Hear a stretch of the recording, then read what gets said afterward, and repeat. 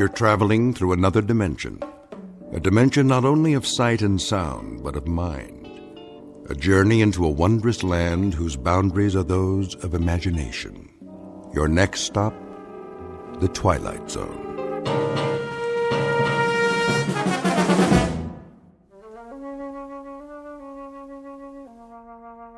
There. Nice and creamy. Anthony? Hi, Aunt Amy. I just knew that was you. What's that in your hand? My Jack-in-the-Box. Oh, yes. That's such a funny toy. Where's my mother? In the bedroom, lying down. She'll cook the rest of the dinner soon as I'm finished. But I wanted to get this done first. What you making? Well, what do you think? A cake, of course. For my favorite little boy. Is it a good one? Oh, yes. A very good one. Very, very good. I just took it out of the oven a while ago. Chocolate on the inside with little yellow swirls? What else? I know what my Anthony wants. See? Doesn't that smell good? Where's the frosting? Right here in the bowl. It's chocolate, too. I blended in a lot of butter to make sure it's smooth. 100 times. By hand. Milk chocolate? You bet. We don't like that dark chocolate, do we? Ugh. No. Hurry up, Aunt Amy. Don't you worry, it'll be ready in a jiffy. Put the frosting on. Plenty of time for that. Besides, we have to let the cake cool first. Put it on, now. Oh, I know what you want. You want to lick the bowl. Well, you'll just have to wait. I don't want to wait. Be a good boy now. I am a good boy. I know you are. I know that. Of course I do.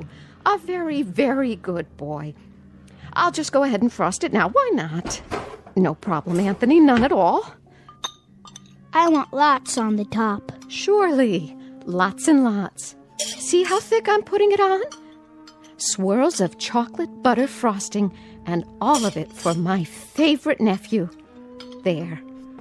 Some more around the sides. We don't want to forget the sides, do we, Anthony? The sides are good, too. So good. Anthony, stop that. Get your finger out of the bowl. Ow! There'll be plenty left for you to lick when I'm finished. I mean, when I... You hit me. Oh, I didn't hit you. I barely touched your hand. You're a big boy, aren't you? That hurt. Why, it didn't. I only meant for you to wait till I've finished frosting the cake. Then I'll give you the entire bowl. All of it. Everything's for you. It always is. You know that, don't you, Anthony? I don't think I like you anymore. Well, I like you. I love you. You're my favorite boy in the whole wide world. I mean it. I really, truly mean it.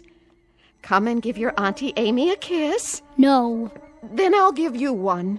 I'm going outside now. Yes. Yes, you do that. Go outside and play. Playing is good. Here, take the bowl with you. Anthony? Anthony, come back! Don't you want your frosting? You can have the whole bowl. Everything all right? Oh, Anthony. Nice day, isn't it, Amy? Very nice. Something the matter? No, nothing's the matter. Nothing at all. Did anything happen? Oh, I was just frosting the cake, and Anthony couldn't resist tasting it. Well, who could? I used to love frosting when I was his age. Didn't you? It's good, isn't it? So good. Why wait? We can go ahead and have the cake now if Anthony wants. It's perfectly fine with me. Now, Amy, why don't you apologize to the boy? You can do that, can't you? Anthony, I'm sorry. Come on back, boy. Anthony, please. Anthony.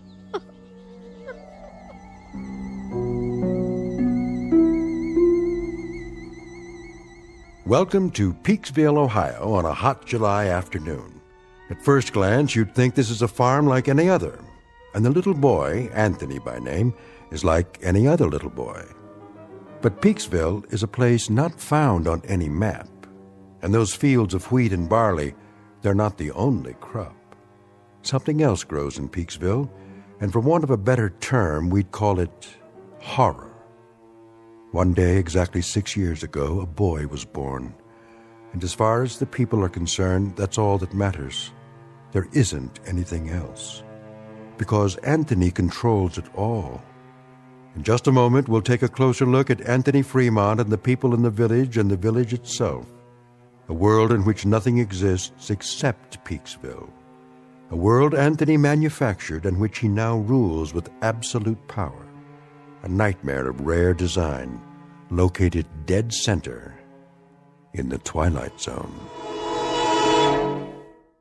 And now, The Twilight Zone and our story, It's a Good Life, starring Mike Starr, with Stacy Keach as your narrator.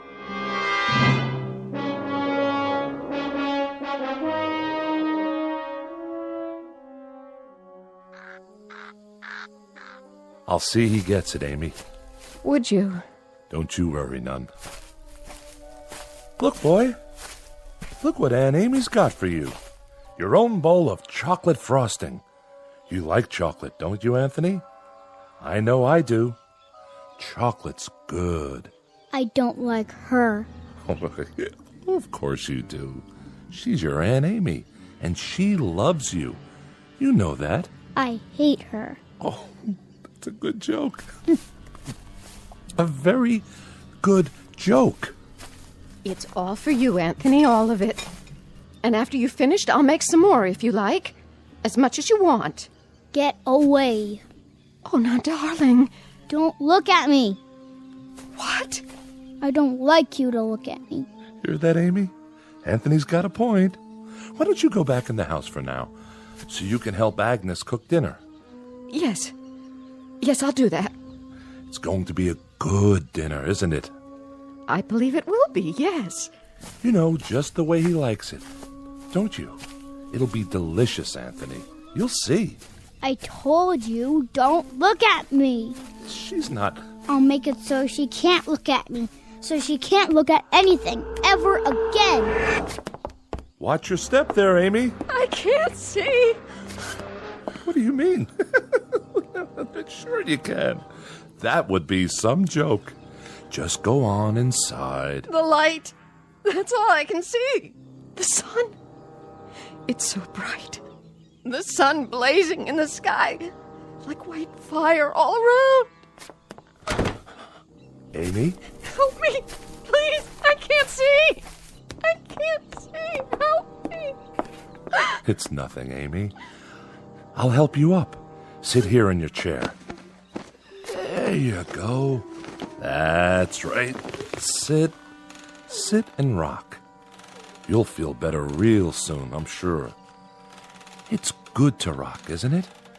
Yes, it's good to sit on the porch and rock. There now.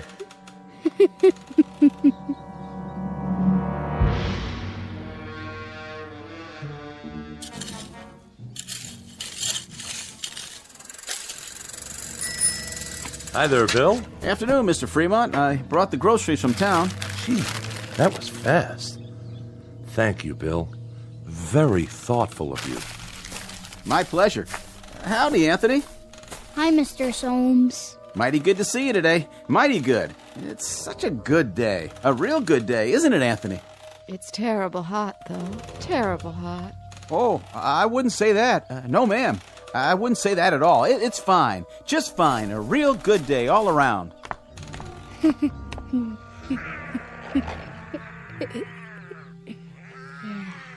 What are you doing, Anthony? Playing. My, that's real good. Whatever it is. You like it? Sure do.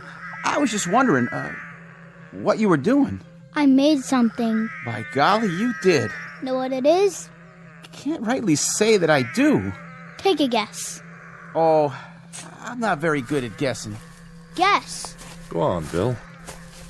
You can do that, can't you?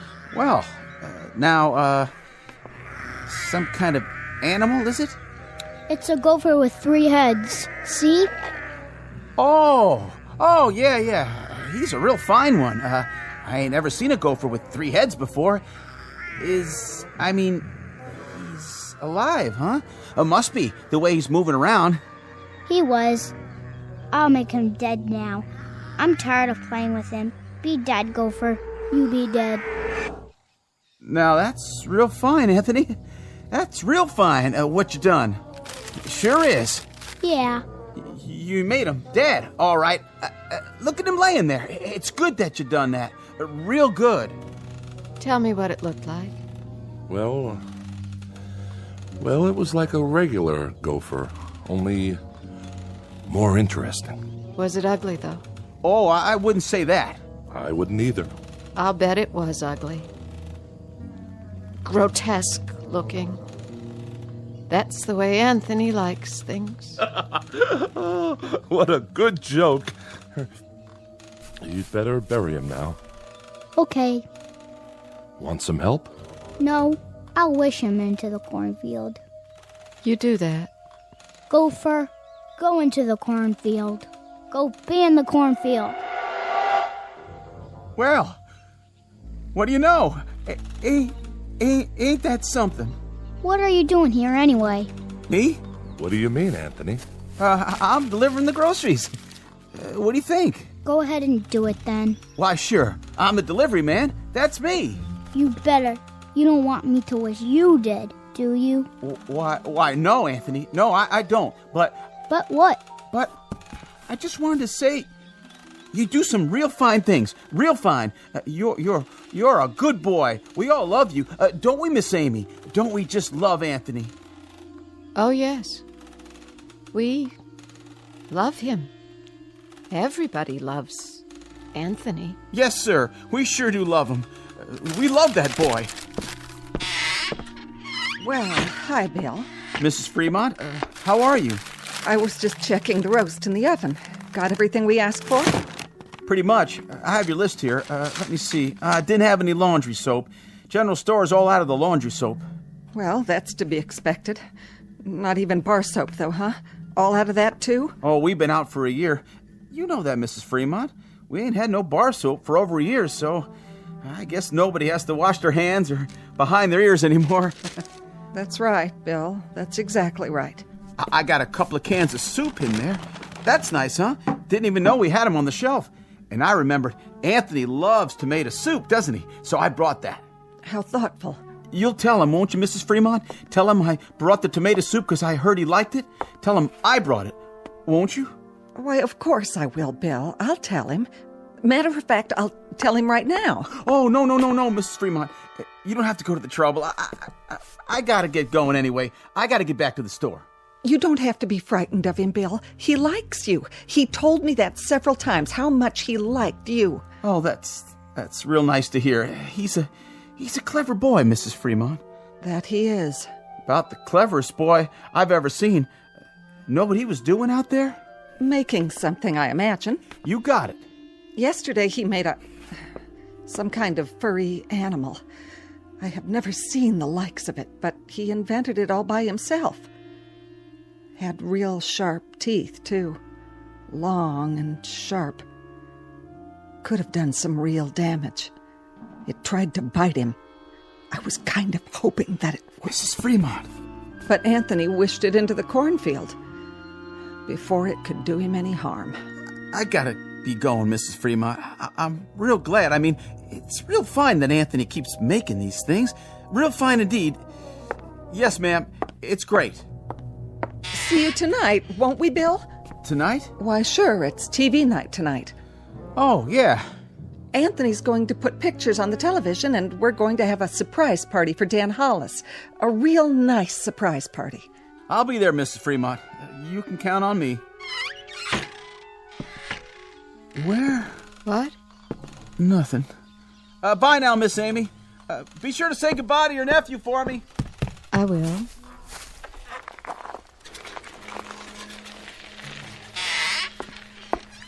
Where's Anthony? I think he went into the barn.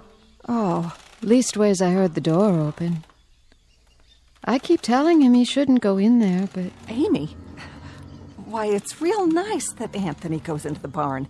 A real good thing. But Agnes, he isn't even around now. You don't have to say that. But even so, Amy, even so, it's nice that he goes into the barn when he wants to. It's real nice. We mustn't even think anything bad about him, Amy. Do you understand? But he isn't around. Amy, dear, you know as well as I do, sometimes he can hear what we're thinking, no matter where he is. He doesn't even have to hear it with his ears. It's like when you lost your temper. That was only for a second. 1 second. I know, but look what he did to your eyes. Now you can't even see. So you just think nice things, Amy. Real nice things about how good it is that Anthony's going into the barn to do whatever he does in there. And tonight we'll have Dan Hollis's birthday party, and we'll have a nice time. A very nice time. But it's such a hot day. I hope it cools off tonight. Oh, I wouldn't say it was hot, Amy. It's just right. It's a good day. Don't you think so, too? A real good day.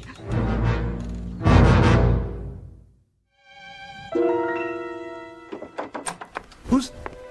Oh. It's you, Agnes. What are you doing? Thought I'd lie down and try to rest before dinner. That's a good idea. You worked hard today. Always do. Got to get the crops in. Come in, honey, if you want. And close the door. He's still playing outside. Good. That's good. I put Amy to bed in her room. Did you? I had to lead the way. Is there a cane in the house? Do you remember? She's going to need one. I'll sure check. I told her to try and take a nap. Good. Jeff. Naps are great this time of day, don't you think? Yes, I do. I wanted to talk to you about... Sure, honey. We can talk all you want. Later. I was just going to change my clothes. Why don't you check on the roast while I wash up? How's that sound? All right. I'll do that. And you get a little rest, too, if you can. Sounds like a good idea. See you at dinner.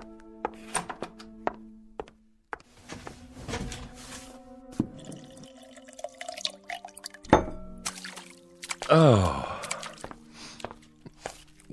Well, howdy, son. You crept up on me. You look funny. Do I? You need a towel. Well, by gosh, I sure do. I was just about to dry my face. I was looking for you a while ago. What for? Your mama said you was out in the barn. Yep. Did you have fun? I was looking at the cow. Oh, that's good. That's real good, Anthony, that you were looking at the cow. Now, you wouldn't be playing any tricks on your dad, would you? Tricks? I mean, well, you remember a year ago when we had the pigs? Oh, yeah. And what happened to the pigs? You remember that, too? I turned them into monsters. Oh, doggone if you didn't. Real odd-looking things. They were funny. That's it. Real funny looking. But good things, Anthony. Real good things. And it's good that you did that. It's real good. Like tonight. Yeah? It's television night. I'm gonna make television for everybody. It'll be real funny. It sure will be. Everybody's looking forward to it, too, just like they do every week. And then we're going to have the surprise party for Dan Hollis. It'll be so much fun. Yeah. I can hardly wait. So, are you looking for something? Can I get anything for you now, son? No. Don't you want to play some more? I don't like playing alone all the time. Well, I can understand that. No kids came over to play with me today. Is that right? Not a single one. I wanted someone to play with. Well, now, Anthony, you remember the last time some children came over? Mm-hmm. The little Fredericks boy and his sister? I had a real good time. Oh, sure you did. Sure, you had a good time, and that's great. Great. It's just that What? It's just that you wished them into the cornfield when you didn't like the way they played. That's okay. But I hear their mom and dad were real upset. About what? If you wish people away like that, pretty soon there won't be no one left. So maybe next week we'll talk to some of the folks about having their children come over. We'll do that, won't we? Talk about it first. Yeah, and when they come over, I can make some of those funny animals. That's fun, isn't it? That's a lot of fun. That's Bill Soames's collie. Is it? Yep, that's the dog that always comes around. Yeah, that does sound like Bill Soames's dog. Not many dogs left now, Anthony. You wish them all away. I didn't like them. They didn't like me. I hate anybody who doesn't like me. But everybody loves you. They love you, son.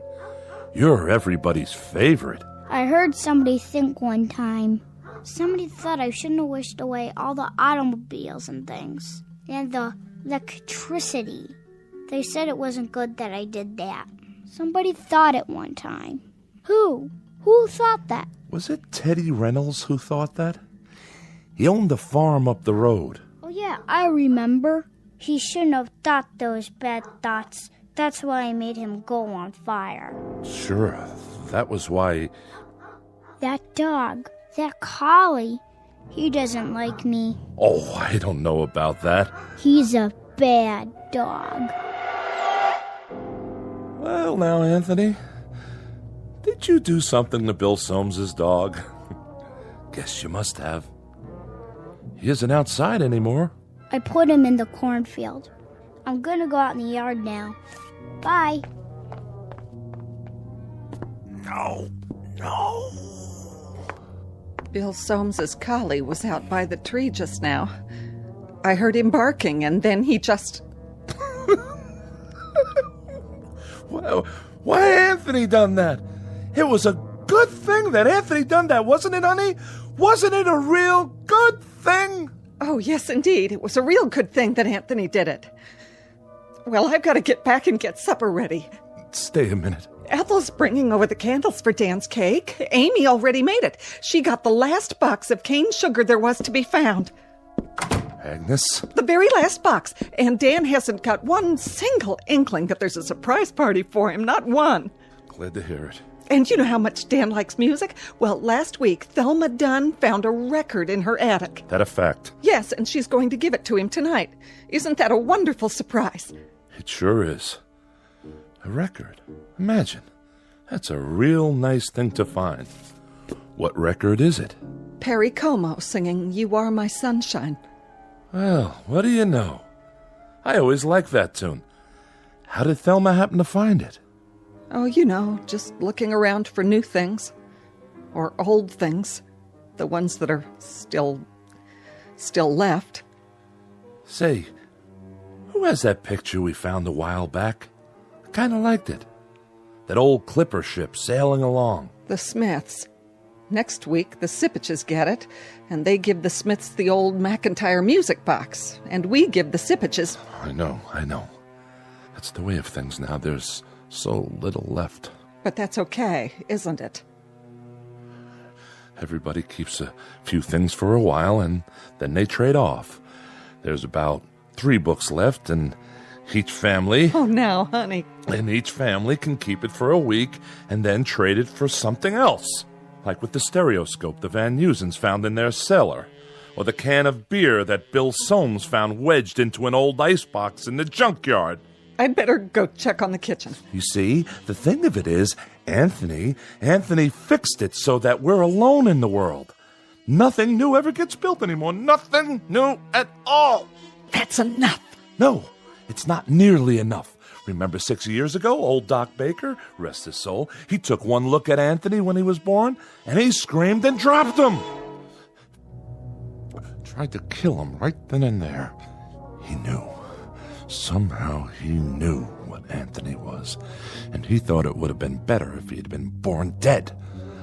But Anthony, my son, he whined and let out a cry, and then he done this thing. He took his revenge. Oh, didn't he? Please, please, I beg of you, don't. No. And he either destroyed the world and only left this village, or he took the village someplace away from everything. We don't know exactly which, do we? All we know is that we're alone, and there aren't any towns or villages or anything else left except this place. And Anthony, he controls it with his mind. He controls everything. That's right. That little boy in the yard outside. He can make it rain or snow. He can wish people into a grave, or he can turn them into anything he wants.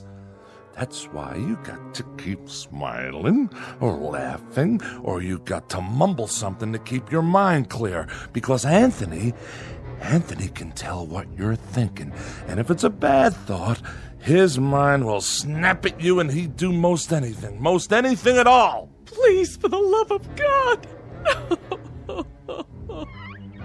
Mom? Dad? All right. But it's good. It's good that it turned out this way, isn't it? It's real good. That's what it is. Really, really, really good.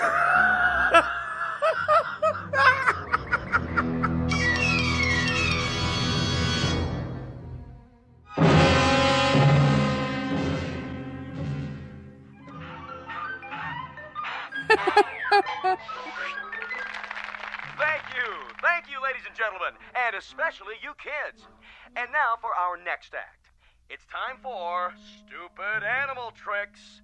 And here's some film we thought you'd like to see. First up is Rocco the Squirrel in Crossing the Road.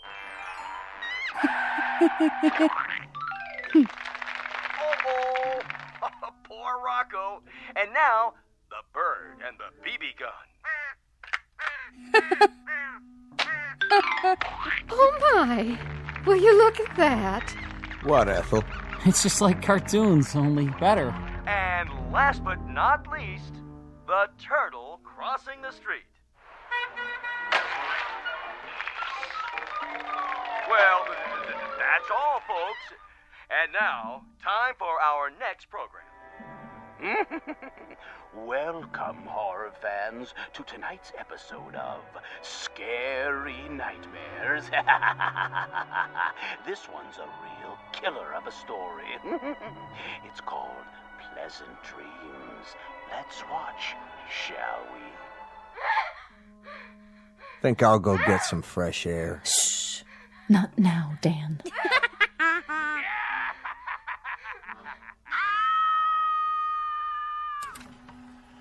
That's all the TV there is. Oh, that was wonderful, Anthony. Wasn't it, everyone?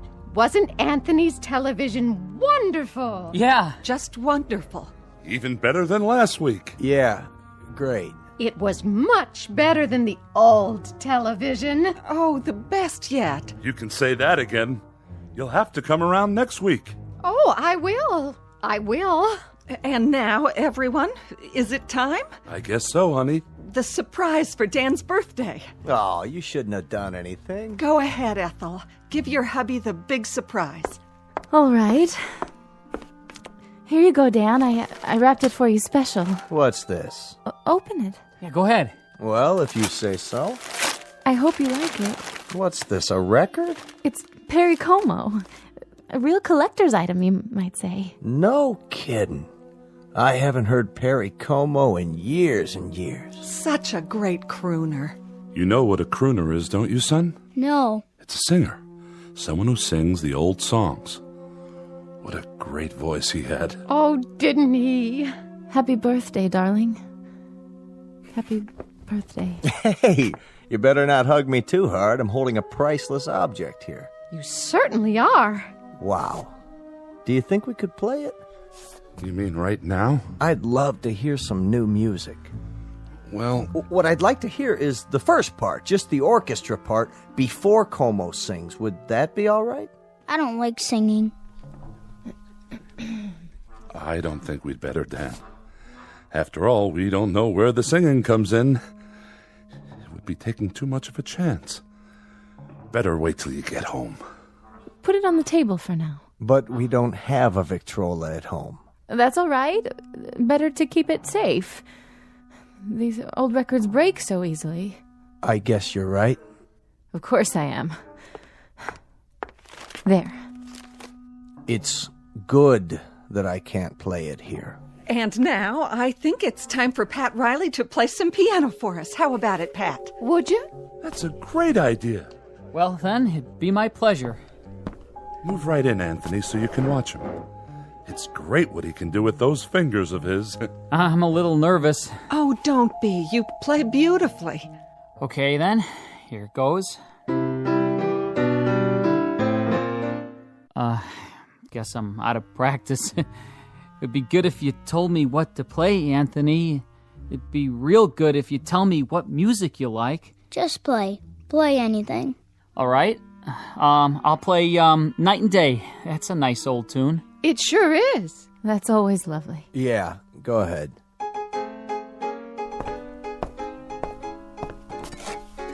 What are you doing? What does it look like? Having another brandy? You've had enough. Not hardly. Stop it. Leave me alone. Put the glass down. Take your hands.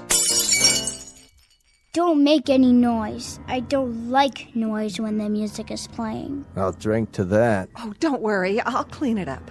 Go on, Riley. Finish the song. Yes, please. It's so pretty. Pretty all right. Dan, please. Please what? I'm not doing anything. No, darling. But I'm just drinking this peach brandy on my birthday. That's all I'm doing. please, Dan. For the love of heaven, please don't say anything else. Who's saying anything? I'm not saying anything. I'm listening. Shh. Play, Pat. This is real good brandy. Real good.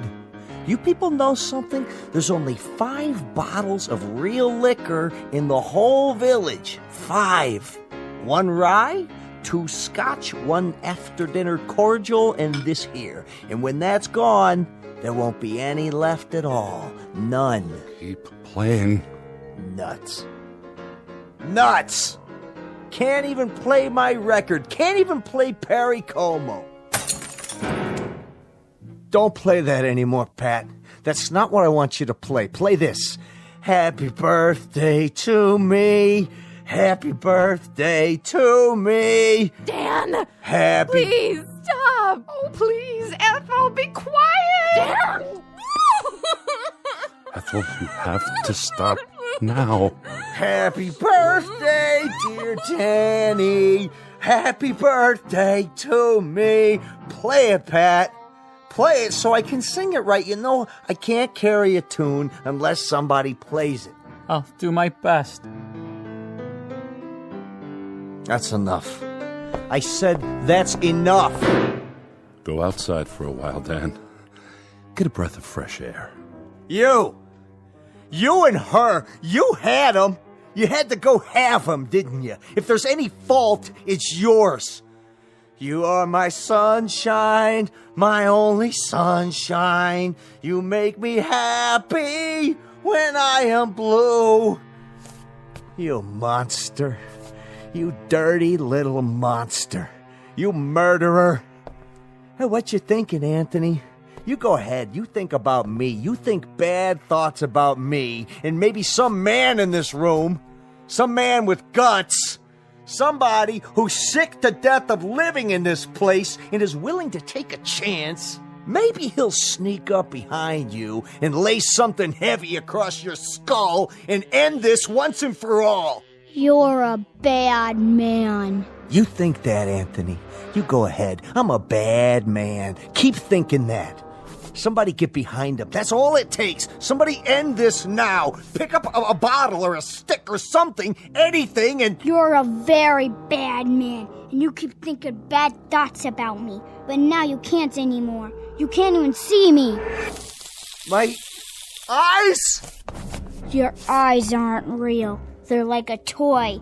That's all you are now. A toy jack-in-the-box.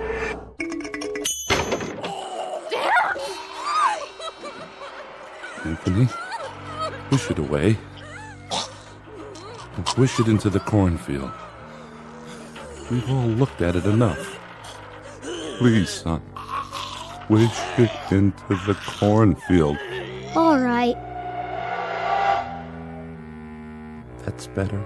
He was a bad man, so I turned him into a clown jack-in-the-box. A clown that still had his face.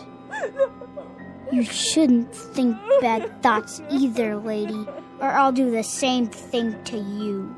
It's a good thing you did that to Dan. It's a very good thing. Play some more music, Mr. Riley. Oh, yeah, it was swell. Just swell. A real good thing. I like that song. Come on, Anthony, I'll lift you up so you can sit on the piano. Would you like that? You know something? What's that, Amy? Careful, watch your step. Why don't you sit down again?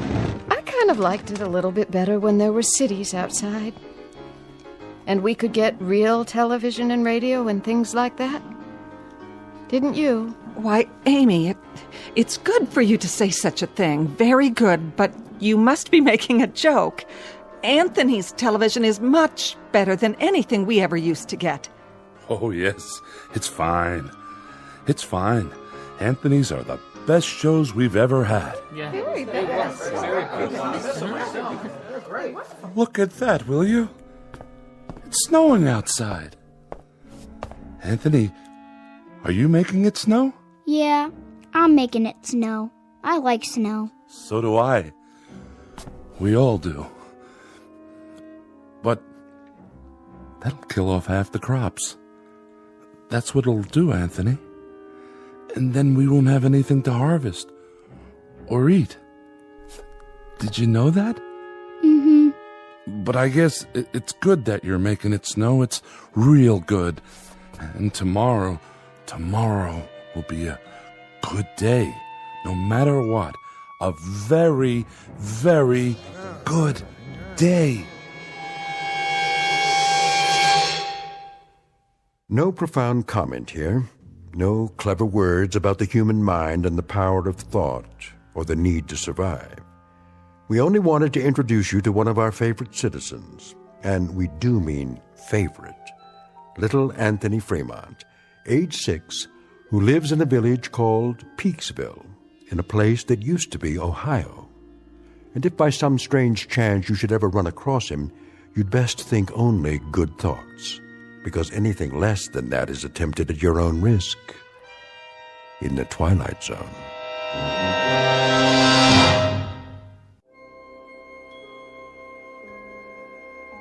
Hi, this is Carl Amari, producer of the Twilight Zone radio dramas. I'd like to take a moment to tell you about our official website at twilightzoneradio.com, where you'll get the latest news and information on these Twilight Zone radio dramas. Plus, at twilightzoneradio.com, you can digitally download 3 free episodes or any of our episodes for only $1.95 each. In this age of ever-changing technology, we've decided to make these episodes instantly available to you by making the Twilight Zone radio dramas a digital download-only series. This means that this series will no longer be offered on CD. The CD collections at our website are now being offered while supplies last at buy one, get one free. So be sure to get your favorites before they're sold out. Be sure to visit us often, and I'll see you in the zone.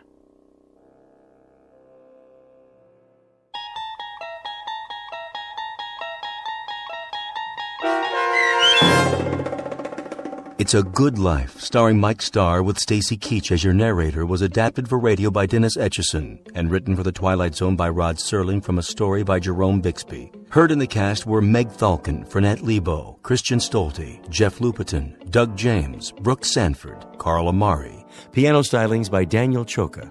And introducing Zachary Leipzig as Anthony. To learn more about the Twilight Zone radio dramas and to obtain audio cassettes and CDs of these programs, visit our website at twilightzoneradio.com.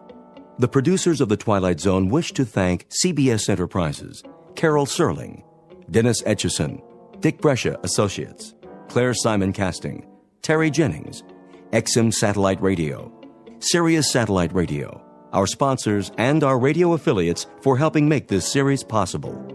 This copyrighted radio series is produced and directed by Carl Amari and Roger Wolski for Falcon Picture Group. Doug James speaking.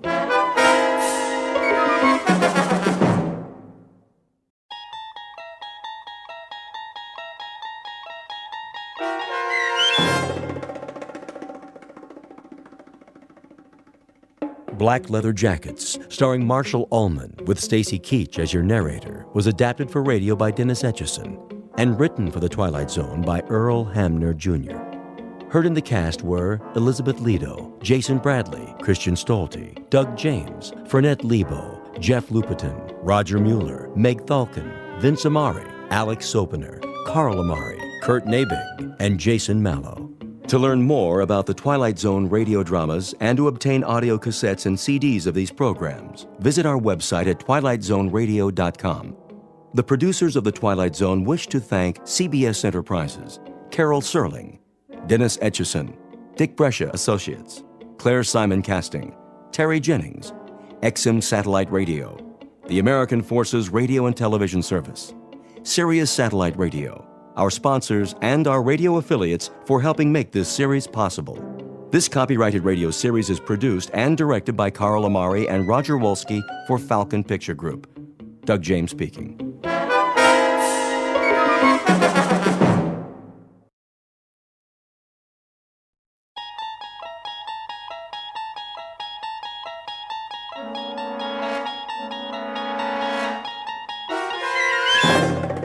You unlock this door with the key of imagination.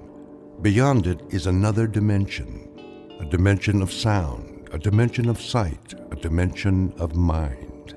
You're moving into a land of both shadow and substance, of things and ideas.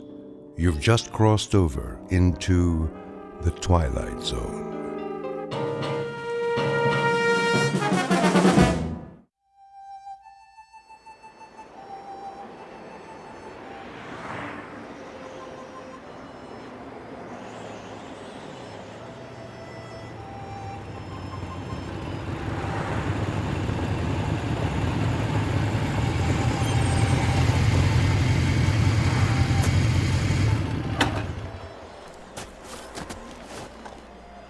Why here? Looks like a good place. For what? Information. They won't know anything. Maybe they will. Hey, Steve's right. Look at all the trucks parked out front. I say we wait till we come to a town.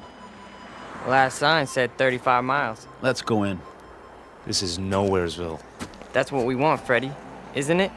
We need to fit in, disappear. If we draw attention... I checked the map. It's mostly small towns. You think they won't notice us? They'll know we're not from... I said, let's go.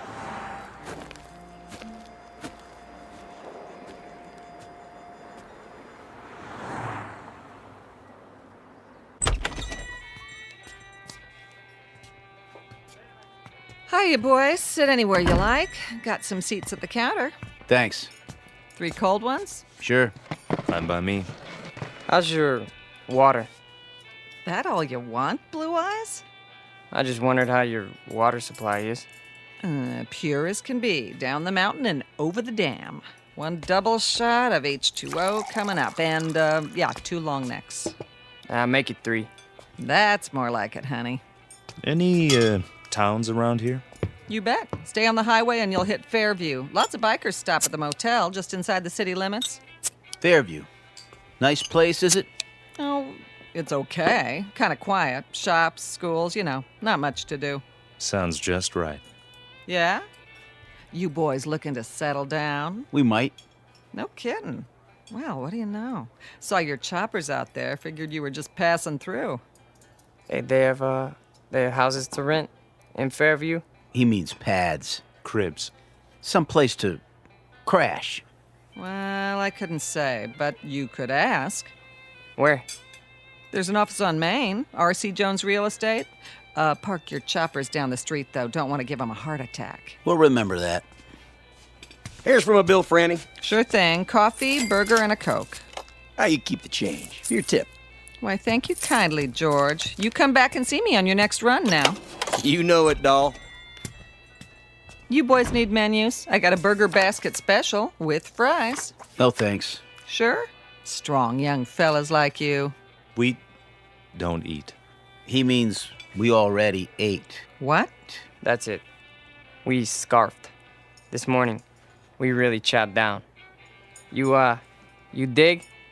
Oh, I dig you loud and clear, Daddy-O. Say, where are you from, anyway? Not around here. Come on, let's go. Right. You got it, Steve. I mean, Big Daddy. Hey, you didn't touch your beers. That's okay. We're not thirsty. Here you are. Hold on. Something wrong? This ain't all for me. Isn't it enough? It's too much. Here, let me give you some change. Keep it. Yeah, for your tip. Is that cool? Well, now that's mighty generous. You boys come back and see me now, anytime. 2 specials, Fran. Table 4. Sure. Those boys stiff you? No, Harry, that's just it. They gave me $23.17 for 3 beers. Maybe they're from another country. Maybe so, Harry. But wherever it is, must be a long, long way from here.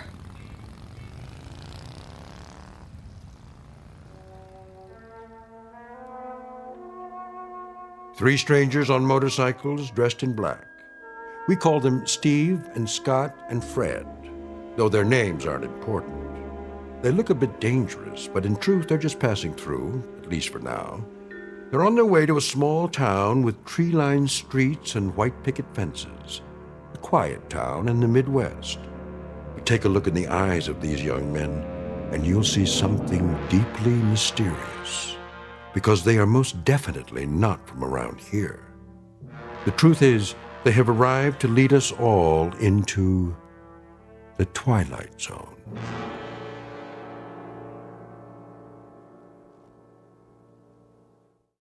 And now, The Twilight Zone and our story, Black Leather Jackets, starring Marshall Allman, with Stacy Keach as your narrator.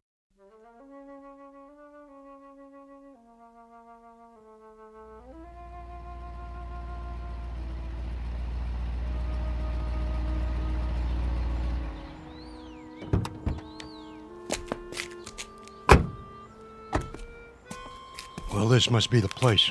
Amanda Drive. That's what Jones said. The old Anderson's house. Knock on the door and tell them we're here. I'll open the truck. Don't look like anyone lives here. The for rent sign's still up. That's because they're just moving in. Probably going to meet us. What if they don't show? Well, we wait an hour, put it in storage, cost them extra. Go on, knock. Okay.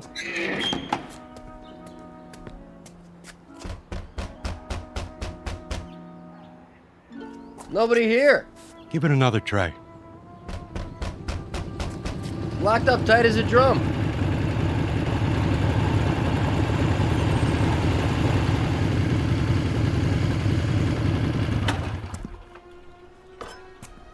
Well, looky here. A couple of creeps messing around our property.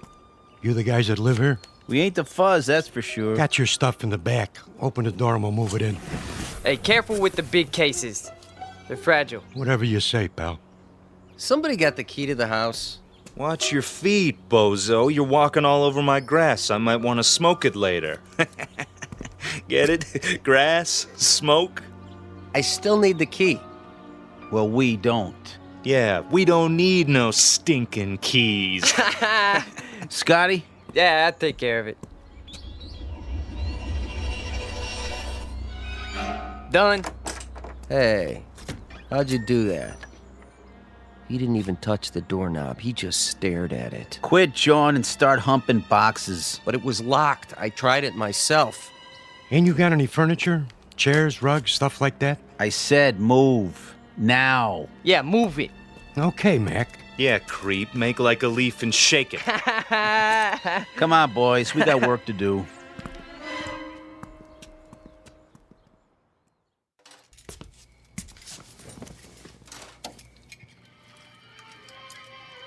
Martha, Yes, dear. here's that movie you wanted to see. Be right there.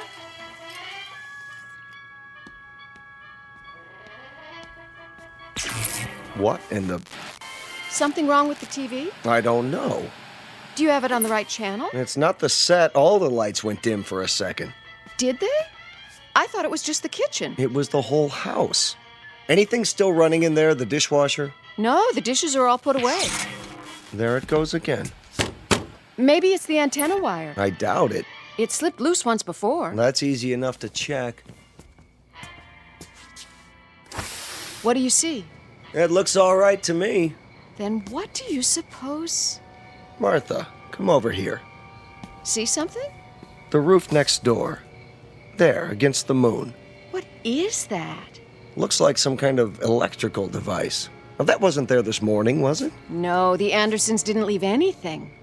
Must be something those men put up. Right, the three who moved in. Wouldn't that be just our luck? What? Not only are they motorcycle-riding hoods, they're ham radio operators. Is that bad? You don't know what it does to TV reception. I have a good mind to go over there. Honey, please. Daddy, What is it, Ellen? I'm not sure. I had my radio on while I was studying, and all of a sudden it began picking up these weird voices. What did I tell you? Ham operators. What's that? We can go without television for one night. Tomorrow we'll find out what's to be done about it.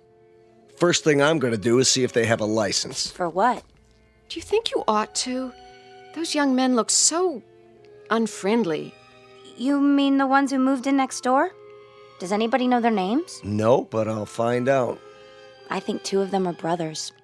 Odd types to have in this neighborhood. They don't really fit in somehow. The other one has blue eyes. How do you know? They were unloading the truck when I came home from school. Lots of boxes. Electrical equipment, probably. And these long silver metal things like giant tanks or capsules or something. You stay away from them, young lady. You make it sound like an order. It is. But you don't even know them. Your father's just concerned for your safety, dear. Go upstairs and finish your homework. I'm not going to wait till morning. I'm going over there right now. Stu.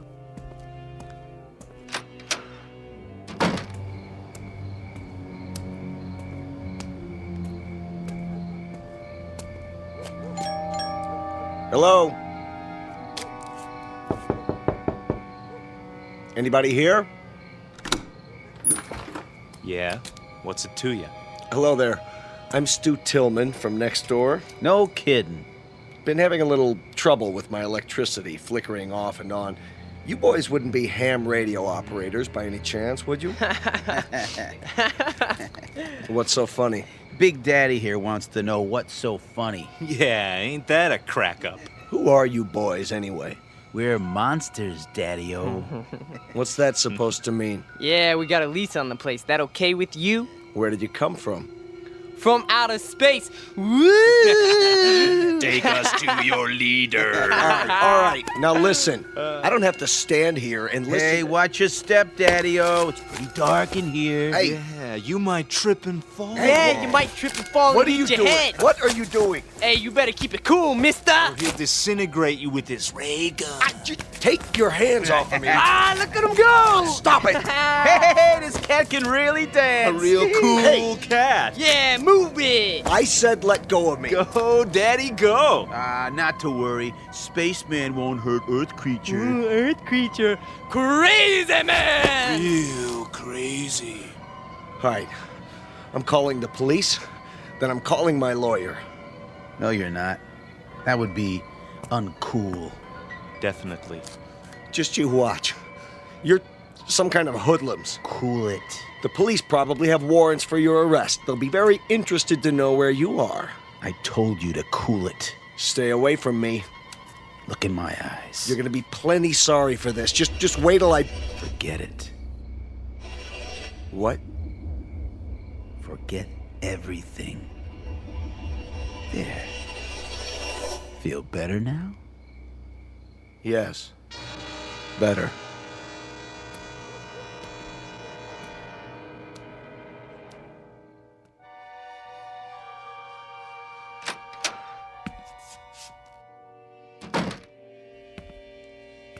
Stu? Stu, I was worried. Did something happen? Martha? What happened over there? Nothing. Nothing at all. Those men next door, did they do something to you? No. But you were going to talk to them about the television interference. Oh, that. Well, did you find out anything? It's not them. They're nice boys. 3 very nice boys. Definitely.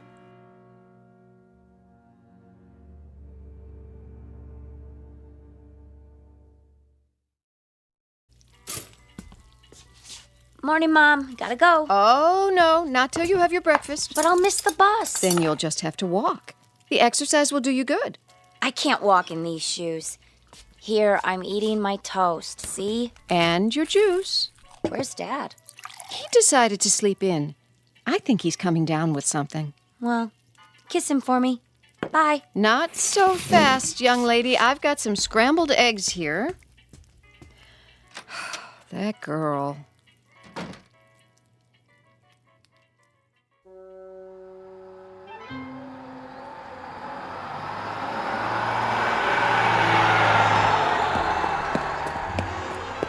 Hey, wait for me! God darn you anyway. Hey, trouble? You see that bus? Yes. I mean, yeah. I checked it out. What gives? Drove off right in front of me. It's a game with them. They just love to make people suffer. Why would they do that? Beats me. Definitely, uncool. Just thank your lucky stars you don't have to depend on buses to get around. Stars are lucky? It's just an expression. I understand a great deal about constellations. That is, the nature of galactic structure. But as to... Huh? I mean, I dig stars the most. They're really cool. So, they're lucky? That's a gas. So are you. What do you mean? One minute you talk like a professor, and the next minute you sound like a... What did they call them? Beatnik or something. Thanks. You're a real cool chick. There you go again. Well, why do you try to talk that way? Sounds like you've been watching too many old movies. I have? I mean, I have. Before I came here, I made a study of popular culture. Music, motion pictures, satellite television. You're a trip, you know that? Trip, meaning to travel to another destination. Yeah, I believe I understand. You need a ride? Well, you aren't going past the school by any chance, are you? I could. With me on the back of your motorcycle? Why not? It can carry 2 passengers. That would definitely be cool. Well, there's a first time for everything. Come on, little lady. Hold tight. Tightly, I mean. Uptight. Out of sight. Here we go. Just look at that. What is it? She's on the back of his motorcycle, our daughter. Come away from the window. I told her to keep away from them. She missed her bus and he offered her a ride, Stu. I'm sure that's all there is to it. I could have given her a ride. But you're not a handsome young man in a leather jacket, dear.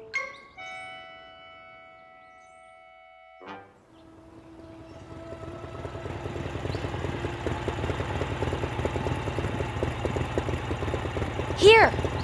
What? You can stop here. I don't see any school. It's on the other side of the park. Then why are we You stopping? got me here so early, I thought I'd walk. The park's so pretty in the morning. How much time do you have? My watch says 8:30. Class isn't until 9. Oh. Would you like to take a walk? Sure. That bench over there is my special place. We could sit for a while if you want. Okay. It's nice here, isn't it? I guess. I sit here sometimes and think. Try to figure things out. Like what? Oh, I don't know. For one thing, did you know you've lived next door to me for over a month and you've never even said hello? Hello. My name's Ellen, by the way. I'm Scott. Hi, Scott. So, where are you from? Why do you ask? I just mean, where did you live before? It's hard to describe. A long way from here. What city? I doubt that you've ever heard of it. Could be. Geography is one of my worst subjects. Did you graduate already? Graduate? Have you finished school? Yes. 10 years ago. 10 years? You're not that old. I'm older than you think. My people don't show their age. My family's the same way. My grandmother lived to be 90, and you'd have taken her for 60 right up to the day she died. That's beautiful. It is, isn't it? She was such a sweet, happy person. Not that. I mean, your hair. My hair? The way the sun's shining through it. I've never seen anything so beautiful. Now you're putting me on. Putting on? Teasing me? Don't you know that? What old movies have you been watching? I don't know. I like the wild one. It's our favorite. Never heard of that one. May I touch it? Your hair. It's like gold. Thank you. I'd better be getting to school. Already? It's getting late. No, it's not. How do you know? Look at your watch. You're right. It says it's still 8:30. How can that be? Has it stopped? No. See? Time is relative. It can slow down or even stand still. It can? Hey, take the long way. So we can talk some more. All right. Tell me more about yourself. Okay? But only if you walk on this side of me. Why? So I could see the sun shining through your hair.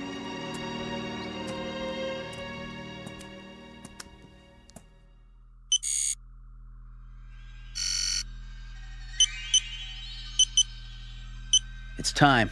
I know that. Where is he? He got delayed. He'll be here. I'm not interested in excuses. Neither is the controller. We could try to pick up his image with the eye. Don't try. Do it. There he is, on the screen. Looks like he's walking in a park with a human female. Has he no sense of time? What do we do? Proceed without him. We can't. The controller told us. It's my responsibility. I'll make the decision. Sir. Reporting in, sir. Be at ease. Where's your brother? We can no longer trust him. What has he done? He's formed an attachment for one of the beings here. What sort of attachment?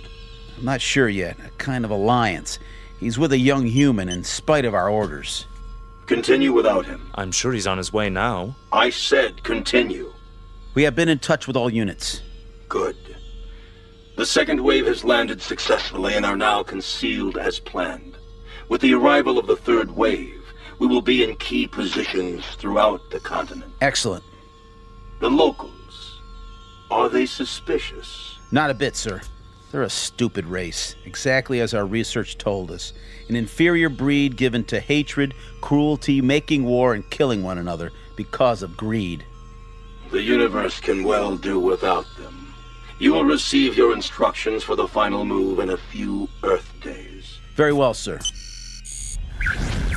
I'll tell brother as soon as he gets here. No time for that. We have to bring him in, now.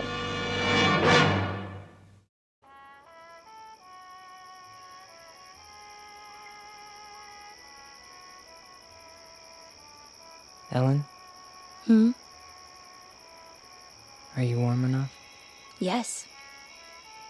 It's a beautiful night. You can pull the blanket over your legs if you like. I'm fine, really. Just lying here, looking at the stars. The constellations are very strange here. Not as I was taught them. Scott, can I ask you a question? Sure. You won't get mad? I couldn't get mad at you. Well, where did you come from? Really? Does it matter? I suppose it doesn't, but you're so different from anybody I've ever known. Is that bad? No, not really. Tell me the truth. You're an exchange student, aren't you? At the college, from some place you'd rather not talk about. Only in a manner of speaking. Ellen, you like me, don't you? You know that. Very much? Very much. Except when you do your Marlon Brando impersonation. What do you want, roses or something? Come on, I thought I did a pretty good job. We studied your motion pictures. That's just it. You must have looked at nothing but old movies. People don't talk like that anymore. Well, what about the clothing? Oh, don't go changing that. Your leather jacket is way cool. At least we got something right, huh? You got a lot right. Trust me. Ellen, do you know the word love? Of course, silly. Everybody does. What an odd question. What's odd about it? I mean, bringing it up at a time like this. Why would you? No reason. Oh. It's just the word that's all over your newspapers, and your magazines, your music, your television. We encountered it all the time. We? Who is we? That's not important. This is a planet filled with hate, Ellen. Hate, violence, mistrust, bigotry. I don't know how someone like you survived this long. Me? I'm no different from most people. I haven't seen a report on anyone like you. A report? Scott, you talk in riddles. Sometimes you make me feel like an insect under a microscope. I'm sorry. I didn't mean to. Please, I'd like to go home. Why? You've been lying to me. You're wrong. Don't make it any worse. I don't know why or what it is you're trying to hide, but I know you're not what you seem. And what if I'm not? Do you think you're in any position to judge me? Any of you? I said I want to go home. I'm truly sorry, Ellen. You can believe that or not. I guess I expected too much.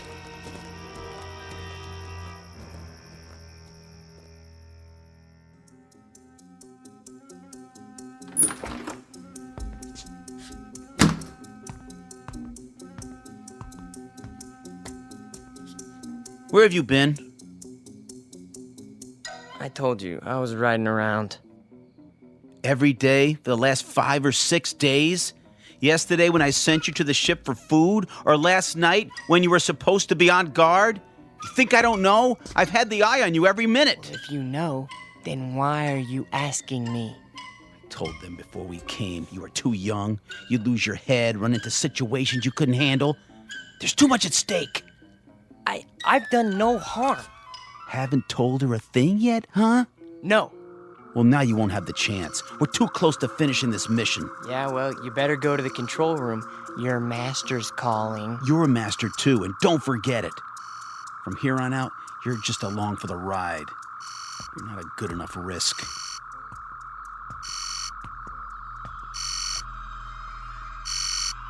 The controller. I heard. Report. Bacteria Unit 59 reporting in. The test has been an unqualified success. Good. Unit 70 through 100 have reported the same result. What is your time estimate? 30 minutes to the reservoir. Approximately 24 hours for the bacteria to multiply to saturation. How soon before you see results? Within 30 hours, we should witness 50% fatalities. I estimate a total of 48 hours before total extermination. Have you coordinated with other units in your area? We have. And the result? There are 29 bacteria units near the water supplies in this state. We should reach complete contamination of the population within 2 days. Very well. Begin Operation Invasion, Phase 2, at once. Yes, sir. At once. So, the time has come. Ah, brother. You've decided to do your duty. It's not what I was told would happen. Of course it is. Not this way. A portion of the population was to be saved. For study, if nothing else. The controller's word is final. Yeah, well, not if I can help it. Where are you going? We've got to stop him. Doesn't matter now. He's too late to stop it.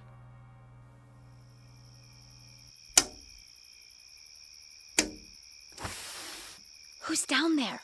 Come down. Now? I've got to talk to you. It's late. This is important. All right.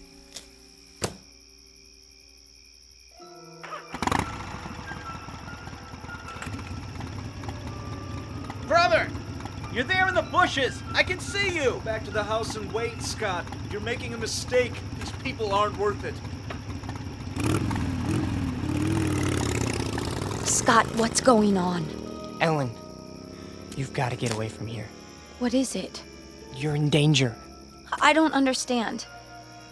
Something terrible is going to happen here. Many people are going to die. I want you to go away as far as possible. I can take you where you'll be safe. You're frightening me, Scott. Please. What do you mean? What's going to happen? I can't tell you that. And it wouldn't matter if I did. Look, we've got to leave right now.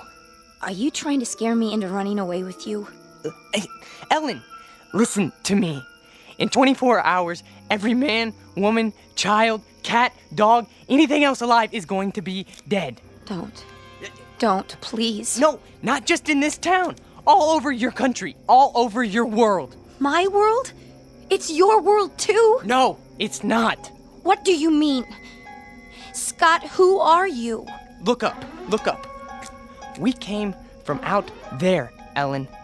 From beyond those stars. There are thousands of us here on Earth right now. Our people, we need room. We're gonna set up colonies here. I don't believe you. We've had bacteria units in every country on this planet for months. They have enough to poison the drinking water of the entire world's population. Scott, I'm going to walk with you over to your house. No! It's too late. Even if it is, I think we'd better wake your friends and let them get you to a doctor. No, you don't understand! You haven't seen, okay? The leader, the controller speaks to us from a giant television screen. All we ever see is his head. A metallic mask with slits for eyes, a nose, a mouth, but no lips. And his voice, that's...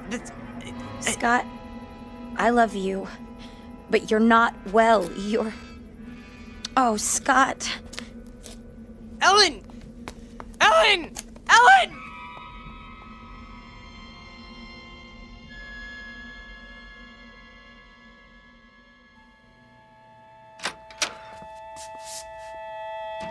All right, Ellen, what's this all about? Oh, Daddy, I don't know what to do. You can start by telling me what went on out there. He woke me, throwing stones at my window. He said he had to see me. Daddy, I think he's lost his mind. He's never been this way before. Tonight, he was almost raving. Exactly what did he say? Crazy things. That he's some kind of spaceman and they're taking over the Earth and we're all going to die. Poor boy. We'd better get him help. Ellen? Why aren't you in bed? Stu? Hold it. I'll explain everything. Sheriff Station? Deputy Harper? Let me speak to the sheriff, please. Sheriff Farley's on vacation. Sir, can I help you? My name is Stuart Tillman. I live at 11575 Amanda Drive. Yes, Mr. Tillman. There's a mentally disturbed boy living next door. That right? And before he does any harm to himself or anyone else, I think he ought to be picked up. Honey, what's happened? Oh, Mother. There now. What makes you think he's mentally disturbed? He's been scaring my daughter with some kind of man from Mars story. Claims he's part of an invasion force that's going to take over the world or some such nonsense. All right, Mr. Tillman, let's you stay right where you are. We'll take it from here. In fact, I know exactly what to do. Definitely. Hey, Ritz? Yeah? Yeah, we got control on Amanda Drive. Sure do. We'll be right there, Mr. Tillman. Thank you. Are the police coming? Yes, in a few minutes. That's good. Now, will somebody please tell me what's wrong? Sure, in a minute. Only what? I wonder what he meant by control.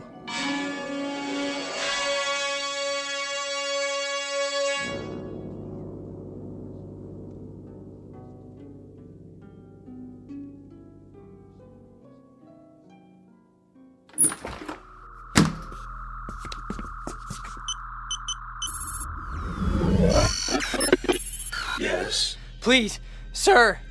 This is an unauthorized transmission. No, sir, I beg you to listen to me. You may speak. What we're doing is wrong.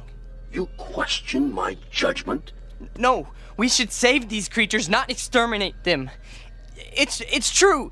They murder and hurt one another and are subject to unreasonable hate and prejudice, but the murderers, the cruel ones, are the brutes found in any race. These people have capacity for love. I know it. Our research disproves that. They are a world of angry, frightened people. No, I tell you. I have lived among them. They learn love from their God, and they teach it to their children. There is more of love than hate here. There's no need to kill them. It's too late. Not if you order the plan to stop. For you, a defector, a traitor to your own kind. No, I'm not. You are a traitor. This transmission is ended.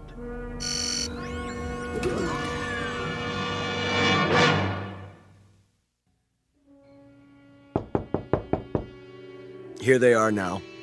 Are you sure this is necessary? Yes. Please, Daddy, tell them not to hurt him. Mr. Tillman? No, I'm Deputy Sheriff Harper. This is Deputy Miller. Evening, sir. Come in, please. Now, what about this neighbor boy? Tell him, Ellen. I don't know where to start. All right, your father said he was mentally ill. What made you think that? Ellen, please listen to me. There's no more time. Scott, I'm sorry. I didn't know what else to do. No. Come on in, son. Just tell me all about it. Don't listen to him. He's one of us. He's part of the advanced units. Now, come on, calm down. Man, what kind of unit was that? No, get out, Ellen. Run as fast as you can. It's too late for me. It's coming. It's almost here. Oh, Scott, you're only making it worse. Who are they? What have you done? And they told me you were ill, son, so I took the necessary precautions. These men are from the hospital. Now, just stand right there. Stay away from me! We're gonna put this around you so you don't hurt yourself. Don't touch me! No, not a straitjacket. It's for his own good. Got him! Get us leather jacket off first. Get it Easy off. now, boy. No! Oh, don't fight it, son. That'll only make it more difficult. No! You don't understand. I'm begging you. Listen to me, please. No. Please, no. You'll see that he gets help. Don't worry, folks. We'll take good care of him. And someday, I'm sure he'll thank you. You have a good evening now. They left his leather jacket. Can I keep it for him until he gets out? I don't see why not, honey. It might be a while, though. Oh, Mom. What am I going to do? There's nothing you can do, sweetheart, except pray. It's for the best, you'll see. Now, come and sit down. I'll get you a glass of water.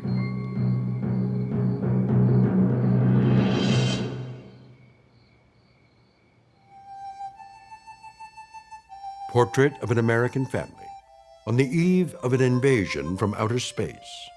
Of course, we know it's only fiction. And yet, you might think twice when you drink your next glass of water. Be sure it's 100% pure and not imported directly from the Twilight Zone. We'll return to the Twilight Zone in just a moment. You are about to enter another dimension. A dimension not only of sight and sound, but of mind. A journey into a wondrous land of imagination. Next stop, the Twilight Zone. Hi, this is Stacy Keach. I'd like to take a moment to tell you about our Twilight Zone website at twilightzoneradio.com. At twilightzoneradio.com, you'll find the latest information on these Twilight Zone radio dramas, including behind-the-scenes photographs, plus the newest product releases, trivia contests, ways to contact us, other Twilight Zone-related info and merchandise, plus links to other fascinating websites. So make your next stop twilightzoneradio.com. Visit twilightzoneradio.com to purchase these Twilight Zone radio dramas on cassette and CD, or call toll-free 1-866-989-ZONE. That's 1-866-989-9663.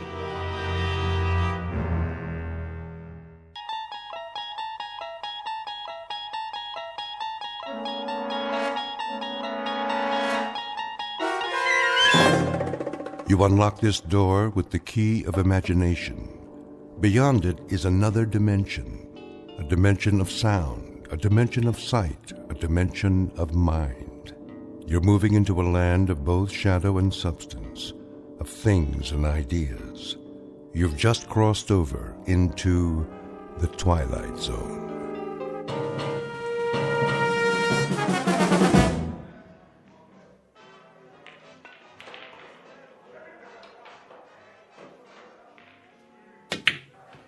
Oh, tough luck, mister. Yeah, I thought I could make that one easy. Yeah, I thought so too. Well, at least I didn't leave you much. Well, let's see. Face it, you don't have a shot. It looks like you're gonna snooker yourself. Well, you never can tell. 8-ball, corner pocket. Lots of luck.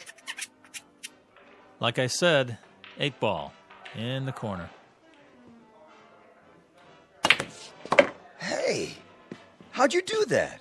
Ah, just lucky, I guess. Luck, nothing. That was some shot. Been practicing. Guess it finally paid off. Yeah. You win. Here's your $5. One more game? Double or nothing? Hey, you wouldn't be hustling me, would you? Do I look like a hustler? I'm not sure. Oh, come on. Me? See, I just play on my lunch hour, whatever town I'm in. Relaxation. Me too. Strictly for laughs. So how about it? I don't know. Flip to see who breaks? That's all right. You go ahead. Yeah? Sure. Well, okay. Double or nothing. Go on. Sink as many as you can. Make it hard for me. No money on the table. Oh, yeah. Okay, Pops. You know I don't allow gambling in here. We're just having a friendly little game. Jesse, why don't you give it a rest? Now, he do this a lot? Every day is all he lives for, this one. So he is a hustler. What are you talking about? Tell him, Pops. I never hustled anybody. Not for money, for pride. Go outside, Jesse. Get some sun on your face. You'll feel better. I already feel better. Forget the money. We'll play for the fun of it. No stakes? Not a dime. That case, let's see how good you really are.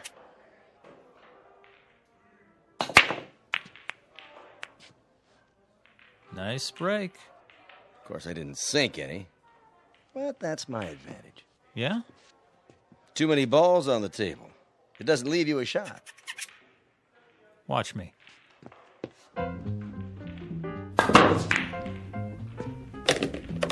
What in the...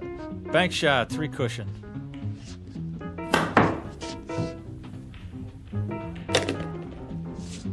Curveball.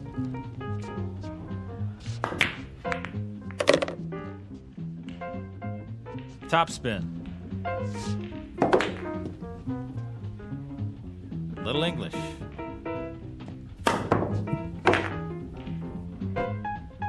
And over and under.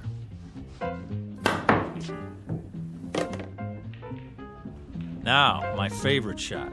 Took me years to learn this one. You're not going to believe it till you see it with your own eyes. This is the way it's done.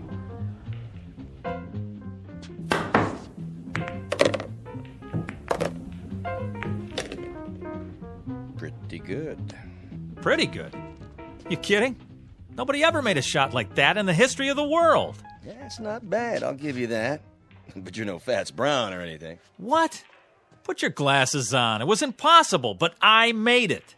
Yeah, sure. Keep practicing. You'll get there. Hey, here's for the beer, Pops. See you around. Okay, thanks. What are you talking about? Keep practicing. I made it. Jesse. Just enough Hey. English, the right draw, perfect position. Settle down. Perfect. Easy, Jesse. That's all I ever hear. Fats Brown. Well, I'm sick of it. I'm sick of hearing his name. Jesse, relax. You got company.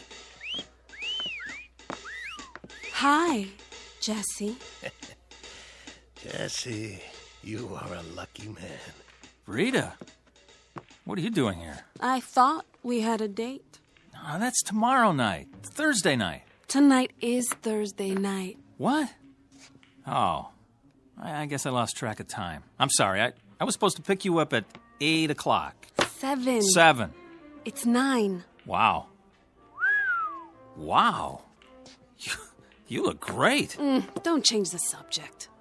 But I did get dressed up special just for you. Well, we can still go out. It's pretty late for dinner. Well, how about if we go out for a drink? Or a movie? How did you forget about our date? Yeah, how did you do that, Jesse?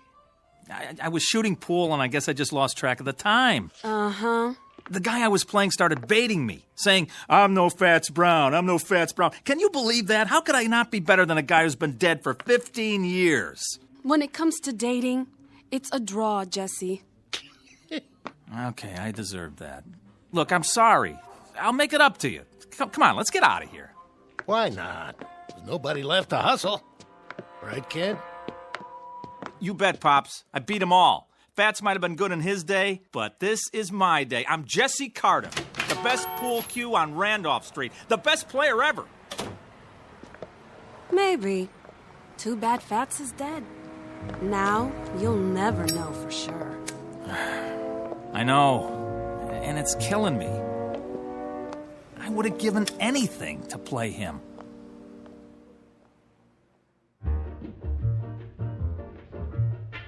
Jesse Cardiff, Pool Shark. The best there is, the best there was, and the best there ever will be on Randolph Street. He has spent every free minute honing his skill for pride and for love of the game. But he's about to learn that there's more to a man's reputation than skill or talent or even fame, and that being the best at anything carries its own special problems, in or out of the Twilight Zone. And now, The Twilight Zone and our story, A Game of Pool, starring Wade Williams with Stacy Keach as your narrator. So, what's the big deal about this dead Fats guy? Don't you know nothing? Fats Brown is a legend. Where you been?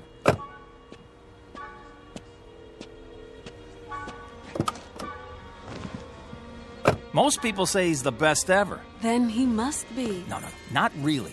Because most people never saw me play. I'm better. Is pool all you think about? Well, what else is there? Look, if you want to be the best at something, it's got to be your life, right? Where do I fit into your life, champ? Oh, you are right there. I work you in whenever I can. You got to understand something, baby. Pool takes a lot of concentration. Well then, I got a great idea. What? I want you to stay here. Yeah? Then concentrate Oh.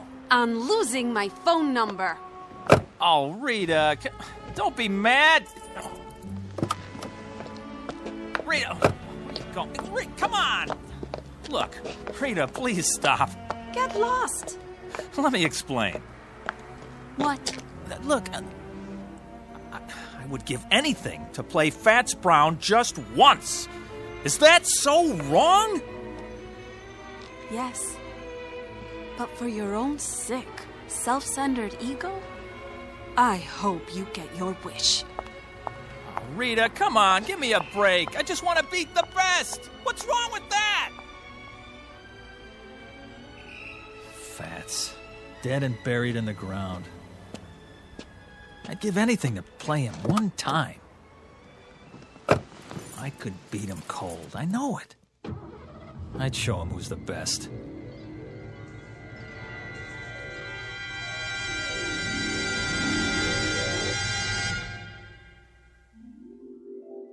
I'd give anything to play him one time. One time. One time. One time. One time. Fats Brown. Mr. Fats Brown. Report to Lister's pool room. Randolph Street. Who is it this time? Fats Brown. You're needed. Lister's pool room. Randolph Street. Chicago. I'm on my way. Mr. Fats Brown. One game. Whatever way he wants it. Doesn't matter to me. Straight pool, anything. If I just had the chance to meet Fats Brown face to face one time. At your service. Who? How did... You called? Yeah, but... I must be seeing things. Why do you say that?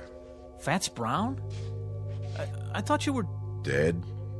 Not quite. As long as people talk about you, you're not really dead. As long as they speak your name, you continue. Continue? The game goes on, you might say. A legend doesn't die just because the man does. No. I know that, but... But what? This is impossible. Nothing's impossible. Some things are less likely than others, that's all. Wait a minute.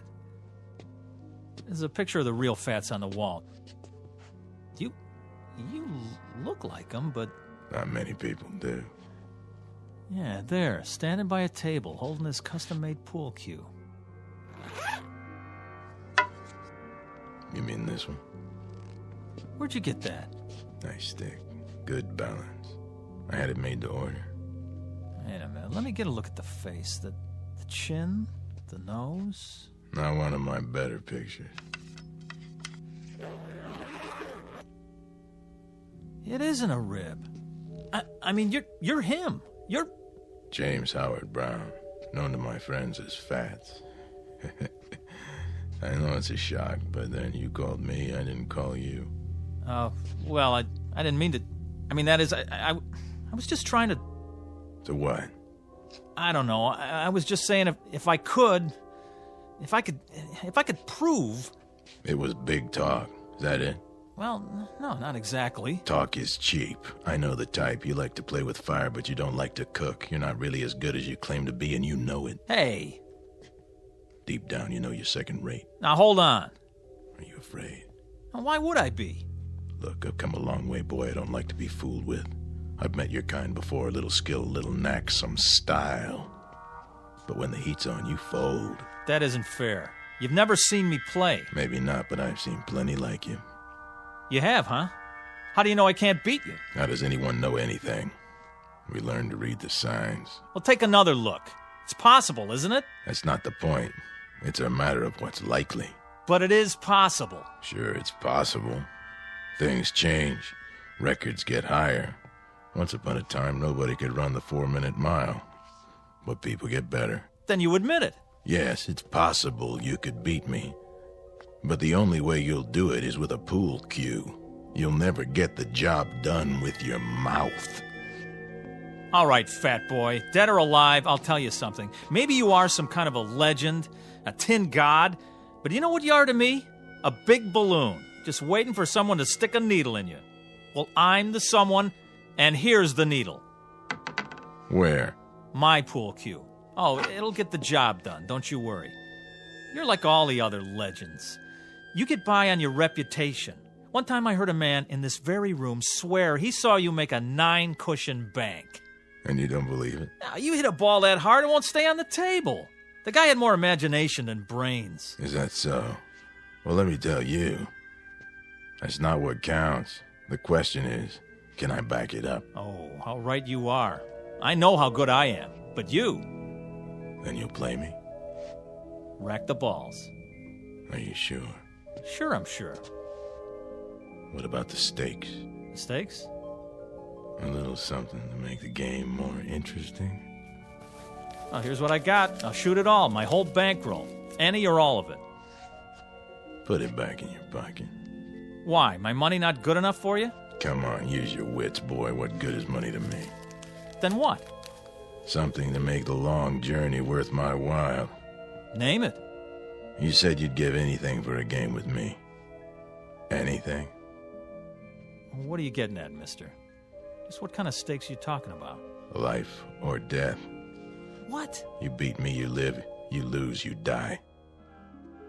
You're pulling my leg. The proposition is simple enough. You're crazy. Interesting. What is? To see how much faith you have in your ability. Or should I say how little? Go chase yourself. You know something?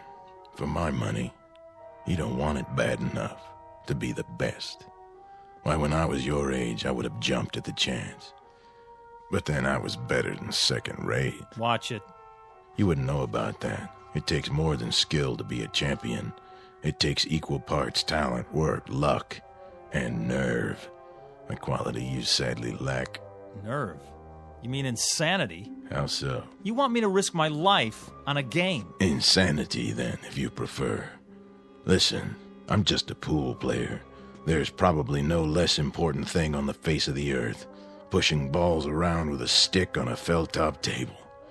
But mark this in your book. I'm the best. It's a proud thing to be the best at anything. But then you wouldn't know about that either.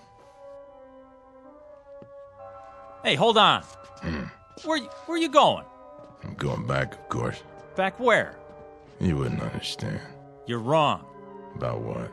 You say I don't want to be the best bad enough. That's not true. Oh boy, is it not true. Do you know how many hours, how many years, how much of my blood and sweat I put into this game? I'm listening. How many nights I slept right here on this table? Yeah, I did that. I made a deal with the owner so I could practice after the place was closed. I haven't been to the movies in years. I know what you're talking about, but it's still talk and nothing else. I'm good, mister. Real good. But am I that good? You'll never know until you're ready to risk everything. Will you stop pushing me? Sure I will. I was just thinking. Where I come from, there's a race driver. Go to the track and whisper his name. Say Tazio Nuvolari and watch their heads nod up and down. Or go to the bull ring and hear them talk of Manolete. Both men face death daily, and both are legends. They learned something important early on. You'll never make the grade by playing it safe. This is nuts. So long, kid. Wait. What for? Oh, boy, what am I doing? Something you want to tell me? Well, You accept the terms? Life or death? Rack 'em.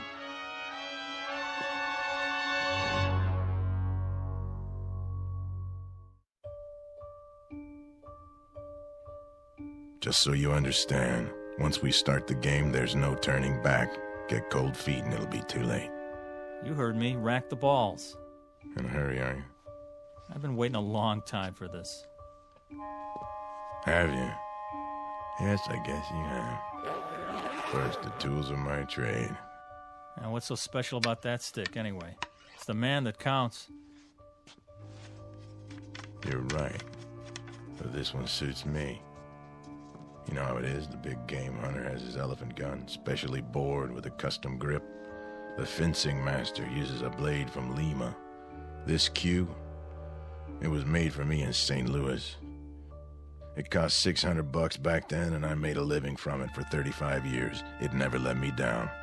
Well, there's a first time for everything. Yes, I guess there is. The question is, what's the most likely outcome? Look, if you're not going to rack 'em, I will.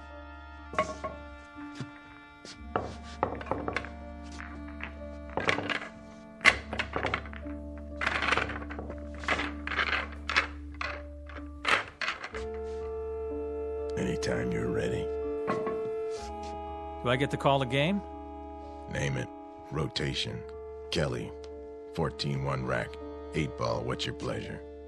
All right. Let's see how good you are. 1 game, 300 points. That'll do. Standard rules. Is there any other kind? But just so there's no misunderstanding, we play for the value of the balls. 9 points for the 9-ball, 10 for the 10, and so forth. Agreed? Agreed. Good. Do you have a coin? Right here. Toss for break? You flip. Sure. Call it. Tails. Here goes. Why'd you put your hand over it? I want to give you a fair chance. Go ahead, let's see. You can change your mind. You heard me. Tails. All right, then. If you're sure. You can change your mind, you know. There's still time. Not on your life. My life's not what's at stake. Let's see it. Heads. I guess that means it's my break. Yeah, your break. As soon as I chalk up. Take your time. I know what you're thinking, son. Oh, you do, huh? Same as most players.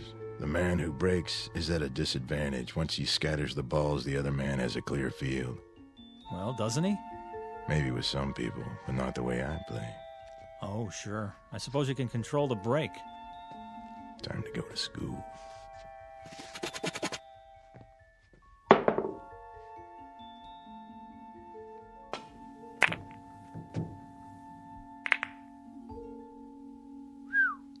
Wow. 2 balls into the rail, back to where they were. Exactly. No advantage given. That's a perfect break, all right. Mm-hmm. I bet it took you years to learn that. Oh, it did, but not the way you think. What do you mean? Takes more than practice. Not just setting up shots in an empty pool hall. You have to handle the pressure out there in the real world. Well, this is my world. You're on my turf now. I know this table like the back of my hand. Maybe, but who have you played here? Kids, 2-bit hustlers, traveling salesmen? Step aside, fat man. Be my guest. Now it's your turn to scatter them. You'd like that, wouldn't you?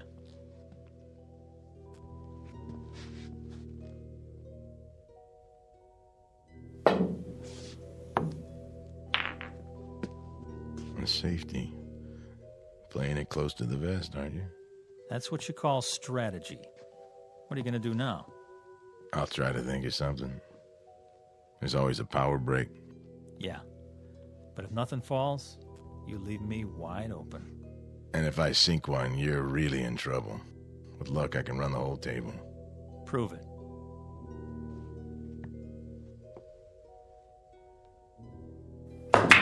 Keep your eye on the 15 ball. It's not going in. Funny thing, I was thinking it is. Corner pocket. Think again. Oh, well, quite a few balls around the one. Looks like you're sewed up. Yeah. If you don't connect, it'll cost you. If I don't. Mind if I smoke? If it makes you feel better. Yeah, you wouldn't have a fresh pack on you. I gave 'em up. Bad for my health. Oh, that's okay. I got one left. Nervous? Not me. Why is your hand shaking? Maybe I'm itchy to get this over with. Or maybe you're just trying to rattle me. Or maybe it's because you don't have a shot. Except for the bank. That'll take a lot of English. Oh, I'm loaded with it.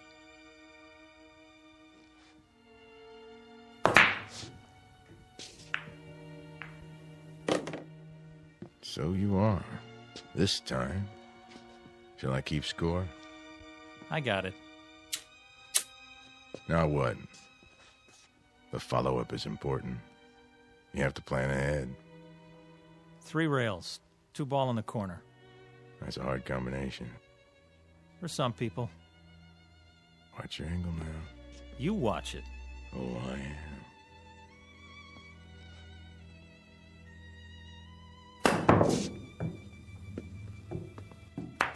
How about that, fat boy? Not too shabby. It was great. In some places. You know what? You're like all the others. Always trying to bring me down. Well, why would I do that? When I was a kid, there were plenty of guys like you. Guys who were good at things like music and basketball and arithmetic. They'd do anything they could to make me feel about an inch tall. Well, you fooled them, right? Yeah, I sure did. I knew there was something, somewhere, that I could be good at. One day, I was about 16. I wandered in here. It was cool and dark, like being underwater, you know? Yeah, I know. So I kept coming back. I used to stand around and watch them play. Got to know the place, till I felt relaxed. One day I picked up a stick and asked this old man. He was sitting right over there. I said, "You want to play, mister?" "Why not?" he said. And I beat him. That was when I knew I had an eye for the game. 3 ball. Go in. An eye, huh? What happened to it? Well, I almost made it. My turn. 3 ball.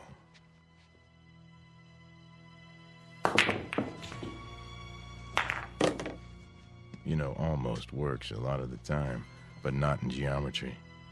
Well, what's that got to do with it? Pool is geometry in its most challenging form, a science of precise angles and forces. You have to understand that or you're lost. Yeah. 4 ball, other end.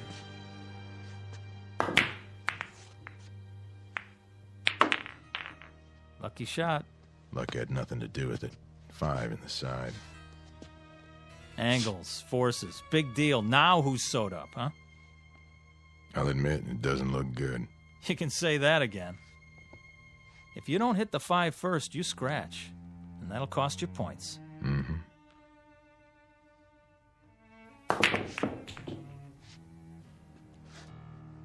Your shot. Oh, man, is it. 5 ball.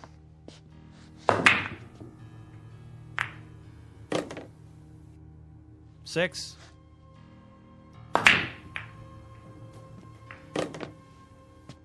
Seven.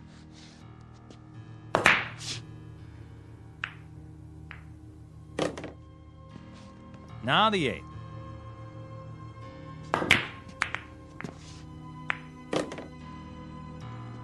9 in the side. 10.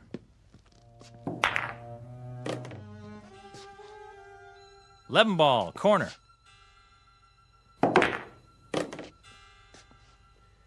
I have 59 points. You have 7. The game still has braces on its teeth. Rack 'em up.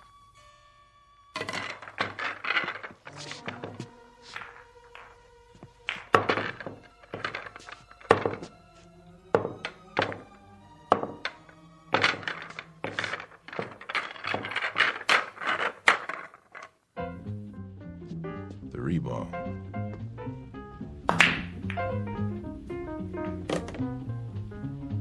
Four in the side pocket.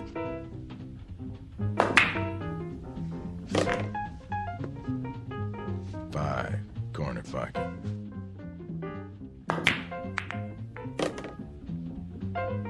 Nine in the side.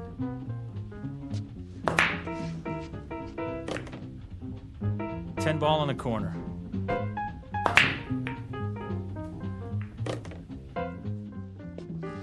$11.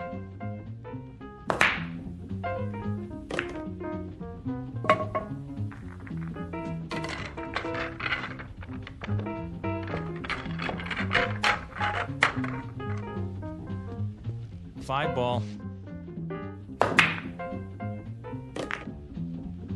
6. 10. 15 ball. Ha! Your shot. No kidding. Just in case you lost track. Tell you what I'm gonna do, fat boy. Let me make it easy on you. No thanks. Hey, I'm trying to do you a favor. For what reason? 'Cause I got feelings. Come on, admit it. This must be humiliating. Oh, I wouldn't say so. Well, let me say it for you then. The game's as good as over. Is that what you think? You want to throw in the towel and walk away? I'll let you. You will, huh? Sure. That way it won't hurt so much. It's not over till it's over, son. Be serious. Look at the score. I got 299. So I see. Well, what does that tell you? I need any ball to win. That right? Time to face facts. There's no way. You might as well throw in the towel. I've been in tougher situations than this. When? There's more to winning than scoring points. Oh, yeah? Like what? Something you can't learn in here. Then why don't you teach me? Go on, I'm all ears. Takes time. So? That's something you got plenty of, right? Talk is cheap. The big things you have to learn for yourself. Quit stalling. It's my shot. In an awful big hurry, aren't you? To be the best? Oh, you better believe it. I've been waiting years for this. One more shot, and you are history, fat boy. There's a new shooter now, and his name is Jesse Cardiff. Back off and give me room. This is something I'm going to remember for the rest of my life.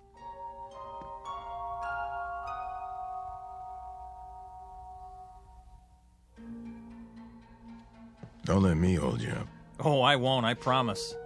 Yep, this is the big one. They don't come any bigger.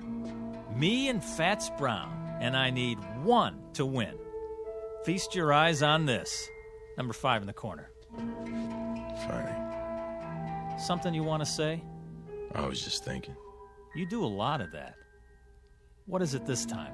Just that there's more to life than a pool hall. No kidding. It isn't right you being cooped up in here all the time. You're all hard, Fats. You ought to get out a little, see what's going on. I've heard that before. From Pops. Now, what about you? What about me? You didn't get to be the best sitting on a park bench. You spent a lot of time with a pool cue in your hands. You must have.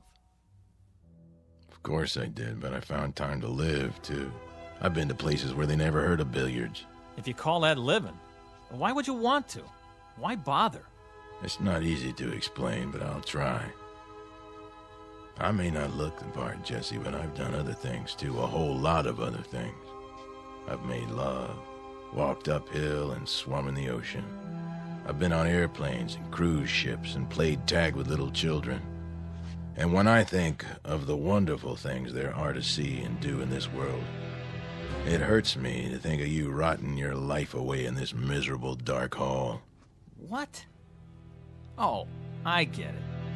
Nice try. What's this, you don't believe me? Doesn't matter whether I do or not. You're trying to distract me, so I won't make my shot. Am I? That's a lousy thing to do. But it won't work.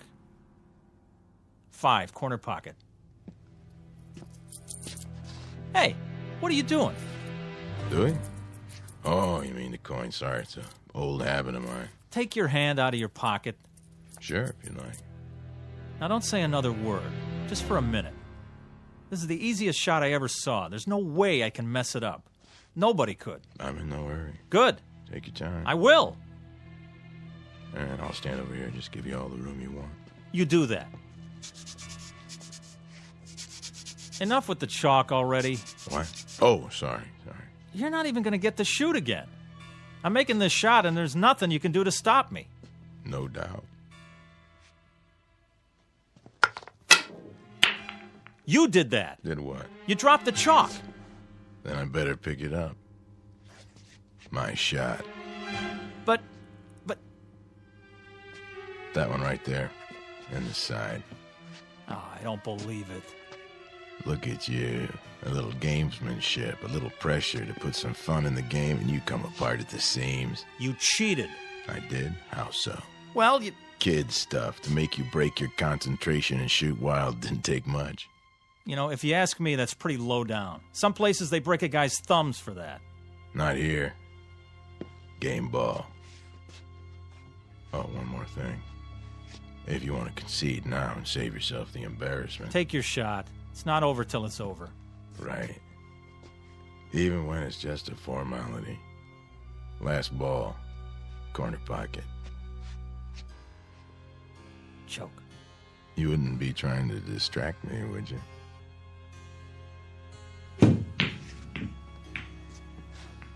Ha! Almost. Almost doesn't make it. There it is, the game ball again, right in front of me. All my life. So you said. Okay, you had your fun. This ball has my name written all over it. Perfect angle, clear table. I was made for this. Give it some thought, Jesse. Think about this. I sink it.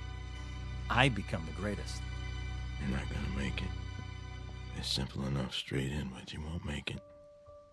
You're sweating, fat man. Now, why are you so nervous? Not why you think. You wouldn't understand the reasons. No. I understand, all right. It means a lot to you, doesn't it? Even as a dead man, to have your name up there as the unbeatable champ of all time? It carries certain satisfactions, yes. I'll give you a chance at my crown, Jesse, but only if you're willing to stake your life on the game, Jesse. Couldn't be just a nice, friendly little game, huh? I take it as it comes. To you, pool is not a nice, friendly game. It's a win-at-any-price affair. I saw that right off, and I acted accordingly. But it didn't do you any good. Didn't it?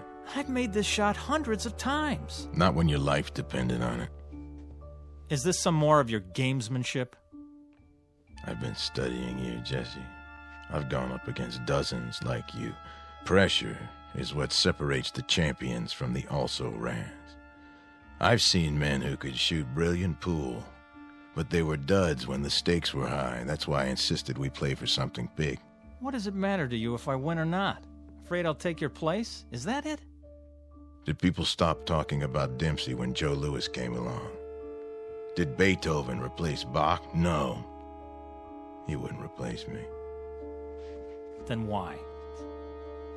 Someone has to keep the flame. Someone has to weed out those who haven't got what it takes. The champions, the legends, they serve a purpose. To be a challenge and an incentive. I don't need a challenge. Everyone needs a challenge, Jesse. Someone great out of the past to say, match what I've done, boy, and make it better. That's true of all walks of life. Music, politics, sports, you name it. Musicians all over the world have been better because of Bach and Beethoven and Mozart. There's a man in the White House who can look out his window and see the Washington Monument and the Lincoln Memorial. Don't you think it helps him to be a better president? Yeah, but a game of pool? Anyone who tries to be good at anything finds himself in your shoes. He finds himself faced with a legend. And when he can't measure up to the legend, he fades away, he dies, and is forgotten. I'm only a pool player, Jesse, but I'm the best. No, you were the best. No man gets past me unless he has what it takes. And you don't think I have it? There's still one ball on the table. And it's taken you a mighty long time to get at it. You wouldn't believe this, Jesse. But personally, I'd like to see you win. Yeah. Yeah. I've only been doing my job. Stand back and give me some elbow room. Wait, Jesse. Oh, no. I've been waiting too long. Before you shoot, think about one thing. What? Sink that ball and you may win more than you bargained for. You're wasting your breath. Don't you get it? There's nothing you can do to stop me now. Nothing. Sorry. I was required to say that. Something along the lines of a disclaimer. Well, what are you waiting for? Not a thing.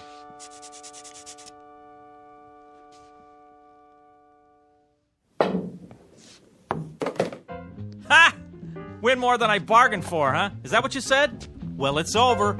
I beat you. Looks like you did. Now I'm the best. I'm the best at something. So you are. You had to prove yourself under pressure, and you passed the test. Well, aren't you going to congratulate me?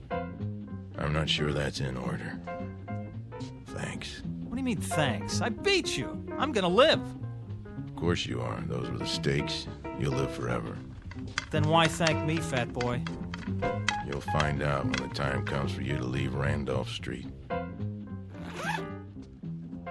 You're a sore loser, that's all. I beat you fair and square. Yeah.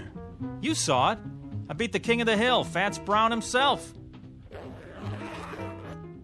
So long, kid. Thanks for the game. Me, Jesse Cardiff. Now I'm the best. And I'm going to stay the best, because nobody's ever going to take it away from me. Not ever. From now on, it's me, Jesse Cardiff. You hear that, world? Jesse Cardiff. Jesse Cardiff. Jesse Cardiff. Jesse Cardiff. Jesse Cardiff. Jesse Cardiff. Jesse Cardiff. Jesse Cardiff. Yeah. Report at once to Mason's Pool Hall, Sandusky, Ohio. Mr. Jesse Cardiff. You're needed. Yeah, I'm on my way.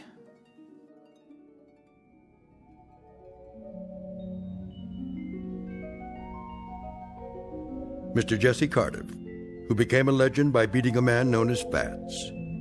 But many years later, after his funeral, he found out that being the best at anything carries with it a special obligation to keep on proving it. Mr. Fats Brown, on the other hand, having relinquished his champion's medal, has gone fishing.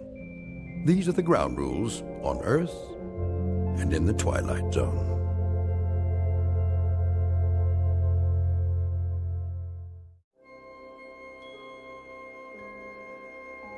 Hi, this is Carl Amari, producer of the Twilight Zone radio dramas. I'd like to take a moment to tell you about our official website at twilightzoneradio.com, where you'll get the latest news and information on these Twilight Zone radio dramas. Plus, at twilightzoneradio.com, you can digitally download 3 free episodes or any of our episodes for only $1.95 each. In this age of ever-changing technology, we've decided to make these episodes instantly available to you by making the Twilight Zone radio dramas a digital download-only series. This means that this series will no longer be offered on CD. The CD collections at our website are now being offered while supplies last at buy one, get one free. So be sure to get your favorites before they're sold out. Be sure to visit us often, and I'll see you in the zone.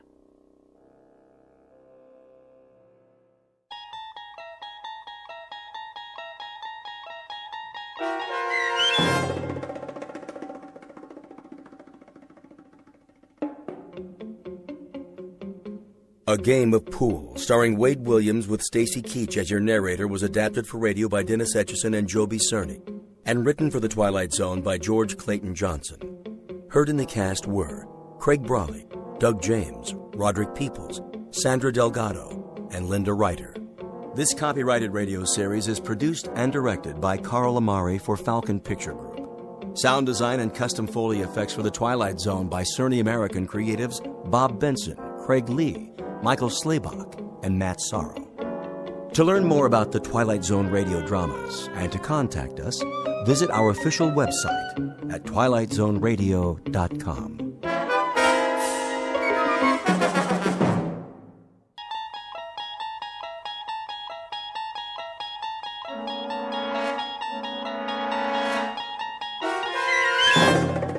You unlock this door with the key of imagination. Beyond it is another dimension, a dimension of sound, a dimension of sight, a dimension of mind. You're moving into a land of both shadow and substance, of things and ideas. You've just crossed over into the Twilight Zone.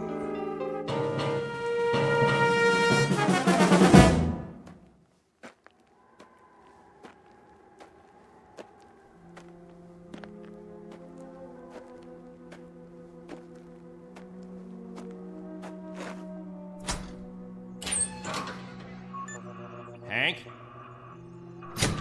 Hank! Oh, morning, Captain. Anything on the radar? Not yet. No signal at all. Try 4.0, true. It'll probably come from that direction. I had her on that all morning, sir. Still nothing. You're past your time, aren't you? Who's your relief? Al Baines, Captain. Baines? I'll see what happened to him. Yes, sir.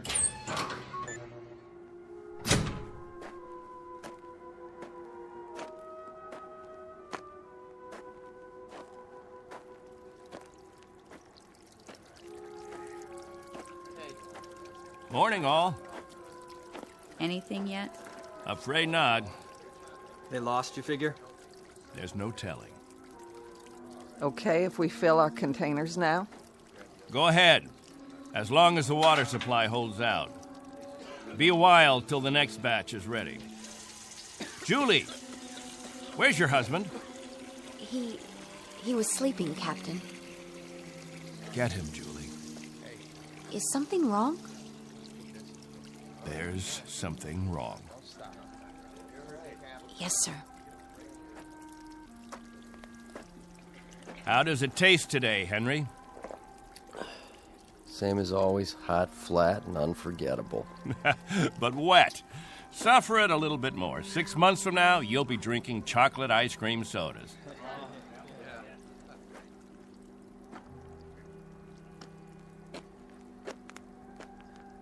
You want to see me, Captain? There's a man in the radar tower who'd like to see you, Al. He would have liked to see you 2 hours ago when you were supposed to relieve him. I overslept.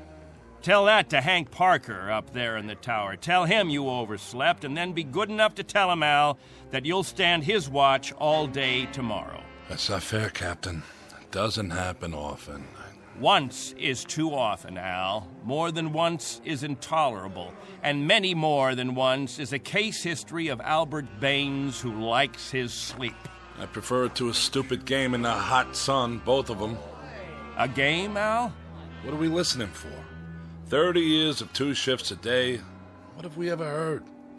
Wind noise. And what have we ever picked up on the radar screen? Dust particles? But anything to make you happy, Captain. You listen to me. There's a ship on its way, and when it reaches this atmosphere, it may want to be vectored in.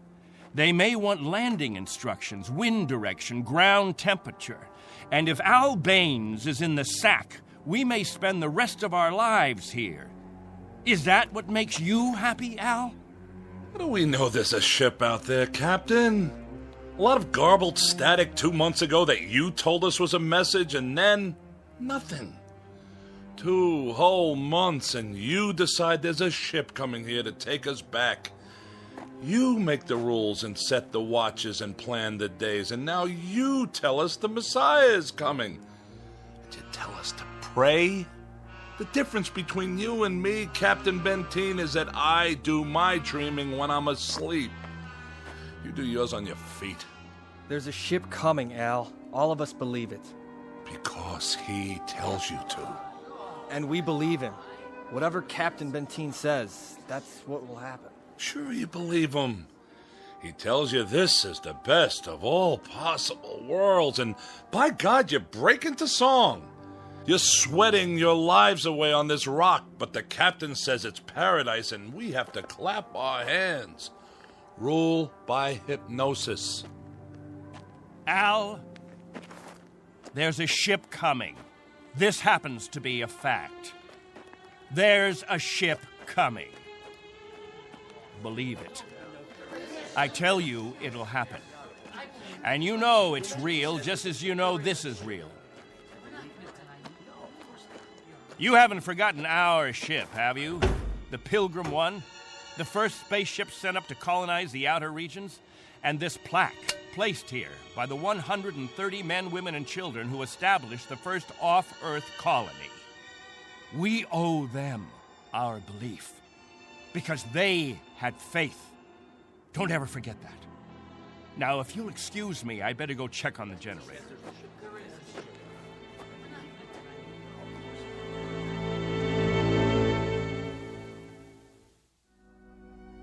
This is William Benteen, who officiates on a small outpost in space. An outpost slowly disintegrating under the heat of two suns, with the holes, the cracks, the fissures that are the residue of despair. He tries to fill them with faith and to retain a faith of his own. This is a remnant society, a handful of people who left the earth looking for a millennium, a place without war, without jeopardy, without fear. What they found was a lonely, barren place whose only industry was survival. And this is what they have done for decades, survive. Until the memory of the earth, they came from what has become an indistinct and shadowed recollection of another time and another place. 2 months ago, a signal from Earth announced that a ship would be coming to pick them up and take them home. In just a moment, we'll hear more of that ship, more of that home, and what it takes out of mind and body to reach it. Because this outpost is located in the far reaches of the Twilight Zone.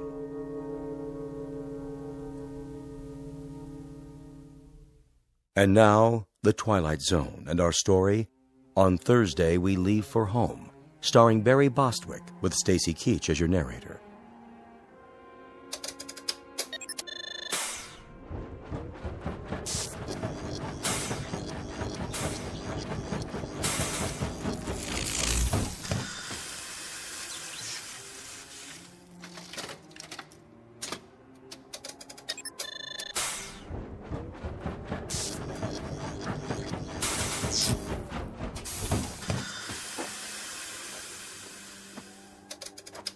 Can't keep the generator running, sir. No wonder. Look at these wires. They're rotten. That's all we got, Captain. No backup? This is it. Any insulation? That's all gone, too. We used it on the converter belts. Well, we have to get the current running somehow. If that refrigeration unit stays off, the temperature in the underground rooms will go up 50 degrees. Well, we could stop the saltwater converter for a day or so, switch the parts. Then we'll have to do that. Tell the people to fill up all the jugs they have. We'll be shutting off the water in 6 hours. Yes, sir. Captain, what about the ship? It's on the way. We know that much. Then everything will be different. When we get back, the things that are old and worn out, we'll throw them away. Just throw them away. Captain Benteen. What? The main square. Come quick.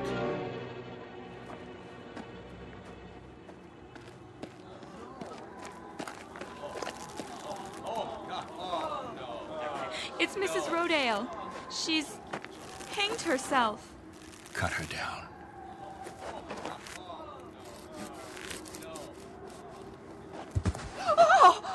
Mommy, what happened? Is that lady all right? Get them out of here.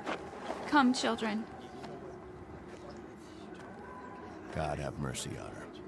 You men there prepare her. We'll bury her in an hour. Yes, sir.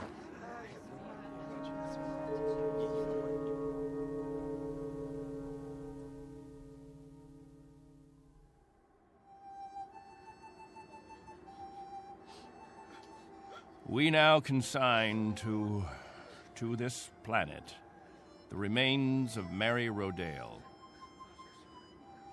We ask God in His infinite mercy to give her the serenity and joy that she sought while she was with us. And we ask His forgiveness for her sin. Amen. Amen. We ask that this good woman be allowed to rejoin her beloved husband who preceded her in death 11 years ago. Bid your farewells now. Forgive her, Lord. Have mercy on her, Lord, for what she's done. A terrible thing. She didn't know what she was doing. She knew what she was doing. Better and clearer than the rest of us. This is a funeral, Al. The 9th funeral in the last 6 months. Nobody talks about it. We just let it go by. But there have been 9 people who thought that maybe heaven is a place where they can get a drink of water without salt in it, where they'll be able to breathe air without choking on the heat of it. If you want to talk blasphemy, Al, take it away from here. I'm talking truth, Captain Benteen. I'm saying that this woman and the others, they took their own lives because living became intolerable. And I say that dying was their right. Anything else? Just this question. I put it to everyone here. Al, please. No! Isn't living tough enough that we don't have to do it by the book? Isn't it hot and blinding and miserable enough that there shouldn't have to be rules? So that we shouldn't have to suffer by the numbers? Will anyone make the simple observation that there's far more happiness going into that hole than what's left above ground? There's more peace of mind in that dead body than all you mourners put together. All we've got here is anguish. Captain Benteen, let us live with it or die from it in our own way. Young Mr. Baines here wants us to lie down in the sun. Young Mr. Baines would have us give in to death when there is still life. He would end all the rules. He'd throw away the regulations. There'd be no standing in line for water. Let the strong take it away from the weak. No rationing of food. Let the young steal it from the old. And when that ship comes down to take us back to Earth, it won't find a society. It will find only a pack. There'll be no human beings left, only animals. There's a ship coming. It's winging its way in now. It's on its way. Say it. Say it out loud. Let me hear you say it. There's a ship coming. There is a ship. There's a ship coming. There's a ship coming. There's a ship coming. There's a ship coming.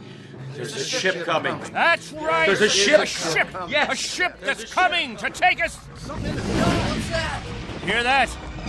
Can you hear that, everyone? Do you hear? It's the meteor storm. It's a meteor storm. Find shelter. Get inside.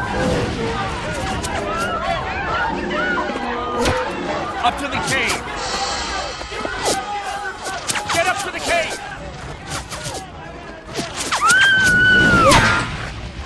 Julie!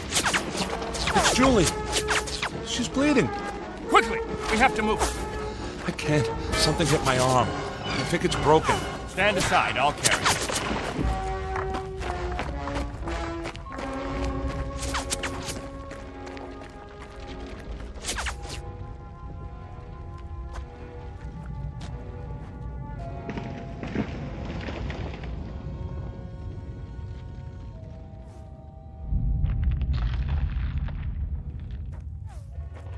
How is she? It's just a cut to the forehead, not very deep. But keep this bandage on it. Julie? Julie, honey? Can you hear me? Al? Don't let her move just yet. She may have a concussion. How's your arm? It's not broken. Must have been a rock that hit it. Captain, thank you. For a little first aid. No thanks necessary. I deliver babies, too. you might want to keep that in mind. Now, I'd better go see to the others.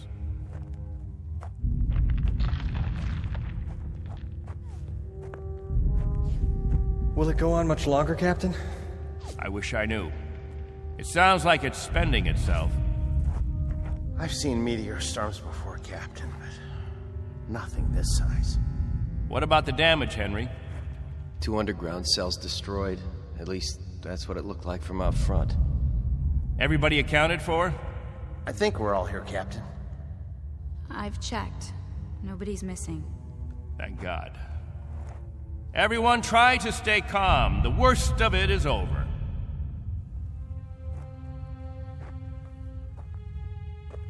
Jojo? Yeah, Captain? You're not scared, are you? Well, kinda. Now, we can't have that. Mind if I sit for a minute? We'll talk, you and me. Captain, tell me about the Earth. Would you, Captain? Tell us what you remember. Yes, do. Well, all right, I guess I can do that. We'd like to hear. You, over there, is that you, friend? Yes, Captain. And you, Buck. Yes, sir. You fill in the holes if I leave out anything. Straighten me out if I'm wrong about any of my recollections. Jojo, I was a boy of 15 when we arrived here. But I remember Earth. I remember it as a place of color. I remember that in the autumn, the leaves changed. They turned different colors, red, gold, orange. And I remember streams of water that flowed down hillsides, and the water was sparkling and clear. And I remember clouds in the sky, white, billowy things that floated like great, majestic ships. They looked like sails. What are sails? Don't you know what sails were? In ancient times, that's how ships moved across the water. There was so much water. The men unfurled large sheets of canvas against the wind, and it was the wind that moved them. And I can remember night skies. Night. Endless black velvet with stars.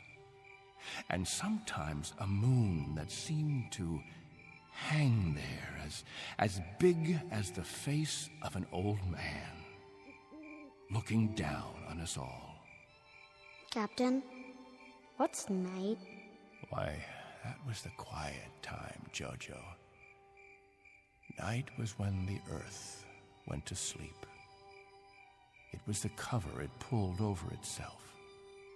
Not like here, with 2 suns always shining, always burning.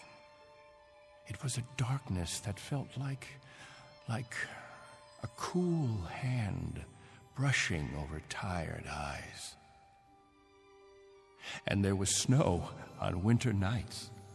Gossamer things that drifted down and turned the earth all white. And we could build snowmen the next morning and see our breath in the air. And it was good then. It was right. So, why did you leave there? Oh, we thought we could find another Earth, Jojo. Then we found this. We thought we could escape war. We thought we could build an even better place. And it took us 20 years to find out that we had left our home 1 billion miles away, only to be stranded, like visitors, transients, that no roots could take hold in this ground. But it was too late. So we spend the next 30 years watching a clock and a calendar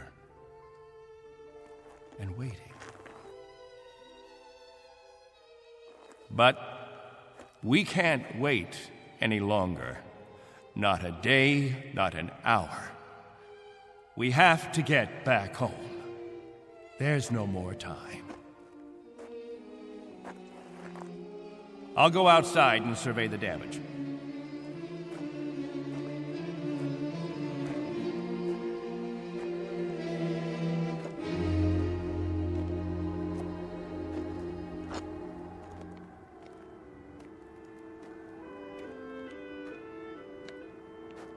Not much harm.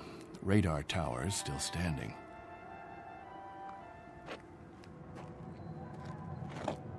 What? Why, it's... Al! Al Baines, do you hear that noise? All of you, come out here. Do you hear it? What is that?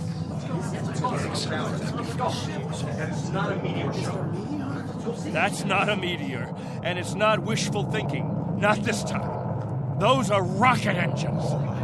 Look, I remember the sound of them. That's the ship! The ship has come at last!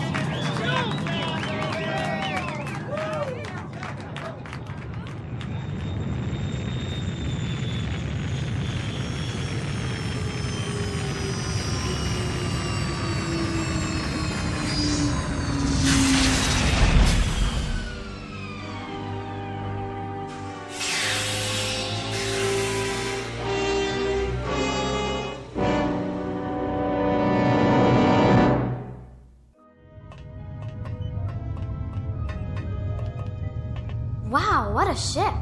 How fast can it go? Oh, pretty fast. Watch your step.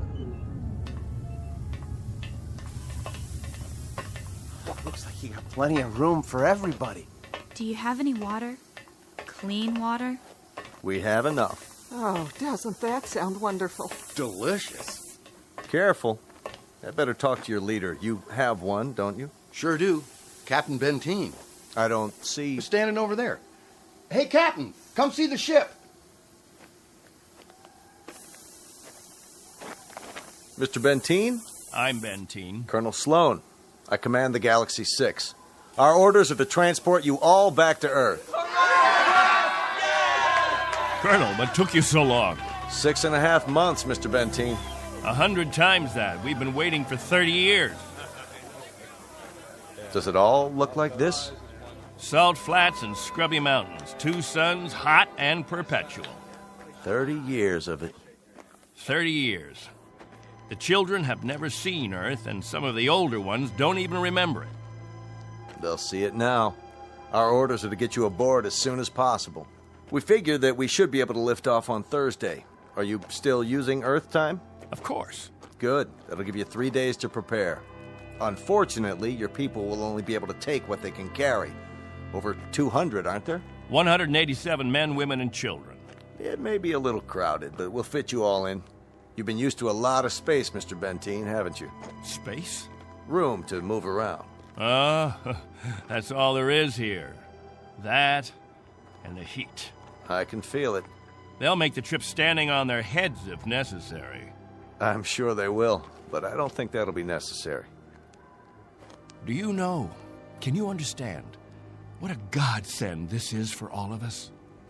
It's hard to imagine. I can only say your country's very, very proud of you.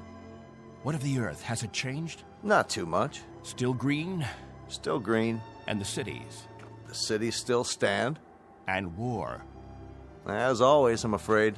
One dies down, another one springs up. But through some miracle and the grace of God, we never had the big one. Now, Mr. Benteen, all things considered, I think you'll find it very much as you left it. Captain Benteen. Captain? That's what the people call me. This place, their very lives, it's all been my responsibility. You've done quite a job, Captain Benteen. But you can rest easy. I'll take over the responsibilities now. No need. I'm used to the job, Colonel. The living quarters, they're underground? I was saying, Colonel, I'm used to the responsibility. I wouldn't quite know how to function without it. Is it cooler there, Mr. Benteen? I'm sorry, I didn't... Your underground rooms, are they much cooler? Yes, they're refrigerated. It's... Captain. Morning, Captain. George. The best morning ever. We just wanted to say thank you, Captain. Why? For what? For keeping us alive all these years. That's right. Without the Captain, none of us would be here. That's not necessary. You better believe it, Colonel. I do. I do believe it. Captain Benteen. Go ahead, Colonel Sloan. That's all right. I'll see to the others.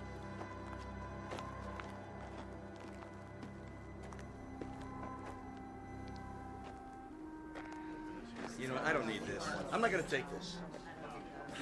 Hi, Captain. Julie, where's your bandage? Oh, I don't need it anymore. But we put one around your head so the cut would heal. What's this? Isn't it incredible? It's called a medicinal patch. You wear it for 24 hours. It accelerates the growth of new skin. Look at her forehead, Captain. You can hardly see the scratch. Better put the sling back on your arm, Al. I don't need a sling. Just this metal band. It's magnesium. Colonel Sloan said my arm would be perfect by the end of the week.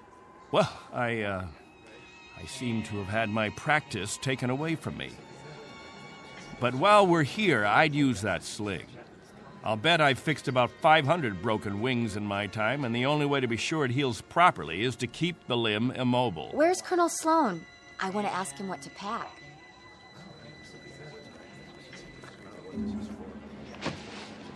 Eleanor, let me help you with that bundle of clothing. Thank you kindly, Captain. I'll carry it for you. No, thank you, crewman. I've got it.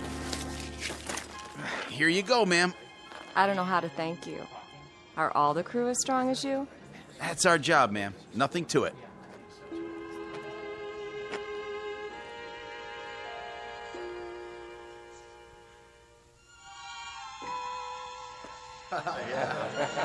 Hello there, Captain. Will. I'm so excited. How much longer? Not long. Be patient. May I have your attention, everyone? Good question. Quiet, please. What is it, Captain? As all of you know, we have less than 36 hours before we depart. And as I told you earlier, there is a maximum allowance of 14 pounds per person. Soon we'll begin weighing your belongings, and if we're over the limit, I'll make up a list of necessary items. I hope I'm not intruding, Captain. I was just telling them about the weight requirements. We'll handle all that tomorrow. I heard you'd called a meeting here in the cave, so I brought Lieutenants Engel and Rafferty with me. Everyone has so many questions about Earth, I thought perhaps this would be a good time. Actually, Colonel, the purpose of this meeting is simply to make some last-minute arrangements. Colonel, I used to live in San Diego. Is California still the same?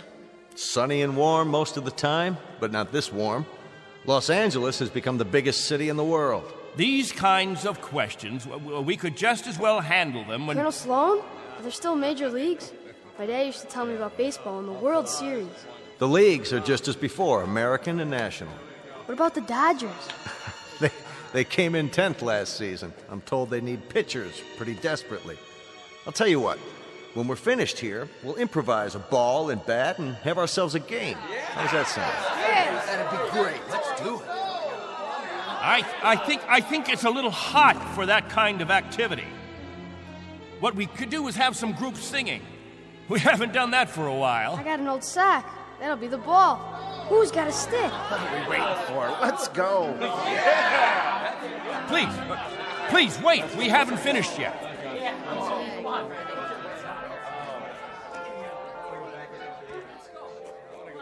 Jojo, I haven't told you a story in a long time. How would you like to hear a story about... What have you got there? This is what they call candy. One of the spacemen gave it to me. It tastes... Sweet, Jojo. It tastes sweet. Yeah, sweet, Captain. Want a bite? No, thank you, Jojo. Back on Earth, we can get all we want. Something, Captain? I'm not sure. I'm not at all sure. You've promised them all candy. You've made it sound as if that was what the Earth is made of. Sugar and spice and everything nice. Maybe they ought to be told the truth.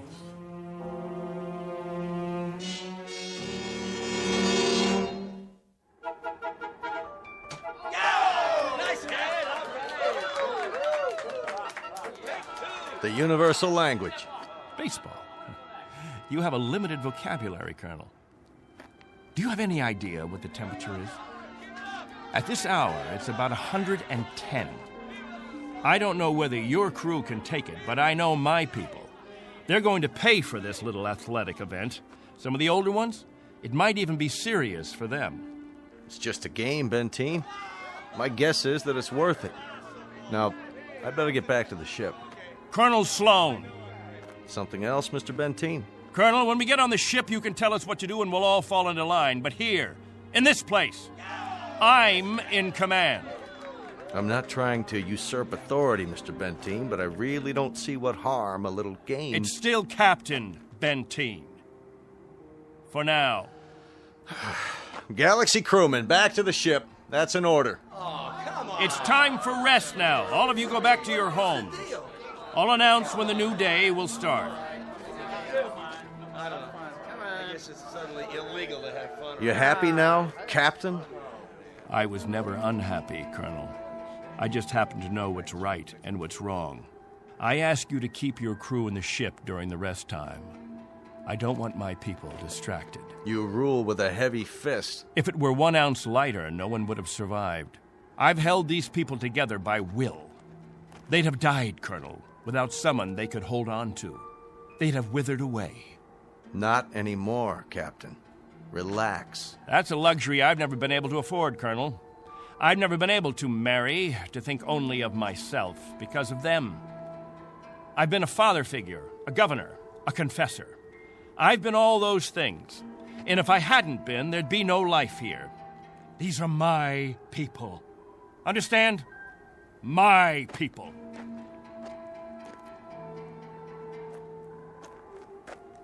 What's with him, Colonel? I'll bear with him a little bit longer, fellas. He's really quite a man.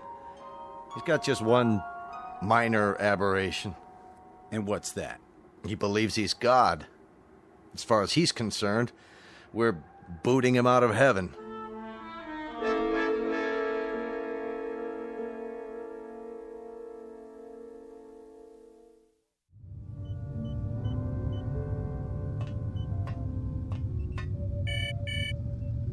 Yes? Mr. Captain Benteen is here, sir. Show him in. Very well, sir. Come in, Captain. Sorry my quarters are a bit cramped. Please, sit down. Colonel Sloan, this is a list of all passengers with their approximate weight and the weight of their belongings after each name. The scale we have is pretty beat up. My guess is that it underweighs by about 4 or 5 pounds. Fine. All I wanted was an approximation. We'll weigh them in on our own equipment before blast off. This is Wednesday, 12 midnight? I keep getting confused with the constant light. When do the people get up? About 2 Earth time. The hours from 7 until 1:45 are the hottest. That's when we try to stay indoors. Then we have our meetings at the cave about 2 hours afterwards. We've had to improvise our own schedule. You've improvised very well, Captain. I looked at the saltwater converter, your electro plant, the sun shields you put up over the crops. Very inventive. Necessity hasn't been the mother of invention here. It's been the father and the whole family. Well, you'll be able to give way to progress now. Though I wonder if all of it'll be to your liking. The way you'll be lionized when you get back to Earth. You're referred to in the press as the Lost Pioneers. They're gonna make quite a thing of you when we land. Oh? Wherever any of your people settle, there'll be keys to the cities, brass bands. I expect they'll scatter all over the U.S. The government's had inquiries by, well, it must be thousands of relatives.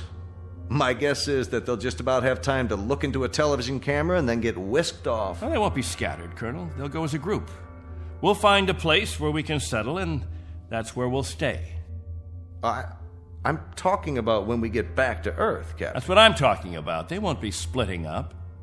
Not my people. Captain, as a point of interest, did you ever ask them? Ask them what? Whether they'd want to stay together. That would be a ridiculous question, like asking a child if he wants some more ice cream. They're children, you see, Colonel. Oh, chronologically, they range from 6 months to 60-odd years, but socially, psychologically, they're children. I've kept them alive and functioning all this time. Once we're back on Earth, I'll simply continue the process. Captain Benteen, Have you told them that? Have you told them that after 30 years of waiting, 30 years of living in a compound, they're going to travel 1 billion miles just to walk into another one? Have you? There's no need. They wouldn't have it any other way. To leave them to their own devices, that would be an act of cruelty. Captain, do me one favor. Just ask them.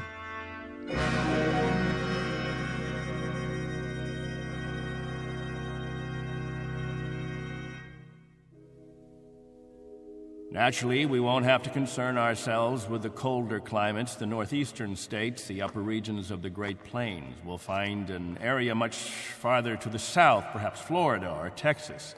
Southern California has a temperate climate. Captain, you better tell us about frostbite treatment, because I'm moving to Wisconsin. That's where my family settled originally. What about Oregon, Captain? That's where Joan and I plan to settle. I've heard about the forest there. New York. Please, wait a minute. You don't understand. Let me make this clear. All of you will have a chance to meet your relatives. I see no reason why visits can't be arranged, perhaps even for a week or more. But naturally, we'll remain together as a community in whatever land grant we obtain from the government, or whatever given area we can arrange. I can assure you of one thing, and I hope put all your fears to rest. I'll remain as your guide, your consultant. And I guarantee that no one will lack for my help or my advice. Captain, Julie and I were thinking of farming. Why, that's a fine idea, Al. We'll farm just as we have farmed, but much more easily. The rainfall back on Earth is so plentiful. And as I told you, there's only one sun, so you won't have to shield the crops. Of course we'll farm. Certainly, we'll farm. Julie's got relatives in the state of Washington. You couldn't take the cold. None of you could. But I guarantee that wherever we settle, the farming will be good. I'll see to that. What's the matter? Don't you understand? We don't plan to stay together. You don't understand, Al. You've never understood much of anything. If we split up, I seriously doubt that we'd survive. Al, explain it to him. Go on. We'll survive, Captain. If anyone wants to stay together, that'll be their right. But if they want to go their own way, that'll be their right too. Am I wrong, Colonel? You're not wrong. We're to take you back as a group. Once on Earth, you can do as you please. Colonel, let us settle our differences in our own way. There are no differences, Captain. There are differences. There are. Changes that have taken place on Earth. Things we aren't prepared for. Oh, the Colonel has made it sound like a big holiday. The good life just plucked off a tree. Well, friends, I don't want any of you disillusioned. Wherever men live, they grub, they scrabble. They have to dig to stay alive. It's a fact. But together, that's the word, together. We've got to stay together. Think of that word now. Let's say it out loud. Everybody, now. Together. Together. Together. Together. Together. Looks like the congregation isn't with you anymore, Captain.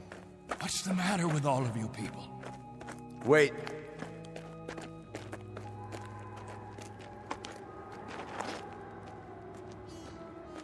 I've made the compartment assignments. I'd like to go over them with you. Assignments? There's not much time, and there's some things we have to check off. There's a decompression problem that we've got to tell them about, and a moment of weightlessness shortly after we leave the atmosphere that I want to explain to the children. Do you know what we called you while we waited for you to come? We called you the Messiah. Did you? You were supposed to bring freedom, but that's not what you brought. You brought selfishness, dissatisfaction, divisiveness. With all the misery we've had here, those germs never infected us. I brought nothing but a ship and a crew and a means of escape. You've had no diseases, no viruses. Did it ever occur to you why? You've lived in a test tube, Captain.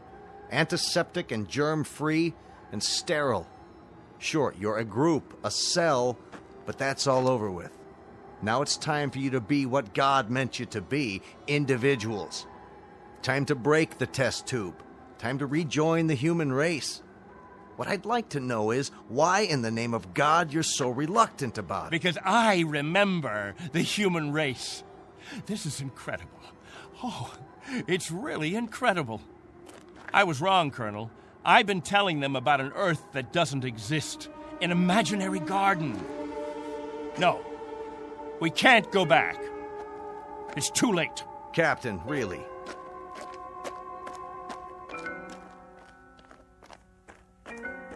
Everybody, gather around. I've got something to tell you. Listen to me, all of you. I want to tell you all. Listen to me, all of you. I want to tell you about the real Earth. Captain, are you all right? Let's talk about the diseases. What? The viruses, the cancers, the floods and the freezing, the wetness and the cold. And there are other miseries, worse than anything we've experienced. Hatred, jealousy, violence. Listen to me. It's an Earth we don't know. We can't leave here. We'd be committing suicide. We'd die of things we've never been exposed to before. We'd die of the loneliness that animals get in a zoo. Because we don't belong. We don't belong to his kind. Do you understand me? We don't belong there. Captain Benteen, why don't you let your children vote on it? Only if they know what's waiting for them. Only if they understand that Earth isn't any garden. It's never been, and it never will be. That's fair enough. I'll tell you what Earth is. The same as it's always been. It's a race struggling to survive, just as you have survived. Captain Benteen is right when he tells you that it isn't all a place of beauty. There may still be wars and prejudice and strife. I suppose there will always be jealous men and angry men and unforgiving men. But it has one thing you don't have. Every man is his own master. There won't be anyone telling you when to eat and when to sleep and when to meet, what to sing and how to play. Instead of heat, you may feel cold, and instead of thirst, you may feel hunger. But you'll be men and women. You won't be sheep. You won't be a kindergarten. And when you pray to God, his name won't be Benteen.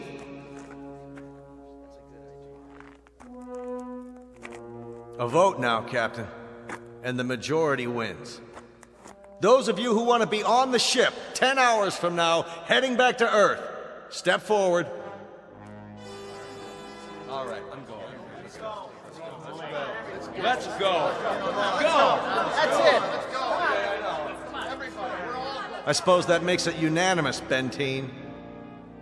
Even you, Jojo? Well, I want to go with the Colonel. Give me something, anything. Give that sledgehammer. Here. No, let it go. Angle! Rafferty! There, sir. Stop him! He's running from the ship! No. Captain, no, please.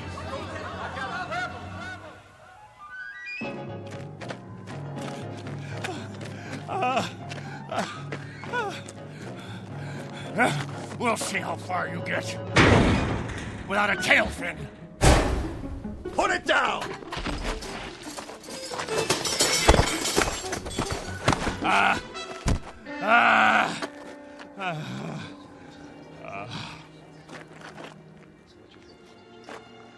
You all right, Colonel?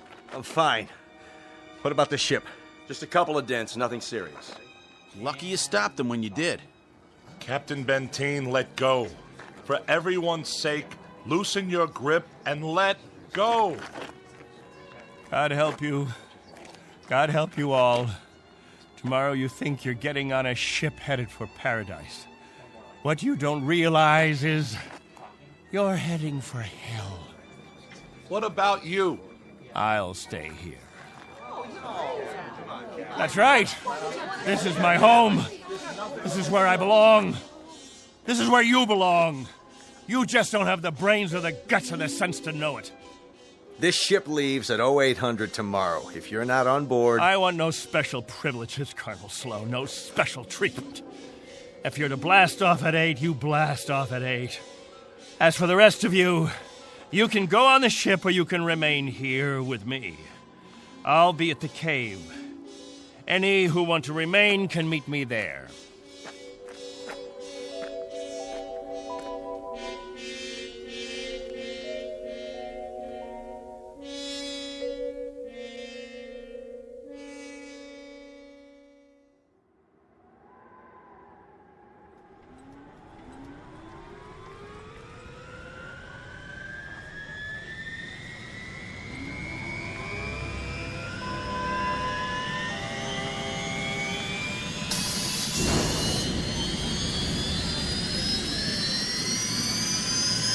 That's it, folks. The rocket's fired up. Everybody on board, single file.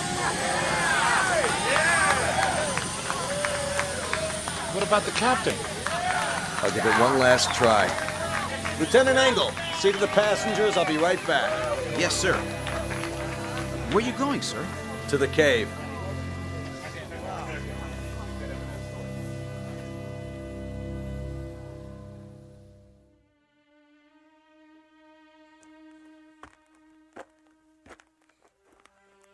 Captain? Benteen?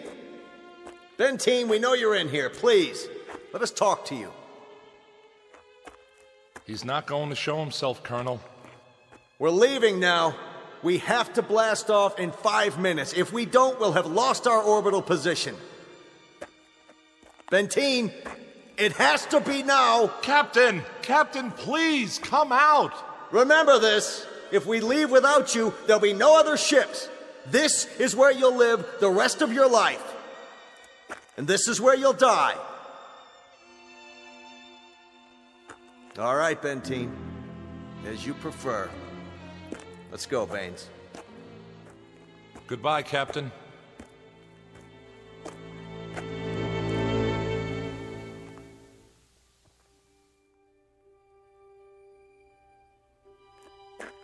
Hello, friends, all together at the meeting place. Any new business today? No? Jojo, I'll bet you want to hear about Earth. About the rivers and the seas, the blue skies, or the night, the stars and the moon. Which do you want to hear about this time? There's color on Earth, the change of seasons. And the wind brings the smell of the ground, the plants, the seeds, the roots, flower petals, sap from the trees, and the smell of the weather, the rain or the mist or the fog. And on the earth, there's green, the color green, the feeling green. There's something fresh about it, something living. Earth. It's called Earth. Don't leave me. Please. Oh, don't leave me.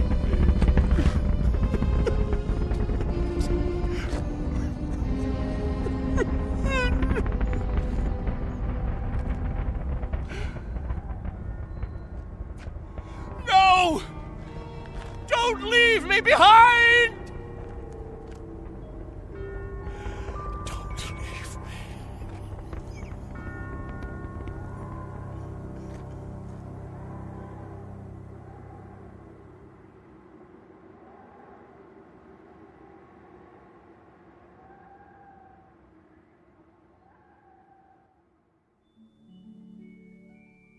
A man named Benteen, sometimes known as Captain, who had certain prerogatives. He could lead, judge, legislate, even dictate. It became a habit, and finally, a necessity. William Benteen, once a god, now a population of one, on a distant outpost in the Twilight Zone.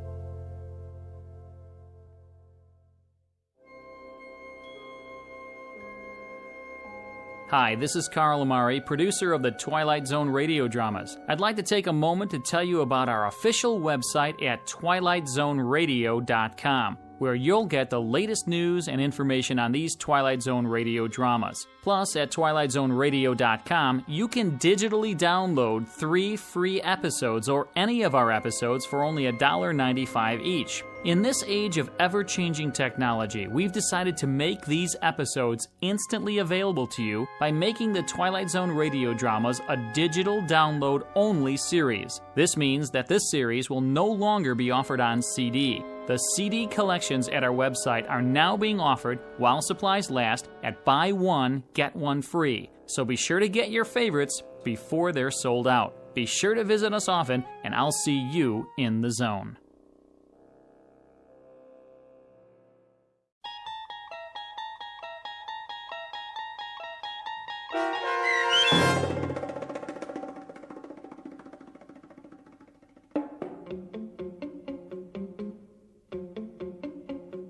On Thursday, We Leave for Home, starring Barry Bostwick with Stacy Keach as your narrator, was adapted for radio by Dennis Etchison and written for The Twilight Zone by Rod Serling. Heard in the cast were Mike Starr, Christian Stolte, Elizabeth Lido, C.J. Amari, Richard Hensel, Justin Kaufman, Kurt Nabig, Joby Cerny, Jennifer Joy, Meg Thalken, Tracy Hernandez, Jake Salins, Doug James, Jeff Lupetin, and Amanda Amari. The producers of The Twilight Zone wish to thank CBS Enterprises and the Rod Serling Estate for making this series possible. This copyrighted radio series is produced and directed by Carl Amari for Falcon Picture Group. Sound design and custom Foley effects for The Twilight Zone by Cerny American Creatives Bob Benson, Craig Lee, Michael Slaybach, and Matt Sorrow. To learn more about the Twilight Zone radio dramas and to contact us, visit our official website at twilightzoneradio.com. Doug James speaking.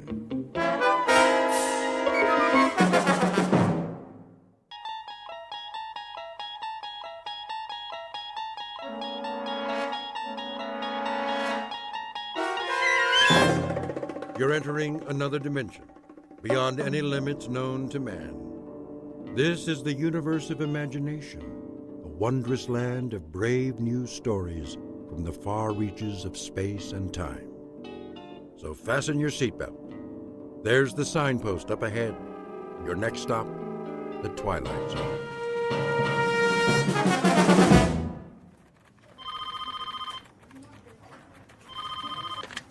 Starlight Magazine. I'm sorry, Mr. Harris hasn't come in yet. Would you care to leave a message? Oh, hi, Christine. Lunch at the Cock and Bull? 12 o'clock. I'll remind him. Paula? Yes? Did you proof the feature story yet? Give me 20 minutes. Make it 10. I need to double-check the whole issue before pickup. Where's the center spread art? Nate's got it. Why isn't he here? He called a little while ago. He's stuck in traffic or something. Well, he can just get himself unstuck. If we miss deadline again... Rennie! Yo! How's the cover coming? Printing it out right now. Good. Don, did you finish the insert? What insert? The new line from Lady Lynbrook? I never saw it. They sent camera-ready copy yesterday. I'll have to repaginate everything. Then do it. They're a huge account. Okay, boss. And Rennie, add a teaser on the cover. Free inside a sample of Tempest Fugit. That's the name of the perfume. Will it fit? I guess it'll have to. That should be everything, except for the color separations. I'm sure Nate's on his way. I'm sure he better find another job. We need him, Cheryl. He's our graphics coordinator. Oh, I can hire interns who will do it for nothing. Well, how well would they do it? You have to admit his work is good, and it makes us money. It's the camera-ready ads that make us money. All the rest is filler. Call the messenger service and reschedule. When's the last pickup? 1 o'clock.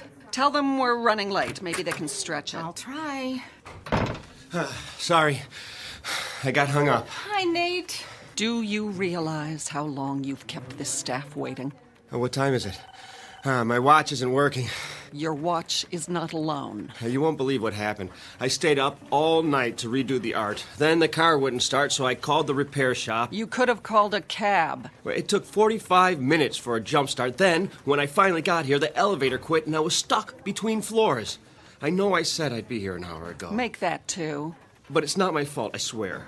You can't beat the clock. The harder you try... Did you bring the disc? It's right here. Load it and print it. You can have your nervous breakdown after we go to press. Here, use my computer. What's the matter with her this morning? Another day in the cackle factory. Look at this first so I can sign off on it. What page? Center spread, the feature story. At night, our fair city glitters like the proverbial Christmas tree. Who wrote this dreck?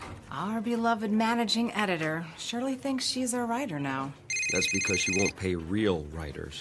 Whose phone is that? At least put it on vibrate. Hello? Oh, hi, Chris. Oh, she called before about lunch. Yeah, we're still on... I'll be there, I promise. No cell phones in the office. It's Christine. Tell her you'll call her back. Honey, I'm here. Listen, we're on deadline. Now! This is a bad time. Can we talk about it later? Give it to me. What did you do that for? So you won't have any distractions. Get back to work. You know what, Shirley? I don't need this. That makes 2 of us. I'm out of here. You can mail my last check. Don't let the door hit you on the way out. Yeah, box up all my stuff and leave it with Paul. If I have the time. Right now, some of us have a magazine to put out.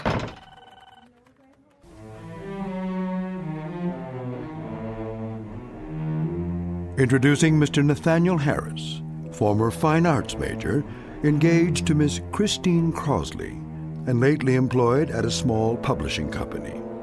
Very lately. Because this is a man whose hourglass has finally run out.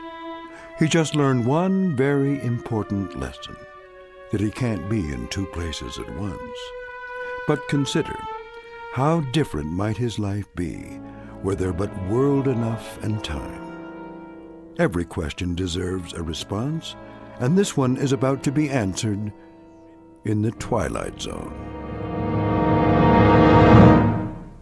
And now, The Twilight Zone, and our story, The 25th Hour, starring Mike Nussbaum with Stacy Keach as your narrator. Any dessert today? Just coffee and a check. Very good. What time is it? Mr. Harris, nice to see you. I have a reservation for noon. That clock, it can't be right. 1 p.m. exactly. Oh, no. Is she... Table 4. Chris, you're still here. Where else would I be?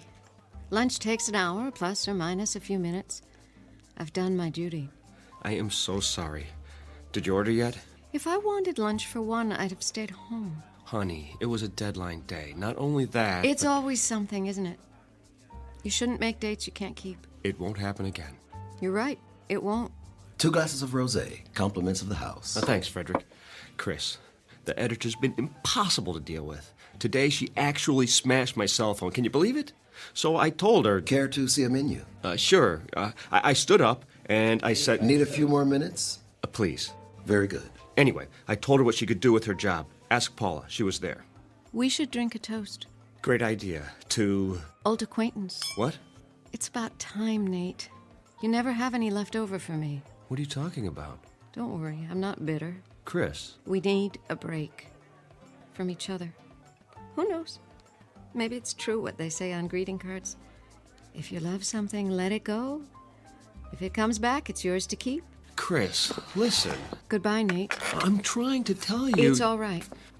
Think of how much more time you'll have now. To tell you that I won't ever have to go back to that miserable job again. For you, sir. I didn't order it. From the gentleman. He thought you might like something stronger. Which gentleman? The corner booth. The old guy in the brown suit? Yes, sir. He's one of our regulars. Oh, why not? Very good. Thanks. My pleasure.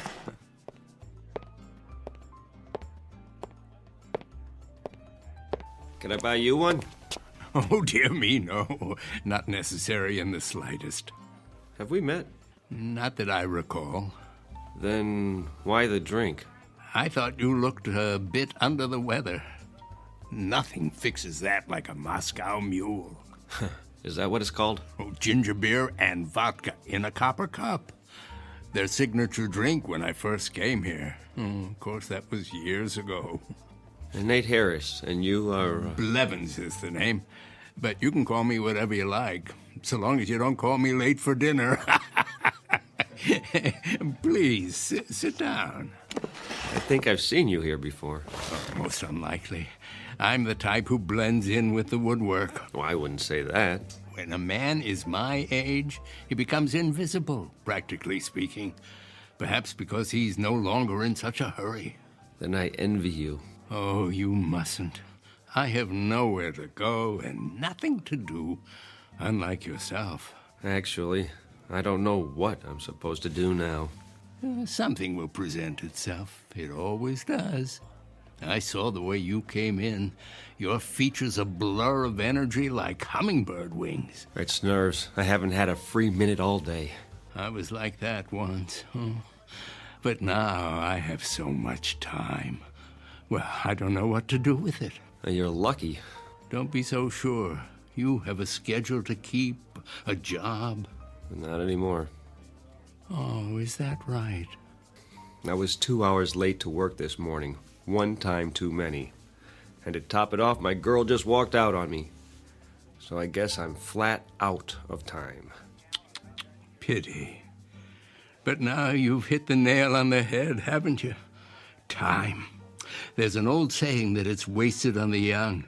In fact, it's wasted on people like me. I have all the time in the world, more than I can possibly use. Excess, you might say. Well, if you figure a way to bottle it, let me know. Do you mean that? Are you kidding? I'd pay anything to have a little extra. Anything. Oh, no need for such a sacrifice. That's easy for you to say. If I could have what you have, I'd hock everything I own. I assure you that won't be necessary. No? Let me tell you about myself.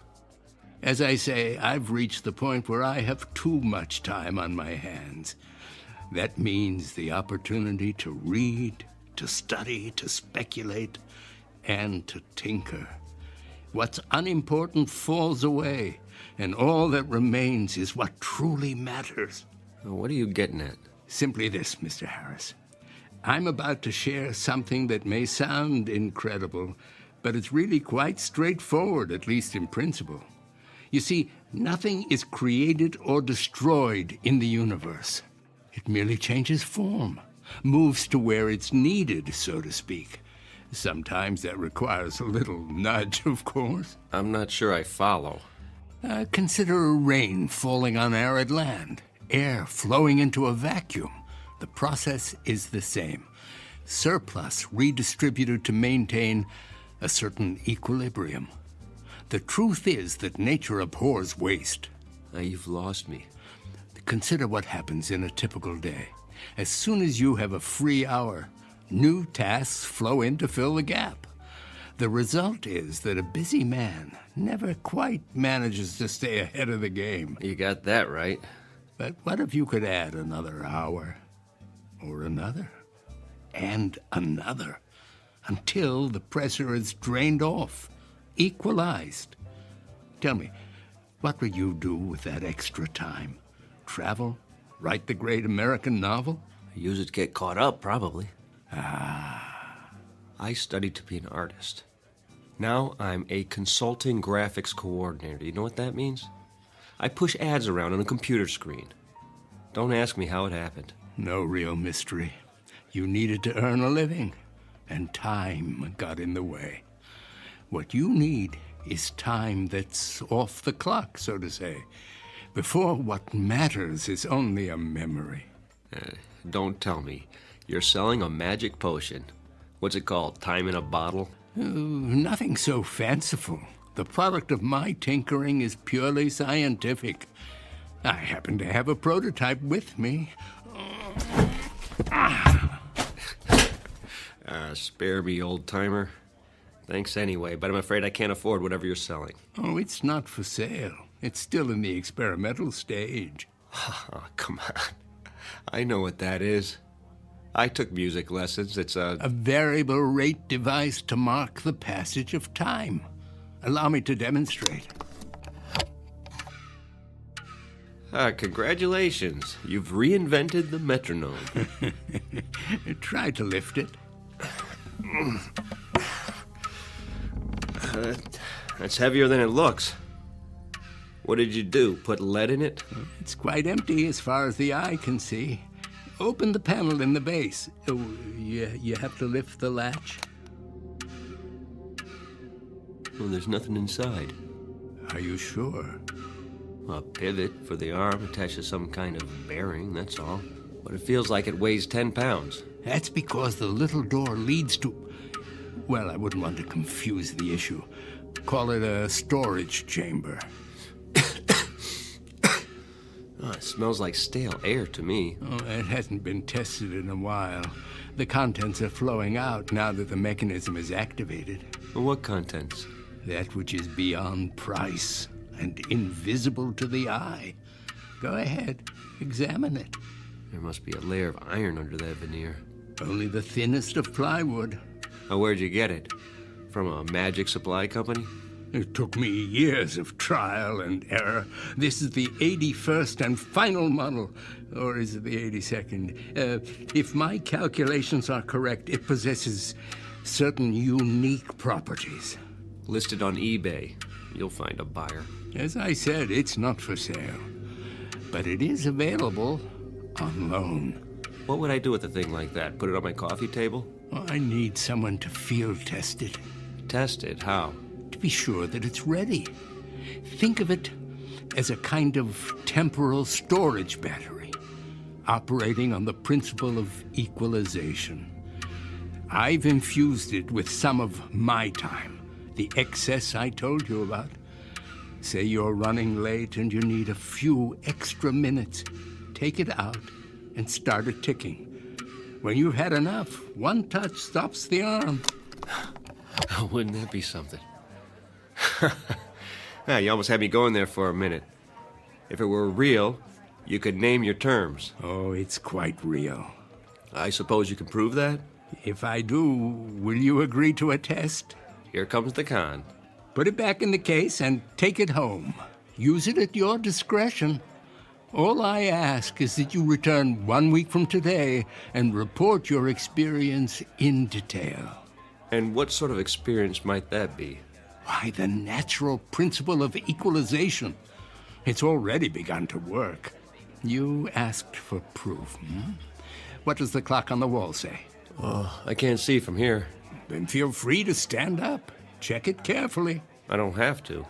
It was 1 on the dot when I got here, so it'll be around a quarter past now, maybe 1:20. My, how time flies. What's the matter? Don't you have a watch? Oh, that might be part of the trick. Go on, walk over to the clock. Take a good look. And what will I see? The principle of equalization at work. Temporal redistribution on demand. Proof positive that my time is now your time. You're on.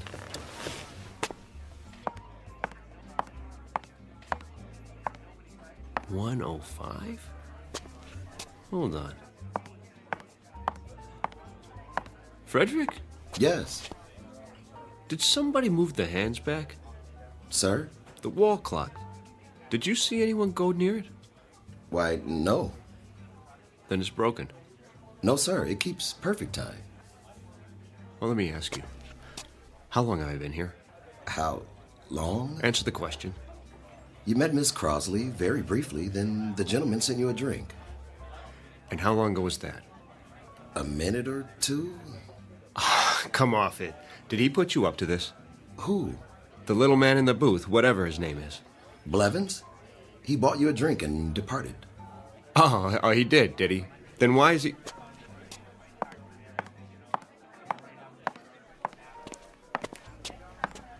Why is he what, sir? Where'd he go? He was here. We had a conversation about time and his theories of... Did he leave that for you, Mr. Harris? Leave what? The leather case. Perhaps he intended you to have it. What in the...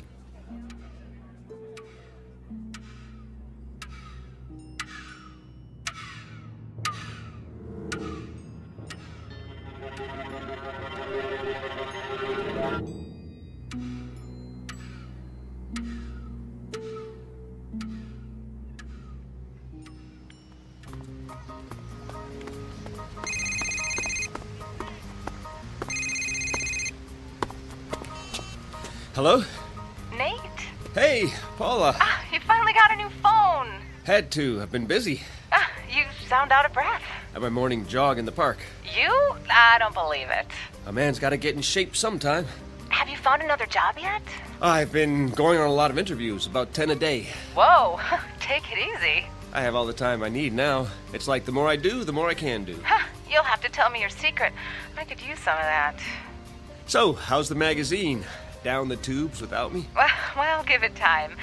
Listen, Nate, I may have a lead for you. Mandible Publications is looking for a color supervisor. Mandible? Too big for me. They do a dozen titles a month. The pay is double what you made here. No more publishing. Surely you'll never give me a recommendation. She doesn't have to. I'll write it. Oh, you do that? Of course, what are friends for? Which brings me to my next subject. I talked to Christine. Why haven't you called her? The last time I saw her, she told me have a nice life. Do yourself a favor, Nate. Make the call. She's the one who walked out. This is me you're talking to. Remember? I'll think about it. You do that, if you can fit it into your schedule. Well, that's not the point. Oh, I gotta go. Dragonlight is back from her coffee break. Keep me in the loop about Mandible.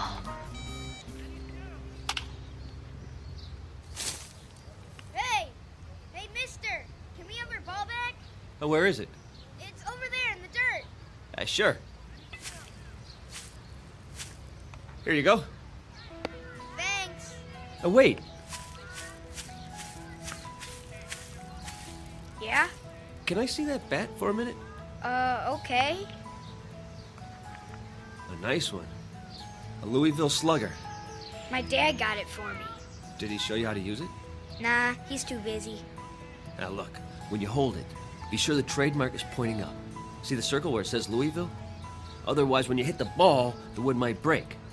Gee, mister, you know a lot of stuff. And my dad taught me when I was your age. I wish you could show us. You kids play here every day? You don't have time. You're always running. Well, let me tell you something. Time is, well, it's, Yeah? I don't know what time is exactly, but I've learned one thing. We can all do a lot more with it than we do. It's a question of priorities. Okay, I guess, only... Yes? What are priorities?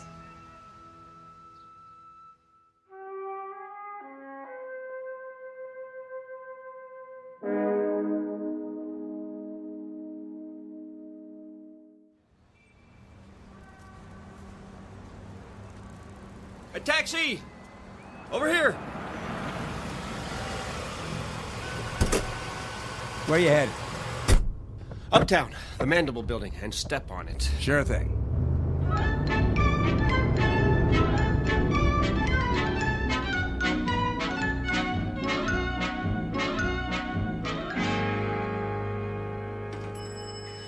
Hold the elevator! What floor? The editorial offices. Lucky 7 coming up.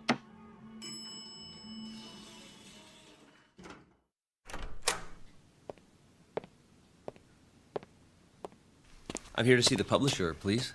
Do you have an appointment? Nathaniel Harris, 11:30. I'll tell him you're here.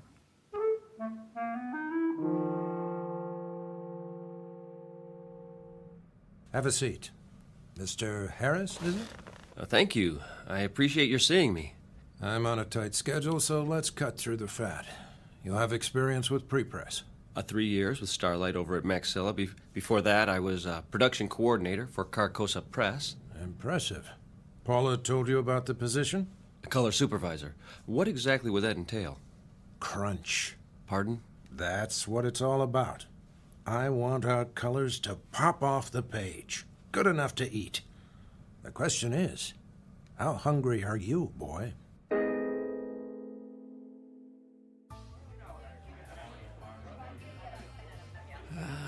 Right on time, Mr. Harris. It works. You seem surprised. Mind if I have a look? Oh. It's undamaged. And the little door above the base? Ah. Oh, how intoxicating. What is? The scent of movement to and fro, the entire mad rush of life, lived to the fullest. Vitality, passion, and even, the great outdoors, if I'm not mistaken. Well, you can tell all that. The aura of youth is unmistakable. Oh, you've used it a great deal, haven't you? The storage chamber is almost full. Why, I only did what you said. Started it ticking when I needed more time. And the result? Well, I got everything done, and then some. Over the last 7 days, I've been across town more times. I've gone on more interviews. Oh, have a drink of water. I could use one of those Moscow mules. Not a good idea. It might provide too much of a kick in your present condition. The device is extremely potent. You appear to have overdone it. Several times over. Oh, I'm a little run down is all. With a young man, desire knows no bounds. A kind of greed takes over for life itself. Well, what does it do, exactly? The device. Call it a doorway into the fourth dimension. Within it is stored unused time, which you have been permitted to tap. You're satisfied, I take it? Yes. Excellent. But there's something you haven't told me. What do you get out of it? Oh, I suppose a certain poetic justice, quid pro quo and all that. From each according to his ability, to each according to his needs. Nature's method of redistribution in its purest form, with a little help from the equalizer. Glad to have been of service. Oh, wait. Don't take it yet. You didn't find a job? I start the end of the week. I might need this for backup. Just in case. You're sure? Yeah, only in case of an emergency. I promise. Very well. 1 more week. But heed my warning. Be certain not to overdo it. I'm not responsible for the consequences.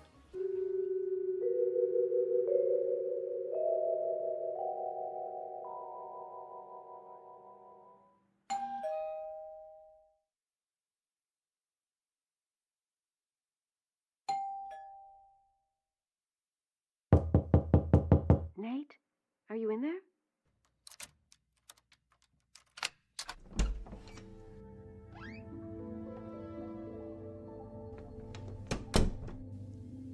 Nate? Is that you? Oh.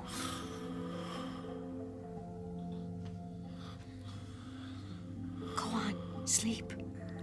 You must need it. Look at you on the couch like that. I just stopped by to drop off my key. Your key. I didn't think you'd be home tonight. Oh, Nate. What happened to us? I guess it wasn't all your fault. I could have been more patient. That job was killing your soul, wasn't it? The things they made you do, Paula told me. You couldn't help it that there wasn't any time for us. And now you're starting a new job. From the jaws of one bad situation and into the next. It can't be your heart's desire. You deserve more.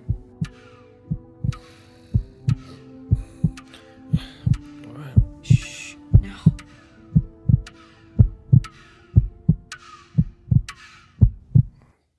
Did you hear that?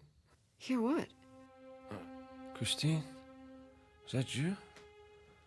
I must have dozed off. Why are you here? I thought you might want the key. You don't have to do that. I'll leave it on the table. back to sleep. Oh, please stay. I can't. Don't. I'll be back. Now sleep. You need your rest. Maybe I'll see you at lunch tomorrow. Our old place? Do you still go there? I'll keep up with you somehow.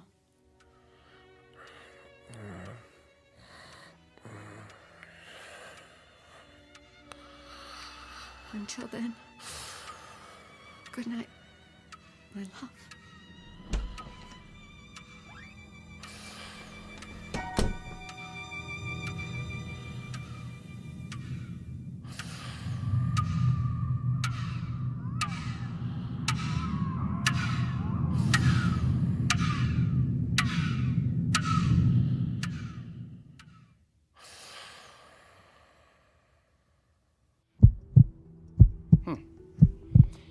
Any chest pains? No. Your pulse is a little fast. How about headaches? I wouldn't call it that. What would you call it? I just ache all over. I've never been so tired in my life. Look straight ahead. Try not to move your head. Follow my finger with your eyes. I'll do my best.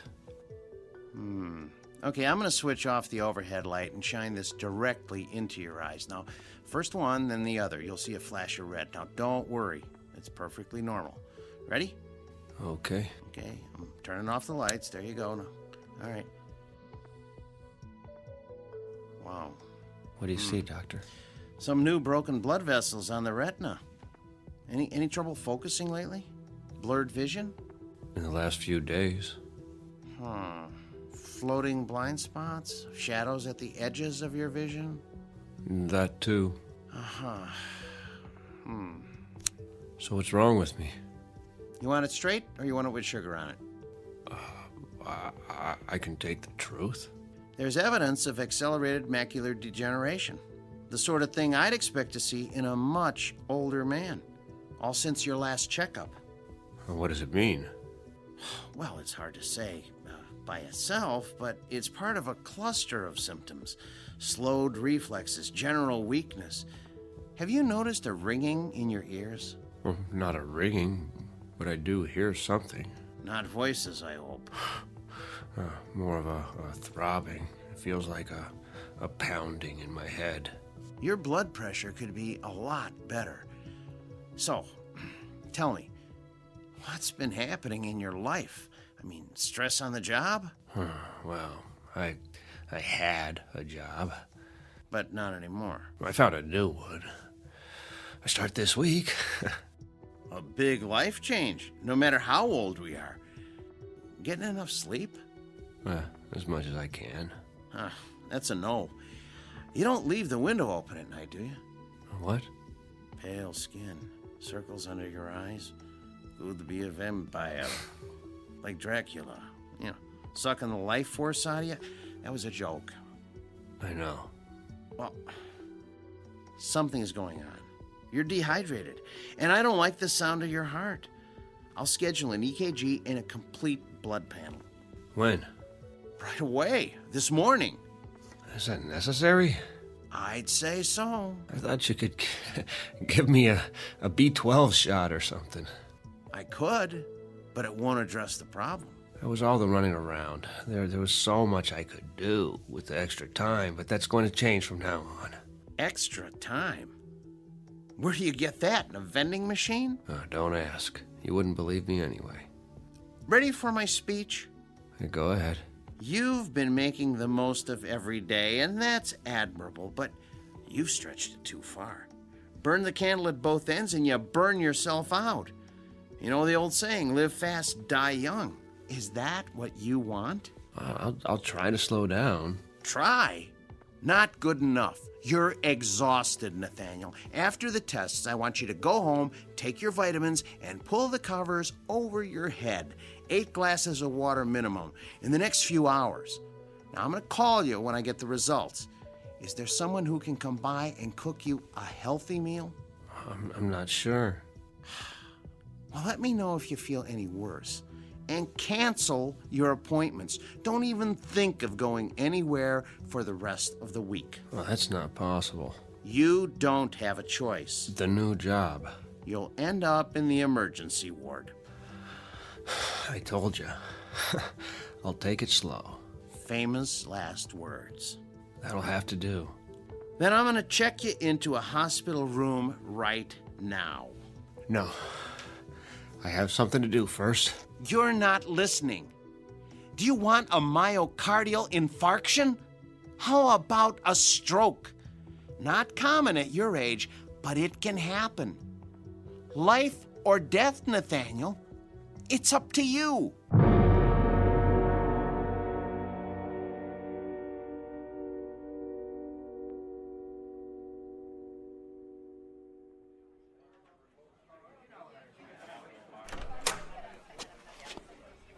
Mr. Harris, are you all right?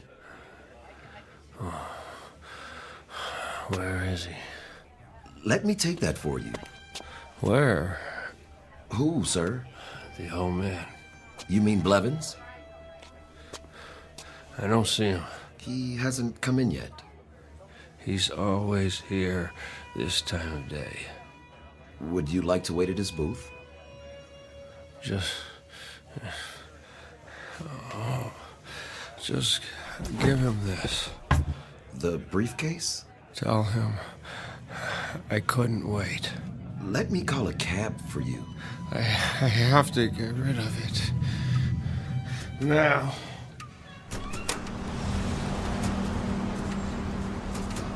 Hey, buddy, watch where you're going. I think there's something wrong with him. I'm sorry. Look, Mommy, that man. I have to get away. Shh, looks like he's crazy. Far away.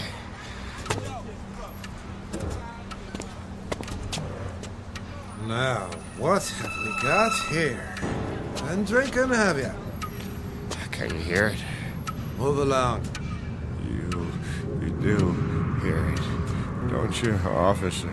Or I'll be running you in for drunk and disorderly. Where's the case? You'll have a case, all right, in front of the judge. I left it, but it won't let me go. On your way. It was you, old man. What are you? Some kind of a psychic vampire. That's it, isn't it? Sucking me dry. Well, I won't let you. I'll Well. Look at Mr. Businessman. Is it happy hour already? Where is he? I'll tell you what, old man. Just give me your wallet, and I'll tell you. Now, if you just hand it over, we won't have any trouble. You have to help me find him. What? What are you babbling about? You don't understand. He has to take it back. What? Are you for real? I mean, what's the matter with you? Stop. Are you having a fit or something? Make it stop. It hurts. My heart. Please. Forget it, you old geezer. I'm out of here.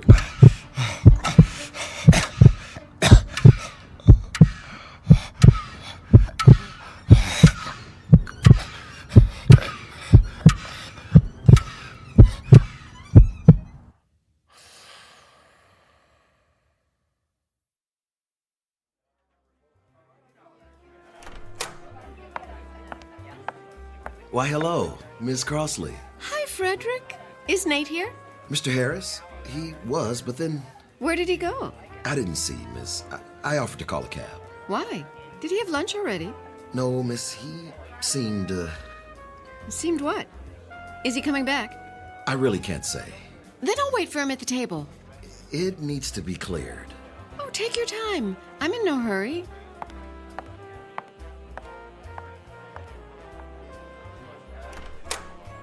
Oh, hiya, Blevins. Freddie, my boy. Didn't mean to be late. So much to do. Oh, do you like my new sport coat? It's the latest style. They call it hot plaid. I held your booth. Oh, and this is for you. He didn't wait. No, sir.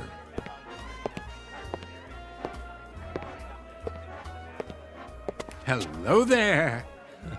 Hello. I do believe I recognize you. From where? This very table. You're a friend of Nathaniel's. What a coincidence. So am I. You know Nate? Please, join me. I'm fine here. Until they clear your table. I insist. Well, I'm sure he'll be along. Besides, I want to show you something. You'll find it quite interesting. Nathaniel did. just for a minute. Follow me, the corner booth.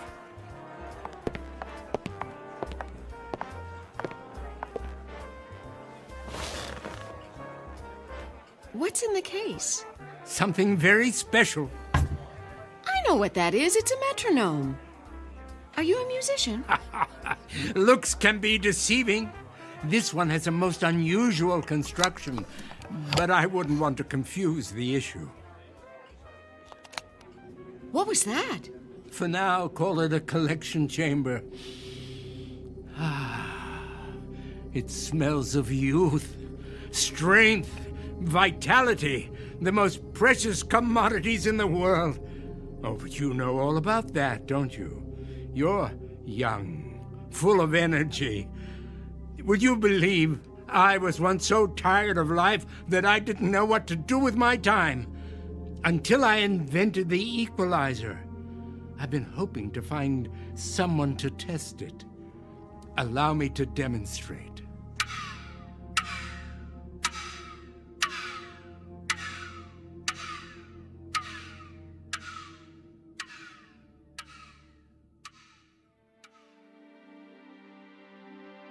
A story about a man named Nathaniel, a victim of the adage that it's better to burn out than to rust. Unfortunately, everything has a price, and Mr. Harris learned too late just how steep that price may be. A man whose hourglass ran out to the last grain of sand. But consider, how different might his life have been had he lived it somewhere other than the Twilight Zone.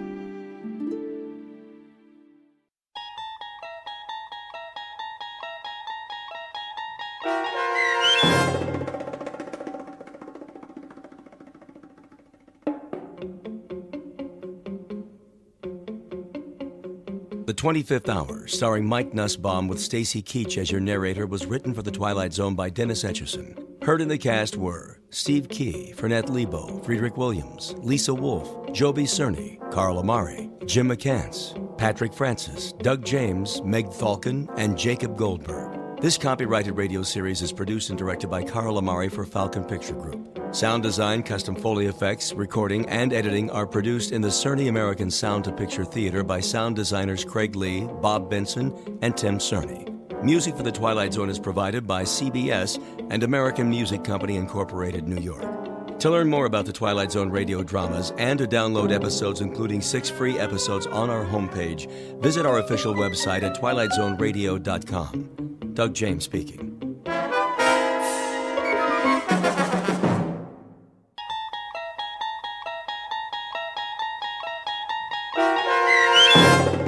People Are Alike All Over, starring Blair Underwood, with Stacy Keach as your narrator, was adapted for radio by Dennis Etchison and written for The Twilight Zone by Rod Serling, based on a story by Paul W. Fairman.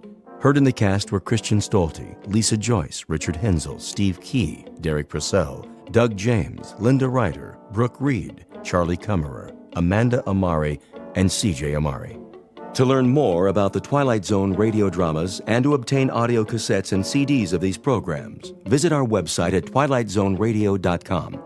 The producers of The Twilight Zone wish to thank CBS Enterprises, Carol Serling, Dennis Etchison, Dick Brescia Associates, Claire Simon Casting, Terry Jennings, XM Satellite Radio, Sirius Satellite Radio, our sponsors, and our radio affiliates for helping make this series possible.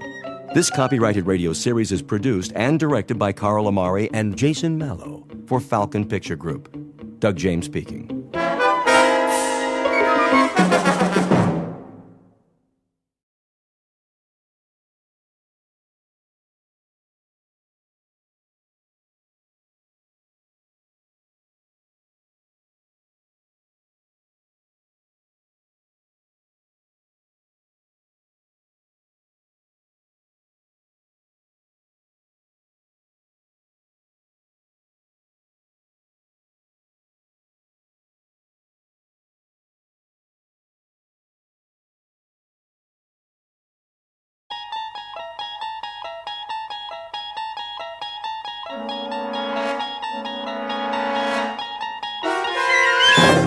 There is a fifth dimension beyond that which is known to man.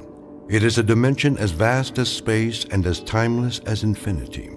It is the middle ground between light and shadow, and it lies between the pit of man's fears and the summit of his knowledge. This is the dimension of imagination. It is an area which we call the Twilight Zone.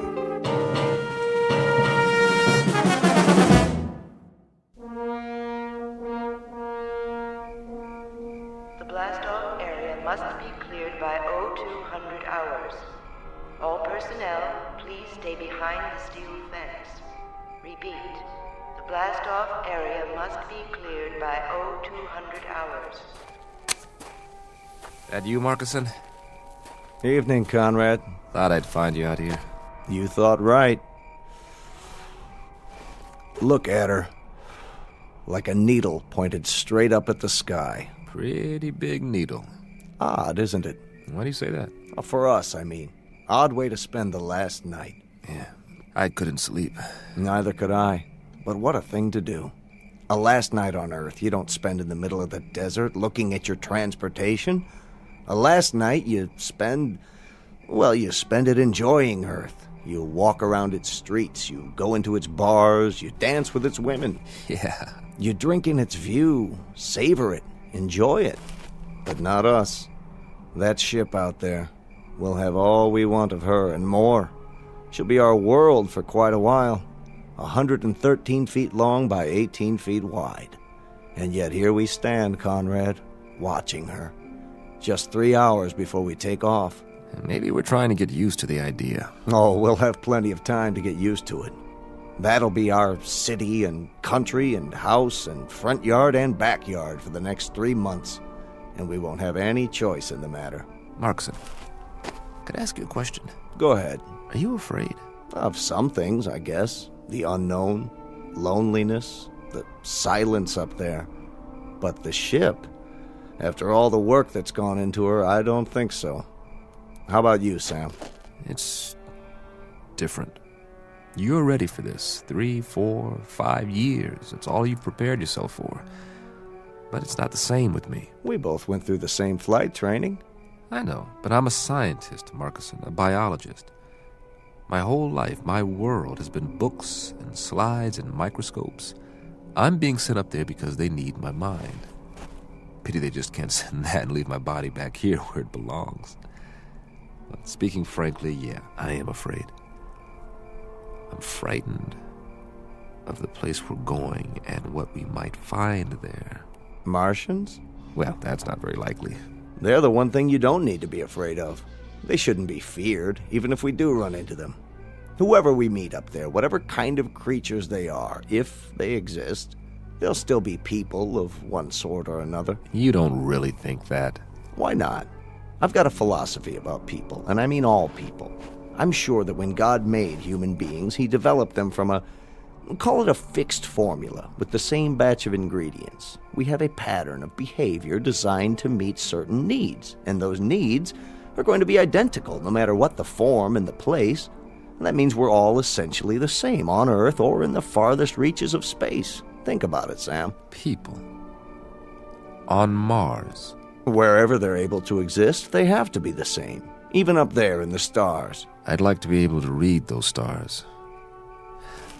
I wish there were an equation that applies. A plus Y equals what? A rocket ship plus 2 men equals... Equals a wondrous adventure. Let's get ready, Sam. We've only got a couple of hours.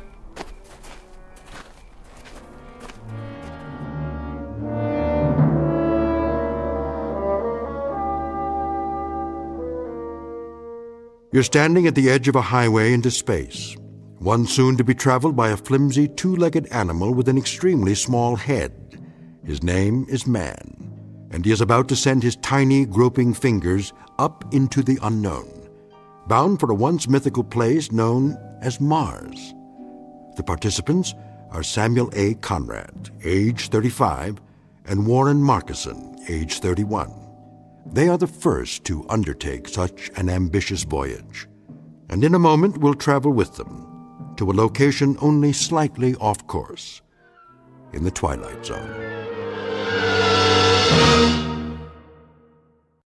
And now, the Twilight Zone and our story, People Are Alike All Over, starring Blair Underwood with Stacy Keach as your narrator. Prepare to correct course? Not yet. Fire retro rockets on my mark. Wait, I said. For what? I want to run a thermal scan on the landing gear. You did that. Well, I'm doing it again, plus a spectrographic on the planet's surface. We can't even see the surface till we correct. By the time we finish the turn, it'll be too late. Too late for what? To change the flight plan, the gravitational field will take effect. Exactly. We cut the main thrusters and fire the retros for a nice soft landing, right? Isn't that right, Conrad? What if something's wrong? Nothing's wrong. But what if it is? It'll take all the fuel we've got for another orbit. We have to be absolutely sure. We're as sure as we're ever going to be. There are too many variables. Atmospheric density, drag coefficients, power consumption. We've been through all that. I just checked the readings. The readings could be wrong. If we're off by a factor of 0.01, we'll miss the landing site completely. I'm going to run the numbers one more time. No, you're not. I'm in command here, and I say we're going in now. At least wait till the planet rolls up on the view screen. I want a spectrographic readout. 5, 4. Not yet. Cancel the sequence. I'm not canceling anything. 2, 1. Fire retros. I said fire. All right, if you won't do it... Don't touch that switch! Fire! Fire! You fool! Strap into your seat now!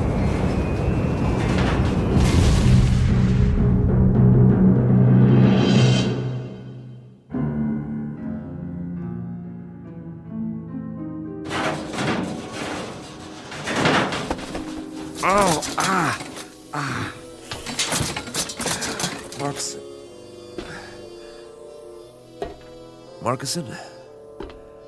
You all right? Markison, where are you? Warren? Warren, can you hear me? Over here. Oh, thank God. After a landing like that? Any landing you can walk away from is a good landing. If you can get this instrument panel off me, I'll try to do that. Hang on. It's split in two. I'll see if I can lift it. How's the rest of the ship? Nose down in the bottom of a crater, as far as I can tell. Air pressure seems to be holding. Here, take my hand. Whoa, whoa. Not just yet, Sam. I've got a little bit of a problem with this leg. But we made it, didn't we? Yeah, we made it. With or without my help. It wasn't your fault. Sure it was. If I'd followed your order... We still would have come down at the wrong angle. The flight plan was off. There's nothing wrong with the flight plan. It's the terrain. It's not like the reconnaissance photos. Close but different. Somehow... Then you were right to be cautious. Do we have power? I don't know. I haven't had time to check anything. Try to get the lights running. It's dark in here. I may be able to rig a new circuit. You do that. I'll give you a hand. Don't be crazy. You can't even stand up. I'll do it. Sam? Yeah? Hurry if you can. Will you, Sam? I want to take a look outside. I want to see what's really there. There's plenty of time for that. Is there? I told you, we've got air. That means the hull's intact. You rest easy. I'll get the medical kit. If you say so, Sam. If you say so.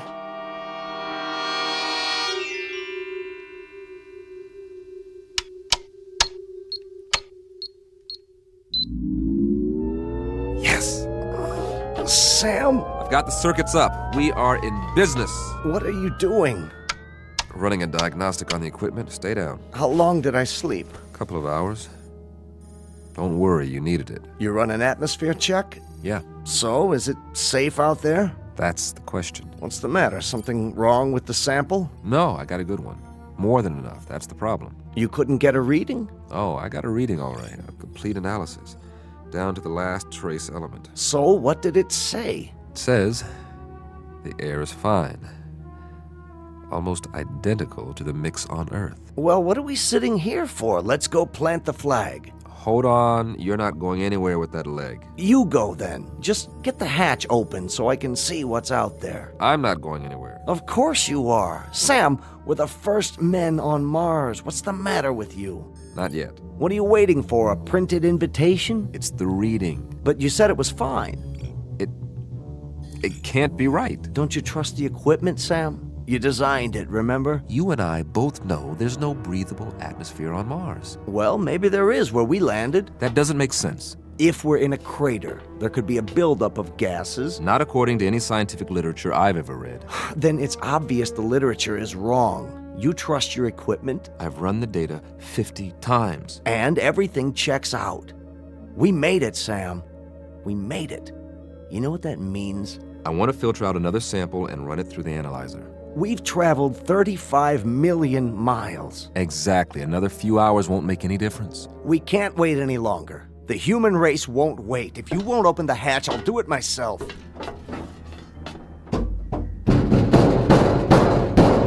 You won't be able to get it open. The hydraulics out. Patch in the auxiliary power supply. You said the circuits are up. I'm telling you, we can't. Maybe you can't, but I can. You're going to wreck your other leg.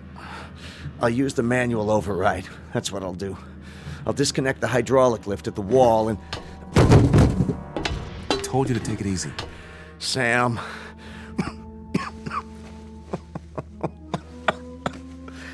Just my luck, eh?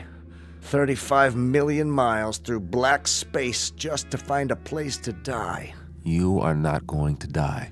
It's all right. Really. It's just that I'd hate for this ship to be my tomb. Do me one favor. Anything. When it does happen, and I think it'll be soon. Don't talk like that. Get me outside, one way or another. Don't be afraid. I've got a strange hunch that if anybody's out there, they'll help you with the funeral. That's how people are. And they are people, Sam. As long as they've got minds and hearts, that means they've got souls. And that makes them people. No. For God's sake, don't die now. Don't leave me alone here. Warren! Warren! What's that? Listen. Do you hear that, Warren? Do you hear that? Something's out there. And it's coming. It's coming right up to the ship. You said that whatever's out there is like us. Well, I don't know that. There's no way to find out, and I'm not ready to find out. Go away! Whoever or whatever you are, go away!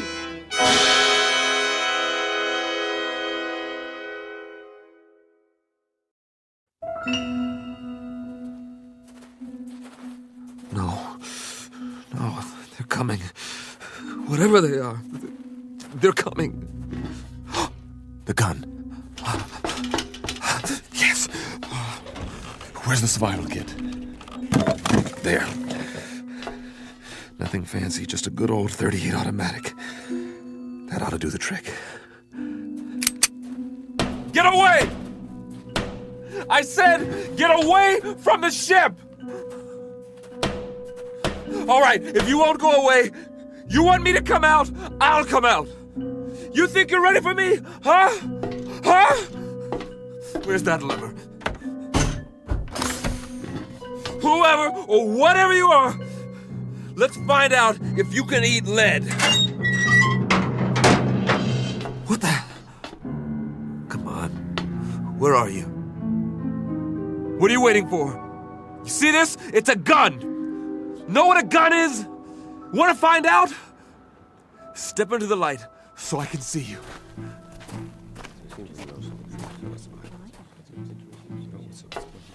But you're people. I swear you are. You're just like me. Face, body, everything. Please, don't be afraid. There's no reason to, you know. What do you have in your hand? Oh, this it's a pistol. It's a... I was only going to use it if... May I see it? What? I suppose so. Just don't touch the trigger. It contains explosive missiles. They're called bullets. We didn't know if you were ever going to come out. We've waited most of the night. Very glad to see that you've finally done so, however. This is amazing. I'm Conrad. Samuel Conrad. That's my name. You understand? Name? We understand, Mr. Conrad. We landed here, my friend and I, in this ship. Crashed, I should say. We come from Earth. Earth? Where I'm from, this planet is known as Mars. We took off in our ship almost 3 months ago.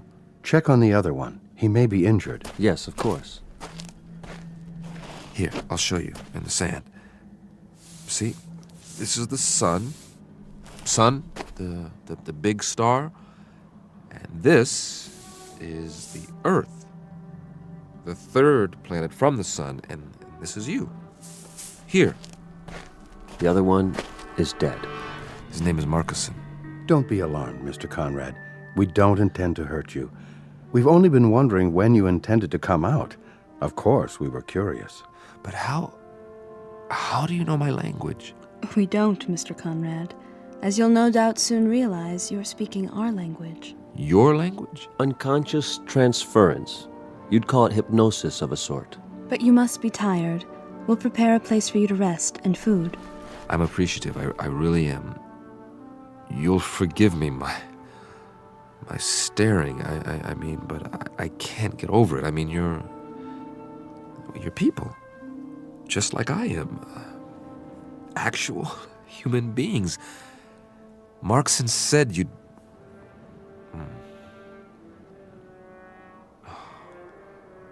Marcus. We'll bury your friend for you. Later on, you can tell us the sort of marker you'd like. That is your tradition, isn't it? Yes, it is. We can also repair your ship for you. You can? If that would please you. Oh, yes, very much.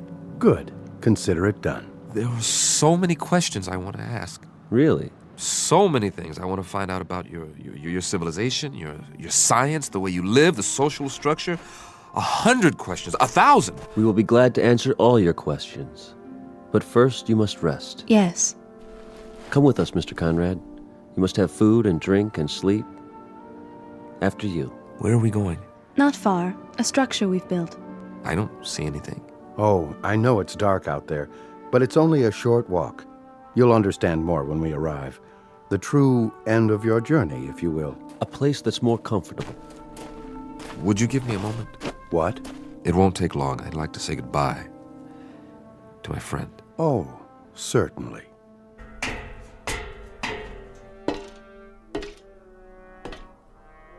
Marcus, I hope you know what's happened.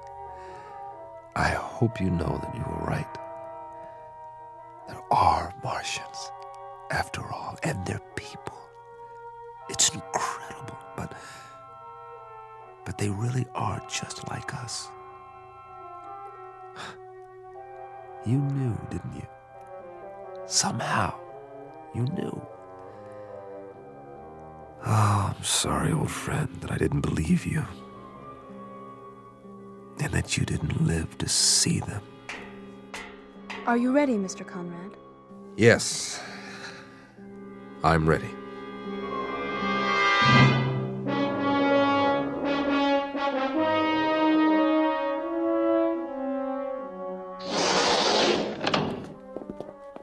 I hope this will do. I'm impressed. On Earth, this would be considered very modern. The angles, the lines. Are the walls stainless steel? Well, not exactly. Something like it. Would this be considered a typical house here? In a sense. It would be the equivalent of an apartment, I believe you call it. Except that there's no furniture. I don't believe it. Everything is built into the walls. What's the power source? Not electricity, surely. It's a simple principle, really. You'll hear all about it, about everything. But we promised you food, your table and chair. From the ceiling. That's brilliant. And on the table, your meal. It will taste somewhat different from what you're accustomed to, but I trust you'll find it agreeable. Here. Thank you so much. All of you. You know, I am hungry. Very hungry. Please sit down, Mr. Conrad, and eat.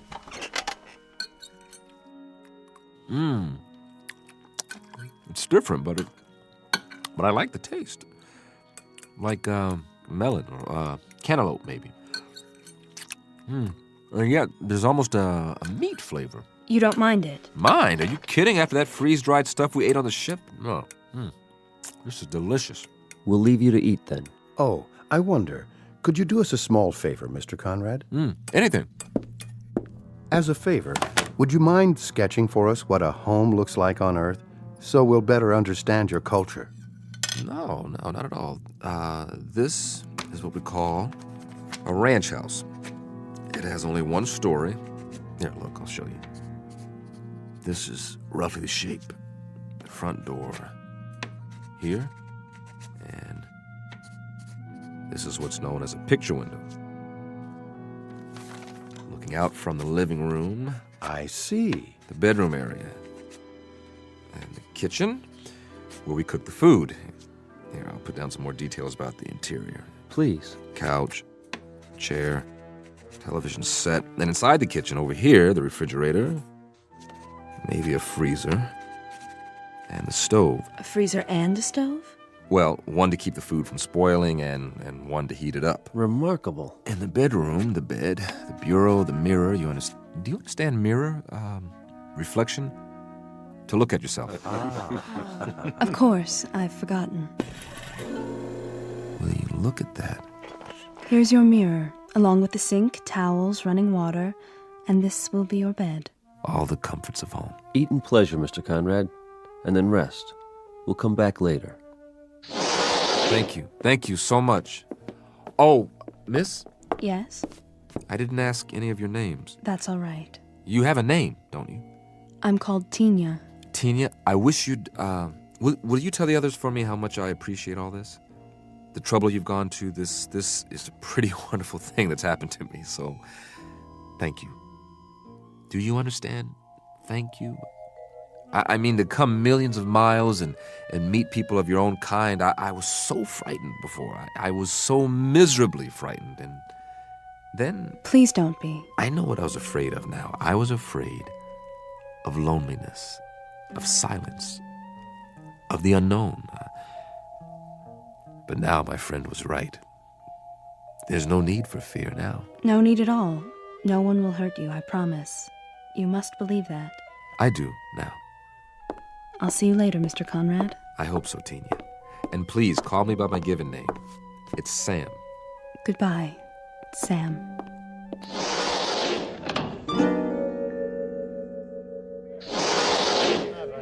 There she is. Sorry, he had more questions. What did you tell him?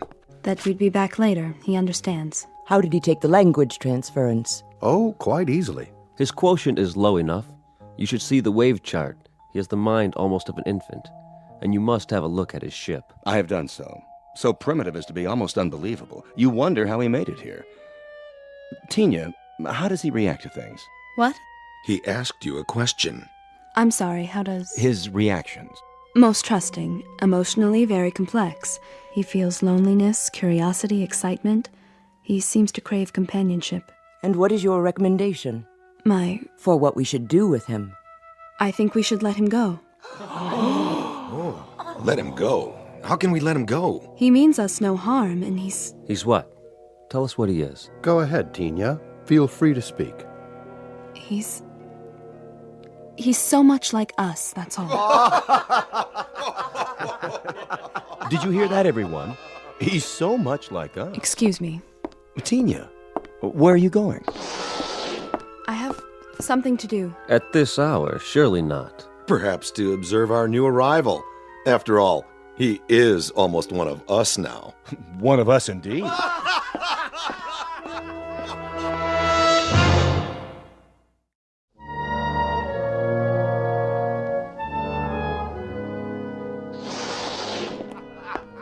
Tina?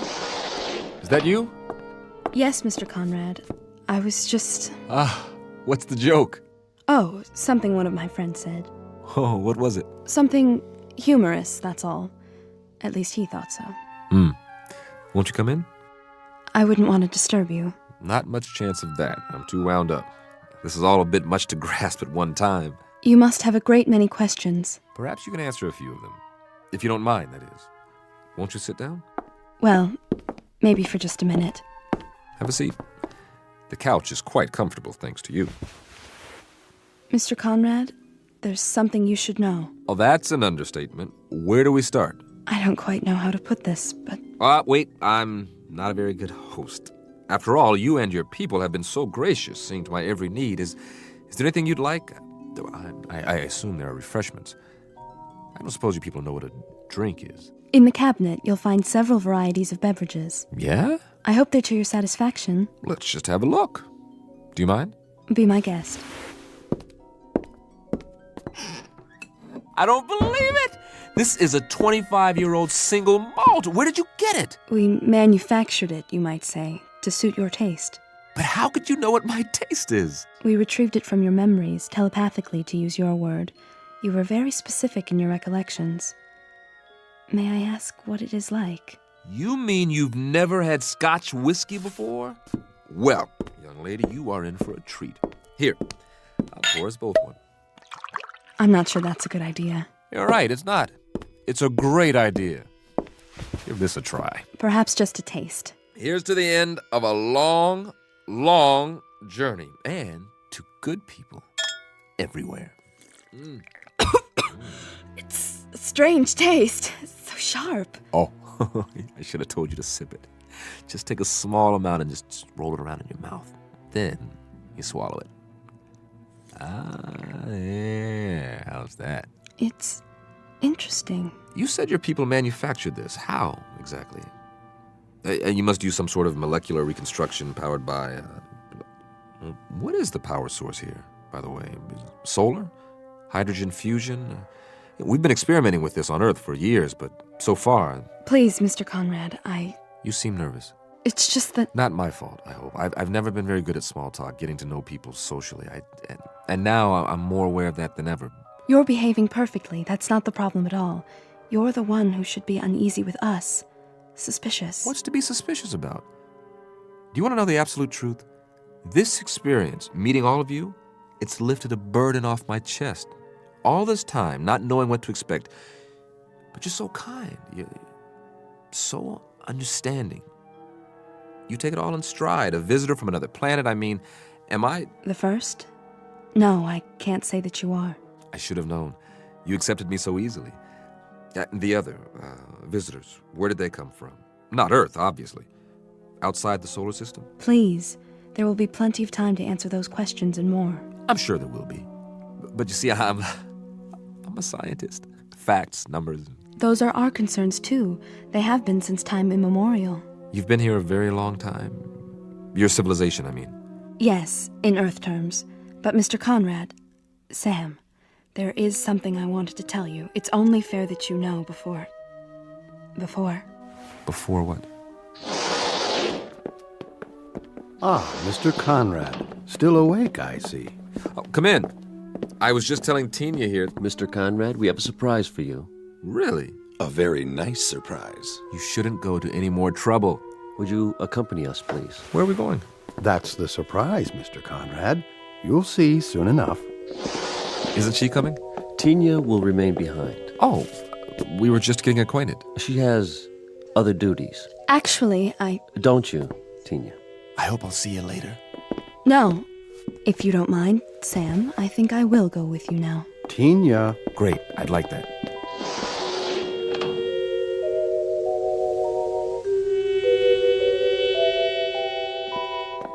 quite a complex you have here.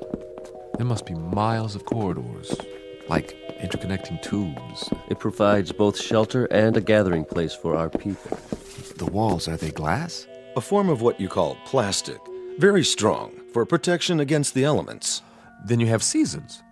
We've seen evidence of dust storms on the surface and, of course, the polar ice caps. We've had to recreate an atmosphere in recent centuries that has wrought havoc with the forces of nature, far more than you might have observed from space. I can hardly wait to take a closer look. Really, Mr. Conrad, you don't want to tire yourself. You should get a good night's rest while you can. No reason to. I feel fine. Does the complex house your research facilities, laboratories, that sort of thing? They are in an adjacent structure. I thought I saw a reflection out there, but it's so dark. All in good time. It will be a few more hours until sunrise. Then, all will be clear. Ah, here we are. After you, Mr. Conrad. What? Allow me to illuminate it for you. But this is... This is what, sir? Why, it's just like the entrance to my house back home. Is it? Yes, this is the foyer, and the living room would be down here. You like it? Do I? It's a perfect replica of my place in California. This is perfect. We did our best. I mean, in every detail. Furniture, the works, even the drapes. If I open them, I bet I'll see my old picture window. No point in opening them now. It's dark. Wait till morning. How did you build it so quickly? We sincerely hope this is the way you're used to living. You didn't miss a thing. The general outline came from your diagram, the rest from your mind. You think very clearly, Mr. Conrad. Very clearly indeed. Strong, clean impressions. Would you care to see the rest of the house? Would I ever? Ah! My kitchen! And my refrigerator. It's filled with your favorite foods, the ones you remember most vividly. Cheese, fried chicken, and pizza. Oh, I'd love to have some warmed over pizza right about now. This is really fabulous. I don't know how to repay you. Your presence is quite enough. Now, I really, truly appreciate it. We wanted you to feel at home, Mr. Conrad. Do you? Well, I never saw it this clean. Splendid. In that case, we were wondering if you'd mind remaining here for a little while. Oh, sure. And about my spaceship. Take your time. Your spaceship? You said you'd be able to fix it. Oh, yes. We'll restore it to its original state and then transport it here, outside your residence. It will be in perfect working order. That's great. You expressed interest in seeing more of our people. We'll arrange that first thing in the morning. I'm sure they will be most interested. I'd be delighted. For a little while longer, then. Enjoy yourself, Mr. Conrad. Enjoy your house. You bet I will. I can hardly wait to sleep on a real mattress again. Oh, let me show you out. That's not necessary. Sure it is. This is my house, isn't it? It is, sir. It most certainly is. What's this in the vase? You call them roses, don't you? Well, yes, but how? We had a little trouble with the petals. So delicate. If you examine them closely, you may find them somewhat imperfect. I doubt that very much. Here, I want you to have one. It's my way of saying thanks. Thank you. I'll keep it to remember you by. But we'll see each other again, won't we? What? Are you crying? Come along, Tina. I'm very happy to have known you, Sam. Time to go. Sleep well and wake refreshed.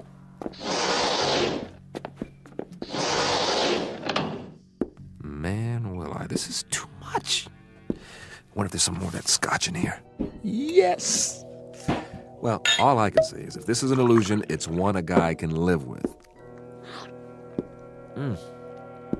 This is the best scotch I've ever tasted. I think I'll just sit down here, put my feet up. This is the greatest. Absolutely the greatest.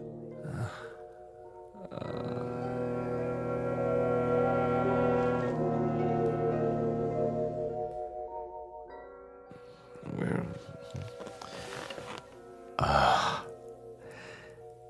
It wasn't a dream. I really am here, after all. Never even made it to bed. That's okay. Whew. Slept like a baby. Must be morning by now. Well, let's take a look out of my famous picture window and see what morning's like on Mars. Oh, you look at that. Red sand. Red hills. Ooh, oh, wow. They made the window so it retracts automatically.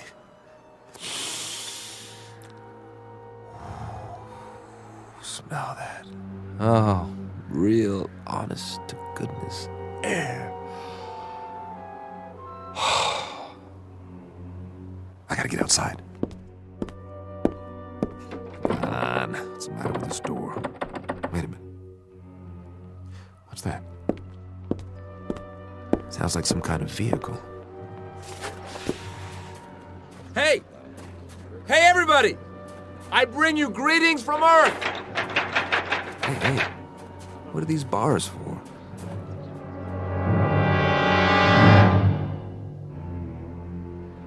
Everyone, please exit through the rear of the tram. Over here! I'd like to shake your hands, but I'm locked in. Go to the main window, please. He's still in quarantine. What's he talking about? Why are you all looking at me like that? Please don't touch the bars. Hey, what's going on? Hey! This is our latest acquisition. No, it can't be. My ship. They said they'd move it here.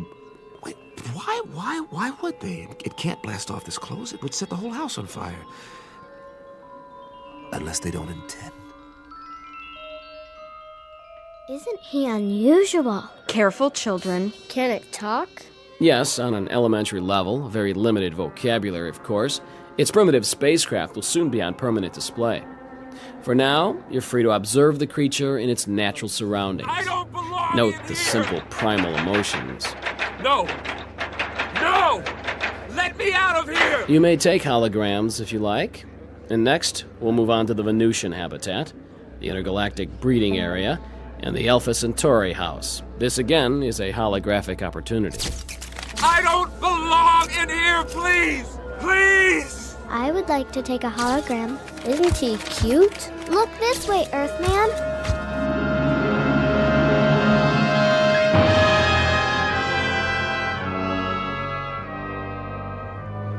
You were right, Marcus.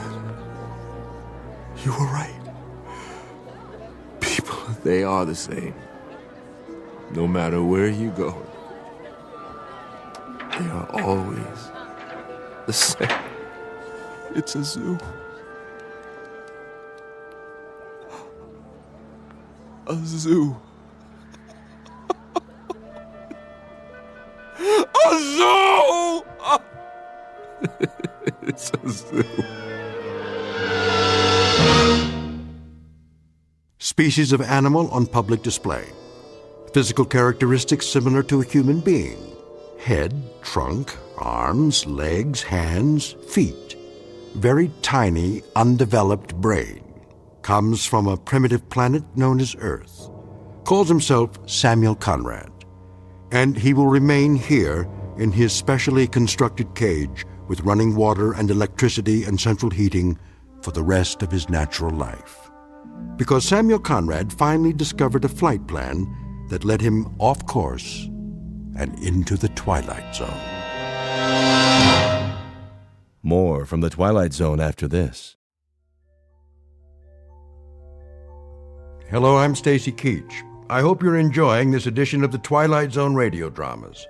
To learn more about this series, be sure to log on to our official website at twilightzoneradio.com. You'll find special discounts on our Twilight Zone audio collections, listings of our radio stations, links to other websites, and a photo gallery of our recording studio and some of our stars in action. Plus ways to contact us with questions or comments about the show. And for a limited time, when you log on to twilightzoneradio.com, you can send in for a free CD of the show. So be sure to visit us at twilightzoneradio.com.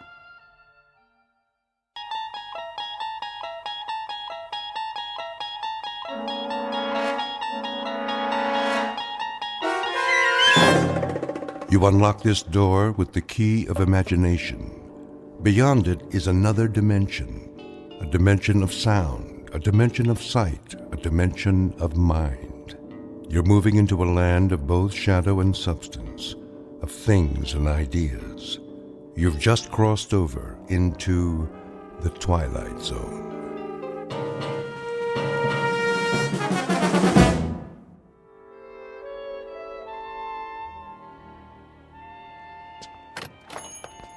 Yes, and will that be all then? No.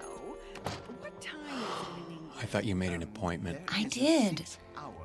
Oh, come on, honey. You're not in that much of a hurry, are you? Yes. What about mad cow disease? Well, clear the room then. Tell them they're keeping the head of McClellan Enterprises waiting. Tell them that we... All right.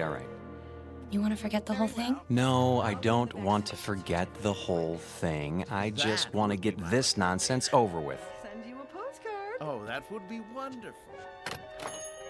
Bon voyage. Ta-ta. Yes, ta-ta. Come on. Hello. May I help you? Mr. Spirito? I am he. We're the Ransoms. My wife called for an appointment. Oh, yes. Please be seated.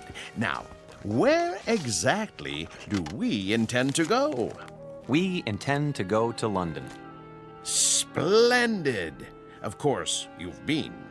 Oh, no. Charming place.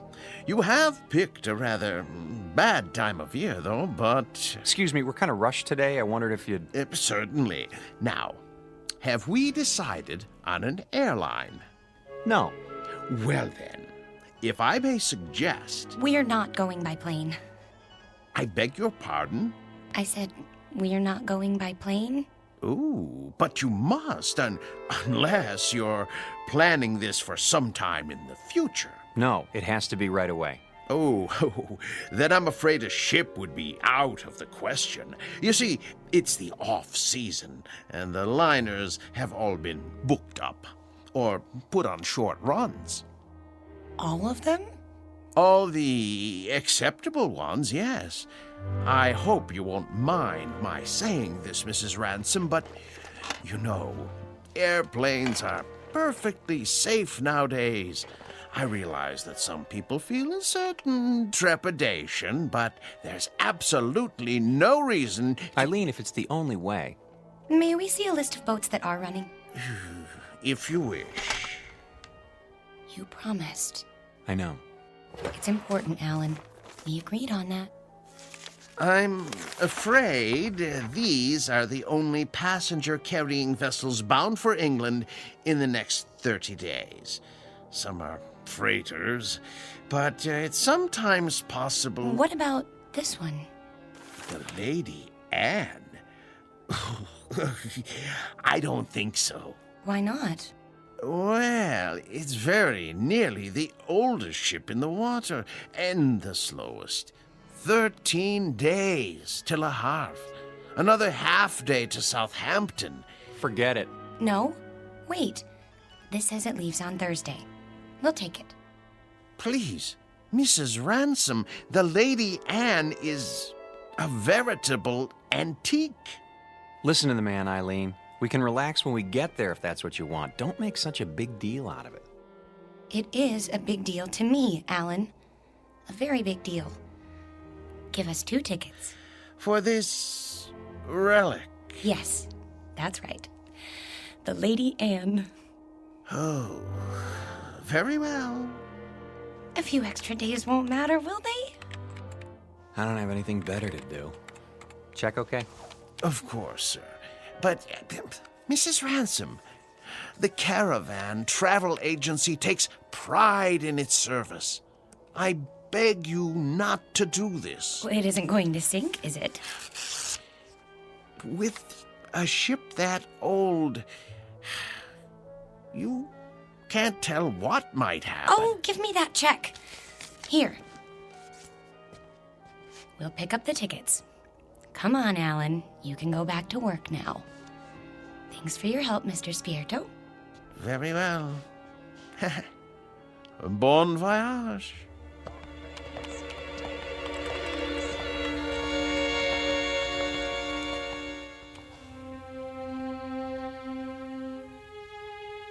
Portrait of a honeymoon couple about to embark on a journey. Like most newlyweds, they've never traveled a great distance together, nor have they become truly acquainted. But there is a difference. These newlyweds have been married for 6 years, and they're taking this honeymoon not to start their life together, but to save it. Or so Mrs. Ransom believes. She's not sure why she insisted on an ocean liner, except that it will give them some much-needed time together, even if it is the Lady Anne. The tickets read New York to Southampton, but this old ship is bound for a very different port. Its final destination? The Twilight Zone.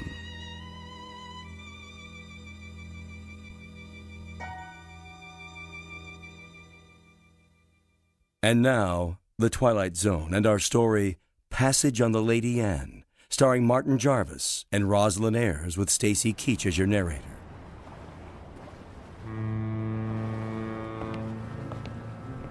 Perfect. Foggy night. Can't even see the ship. Where is everybody? Already on board. We're a few minutes late. I was ready. If you hadn't taken so long packing... There it is! Oh, Alan, isn't it beautiful? No, not it. She. The ship happens to be a lady. Sorry.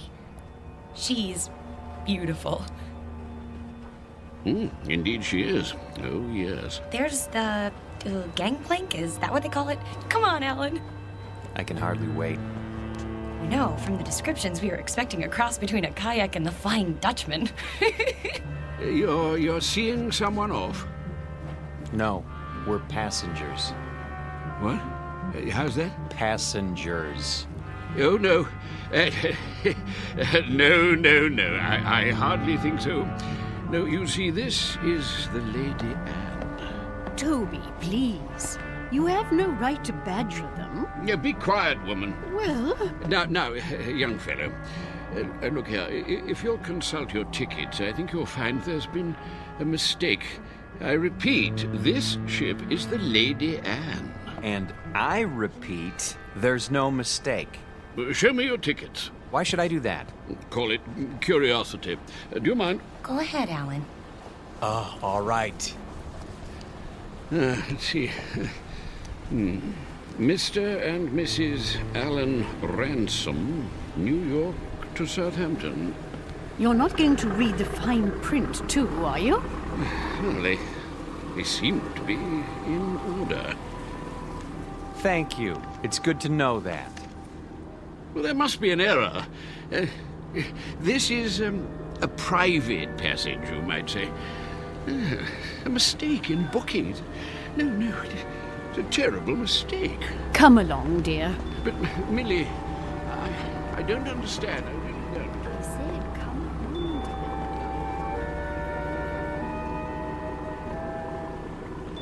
Well, I guess that's how the British say welcome aboard. Oh, don't get your back up. You'll be twice as cranky when you're his age. Bet we can beat him up the ramp. Not too late to turn back, you know? I mean, think of being cooped up with me for 14 days. I made a promise and I'm going to keep it. Isn't that good enough? Sure. Not very steady. Really gives you confidence, doesn't it? At least try to enjoy this. One moment, please. Your names? Ransom? Yes, I see it on the list. Do you want to see our tickets, too? Everything seems to be in order, sir. Stateroom 24, down that flight of stairs. Thank you.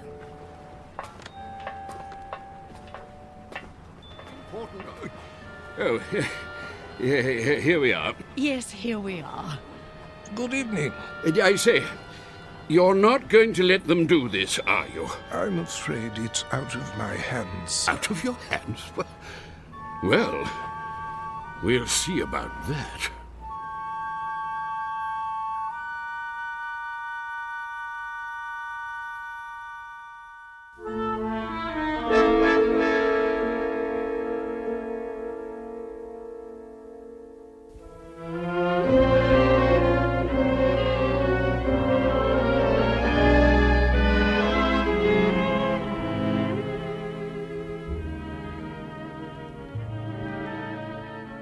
hope they got the luggage on board. It'll be waiting in our room. You'll see. It better be. We're due to take off in 10 minutes. Take off? Sail. Disimport. I think it's disembark. Right. Alan, you have to admit, it's a real showpiece. Did you notice this carpeting? And the oil paintings? And brass everywhere. Great, where's the bar? I could use a drink. Number 24. This is it. What in the... Alan, look! It's like an old-fashioned drawing room with a tapestry and gold everything. Pigeon's blood vases. I don't believe it. Are those plaster cupids on the ceiling? Oh, it's marvelous! And the canopy bed. Shaped like a swan. It's got a goose feather mattress. Oh, Alan, isn't this fabulous? It's probably the most ridiculous room in the entire world. You realize that? Probably. It is. And you actually like it. Don't you? Look at this chest. It must be 100 years old. A bowl of fresh flowers on top. And even a box of candy, shaped like a heart. At least the luggage is here. No kidding. You think we can take it for 2 weeks? I mean, with all this... There's the whistle. Come on, let's go up on deck. Why? Why? That's what you do. Haven't you seen any movies? Hurry.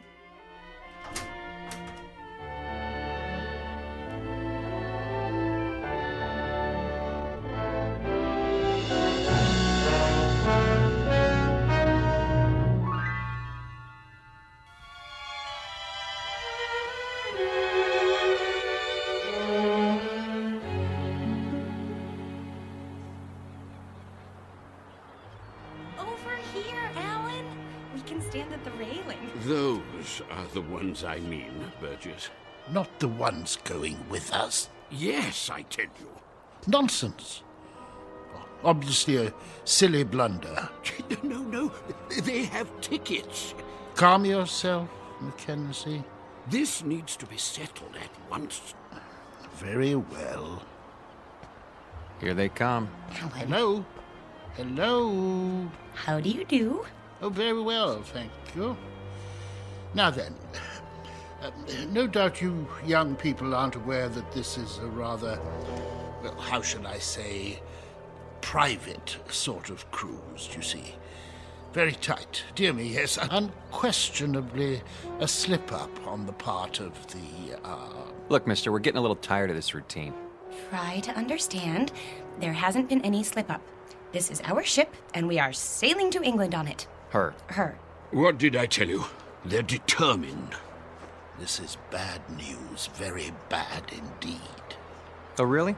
For you or for us? Don't argue with them, Alan. See here, please, this may seem odd to you, but we're actually trying to be of help. Yes, exactly so. You see, there are things you don't know about this ship. Yes. But what does that mean?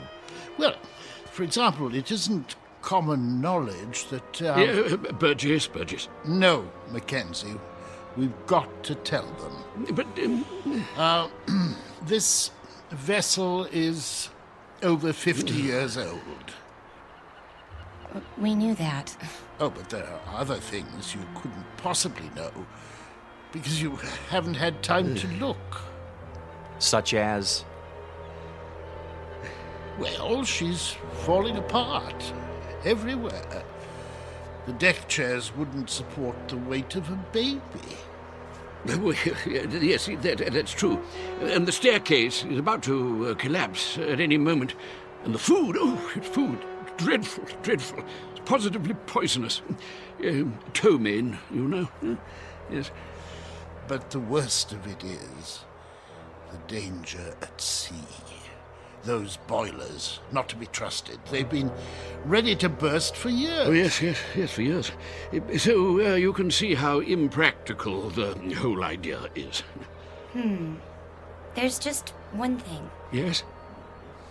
If it's such an awful, dangerous ship, what are you doing on it? What? Oh. Yeah, well, we're old. And eccentric. Well, yes. Well, we're young and eccentric. We like impractical things, the challenge and all. Besides, we think it's an absolutely charming boat. Last warning. They'll be pulling away the gangplank at any moment. Look, you'll be quite bored. We never get bored. Do we, Alan? Nope, not at our age. You're sick, then. Yes, you'll get sick. No stabilizers. She rides like a washing machine, I can tell you. Sounds like fun. I think I've heard about enough. Wait. I have my checkbook. What's that for? I am prepared to pay you double the amount of your tickets. This is ridiculous. No, I want to hear it. Pay us to do what? If you will abandon your plans, I'm sure you'll find another booking, something more suitable. That's a very generous offer. Yes, very much more suitable. Alan, you're not considering it, are you? Well, what do you say? Not a chance. Triple the amount, then. Yes, triple. No. Very well. I am forced to extremes. Sir, madam, if you will leave the Lady Anne at once, I will give you the equivalent of, let me see, 50,000 American dollars. 50,000 American dollars. Yes, which I will match. Well, I haven't got to go on me, but making it a total of 100,000. Yes, 100,000. Well. You're talking my language now, gentlemen. Alan! Let's say pounds sterling, shall we? In pounds? Or better yet, an even $250,000 U.S. currency will be fine. No, that amount is completely unreasonable. I'm sorry. No. In that case... But... Sorry. Let's go, honey. You must reconsider. You don't understand the implications. Look, fella. Ever since we picked this tub, people have been doing their best to discourage us. I don't know why, and I don't care. But if you're worried about brash Americans crashing your cozy little tea party... No, it isn't that at all. Forget it. From now on, leave us alone. I'm proud of you. Thought I'd take the money, didn't you? Well, for a minute there, I didn't know. Oh, look! We're moving! Off to a great start. I could use that drink now. Me too.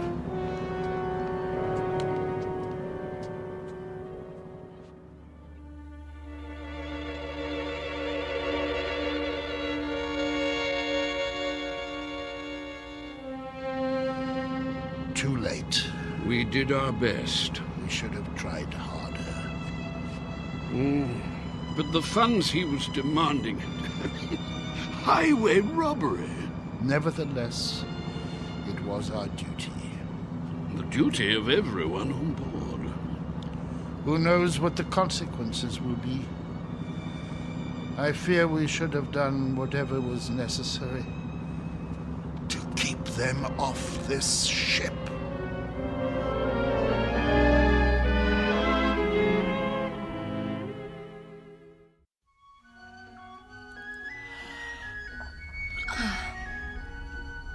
Alan? Yes? You're already dressed. Why are you up so early? It's almost 11.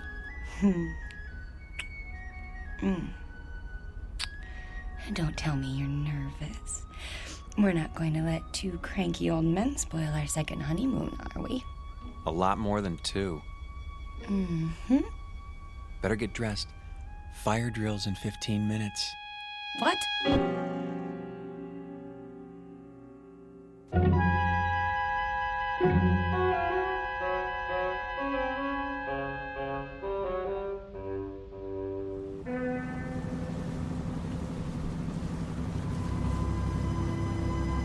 Honestly, you could at least tell me what this is all about.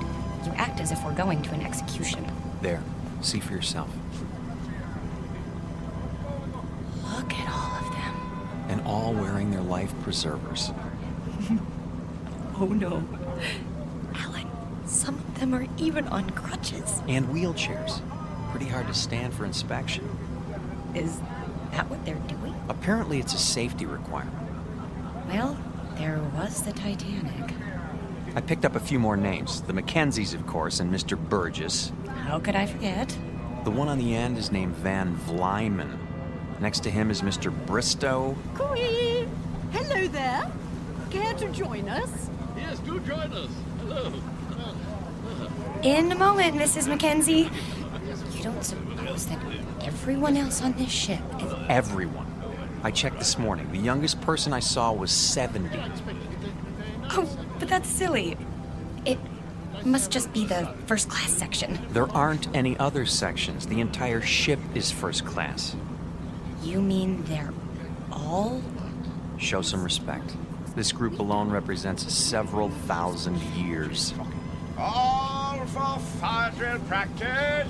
Remember, Eileen, getting there is half the fun. Chin up. Your life jackets. Oh, thank you. Now then, as soon as you're all ready.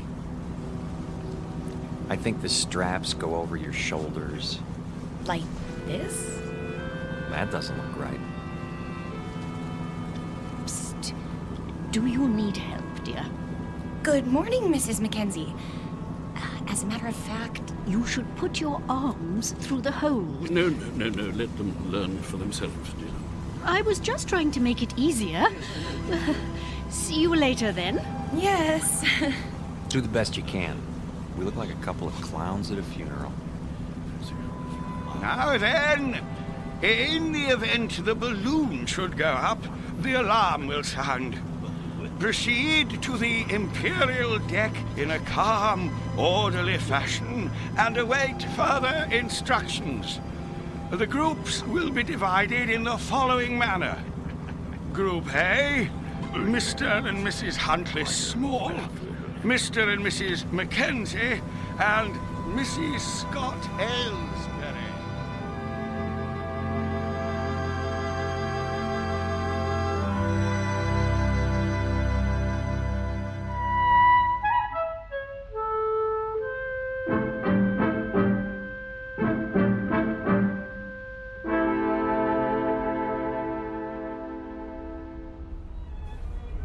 Here we are.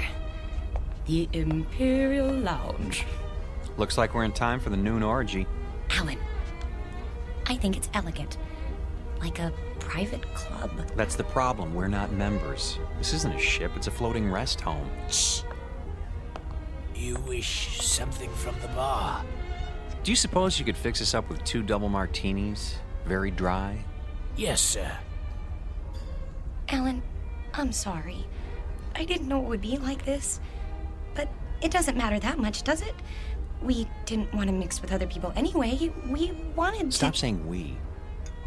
If you'd listened to me, we'd be in London by now. And you'd be in a business meeting. Not necessarily. Yes.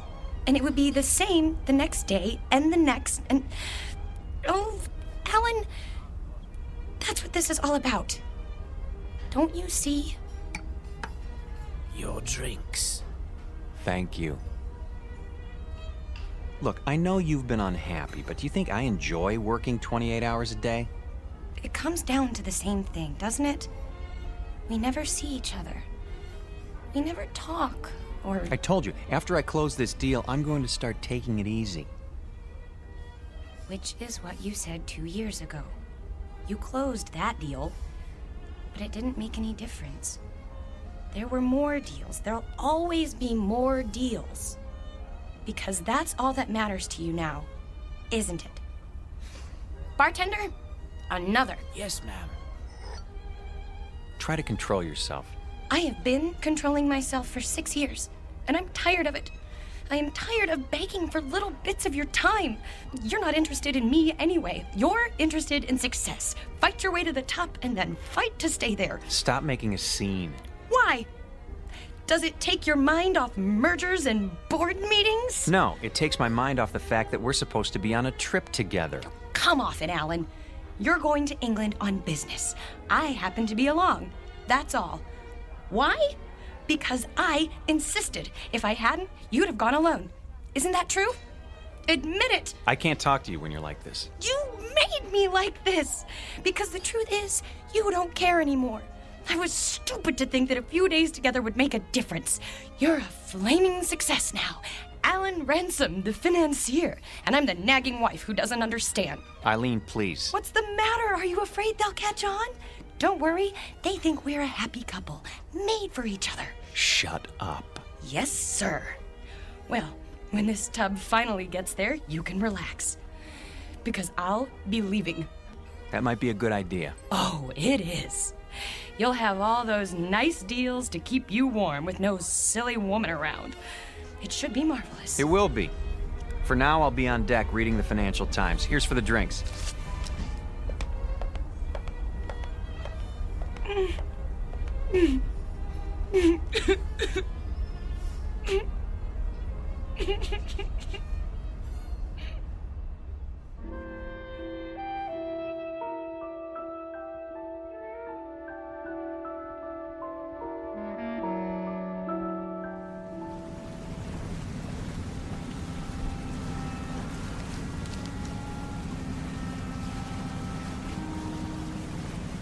I say, you two, excuse us.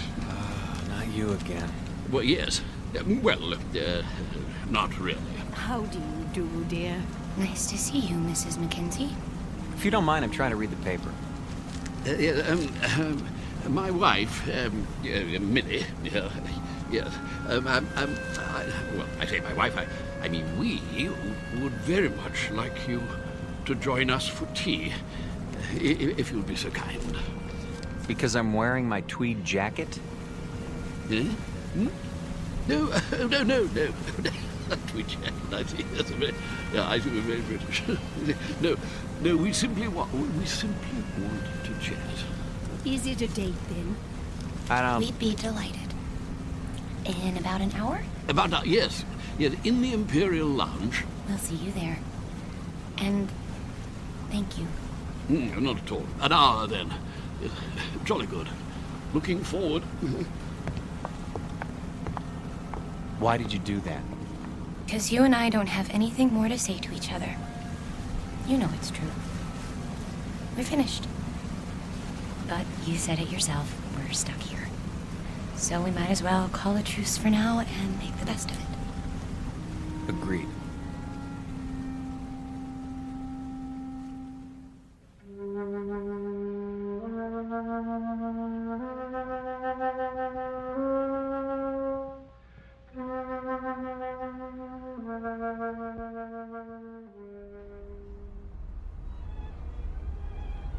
Hello. Over here. Hello again. My dear.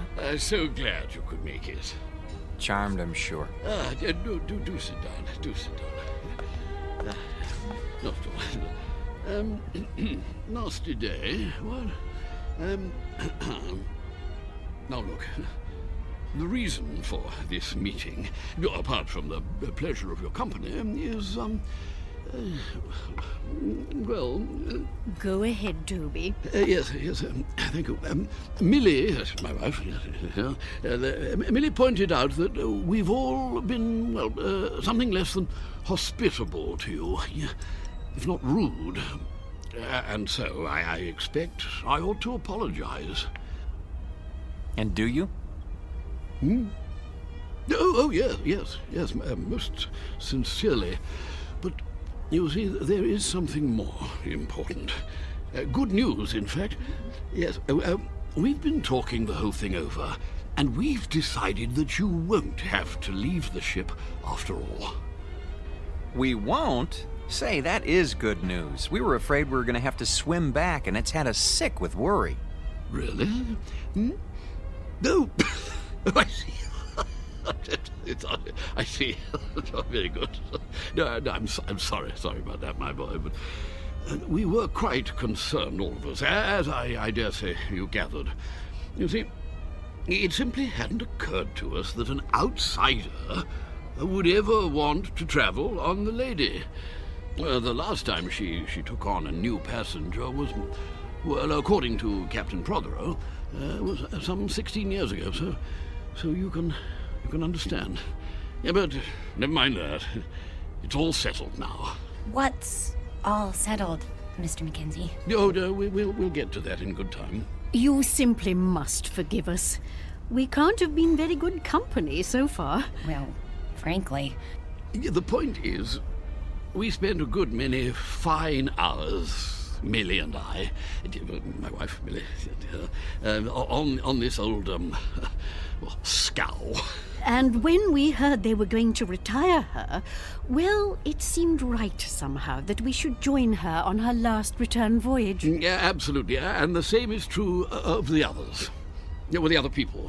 And that's what accounts for the number of senior parties aboard. We didn't understand. No. And you still don't, really. More tea?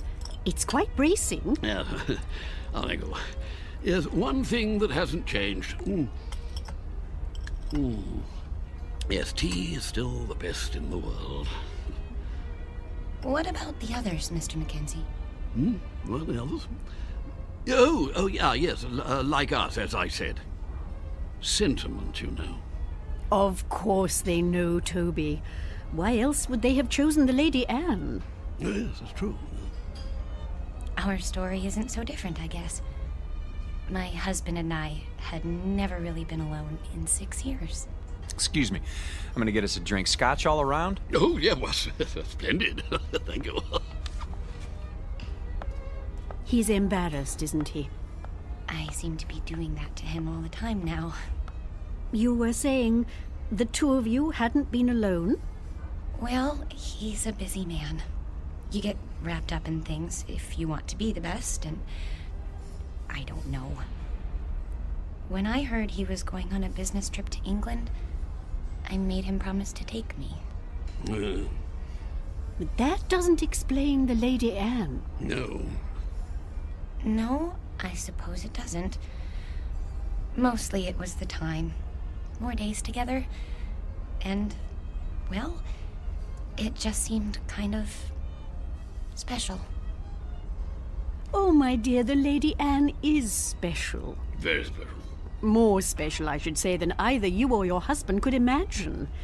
You see, this is the ship Toby and I sailed on when we were married, which would be 53 years ago. 52. Yeah, she was a splendid thing then. The ship, I mean. No. Oh, Toby, really? I thought you told us it was an old rust bucket. Not it. She, yes. Oh, I should have been struck down by lightning for such a fearful lie. Mrs. Ransom, mark this. The Lady Anne was the finest ship that ever crossed the sea. Queen of the fleet, she was. Oh, yes, indeed. Is, Mackenzie, is. No other ship can touch her. Quite right. Sit down, Burgess. This is an old companion of mine, Ian Burgess, Mrs. Ransom. Ah, yes. Congratulations. I don't follow. I hear there's been a decision made in your favor. Not now. Nonsense. Quite a relief, I must say. What is? Why, what else? My good lady, you are in luck. How so? Well, haven't you told them? It's about you and your husband. It seems you won't have to die after all. Oh, I'm so sorry.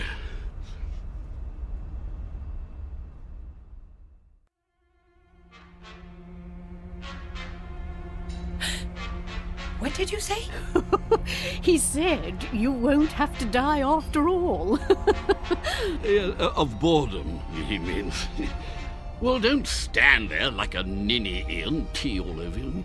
Yeah, but sit down, sit down. Yes, to be sure. Sorry, I seem to have spilled my tea. Yeah, well, you see, Mrs. R., she was the only one of her kind, specialized in honeymooners. That was her freight then, yes.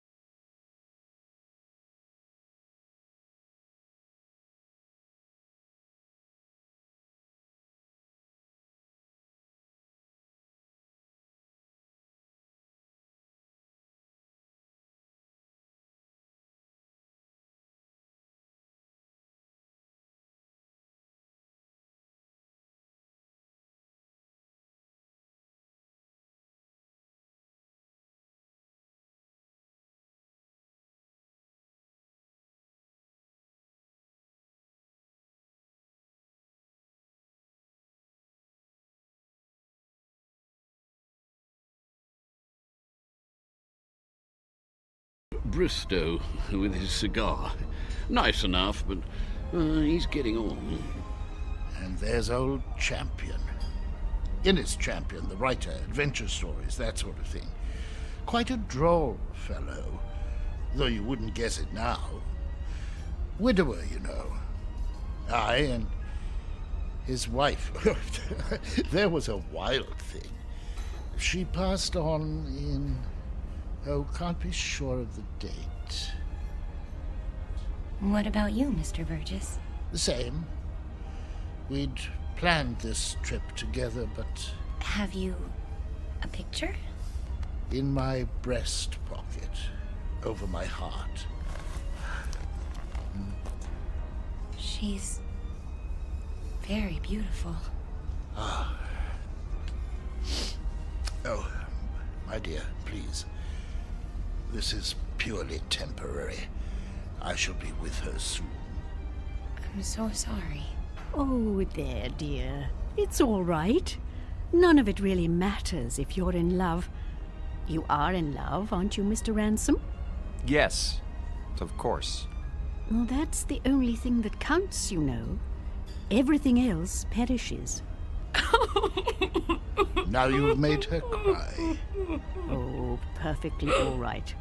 I cry all the time, don't I, Toby? All the time. Well, I don't.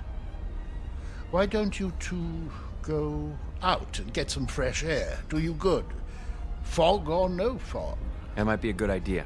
Yes. We'll see you later. Of course you will.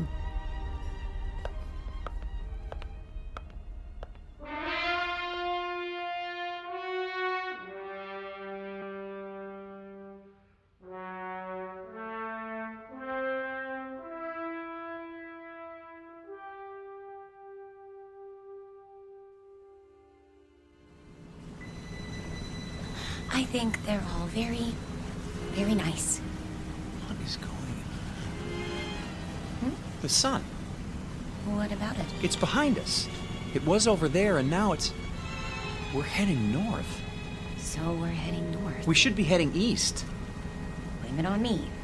Everything else is my fault. Why not this? There you go, starting again. I don't know what I'm doing here. Look at them down there playing shuffleboard. Or sitting, wrapped up in their blankets. Really, Eileen, this whole idea was ridiculous. Eileen? Eileen, where are you? Eileen? Eileen!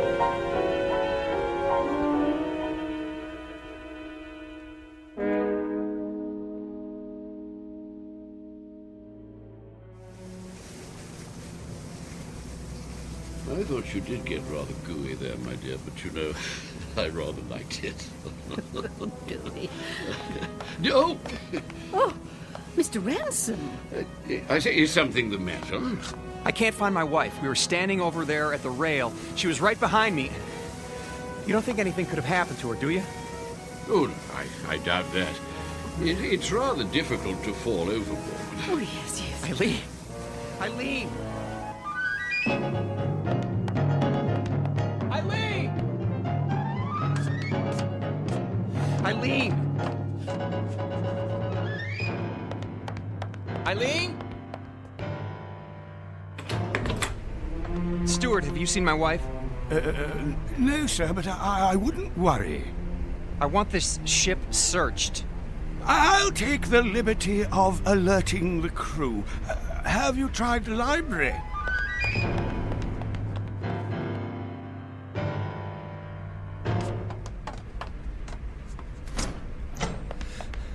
Eileen? Not here, sir. She's got to be somewhere. Still looking, sir. Haven't you found her yet? Easy, sir. We'll let you know. Eileen? Eileen, where are you?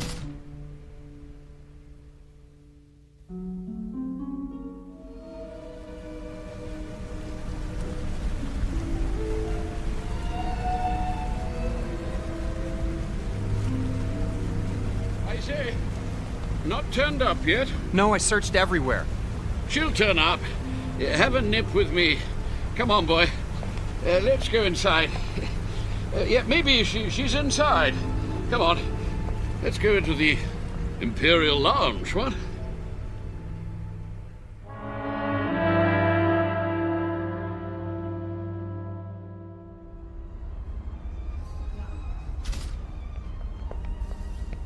Two whiskeys. Make 'em strong. I can't believe it. She's gone. It does seem that way. But of course it isn't so. You've just missed her. You don't know how much. A toast to the Lady Anne. Here, here. Oh, yes. Here we Here, go. here. Lady Anne. Yes. It's a pity. What's going to happen? A crime. An evil, black-hearted crime. Easy, Burgess, easy. Easy? Gad, they want to scrap the lady. Outlived her usefulness. Nonsense. A little slow, perhaps. Speed. That's all that counts now. Why? What's the rush, eh, Ransom? I see your point. Freddie, another gin. That's the state of the world today. It's a plot, doubtless of communist origin. Who wound him up? Burgess, do sit down. Haven't you eyes, man? The Lady Anne was condemned because she represents a better way of life. She's grace and manners and tradition. She's the Empire. I say, somebody turn him off. Silence, Adicott. The beasts are at the gate, and we stand about like statues, with our medals gone to rust and our swords broken. Soon they'll reach up their hairy hands and pull the Queen down from her throne. Scrap the lady? They'll scrap the world. Poor chap. He'll feel better later at the party. Another drink, Mr. Ransom. Mr. Ransom?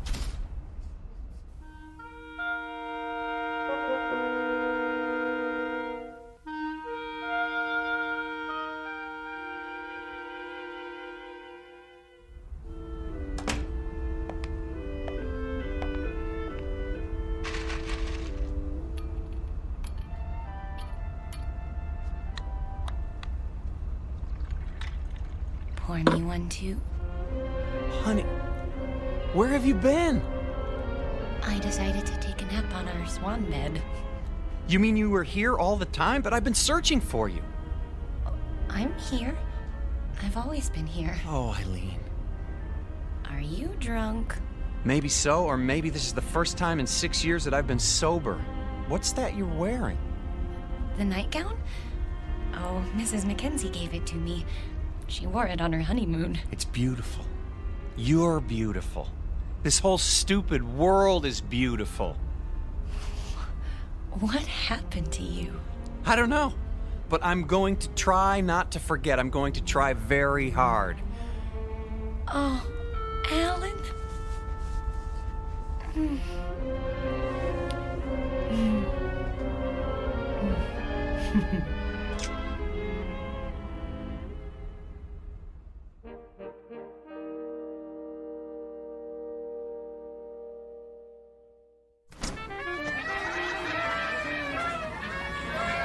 Will you look at all this? Balloons, ribbons.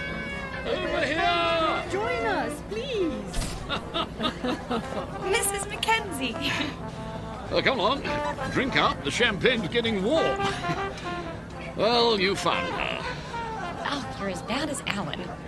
I think we'd like you to meet Captain Prothero, Mr. and Mrs. Ransom. Happy to meet you, sir. My pleasure. You've had a pleasant voyage, I trust. Oh, yes. We're grateful to be a part of it. Indeed. Your presence has been good for us as well. You packed your things? Shh. They don't know yet. Oh. Well, I suppose it doesn't matter. Know what? Nothing important. If you'll excuse me, I have to make some preparations. Be back shortly. You look positively radiant, my dear. The Lady Anne has worked her magic on you. She... and you. All of you. I'd forgotten some things. How to relax. I was so busy, I lost sight of what's important. It won't happen again. I say, let's drink to that.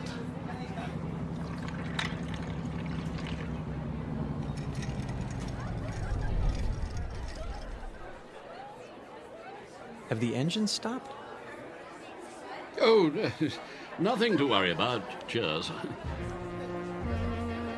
Mr. Burgess, why are we having a party now? We're only partway there. You'll understand soon enough.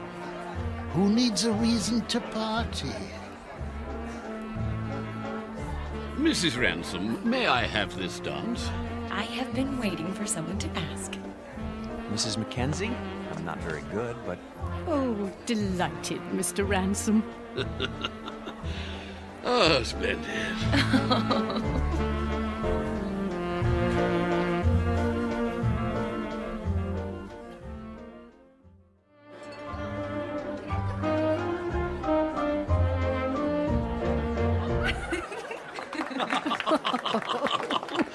Oh, very nice. Well, I see they haven't gotten them fixed. What? The engines. The engines? Oh, there's nothing wrong with the engines. Ready now? Your luggage has been collected. Luggage? Really? Should have told them. Didn't want to spoil the party.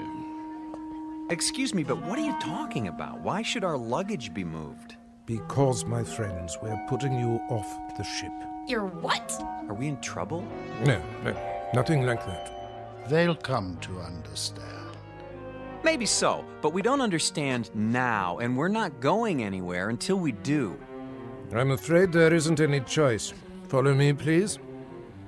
Alan? Is this some kind of gag? You don't just put passengers off a ship in mid-ocean. Steward! Captain! Draw your pistol. Yes, sir. You're kidding, aren't you? If you'll do as the captain says. This way. I tell you what, we'll all go. Alan, what's going on?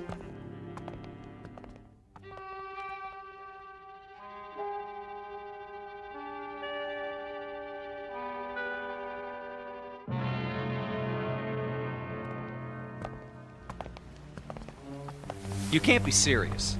There's nothing to worry about, my boy. Your exact position has been radioed. Even now, help is on the way. Alan, I'm not kidding. Captain, this is outrageous. Your luggage is in the boat. There's a tin of biscuits.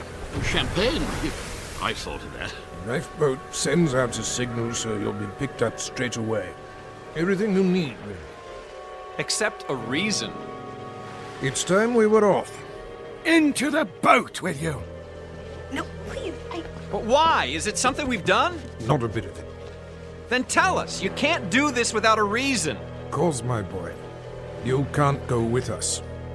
Not yet. Yes, come along. Not where we're going. Oh, no. Step carefully, please. We liked you people. We thought you liked us. They do, Alan. Don't you see? They do. Lower it away. Don't forget the blankets. Alan, look. Everyone's at the rail. Goodbye. Bye. Goodbye. I say, what are those papers, dear? They're your letters, Toby. Don't you remember, dear? I've kept them for so long. You're throwing them overboard. They deserve a proper burial at sea. I won't be needing them now, will I? No, dear. Not anymore. Listen, the engines are starting again. They're moving. So are we.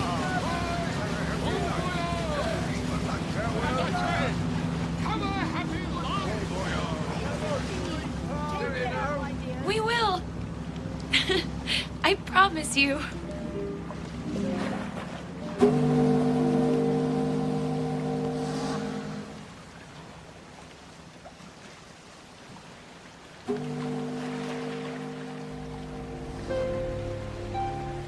Here's a blanket. I don't need it. Aren't you cold, darling? Not with your arms around me. I don't think I've ever felt so warm in my life. Do you think we'll see them again? Yes. In fact, I'm sure of it.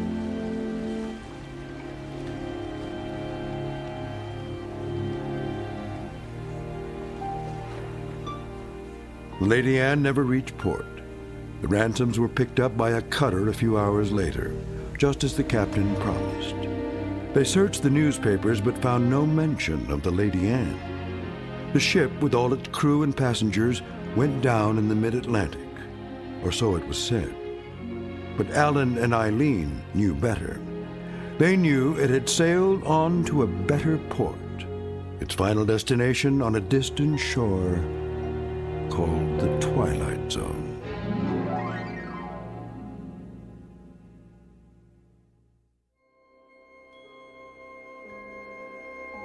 Hi, this is Carl Amari, producer of the Twilight Zone radio dramas. I'd like to take a moment to tell you about our official website at twilightzoneradio.com, where you'll get the latest news and information on these Twilight Zone radio dramas. Plus, at twilightzoneradio.com, you can digitally download 3 free episodes or any of our episodes for only $1.95 each. In this age of ever-changing technology, we've decided to make these episodes instantly available to you by making the Twilight Zone radio dramas a digital download-only series. This means that this series will no longer be offered on CD. The CD collections at our website are now being offered while supplies last at buy one, get one free. So be sure to get your favorites before they're sold out. Be sure to visit us often, and I'll see you in the zone.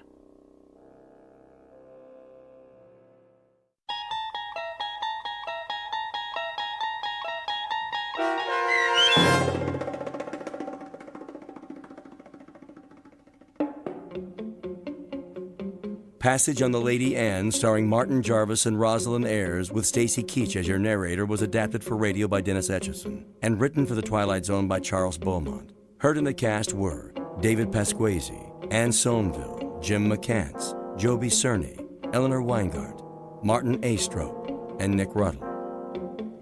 The producers of The Twilight Zone wish to thank CBS Enterprises and the Rod Serling Estate for making this series possible. This copyrighted radio series is produced and directed by Carl Lamari and Joby Cerny for Falcon Picture Group. Sound design and custom Foley effects for The Twilight Zone by Cerny American creatives Bob Benson, Craig Lee, Matt Sorrow, Tim Cerny, and Todd Beyer. To learn more about the Twilight Zone radio dramas and to contact us, visit our official website at twilightzoneradio.com. This is Doug James speaking.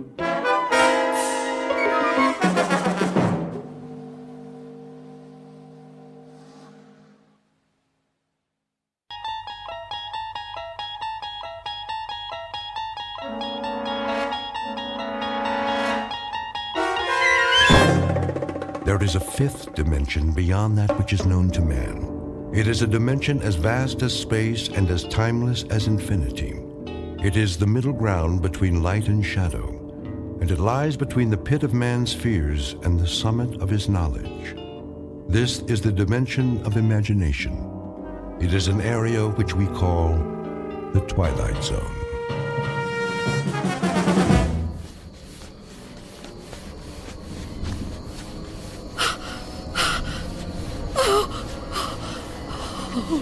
Oh, no, where am I? What am I doing outdoors? I don't remember leaving my... Oh, it's so dark. I don't live here. Or here. Which is my house. Oh, I must get home.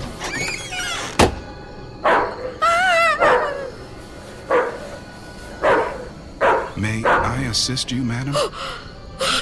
You startled me. I've lost my way. My home is somewhere around here, I'm sure, but I don't know where. Perhaps I can help you find it. Oh, thank you.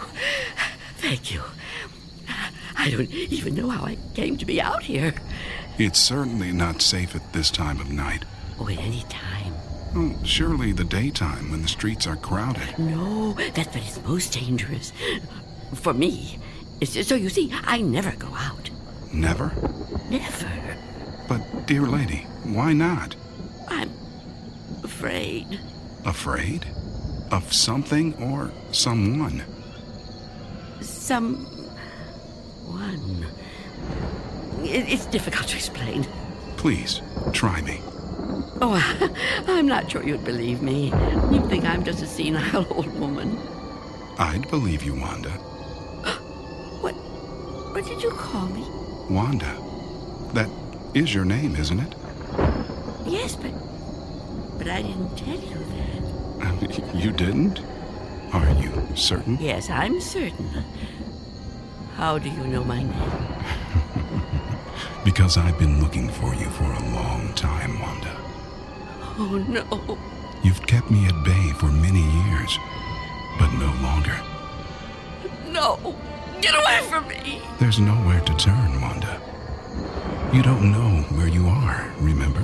You certainly couldn't run from me, a frail old woman like you. Please. No, I won't let you. Say that again. It amuses me. You won't let me? How do you imagine you're going to stop me?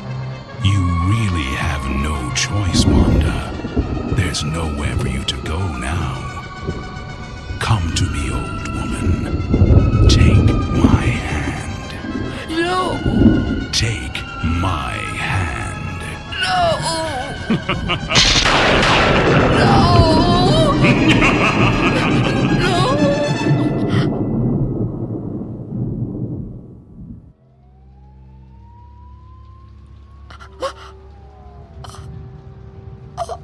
Oh, it was the dream. The dream again. I'm home. Of course I'm home. Where else would I be? But is it night or day? Oh, that's right. The clock is broken. It's been broken a long time. And I can't get it repaired, can I? Not without going. No, I can't. I mustn't. I have to resist every temptation. Oh, really, Wanda? How could you be so careless? How could you fall asleep before... Oh, I must check.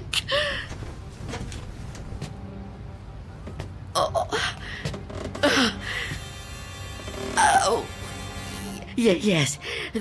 The boards and the windows are still secure. Is that... Can I feel a breeze? Is there a gap? Oh, not enough. Not enough. He still can't get in. Oh, what about the door?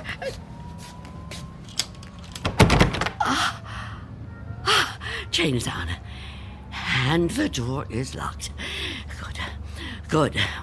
He can't come in that way either. Oh, yes, I'm safe. Safe for another day. But I've been careless. Really, falling asleep before checking. I mustn't take chances. I can't take chances. Not while he's out there. And he's always out.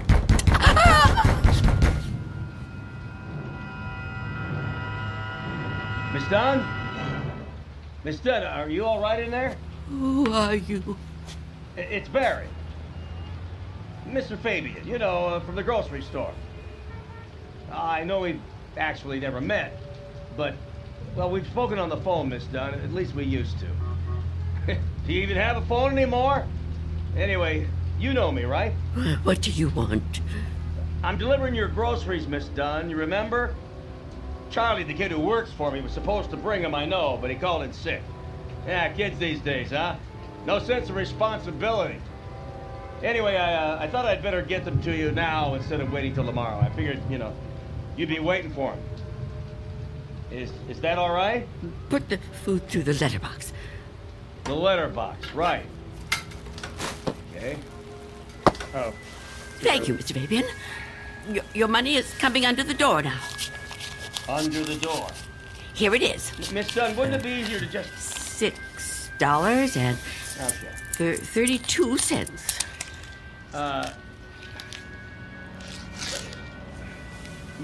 Many thanks, Miss Dunn, but, Good day to you, Mr. Fabian. Miss Dunn, are you still there? Yes? What is it? I've been thinking. I just wonder, Miss Dunn, does anybody else bring you food? I really don't see what business of yours that is, Mr. Fabian. Well, no, it's nothing like that, I promise you. I mean, this hasn't anything to do with business. I'm just concerned for your well-being. I mean, it seems to me a person can't live on food big enough to fit through a letterbox. I can assure you, Mr. Fabian, I'm in no danger of dying as long as I observe this strict regimen. Oh, well, I'm glad to hear you talk like that, but I don't know. Maybe if I could come in for a minute. Come in? Yeah, I just want to talk, Miss Dunn. I mean, I can't do that so well out here.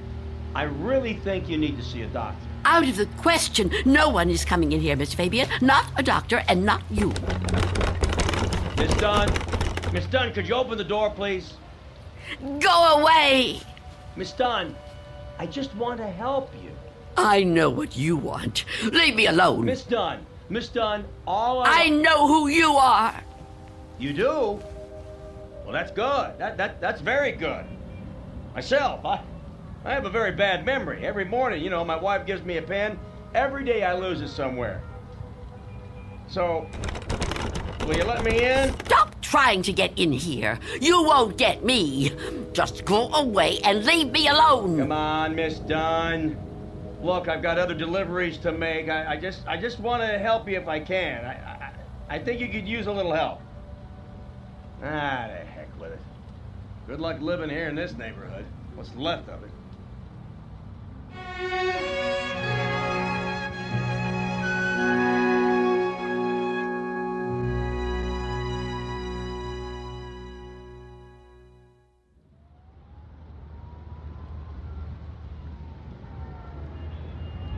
go away. I won't let you in. I won't let you get me. Leave me alone. I don't want to die. I don't want to die. Please, freeze!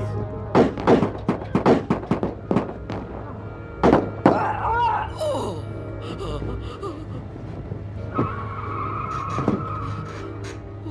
What's going on out there?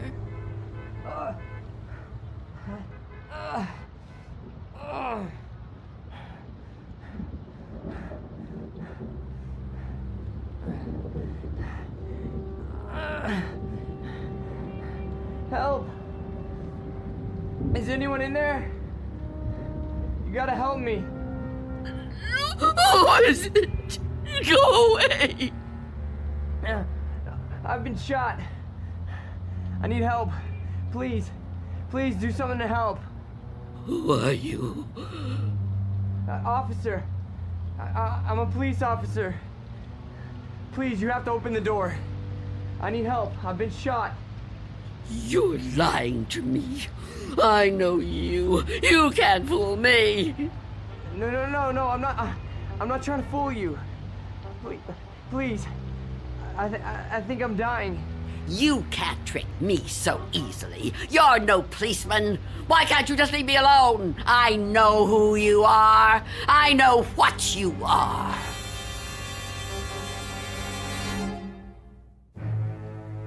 An old woman living in a waking nightmare. An old woman who has fought 1,000 battles with death and has always won. Now she's faced with a grim decision. A decision that might to others seem the simplest in the world. That of whether or not to open a door. And in some strange and frightening way, she knows that this seemingly ordinary door leads to the Twilight Zone. And now, The Twilight Zone and our story, Nothing in the Dark, starring Marshall Allman, with Stacy Keach as your narrator.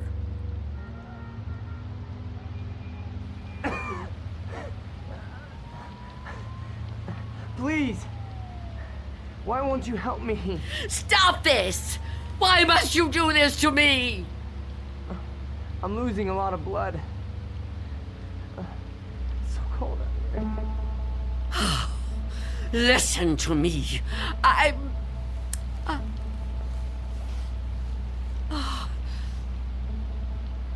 going to open the door. Oh, thank you. Thank you. But I'm leaving the chain on.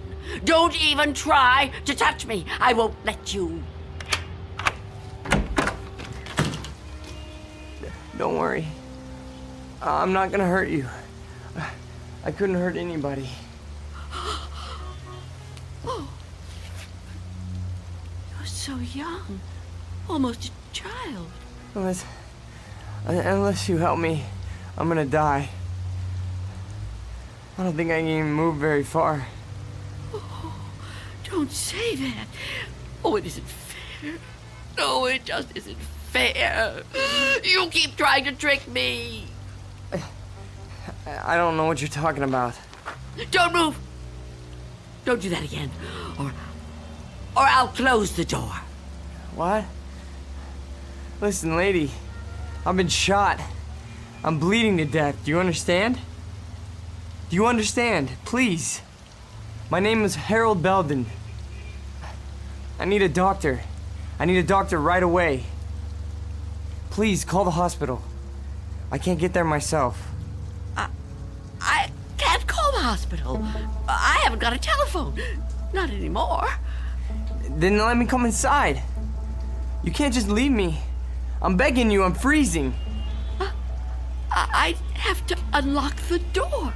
You can't ask me to do that. You can't. I don't want to die. You understand? So you're not gonna help me? You're just gonna let me die out here? I know who you are. No, I told you who I am. My name is Belden. Officer Harold Belden. That's not her name. There is no such person. Stop trying to trick me. I don't understand why you keep saying that. It hurts. It hurts, okay? Please, lady, please. Stop! Stop! Oh, why are you torturing me like this? I tell you, it isn't fair. I don't want to die. Well, I don't want to die either. If I could get help for myself, I would, but I can't move. I've been shot in the side, you see? Look, look, I'm bleeding. Oh, it isn't fair. It isn't fair.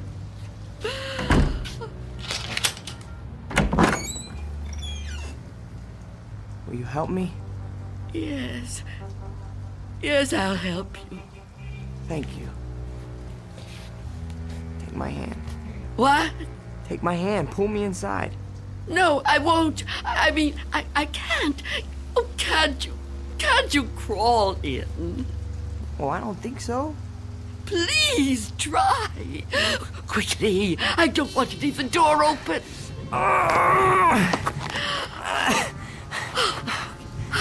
That's it. Come over here. Into the bed.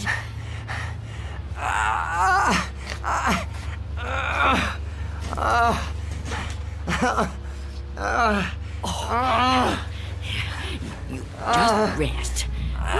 Rest. Oh, what have I done? And what am I going to do?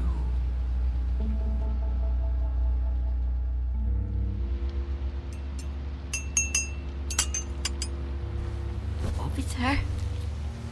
Officer? Officer? Oh, I'm so sorry. What a...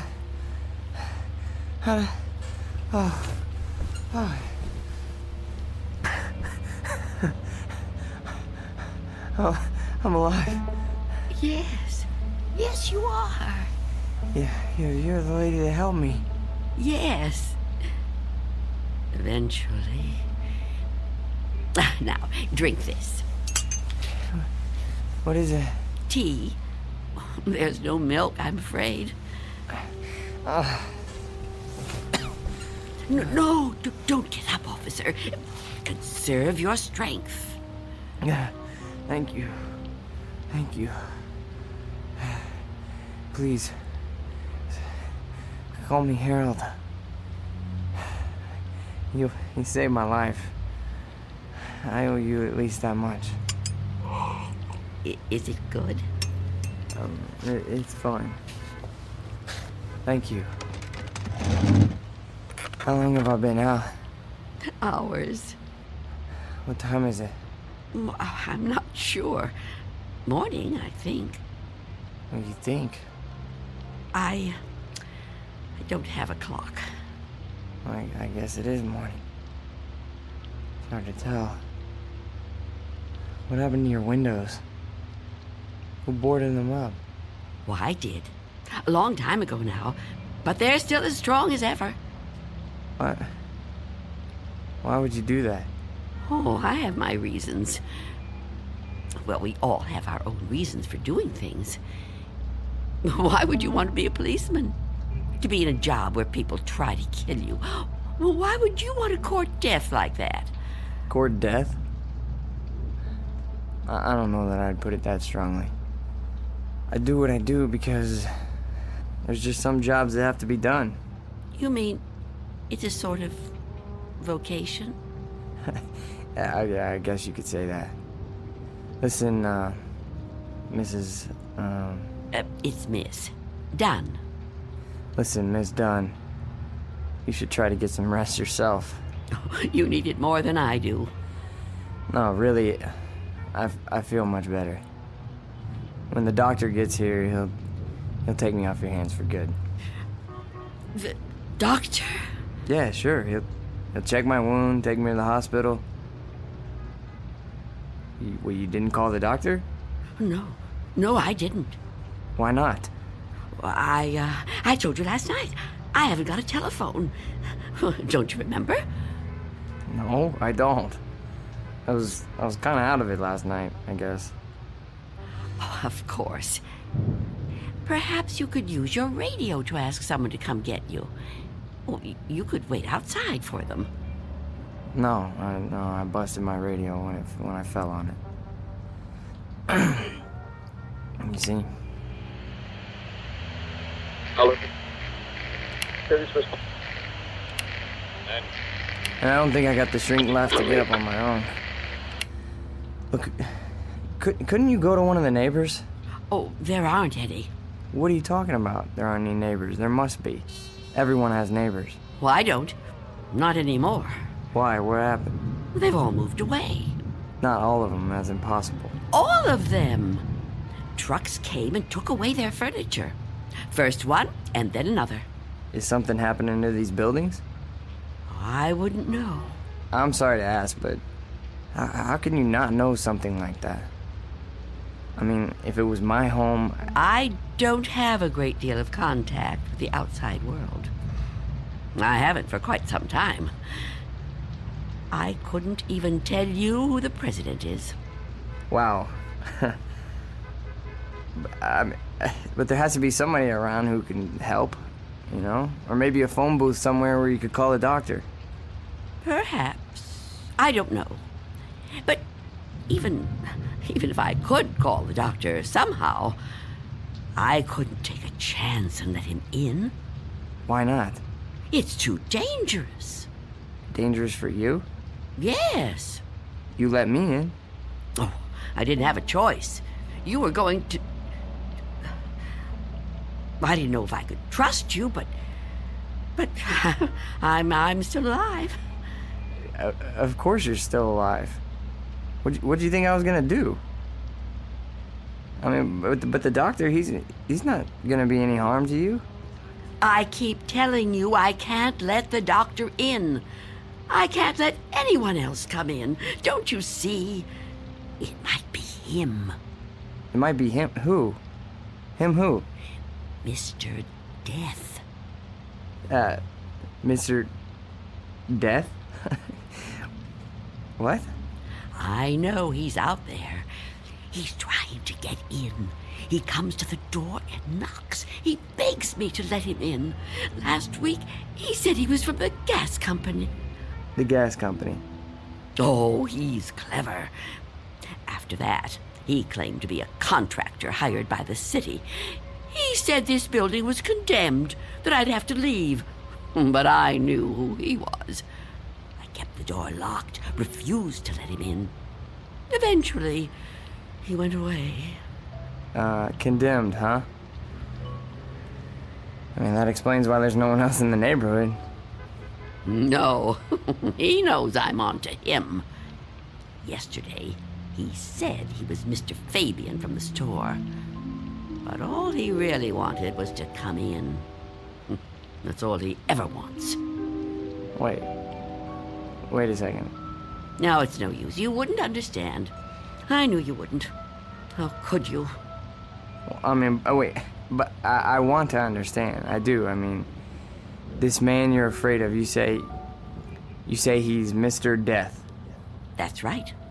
You don't mean just anybody, do you? You mean like death, right? Death. That's right. So is this Mr. Death a person like you or me?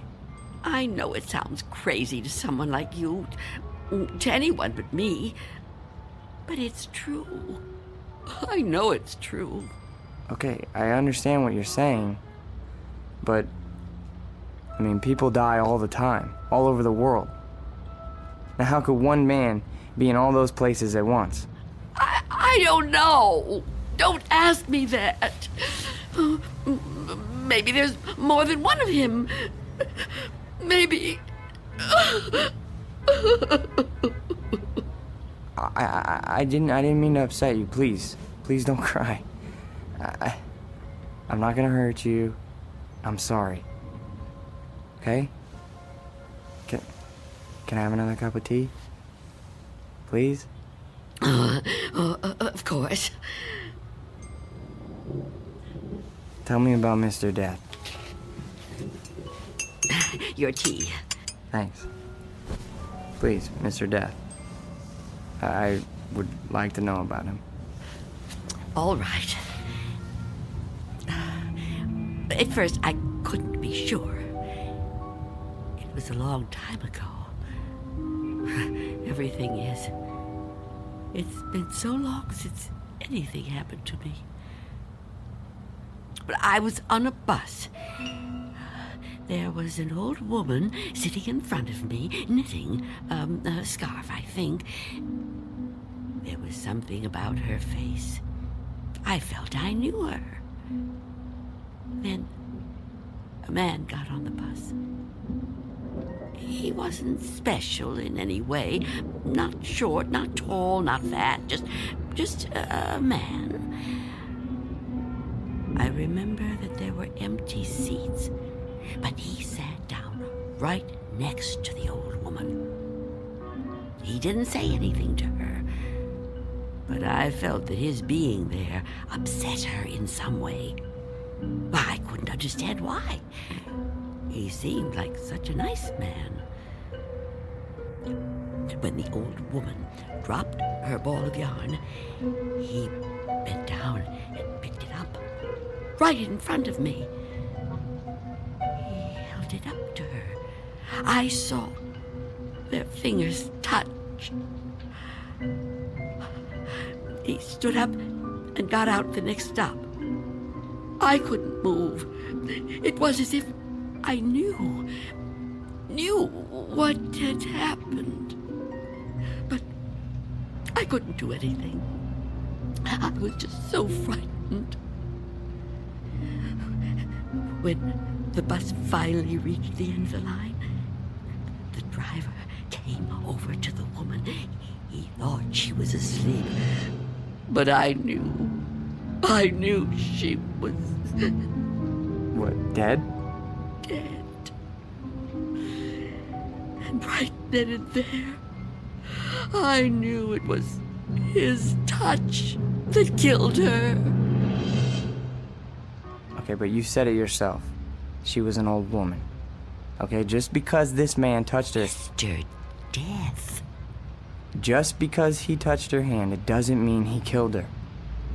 Maybe what you saw was just what it looked like. A man trying to be helpful. I mean, the real cause of her death might have been, a heart failure or a stroke or something. I don't know. No, he killed her. Okay, I'm a cop. I've seen dead bodies. I've seen people that were killed by guns, knives, but never by a touch, okay? The man being there when she died, that's just a coincidence. But I've seen him since then, several times. I've seen him in crowds. I've watched for him. Every time someone I knew died, he was there. He, the same man, the one on the bus. No. Once he was a young soldier, then a salesman, a taxi driver. Someone you wouldn't notice unless you were watching closely. But you could see him. Oh, yes. And I wondered why that should be. Why I could see him when no one else could. And then I knew. Why? It was because I was getting older, and my time was coming. I could see clearer than younger people like yourself.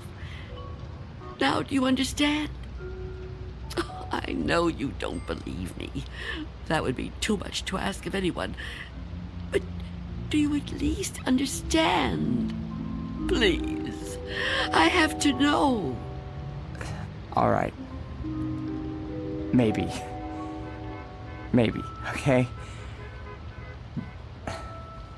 But if there is some Mr. Death who's able to visit all the people in the world like Santa Claus... Don't mock me. I'm not meaning to mock you, okay? I would never do that. I swear. But if he's real... He is. If he's real, then I don't see what the problem is. You don't see what the problem is? Oh, you must be joking. No, I mean, if you know what he looks like, what have you got to be afraid of? If you're right, and you can see death, I'd say you're kind of fortunate. fortunate. Sure, yeah. I mean, you'd be able to see him coming. You could just avoid him. Oh, didn't I tell you his face is always different? He's different sizes, different ages, different races. I couldn't be sure. Well, how about when you go out? Out? Sure. Well, I know you said you don't have much contact with the outside world, but you have to go out sometime. I mean, to the shops or something, you know? Now, couldn't he touch you then, if he wanted to? No.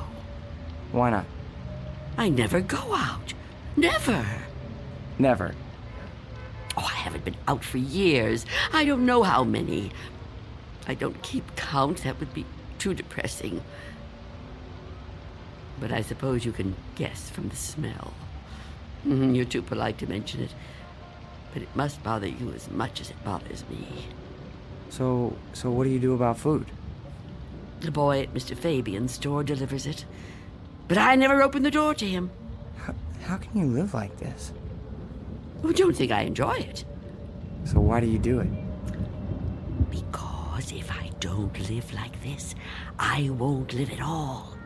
If I don't watch out, if I let down my guard even for a moment, he'll get in. I know he will. I haven't always lived like this, you know. I was young once. People said I was pretty. I lived out in the sunlight. I hated to be inside, even for a minute. My mother always said I'd spoil my fine complexion, but I didn't care. I loved outdoor things. I lived out in the sunlight, so warm, so beautiful. Beautiful, like I once was. You're still beautiful. Oh, no, I'm not. I'm old and cold. I miss the warmth of the sun so much. See that patch of sunlight on the floor? Where's it coming from? I think it's coming in from between the cracks in the boards of the window over there. Oh, yes. It's so warm to the touch. You know, I've always hated the dark and the cold. And now I'm old. I've lived a long time, but I don't want to die. I've heard people say it was his time when an old person dies. But it's not your time if you're not ready to die. I'd rather live in the dark than not live at all. Miss Dunn, I promise you, there's nothing to be afraid of. We're all alone here. Okay, there's nobody outside the door. I know you're upset, okay? And you're clearly under a lot of pressure. But I think all you need is some rest. Oh, officer. Yeah, and I need help. Oh, I don't know what to do. Just give me some medical attention. Look, I don't know how badly I've been hurt, okay? But I've lost a lot of blood. And I need help soon. Or I don't know how much longer I can... I've told you I can't go out there. You can't ask me to do that. Look, this whole Mr. Death thing, I promise you, you don't have anything to worry about. Shh. Someone's coming. Well, get them to help me. No! There's nothing to be afraid of. Please, answer it. Go on. That's right. Go ahead. You're doing fine. Answer it. Go on. I'm keeping the chain on. That's fine. Do whatever you want. Just see who it is and get them to call for help. I'm sorry, lady, but I got my orders. No! Get away! Officer Belden, help me! I can't fool around any longer. Step aside, I'm coming in.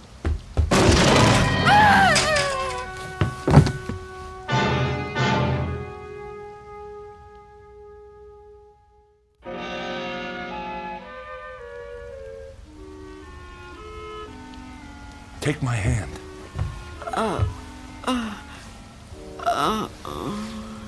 Easy, lady. Just lie quiet there till you get your strength back. What? You gave me quite a scare there when you fainted like that. Sorry I pushed you when I put my shoulder to the door. You started to faint and I offered you my hand, but you passed right out. For a second I thought that... Well, I don't even want to talk about that. But I'm glad you're okay. And still I live. Huh? I told you I didn't mean to hurt you. It was an accident. You're not gonna sue, are you? What do you want with me? Here, let me help you get up. Take my... I can get up myself. Look, you gotta understand, man. I don't get no pleasure out of busting indoors. Who would? Except maybe some thug, but I'm no thug. I'm just a guy doing a job. Your job? Look, you don't seem to realize how important this is. I've got a crew and equipment coming in an hour to pull this tenement down. Begging your pardon, man, but looking at this place, I say it's long overdue. Frankly, I'm kind of surprised it's still standing. And you're really not Mr. Death? Mr. Who? I don't know what you're talking about, ma'am. My name's Armstrong. Bud Armstrong. I don't know about any Mr. whatever you said. All I know is I got a contract to demolish this row of buildings. That's what I got to do. Everybody else moved out a long time ago. Until the other day, I thought this whole building was deserted. I seen them windows boarded up, and I figured you moved out when the rest of them did. Thank goodness I met that guy from the grocery store, that Mr. Fabian. Oh, Mr. Fabian. Then he was real, after all. Real? What are you talking about? I told him about my job down here, then he told me all about you, that he was worried about you. Told me he had a kid bring you your stuff. That was the first I knew about you, and it's darn lucky I found out. Well, you'd still be in here when the wrecking ball hits. Now, come on, we gotta get out of here. You want me to go outside? Sure. Didn't you just hear me? This place is coming down. You can't stay in here. You want me to leave here? You have to. I can't. It's Miss Dunn, right? Well, Miss Dunn, you were notified about the demolition job months ago. Look, I'm not out to bully you. I'm just trying to do my job here. These buildings were condemned by the city. Can't say I blame them. And I'm the one who's got to tear them down. Tear them down? Wow, can you? Look around you, ma'am. This building has had it. You can see that. I can see that. Anyone could see that. It's all worn out, dilapidated. All these buildings have got to come down. You seem like a nice person. A nice person shouldn't have to live in a place like this. Now let's the two of us just... Get away from me! Don't touch me! Please don't act like this. I ain't a monster, lady. I've got a heart just like anybody else, and I can see how you could get attached to a place, but, not want to see it wrecked. But when a building's this old, it's not fit to live in no more. It's dangerous. It's got to come down to make room for a new one, a stronger one. That's life, lady. Old make room for the new, you know? No. People get the idea that I'm some kind of destroyer. They think I get kicks out of tearing stuff down. But that ain't the way it is. No, that ain't the way it is at all. I just clear the ground so other people can build on it. In a way, I guess I kind of help them do it. Can't have one without the other, am I right? Look around you. It's just the way things are, like when a big tree falls in the forest and a new one grows right out of the same ground.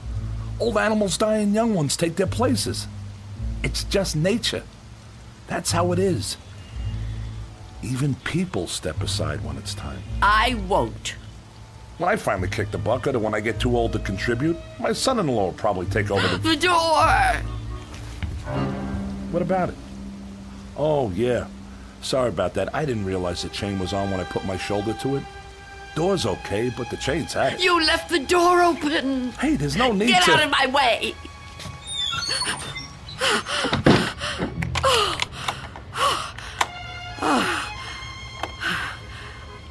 You don't have to do that.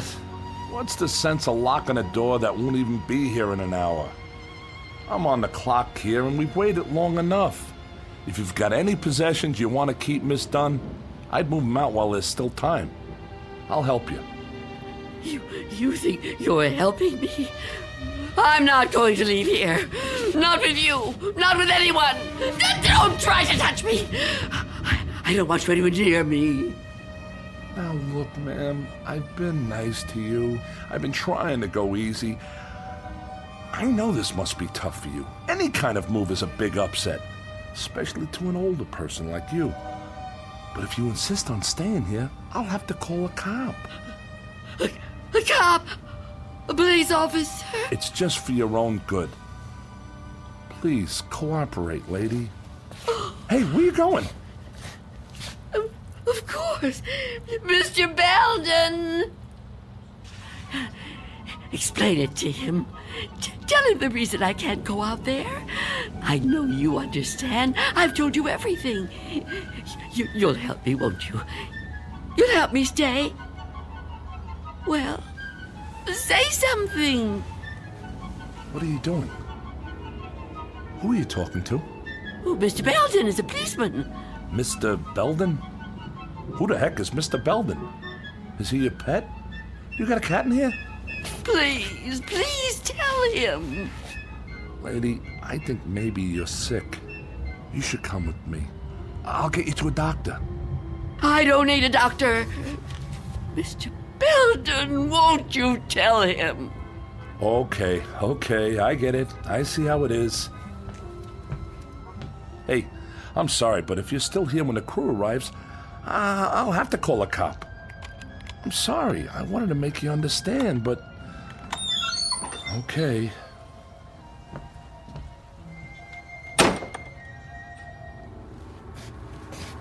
What's the matter with you?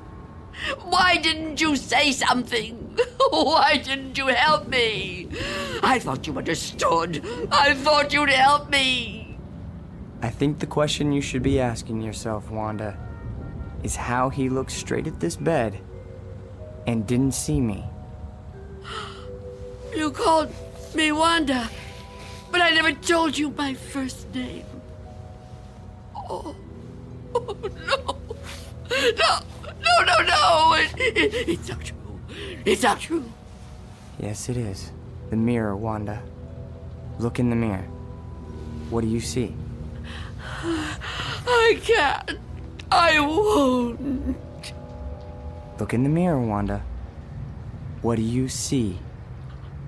I see nothing.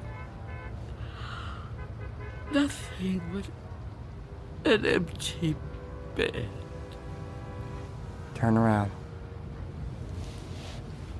Now what do you see? I see you, Mr. Death.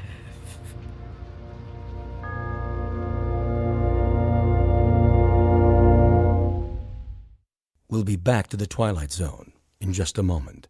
And now, Act 3 of Nothing in the Dark, starring Marshall Allman. It was you. It was you all the time. Yes.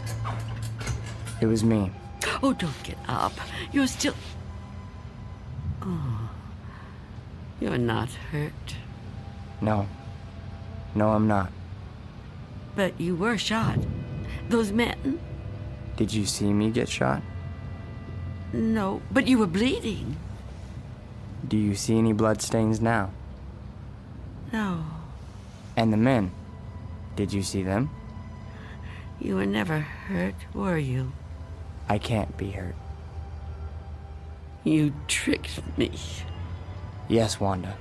I tricked you. It was all an illusion. One I created just for you. If it helps, I'm sorry. I would have preferred to avoid it if I could. But why? Why did you do it? The moment I let you inside, you could have taken me any time. Yes, I could have. But you were nice. You made me trust you. But I had to make you understand, Wanda. You see me now, and you've seen me before. Many times before. Starting with that day on the bus. Oh, I was right. It was you. The old lady's name was Iris. I knew then that you were upset. Upset? I thought it was important that you got to know me. What I said to you before, it was true. What you said? When you thought I was a policeman. You asked me why I did what I did. And you said there were some jobs that had to be done. That's right. That it was a kind of vocation. Actually, Wanda, you said that. But I suppose you're right in a way. Now ask yourself, am I really so bad? Am I really so frightening? You've talked to me. You've confided in me. Have I tried to hurt you? Well, no, but... Do you really believe I would ever hurt you? You don't look like someone who would want to hurt me. You see? It isn't me you're afraid of, is it? You know me now. You understand me. What you're afraid of, what you've really been afraid of all these years, is the unknown. That's right, isn't it? Yes. Don't be afraid. But I am afraid. You must be very tired, Wanda. I am. But the running's over now. It's time to rest. I'd like that, but... Give me your hand. I don't want to die. Trust me. No. Mother, give me your hand. I will.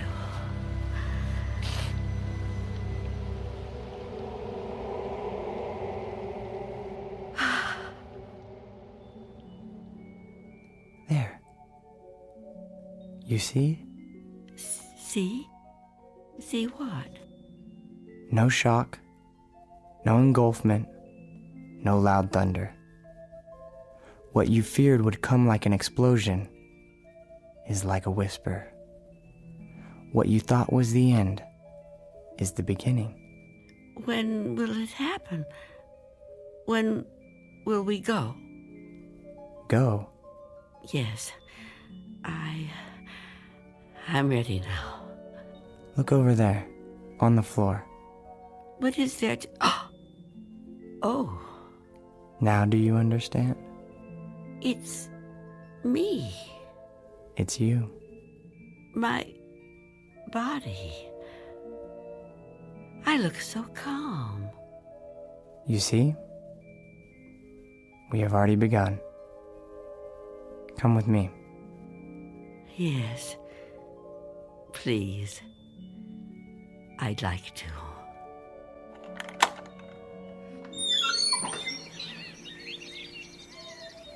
It's such a beautiful day.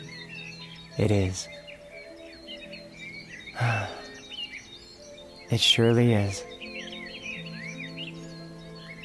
You know, Mr. Armstrong was right about a lot of things. What things? Well, for one, his son does take over the business when he dies. Will that be soon? Another 16 years.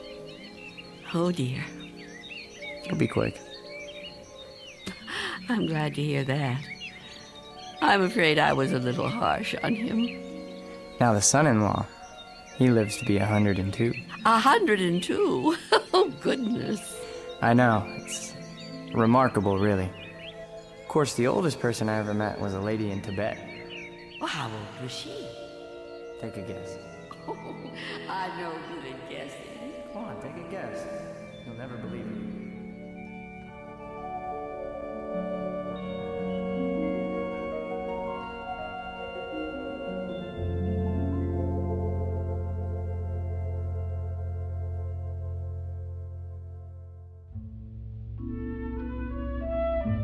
There was an old woman who lived in a room, and like all of us, was frightened of the dark, but who discovered in the minute last fragment of her life that there was nothing in the dark that wasn't there when the lights were on.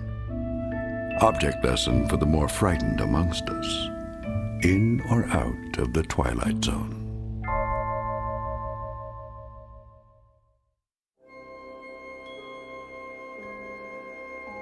Hi, this is Carl Amari, producer of the Twilight Zone radio dramas. I'd like to take a moment to tell you about our official website at twilightzoneradio.com, where you'll get the latest news and information on these Twilight Zone radio dramas. Plus, at twilightzoneradio.com, you can digitally download 3 free episodes or any of our episodes for only $1.95 each. In this age of ever-changing technology, we've decided to make these episodes instantly available to you by making the Twilight Zone radio dramas a digital download-only series. This means that this series will no longer be offered on CD. The CD collections at our website are now being offered, while supplies last, at buy one, get one free. So be sure to get your favorites before they're sold out. Be sure to visit us often, and I'll see you in the zone.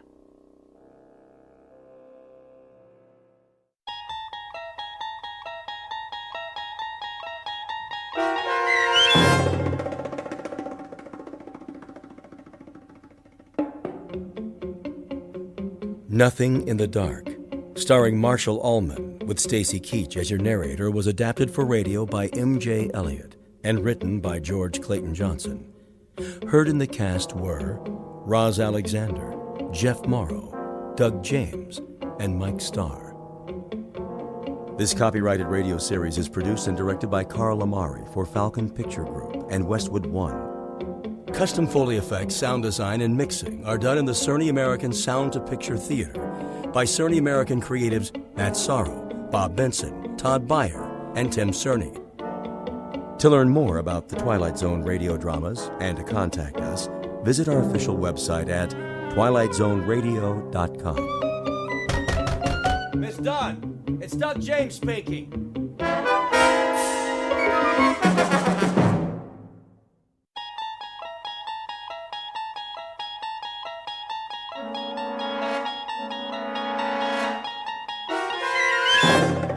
You unlock this door with the key of imagination.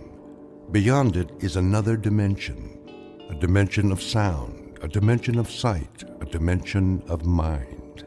You're moving into a land of both shadow and substance, of things and ideas. You've just crossed over into the Twilight Zone.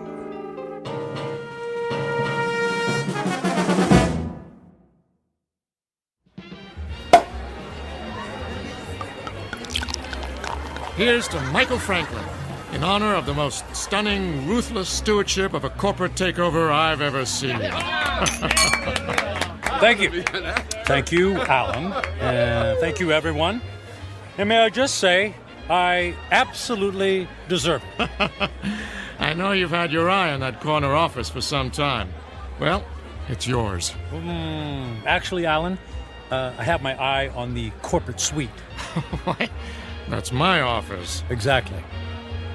Careful, Michael. Your ambition is showing. Well, my ambition is what made this deal happen.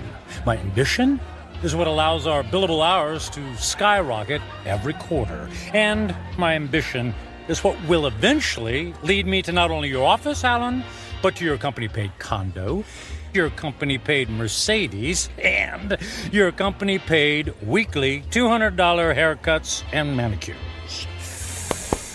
Just kidding. I have to admit you had me going there, Michael. I have no doubt that someday you will occupy my seat in the company. We'll have to wait and see what the future holds. Tut, tut, no harm in celebrating. Speaking of the future, check out that wild-looking old woman sitting behind the table. Wearing that colorful headscarf with all the jewelry? She looks like a contestant for Best Halloween Costume. No, I think she's telling fortunes. See how she's looking at that guy's hand? Let's go see what she has to say. Alan, you don't believe in this stuff, do you? Of course not. It's just for fun. On the other hand, maybe she can give us a hot tip for our next takeover target.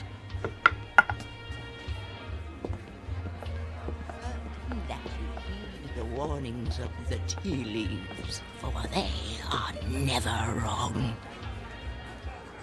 Ah, I see there are 2 more supplicants who wish to learn about their futures. Make that 1 supplicant. I'm not playing. Oh, go ahead, Michael. What can it hurt? I put my faith in real things, Alan, like profits and a well-written prospectus and a robust return on an investment dollar. And people? People are the least reliable things on the planet. Well, anyway, I'll spring for your reading. How much is it, please? For this most rare and deep connection to the mystic masters of the cosmos, the charge is $5. $5? Whew. It's highway robbery. All in good fun and worth $5 to find out what's next for the amazing Michael Franklin. There you are, my good woman. The mystic masters thank you. Yeah, I bet they do. Please be seated and give me your right hand. What's wrong with my left hand? The right hand crosses the body's meridian, connecting directly to the humors of the heart through the intercession of the soul. Oh, I'll say this for you. You've got the sales pitch down pat. Please close your eyes and focus your thoughts on your inner golden light. I would have guessed that green is your color. Michael, quiet. All right, I'm quiet. I'm focused. Watch as the golden light moves toward you. Slowly, it surrounds your consciousness. Surrender to its mystery. I never surrender. The mystic masters perceive you as a man who values work above all else. She's got that right. She could have said the same thing about anybody in this bar. There are people in your past who have suffered a disconnection with you. Spirits are left unsatisfied. Well, it can't be old girlfriends. It doesn't take time to go on dates. Your soul is troubled. My soul is just fine. Thank you very much. There's something strange. I am attempting to discern your future, but I cannot. I could have told you that. No offense. What's the matter? The reading is over. What? Hey, we paid you to tell us fortune. Here is your money back. I cannot complete the reading. Now look, lady, I don't believe in all this hocus pocus, but a deal's a deal. Just tell me I'm going to be the richest man in the world, and you can keep the $5. I do not take lightly the readings of the soul. I'm going to go complain to the manager. Alan, hold on, Alan. Look, we don't want to cause you any trouble, lady, all right? Just say what's on your mind, and we'll leave. Very well. I will tell you what the mystic masters have divined. May the Lord have mercy on your soul. What is it? Alan's gonna fire me? I'm gonna lose my hair? Your future is very clear, and it is this. In 10 days, you will be dead. What? I don't think that's very funny. The signs are serious, and the reading is true. What kind of scam is this? Come on, Michael. Don't let her ruin your night. You know, lady, we were humoring you by coming over here. The least you could do is play along and not be such a downer. I did not wish to reveal your fate. You insisted that I do. When the clock strikes midnight on the 10th day to come, you will be dead. And now what? Oh, wait. And no. Don't tell me. Let me guess. I pay you another $5, and you tell me how I can avoid this terrible fate. That is impossible. Your fate is sealed. Let's go get a beer. Come on, Michael. Fine. See, it's been a real pleasure spending time with you, ma'am. Alan, I'm heading home. I got some paperwork to finish anyway. Are you sure? Oh, yeah. Yep. Suddenly, I don't know, I've lost my desire for celebration. Okay, buddy. See you tomorrow. Yeah, see you tomorrow.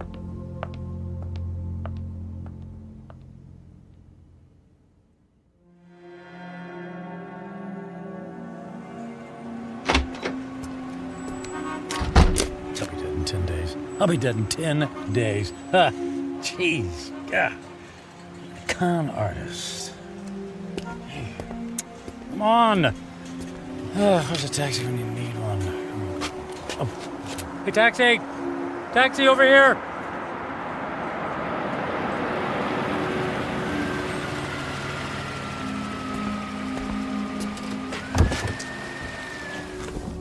Hey, where to, buddy?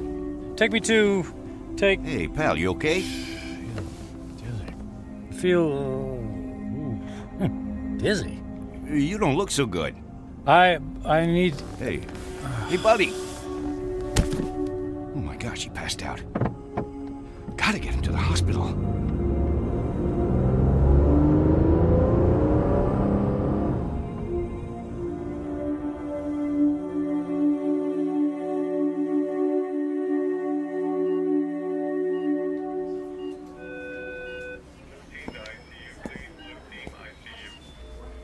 Mr. Franklin, can you hear me? Where am I? You're in the emergency room at Samaritan Hospital. What? What happened? What's going on? Easy, please. Don't try to sit up right away. You're still recovering from the anesthesia. Anesthesia? Yes. For what? You were brought here because you passed out in a taxicab. Do you remember that? Vaguely. We performed some tests on you. Blood pressure, heart. Everything was normal. Well, then, I don't get it. Then why am I... In an abundance of caution, we gave you an MRI. I'm afraid we found something unusual. Oh. Well, what does that mean? There's a dark spot on the X-ray of your brain. We don't know what it is until we perform more tests, of course, but I must impress on you. This is a very serious situation. Well, what happens next? I'd like to check you into the hospital for further procedures. We can consider options for chemotherapy and radiation right away. But I feel fine. I'm in great shape. Cancer has no respect for those issues, I'm afraid. How long do I have? A few years? Given the size of your anomaly, I suspect that your prognosis is dire. And how long? 6 months?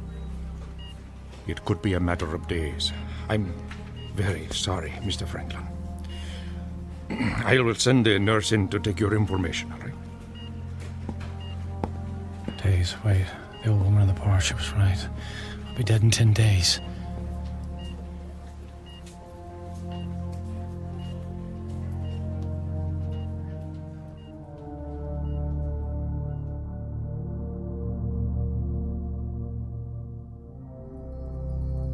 Portrait of a man frozen in the amber of fear.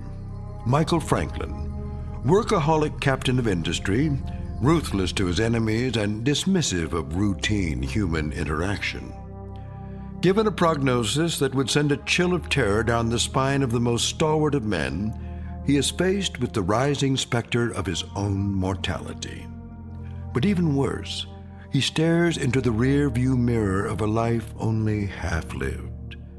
Devoid of true friendship, with only a string of consummated business deals to mark his measure, Michael Franklin is about to embark on a frightful journey of self-examination that can only be experienced in the land between regret and insistent memory, a land we like to call the Twilight Zone.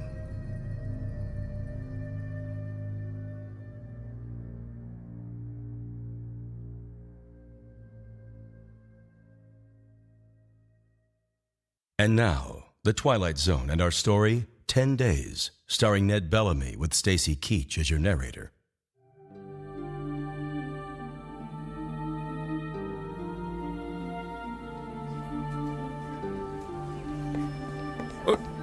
Nurse, what happened to the patient who is in this bed, Mr. Franklin? I just saw him a moment ago, Doctor. I have no information about his condition. I certainly hope he isn't about to do something foolish.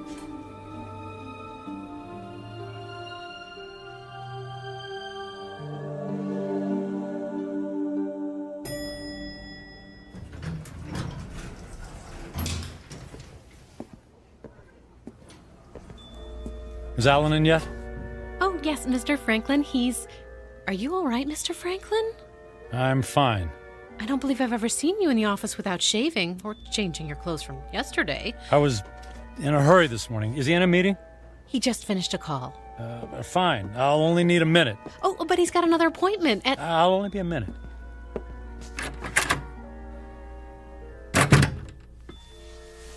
Michael, you look like you haven't been to sleep all night.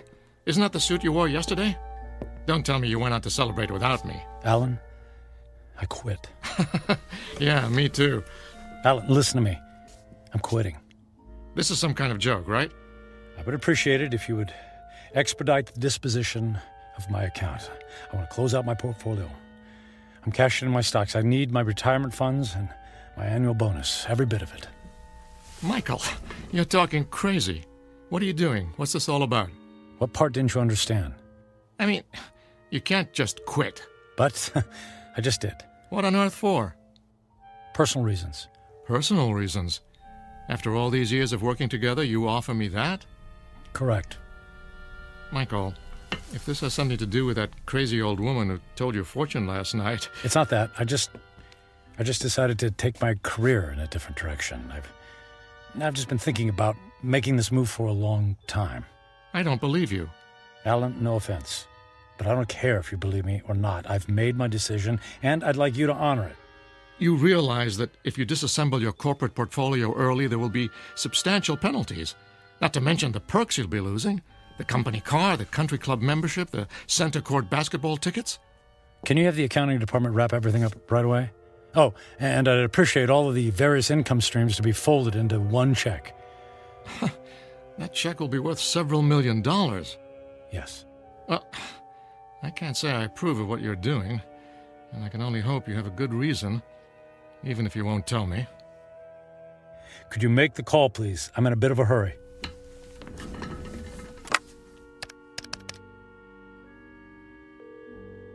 After 12 years, I don't see why there's such a... yes, this is Alan Fisher in corporate. I have it's an unusual request. Michael Franklin has decided to leave the firm, and he wants all of his outstanding monies gathered into one check for immediate pickup. Yes, I understand the amount is substantial. Very good. He'll be right there. All right, Michael. The check is being... Michael? Michael? Where did he go?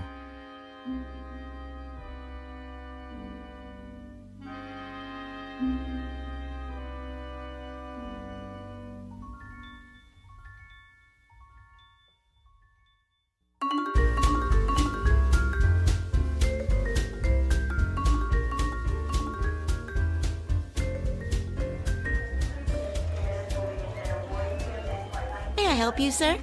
I'd like to buy a ticket to Rome, please. Leaving today. Very good, sir. And on what date would you like to return? Just a one-way ticket, please. I just love Rome. The sights, the food, the museums. It's a banquet of... Yeah, I'm in a hurry. Please. If you'll just sign here. Will you prefer a window or an aisle seat? Surprise me.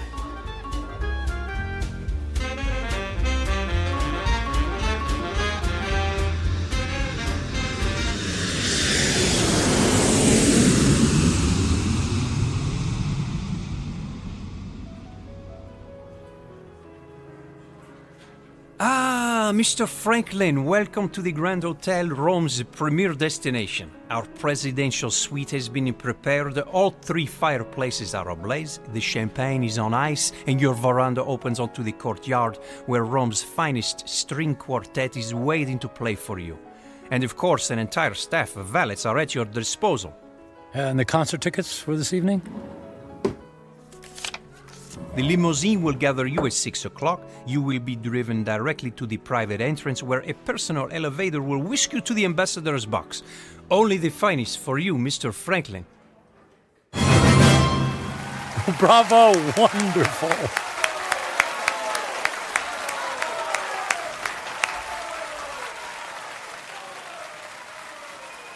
Excuse me, Mr. Franklin. The young lady in the next box has sent this fine wine to you. Well, please ask the lady if she would care to join me. Right away, Mr. Franklin.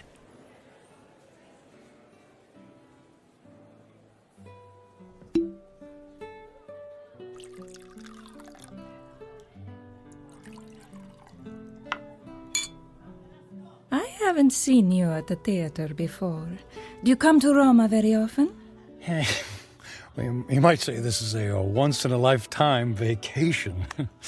I want to see him do everything, all the finest foods, all the finest wines. I want to hear the best music and experience all the riches the world has to offer.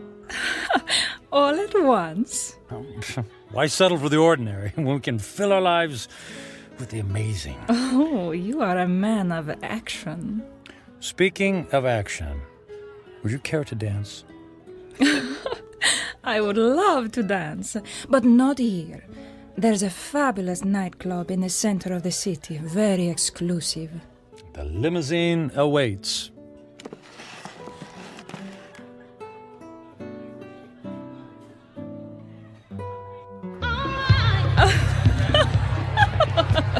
What a wild dancer! It's not me. It's a champagne. You're so funny. I believe I'm slightly tipsy too. Oh, tipsy. What does it mean? It means I've had too much to drink, which means I'll probably have a ferocious hangover tomorrow. Oh, that is too bad. Oh, but no worries. The way to prevent a hangover is to keep drinking. More champagne! More champagne! More champagne! And more dancing! And more dancing!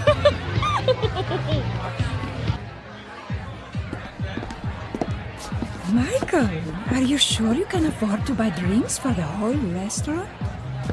That's only money. And look how much fun they're having. Look how much fun I'm having. Waiter! Another round for my friends.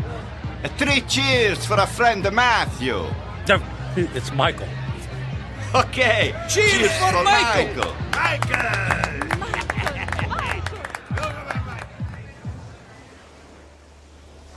Michael, are you able to walk? It's not me. It's the streets that keep moving. You danced the night away. And we'll do it again tonight. The sun rises over the ocean. If I see 1,000,000 mornings, I never grow tired of seeing that sight. Imagine if you only had a few more to see. I'm sorry, what did you say? I said, would you care for some breakfast? I'm starving. Then let's go to the best restaurant in the city and order everything on the menu. I've never met a man like you, Michael. If you want something, you just take it. Of course. What's that old saying? Eat, drink, and be merry, for tomorrow we die. Michael, what's wrong? You look sad. Did I say something wrong? Maria, I wanted to ask you something. What is it, Michael? Would you care to join me on a small trip? Where to? Oh, I know a charming village near here. We could have a picnic. Actually, what I had in mind was Paris. Paris, France. And then London. And then Monte Carlo, or Moscow, or Hong Kong. I mean, we could go anywhere in the world. But what will we do when we get there? Whatever we want. I'll buy you diamonds, or a new car. Would you like a new car? Michael, you're making my head swim. I don't need a new car or diamonds. What then? A yacht? My life is here, in Roma. I can't just pick up and leave to go hopping from one country to the next. Why not? You just said you admired me for that very thing. I admire your freedom, but I have responsibilities. My parents are here, my friends. Well, they'll be one phone call away. I can't just leave. You can do anything you want to, just like me. Don't you have anyone you feel responsible to? We were discussing breakfast. Breakfast, that's what we need. Michael, I asked you a question. Come, we'll order the most expensive breakfast in town in the most expensive restaurant. We'll have them serve us eggs on plates made of gold. I'm not really hungry. Where are you going? Where are you going? I have things to do. But what about Paris, London? You're willing to give all that up? If I left with you, then I would be giving up something. Like what?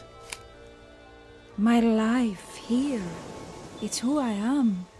The people I love, the friends I have.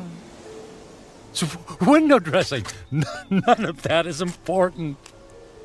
And what do you think is important? I am. And what I want. I see. Goodbye, Michael. Fine! I'm going to Paris by myself. There's lots of beautiful women there, too!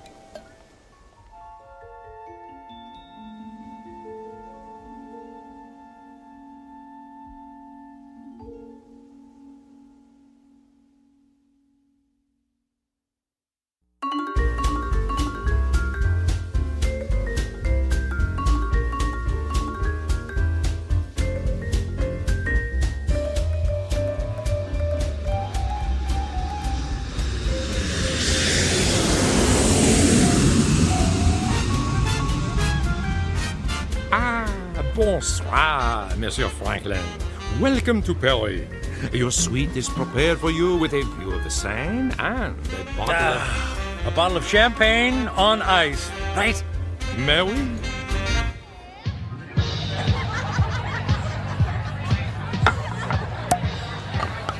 What'd you say your name was? My name is Angelique.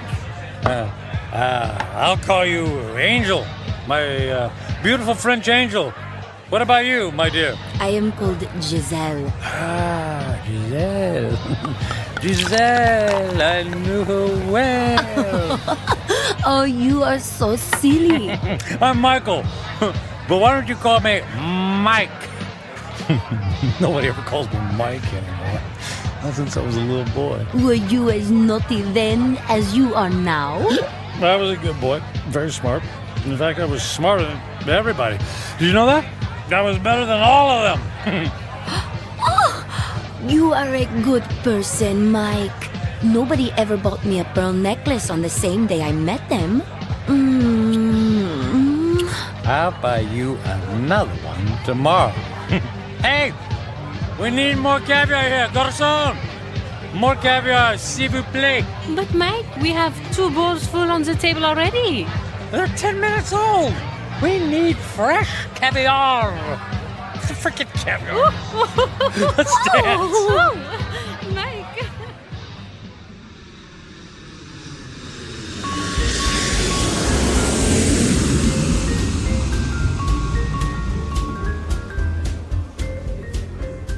Welcome to London, Mr. Franklin. Your suite has been prepared for you and... Bottle of champagne on ice. Got it. Let's say, on second thought, cancel my room. Book me on a flight to Monaco. I got an itch to gamble. Right away, sir.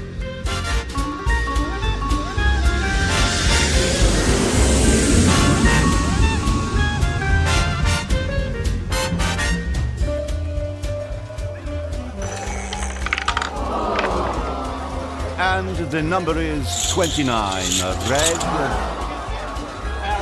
Don't worry about it. It's only money, and there's plenty where that came from. Another 10,000 in chips, please. Is the gentleman sure he has already lost several $100,000? If the gentleman wanted to hire a babysitter, the gentleman would have done so. You understand? As the gentleman wishes.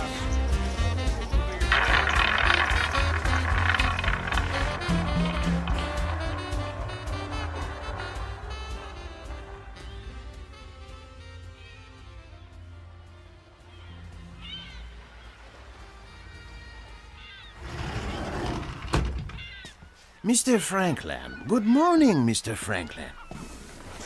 Mr. Franklin? Hello?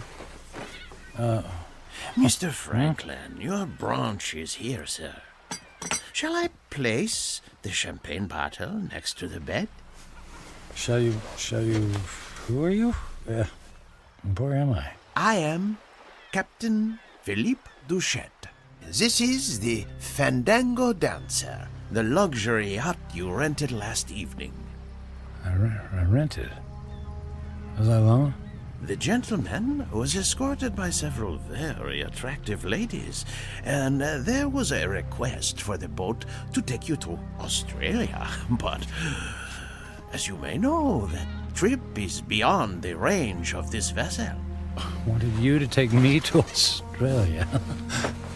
After we received the Alaskan crab, Russian caviar, and of course, the champagne. I hope I never see another glass of champagne. What shall I do with the cases that are on the deck? How many cases did I order? 10. They're yours. Merry Christmas. Do you wish to proceed with the cruise? No, I don't think so. Very good, sir. Right. For a week, I've eaten the finest foods, drunk the most expensive champagne. I've slept in the most exquisitely comfortable beds with the most luxurious silk sheets. I've held beautiful women in my arms. I should be the happiest man on earth. I should have a permanent grin tattooed on my face. Why am I so miserable? I only have a few days left to live. A few days. I need to be somewhere where someone knows me, where I don't have to pay for the company of people. I need to go home. I need to go home.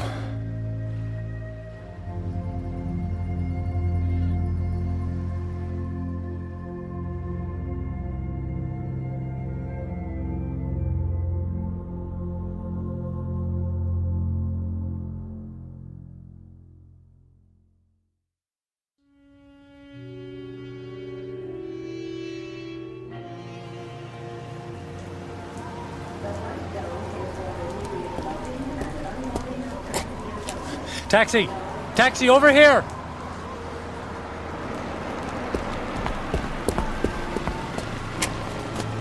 Hey, where to, mister? 1020 Clark Street. Hop in.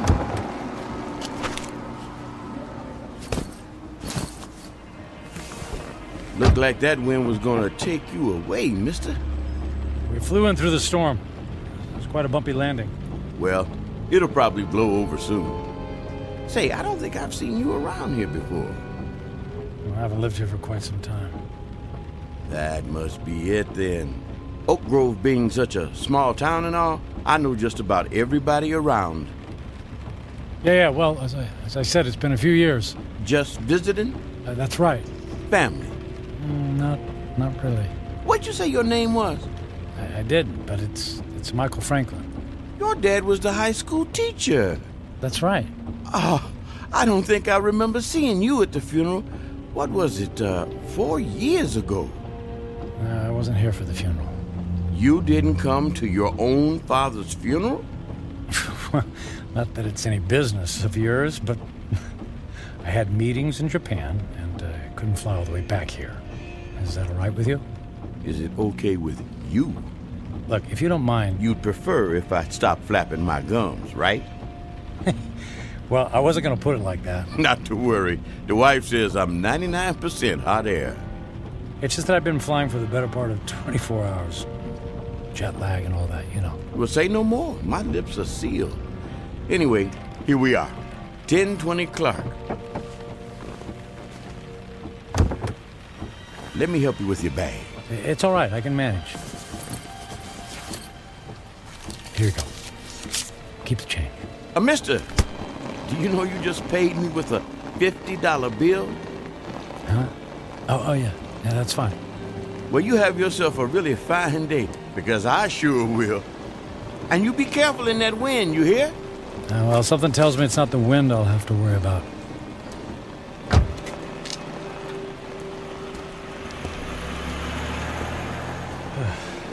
Here goes.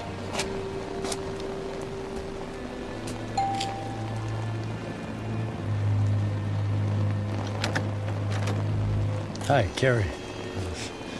Surprise. Michael? What are you doing here? It's a long story. May I come in? Well, It's pretty windy out here. I suppose so. Thank you.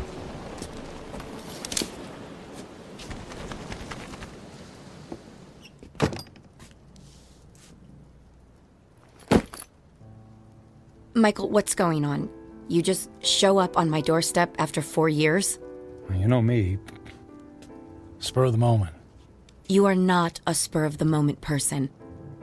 You plan everything in your life. I wouldn't be surprised to find that you plan how many times you blink every day. Well, the truth is, I don't have any place else to go. That sounds dramatic. It's true. What about the penthouse? It's gone. The beach house? Gone. They're all gone. I sold everything. I thought you went through your midlife crisis when you left me. Apparently, it's still going on. Please, Carrie, I don't want to fight. Then what do you want? I just wanted to see you again. You just wanted to see me. Okay, you see me. Now what? Do you mind if we sit down? Michael, I have to be at work in an hour, and I'm in the middle of a term paper. You went back to school. I'm getting my master's. That's wonderful. Congratulations. Thank you. I mean, you planned it for years. It's great that you finally decided to do it. Yeah, well, if there's nothing else on your mind... So, how have you been? Busy. I don't have a lot of downtime, but that's how I like it. You redecorated things here. You redecorated the house. I needed a fresh start after you left. Oh, well, Carrie, about that, I'm so... If you're about to apologize, please don't. I've already more than paid you back by thinking the most horrible thoughts any person could think about another person. I guess I deserve that. Oh, you have no idea. How could you just walk away from a marriage, Michael? What was so terrible that you couldn't stand up like a man and fight for me? For us? It wasn't about you, Carrie. Oh, that's good to know.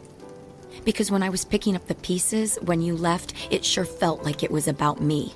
What I mean is that I wasn't a good husband. True. You were always working. And I knew that I wouldn't be a good father. True. You never even walked the dog. So, I didn't give up on you. Or us. I gave up on myself. Well, that makes everything all better. You can go now. Carrie, please. Oh, I could just clobber you for coming back here.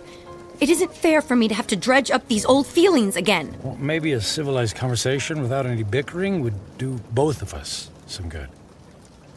I don't think so. Please, Carrie, it's more important than you know. For what purpose, Michael? So you can go back to your high-powered, big-shot job in the city and feel good about yourself? I just don't want to leave loose ends. Please, for better or for worse, can we just talk? I'm not looking for forgiveness, just closure. Well... One cup of coffee? I'll even make it. All right. 1 cup, and I'll make the coffee. Yours always tasted like motor oil. Thank you. Thank you so much. Thank you.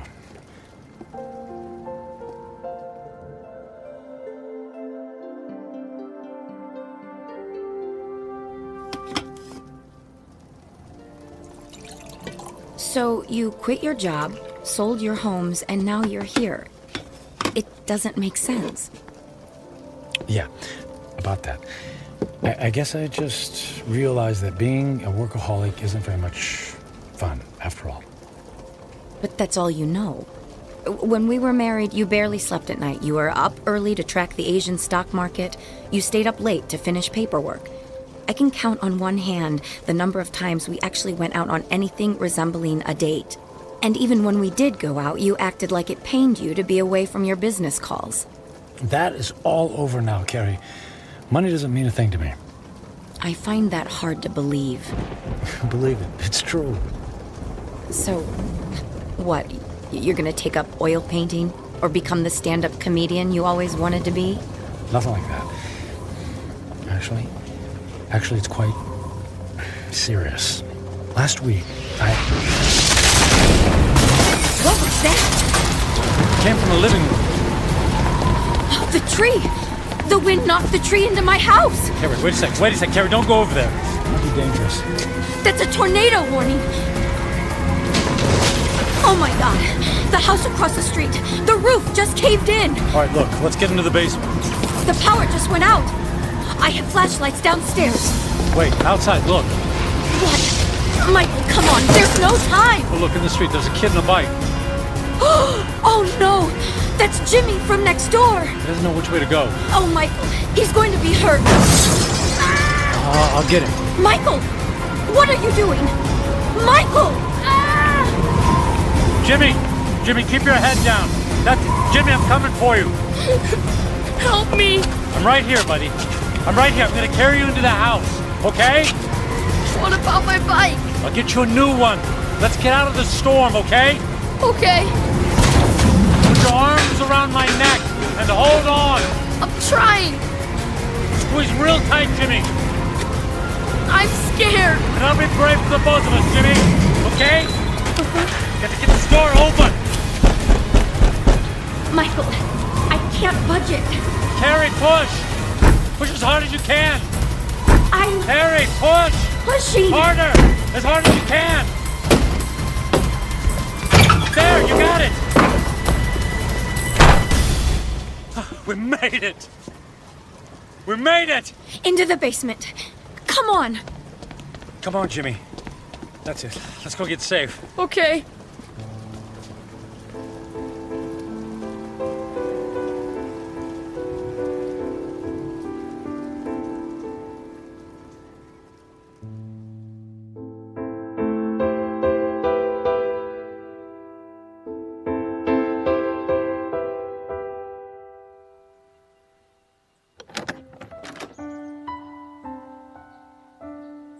Storm's cleared. It's over. Is the wind gonna get me? No, honey. You're safe. Look. That car. It's been overturned. At least there's no more damage to the house. Mom! Jimmy! Jimmy! Oh, Jimmy, we didn't know where you were. We had him in the basement with us. I was so scared. And then the wind came, and then this man came and saved me. You saved my Jimmy? Well, not really. Yes, you did, Michael. You ran right into the path of the tornado and brought him inside. Oh, come here and let me give you a hug. You don't have to. Okay. How can I ever thank you? You don't have to. It was my pleasure. Is our house okay, Mom? Yes, sweetie. We were very lucky. Jimmy, you're a very lucky little boy. Yes, and thank you again for my son's life. Yeah, thanks. You're welcome. Michael, you saved Jimmy's life. You're a hero. I didn't even have time to think. I just saw him and ran. It was still amazing. When the chips were down, you really came through. I'm proud of you.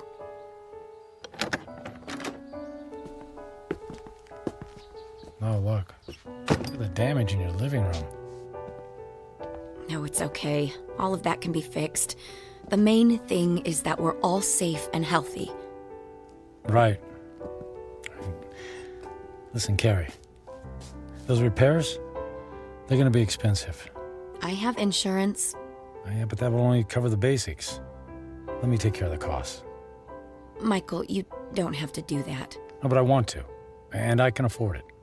But you can't just drop that kind of money on a problem that isn't yours. And listen, all I know is that when I helped Jimmy just now, it felt good. It felt better than anything I've done for a long time. And the idea of helping you out with bills feels good, too. So please, just let me do this. Well, I'm not in a position to turn down a gift like that. But what about you? Before the storm hit, you were about to tell me something. You said it was serious. It doesn't matter now. Are you sure? Yes, I'm sure. Here, let me write you a check before I leave. Are you going so soon? You just got here. Yes, I think I got what I was looking for. Here you go. Now listen, don't you look at it until I leave, okay? I promise. Where are you going? I have some business to finish.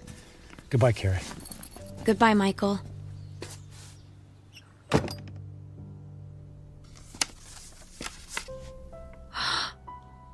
$1 million?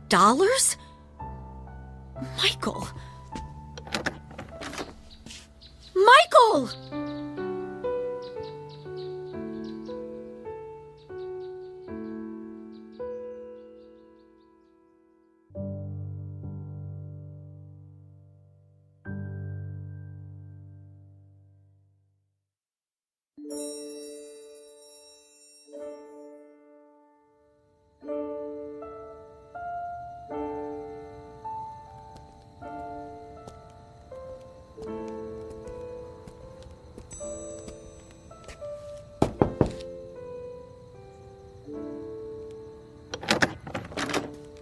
Yes? What is it? Forget the late hour, Reverend.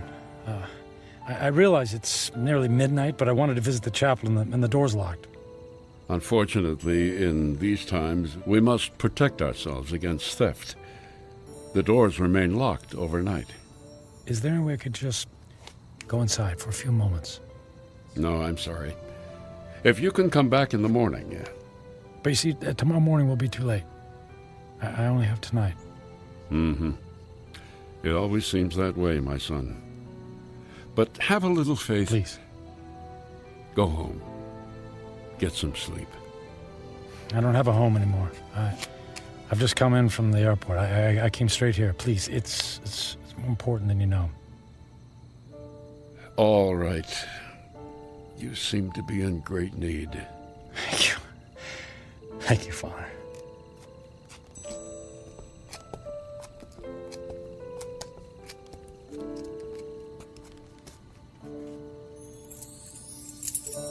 Yeah, it's one of these. Here we go.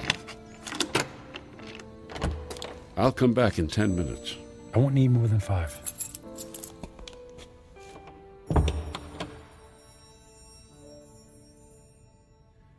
Now that I'm here, I don't know what to say. It's been a long time since I've set foot in a place like this. In fact, I can't remember the last time. I suppose it's true. People come back when they're in trouble, but I'm not exactly in trouble. In fact, all of my troubles will be over in just a few minutes. Then why am I here?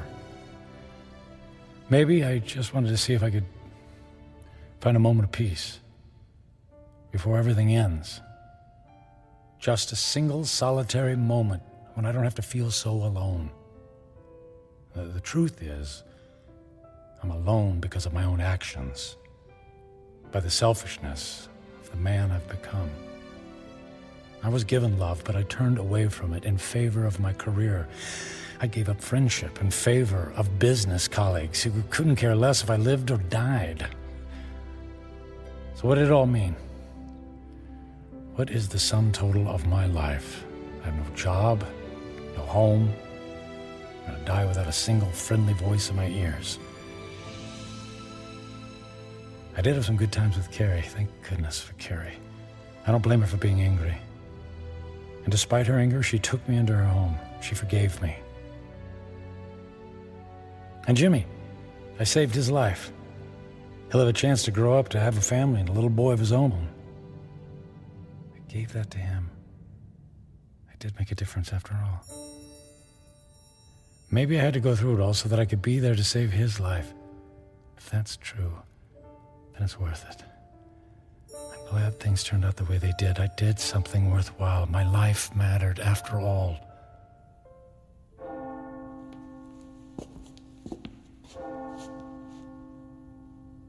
Nearly midnight on the 10th day, just like the old lady said. When the clock strikes midnight on the 10th day to come, you will be dead. I'm not afraid. I thought this moment would be terrifying, but I actually feel ready. No regrets. I'm prepared to say goodbye to everything.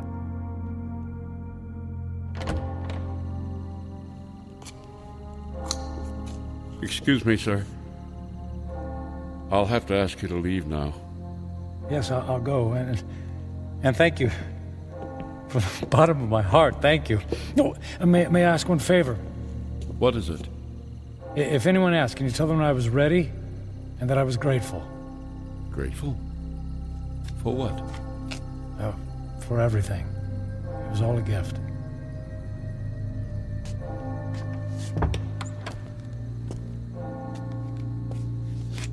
Okay, it's time. I don't know what to do. I mean, if I should... How do I... Church bells. They stopped.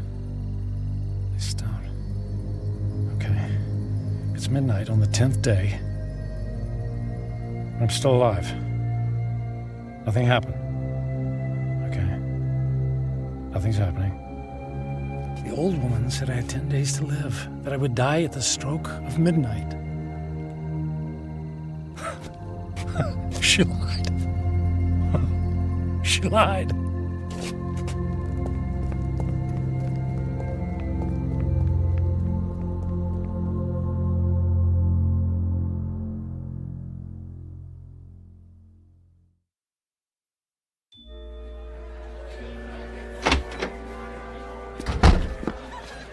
Hey, excuse me.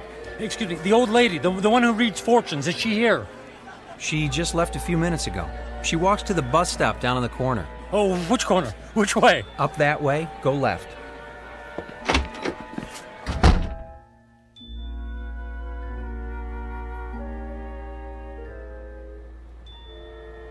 Where is she? I don't want to be. Don't let her be. Ah, there she's. Hey!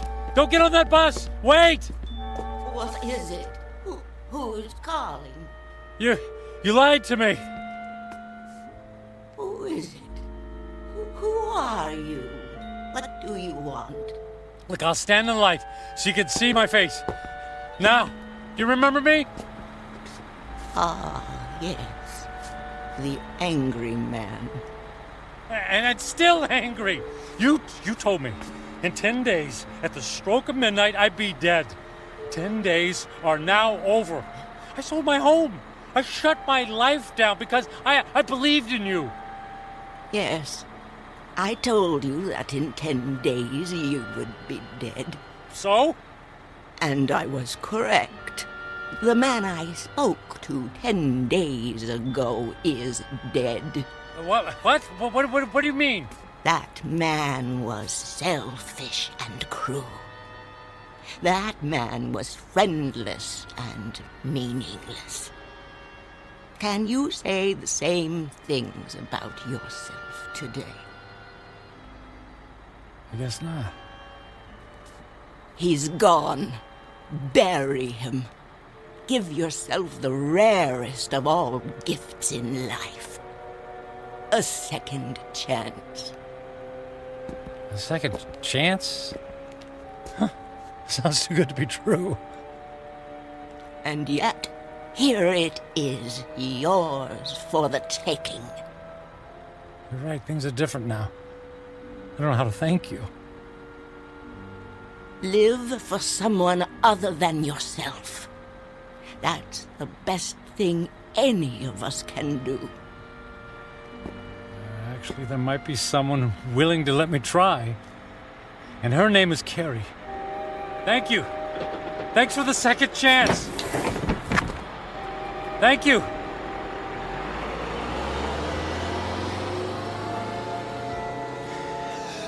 Thank you. Thank you so much.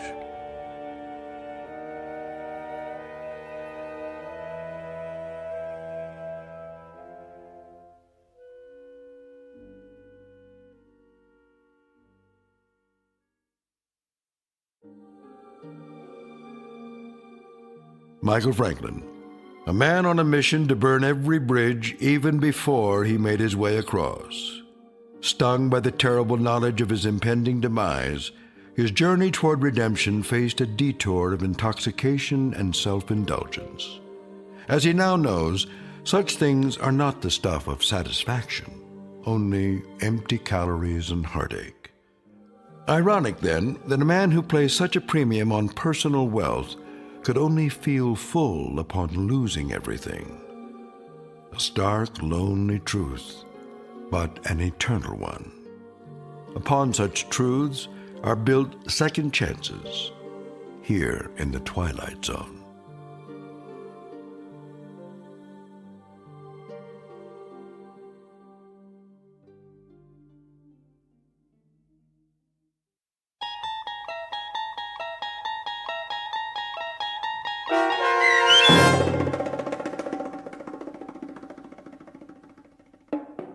"10 Days," starring Ned Bellamy with Stacy Keach as your narrator, was written for The Twilight Zone by Mark Valente.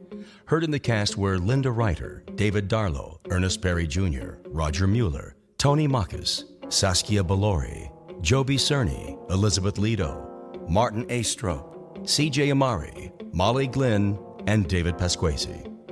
The producers of The Twilight Zone wish to thank CBS Enterprises and the Rod Serling Estate for making this series possible.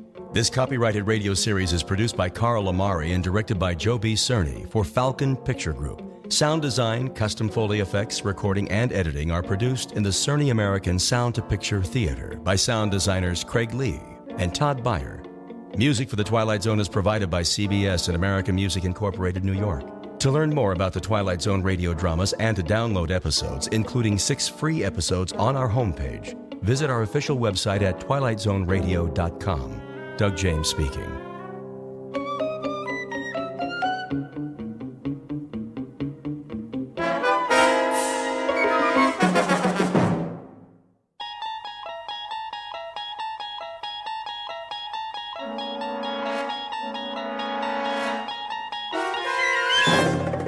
There is a fifth dimension beyond that which is known to man. It is a dimension as vast as space and as timeless as infinity. It is the middle ground between light and shadow, and it lies between the pit of man's fears and the summit of his knowledge. This is the dimension of imagination. It is an area which we call the Twilight Zone.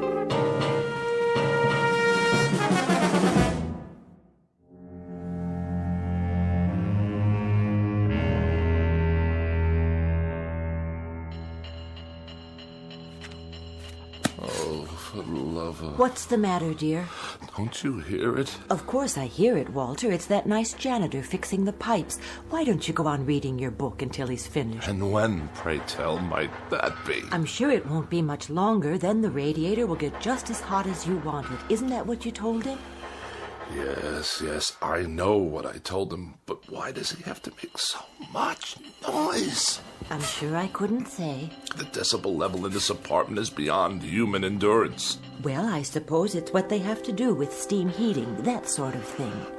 What I really don't understand is how you can sit by, knitting away, oblivious to this assault. Did you see the new wool scarf I'm making? It should keep out absolutely all the drafts. While that infernal pounding goes on and on and on. Wait till you try it on. I picked out your favorite colors. It's much thicker than the other ones.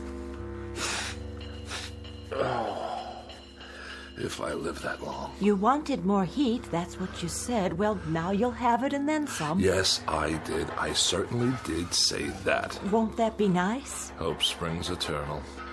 The question is, at what price? Are you sure you're comfortable, darling? At what?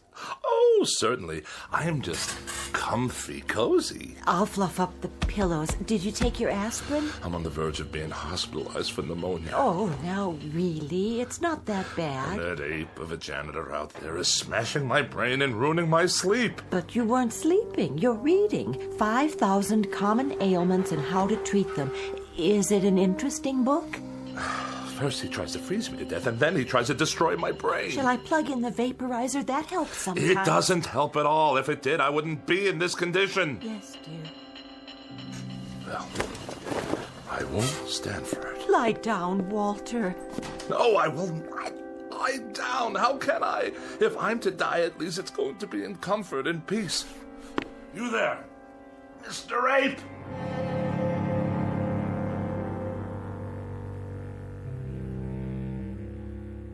Witness Mr. Walter Bedecker, age 44, afraid of the following: death, disease, other people, germs, drafts, and just about everything else. He has one interest in life, and that's Walter Bedecker. One preoccupation: the life and well-being of Walter Bedecker. One abiding concern about society: that if Walter Bedecker should happen to die, how will it survive without him? But there's one thing he hasn't asked himself yet, and it's simply this: what happens if, despite all his precautions, Walter Bedecker should happen to stumble, not into the grave, but into the Twilight Zone?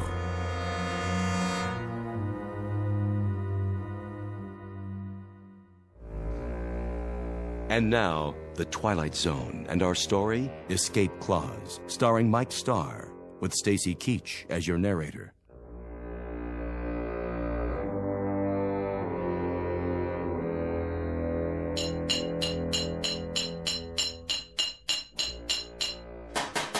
I asked you a question. You want more heat, don't you? That's not the answer, so I'll ask you again. How much longer? Put it this way. In 20 minutes, it'll be about 105 in here. Hot enough to fry an egg. That good enough for you? 20 minutes, you say? After hour upon hour of your clanking around in my living room while I'm on my deathbed, I have to wait 20 minutes more? If you do die, Bedecker, and you go where I think you're going, as far as the temperature's concerned, you ain't going to be able to tell the difference. You ape! Get out! My pleasure.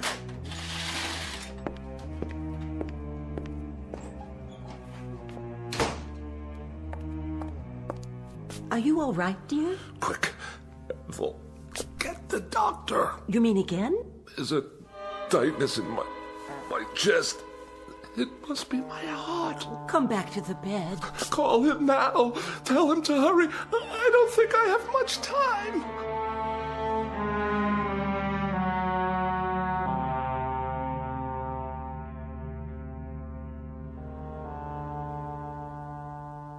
Well, doctor? Keep your mouth closed a few more seconds. I'm asking a question. All right, open, please. There. Well, how bad is it? What does that mean? Your temperature isn't bad at all. In fact, it's quite good.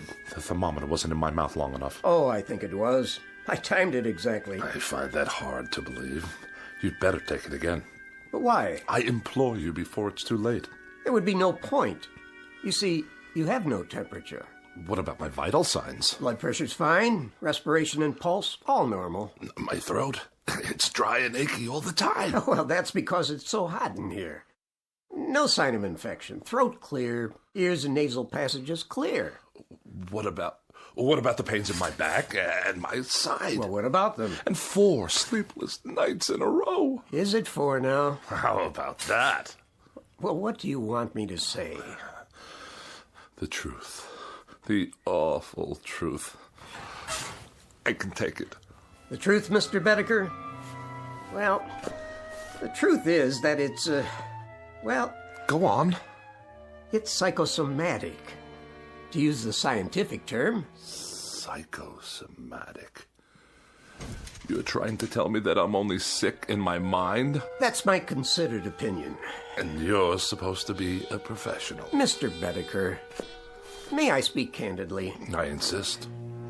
Well, there is nothing wrong with you except the ailments you manufacture for yourself. Manufacture? Is that what you think? Your pains are imaginary. Your inability to sleep is a case of nerves, nothing more. In short, Mr. Bedecker, you are a very healthy man. This man calls himself a doctor. 4 years pre-med, 4 years medical school, 2 years internship, 2 years residency. And what is he, I ask you, what is he? A quack. Doctor? Oh, hello, Mrs. Bedecker. What's the prognosis? Don't ask him. The man's an idiot. Walter, darling, I beg you, don't excite yourself. Don't whisper. You're looking at half my troubles right there, Doctor. This woman, this awful woman who runs around whispering all day long to make me think I'm sick, even if I'm not. Oh, and I am. I'm lying here at death's door, and who's ushering me out? A quack and a whispering woman without a mind. Well, I'll call tomorrow, Mrs. Bedecker. Meanwhile, try leaving the window up an inch or so. Let some fresh air in. There'll be no need to call. Just come on over with the death certificate and fill it out. Oh, Walter. Don't drench me with those crocodile tears of yours. She'd be so happy to get rid of me. I just can't tell you. Goodbye, Mrs. Bedecker. Take care of yourself. I'll see you out.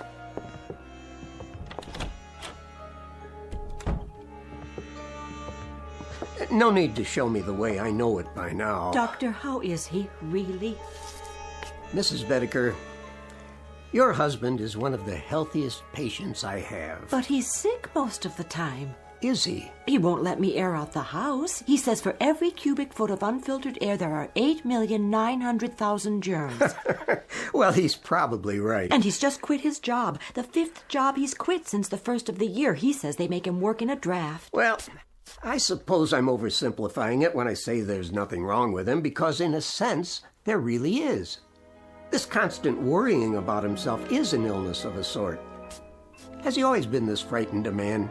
Ever since I can remember. When he was courting me, he told me he was in the final stages of TB and only had a week to live. I only married him because I felt so sorry for him. Oh, I don't mean that was the only reason. I think I understand. Do you? You see, people change. Sometimes for the better and sometimes in ways that aren't entirely healthy. We all assign blame. Your husband is taking it out on those nearest him. It's not your fault. But it must be. He never stops complaining. The problem isn't physical. He's getting older, so he sits here spinning his wheels. He needs to get out, do things, prove he's still strong, that there's a place for him in the world. Oh, Doctor, I'll do what I can. I'm sure you will. You already have. It's up to him now. I'll give you a call tomorrow. I don't think it would be a bad idea if you took some vitamins yourself. You look run down, Mrs. Bedecker. I do? Just a little too pale. Ethel, there's a draft in the air, and I feel a coma coming on. Yes, darling, I'll be right in. Now, you remember about those vitamins. Promise? I promise. Here's a prescription. Get some of these items from the drugstore for yourself. Thank you, I will. You're very kind. Goodbye, Mrs. Bedecker. Goodbye. Did you say there's a draft? I did. From where? The window. But it's only open an inch. Freezing air blasting into the room. I'll close it for you. Do you know how many germs live in 1 cubic foot of air, Ethel? I think I do. 8,900,000, that's how many. I know you want me gone. Walter! Gone from your life, and that's why you leave windows open all over the place. But as a point of common human decency, couldn't you find a way to do it more subtly? The doctor said you needed air. He said it was stuffy in here. Oh, the doctor said. Tell me one thing. Yes? What is going on between you two? Nothing, Walter. I saw the way he looked at you. Oh, now you are imagining things. What's that slip of paper in your hand? What do you mean? Oh, it's only... Give it to me. Oh, now I understand. Well, if you'll let me explain. When did he give you this? Just now, before he left. If you'll listen. I'm not sick, he says, but nonetheless he gives you a prescription for medicine for me? Not a thing wrong with me, he says, but while I lie here helpless, he's out there telling you that I've got a life expectancy of 20 minutes. He said nothing of the sort. Don't deny it, Ethel. I smelled the collusion the moment he left the room. Now I suppose he's making time with you behind my back. The two of you can hardly wait for me to expire. What a great day that will be. But just remember, it will be on your conscience. Yours and that quacks. The prescription was for vitamins, Walter, not for you, for me. Vitamins for you? I lie here while the life seeps out of me and that charlatan prescribes vitamins for you? What has he done for me? Not a nil. A big fat goose egg, that's what. He comes whenever you call. He's very interested in your condition. Very interested. Oh, isn't that nice? I'm dying and he gives her vitamins. Sit up. I'll turn on the vaporizer. Never mind. Go on, get out of here. Leave me to die in peace. All right, Walter. What? I meant I'll let you alone so you can take a little nap. Then maybe you'll feel better. I can't nap. Why does a man have to die anyway? I'm sure you're not dying. Oh, are you? I asked you a question, Ethel. Why does a man have to die? I don't know, Walter. The world goes on for millions and millions of years, and how long is a man's life? This much, a pinch, a drop, a microscopic fragment. Why can't a man live 500 years or 1,000 years? Why does he have to die almost the moment he's born? I told you I don't know, dear. No, you wouldn't. Go on. Get out of here. Yes, dear. Have to take my own pulse. Give myself a checkup. A doctor couldn't care less. My sinuses. It's moved from my chest to my sinuses. After that, it'll be my brain, and then poof. As if I never existed at all. What's the point? The point, indeed. It's a crime for a man to live such a short span of years. A crime. What I wouldn't give to live a decent number of years. 200, 300. Why not 500 or 600? Yes. Why not? Or 1,000. What a miserable thing to contemplate. A handful of years and then eternity in a casket down under the ground. The dark, cold ground. With worms yet? Of course, with worms. And bacteria in the soil, and all manner of filth and decomposition, toxic waste. Who are you? Cadwallader's the name. And immortality's my game.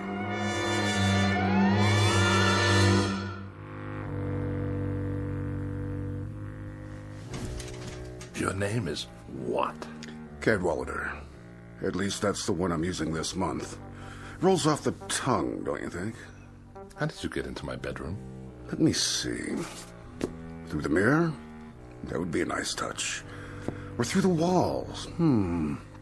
Too prosaic. Look here, The truth is, I've never been gone. I've been in here for some time. You must have a fever. I'm hallucinating. Not at all. I've merely chosen to reveal myself in order to tell you that I subscribe wholly to your views, Mr. Bedecker. I mean, wholly. Delighted to hear it. I'll be brief, Mr. Bedecker. You look like a man with a nose for a bargain. I'd like to make a proposition to you. What kind of proposition? Each of us has something the other wants, and that seems a relatively solid basis for a bargain. Do we? Indeed. What in the world do you have that I could possibly want? Oh, many things, Mr. Bedecker. You'd be surprised. Many things. Varied and delightful. Now, what do I have that could remotely interest you? Actually, a minor item. Minor? Extremely. Are you sure? Smaller than minor. Insignificant. Of no importance whatsoever? Absolutely none. Microscopic? Teensy-weensy. What did you say your name was? What's in a name, Mr. Bedecker? Just a question of semantics, after all. Language, A stretch of words? For example, what is it you want? Can you put it into words? I think you already know. You want an extended lifespan. Doesn't everyone? A few hundred years to play around with. Some people would call it immortality of a sort. But why give it that kind of description? Why make it sound so imposing? What would you call it then? Let's call it some additional free time. After all, what are a few hundred years in the grand scheme? Or a few thousand? A few thousand? Or 5,000? Or 10,000? What's the difference? The world will go on ad infinitum, so what's a few thousand years more or less, give or take, add or subtract? And this little item I'm to give you in exchange, well, what do we call that? What do we call it? That's a linguistic conundrum. We could call it a little piece of your makeup, a little crumb off the crust of your, structure, a fragment of an atom, so to speak, from your being. Or a soul. Or whatever. After all, what is it? And when you're gone thousands of years hence, what will you need it for, practically speaking? Yes? You're the devil. What's in a name? I'm at your service. Good Lord. How about it, Mr. Bedecker? Why not? There must be a good reason. There must be. You'd deed me over your so-called soul, and I'd give you immortality. Life everlasting. Or as long as you want it to be everlasting.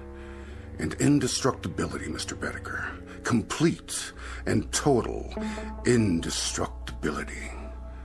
Nothing can hurt you ever. Now that part's fun, let me tell you. Nothing can hurt me? And I live forever? Why not? Certainly. Forever. Again, Mr. Bedecker, just terms. And everything's relative. For you, it's forever. For me, it's a walk around the block. But we're both satisfied. Think about it. Oh, I am. I am thinking about it. To be without fear of dying. To be indestructible. Invincible. Not to have to worry about disease, accidents, pestilence, war, famine, anything. Governments and institutions disintegrate. People perish. But Walter Bedecker goes on and on. Walter Bedecker goes on and on. The ultimate dream, is it not? Mr. Cadwallader, about this soul, you say I won't miss it. You'll never know it's gone. And you say I'll go on and on, quite unable to succumb? Quite. No tricks, no hidden clauses. I'll just live as long as I want to live. Is that it? That's it. That's precisely it.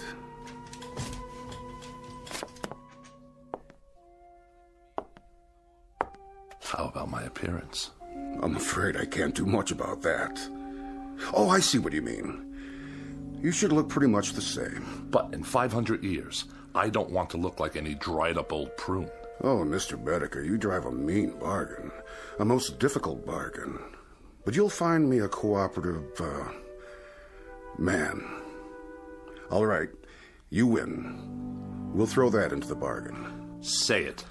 Whatever aging takes place in your features will be more or less imperceptible. Mr. Cadwallader, I believe we're close to making a deal. Mr. Bedecker, you'll never regret this. Not to your dying day. Hey? Which by rights should not be for several thousand years. You'd better say that. There is something. Aha! Aha! Aha! Now it comes out. For your benefit, I assure you. Where did you get that? The contract. Oh, one always seems to turn up when it's needed. Let's see. Article 93, right here. What about it?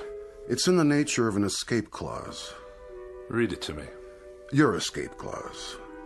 Whereas the party of the first part, upon due notification of the party of the second part, and so on and so forth. Go on, I want to hear it. Well, I'll just give it to you thumbnail. It's simply that if you get tired of living, Mr. Bedecker, You can exercise the clause by calling on me and requesting your... My what? Oh, there goes the embarrassing terminology again. Shall we say, your demise? At which point I will personally see to it that you are given a rapid and uncomplicated, how to put it, departure? I can assure you, Mr. Cadwallader, that I'm not the sort of man to kill the goose that lays the golden egg. I'm much relieved to hear that. When you talk immortality to me, brother, I mean immortality. Indubitably. You're going to have a long, long wait. Mr. Bedecker, nothing will please me more. And I think we've got... Yes? A deal. No further qualifications? None that I can think of. No ifs, ands, or buts? None whatsoever. Absolutely? Positively. Done. Oh, no fires in here, please. Only a small one to heat up my seal. My cartouche, as it were. Do I get a copy? This is your copy. Where's yours? Already on file, in a very safe place. If you say so. You sure keep it hot in here. Mm-hmm. Quirk of mine. I think the wording seems to be in order. Cadwallader, where did you go? Walter, did you call for me? What? Oh, no. I was only... Only what, dear? Talking to myself. You were? Not that I make a habit of it, mind you. What are those papers? Nothing. I was just looking over my life insurance policy. Whatever for? To be sure you're protected if anything should happen. Ever, to me, that is. Don't be silly. Your health's going to improve. It's already improved. Hit me. What? Hit me. As hard as you can. In the stomach. Or anywhere else you like. Anywhere at all. But why? I want you to see how strong I am. Strong as a bull. As a bull, dear? And as indestructible. 10 bulls, 100. Walter, you're not yourself. Come sit with me in the other room. It's warmer there. The radiator's going full force. Is it? See for yourself. Yes, I think I will. Watch this. What are you doing? Don't touch it. See what I mean? Walter, your hands are burning. No, they're not. That's just it, Ethel. They're smoking, yes, but they're not burned at all. I'll get some bandages. Sit down. Where do you keep my pills? Which ones? All of them, every last one. Over here on the tray. Give it to me. What are you doing? Walter, the window, don't throw them out. I beg you, all your medication. Why not? What's the difference now, my dear? I'd like to introduce you to someone. What are you talking about? Meet the new Walter Bedecker.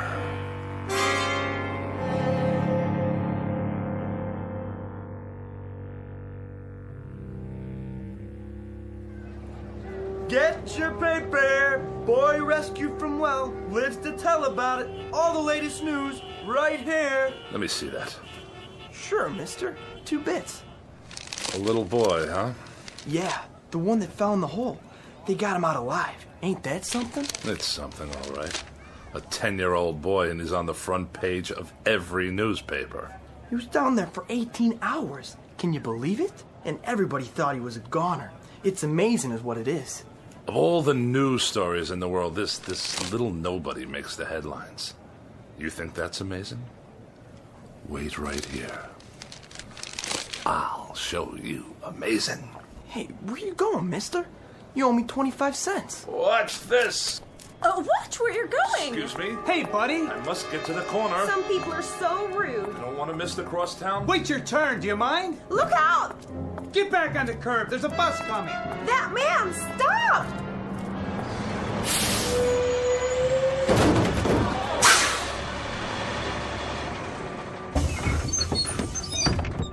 I couldn't stop. He ran right out in front of the bus. I saw the whole thing. That guy must be blind. Somebody call an ambulance. Look, he's getting up. Hey, pal, how'd you do that? Do what? Are you okay? Of course I am, you idiot. I can't believe it. I didn't even see you. Is there a photographer in the crowd by any chance? You better lay down. The ambulance is coming. Why would I want to go to a hospital? There's nothing wrong with me. Not a thing. Just your tire tracks on the front of my suit. Just the same, take it easy. Get some x-rays and I'll fill out an accident report. Don't bother. Just contact your claims adjuster. The name's Bedecker. Can you remember that? Walter Bedecker. It don't make sense. I could have sworn I ran over you. Oh, you did? Then how come you can walk? Like they used to say, you ain't seen nothing yet.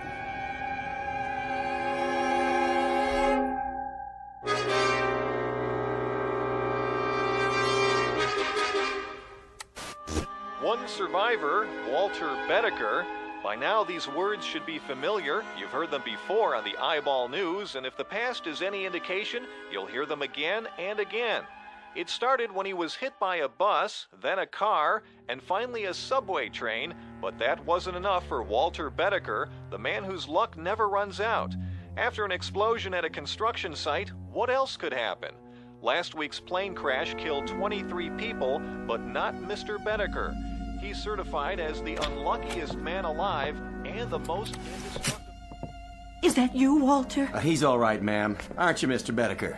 You're all right. When you didn't come home, I was worried. Oh, this is my wife. Wait in the other room, dear. Are you sure? I can make you some hot tea. And your friend? He's no friend.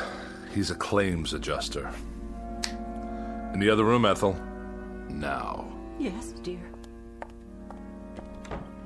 You want to sign this now, Mr. Bedecker? $5,000, is that all? For falling down an elevator shaft? Well, considering that you're not even scratched, Mr. Bedecker, I think the company's being very fair. Just keep your mouth shut, will you? I'll sign it just to be done with you.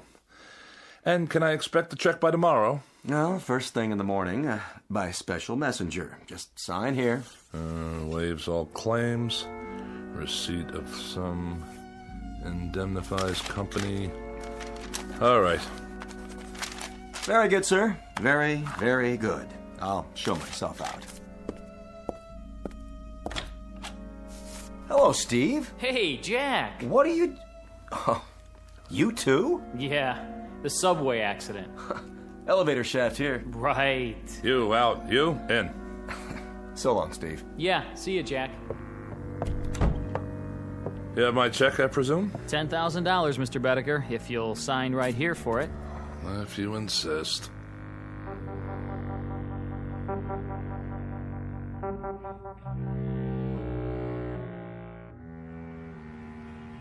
"14 accidents. More than anyone should have to bear. Now, wouldn't you think that there would be an element of thrill in 14 accidents? I'd appreciate it if you'd step away from the window, Walter. It's open, you know. 14 accidents in which you know nothing can happen to you? I guess so, dear. Well, it's a fact. There should be an excitement to this sort of thing. Well, there isn't. It's dull. It's absolutely without the remotest bit of excitement. In short, I'm bored stiff with it. Walter, dear, you should count your blessings. After all, there is the money. And you should shut your mouth. You look for all the world like a small gray mouse waiting for a piece of cheese. Walter, you can be so terribly cruel. Ethel, please. I'm thinking. I swear he's cheated me somehow. I don't know exactly how. What are you talking about? Who? Mortal schmortal.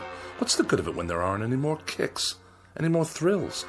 Anything to let a man know he's alive. Walter, do you feel all right? At least when I was concerned about my health, there was an element of risk, of danger. I mean, of course. That's it. What is?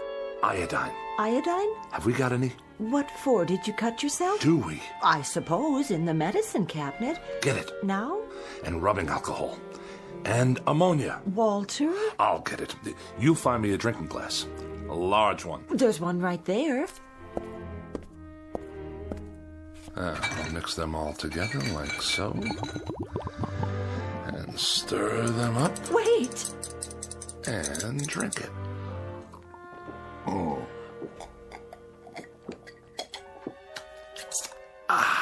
Sit down. I'll call the doctor. You see? What I just drank should kill a dozen men. To me, it tastes like lemonade. Walter. Yes? What's this all about? You really want to know? All right, I'll tell you.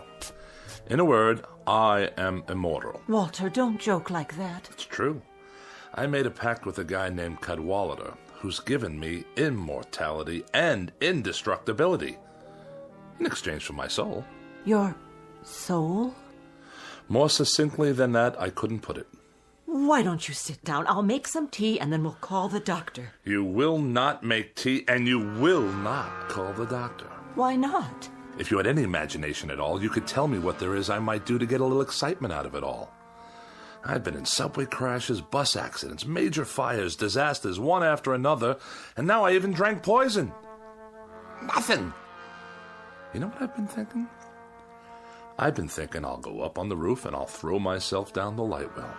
Smack dab through the light well, 14 stories down, just for the sheer experience of it. Oh, Walter, darling, please. Ethel, darling, shut your mouth and get out of my way, please.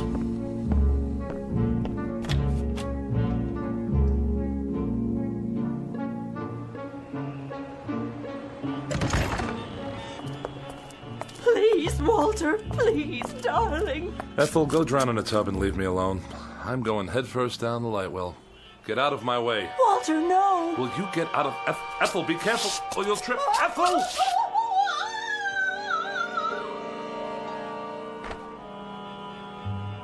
I wonder what that felt like.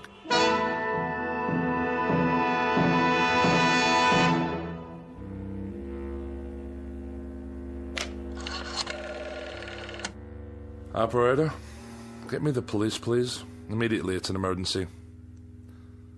Hello? Is this a police station?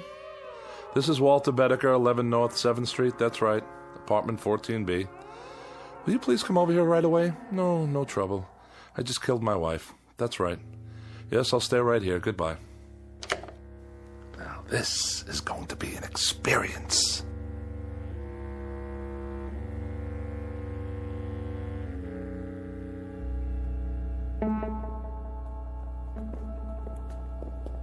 Hey, Bedecker, you got a visitor. Cooper, the legal beagle. Right in here, Mr. Cooper. No longer than 15 minutes, please. How are you holding up? As well as can be expected. Prisons are boring places, you know. Very, very boring. And you? How am I? I'm miserable, Mr. Bedecker, and I've been miserable since I took your case. I've had tough clients before, but nobody like you. Really? What disturbs you? What disturbs me is that for 5 days in that courtroom, you've acted like a man desperate to get himself convicted. Oh, whatever would make you think that? When the prosecuting attorney cross-examines you, you act like you're betting on him to win the case. The truth will out. Now look, Bedecker, tomorrow's the last day of the trial. There'll be the summing up and it'll go to the jury. And as things stand now, you don't have a chance in hell. That a fact? That is a fact. Now, tomorrow, this is what I want us to do. Cooper, do me a favor, will you? Put it away. How's that? Bedecker, didn't you get what I was trying to tell you? You're about 12 hours away from a guilty verdict on charge of first-degree murder. Oh, what will the penalty be? The penalty in this state for first-degree murder is death in the electric chair. Death in the electric chair. Bedecker! And if I were in California? What? How would they try to kill me if I lived in California? Capital punishment there is the gas chamber, but I don't see... And in Kansas? In Kansas, it's hanging, but I'm gonna tell you something, Bedecker. No, Mr. Cooper, I'm gonna tell you something. The only thing they'll get for their troubles if they try to electrocute me is a high electricity bill. Good night, Mr. Cooper. See you in court. Guard! I don't know, Bedecker. I just don't understand you. The psychiatrist says you're sane, and you say you killed your wife. But way down deep, I know you didn't. So tomorrow, when I sum up for you, I'm gonna lead from a terrible position, a position of weakness. But I'll do the best I can. Mr. Cooper, really, don't bother.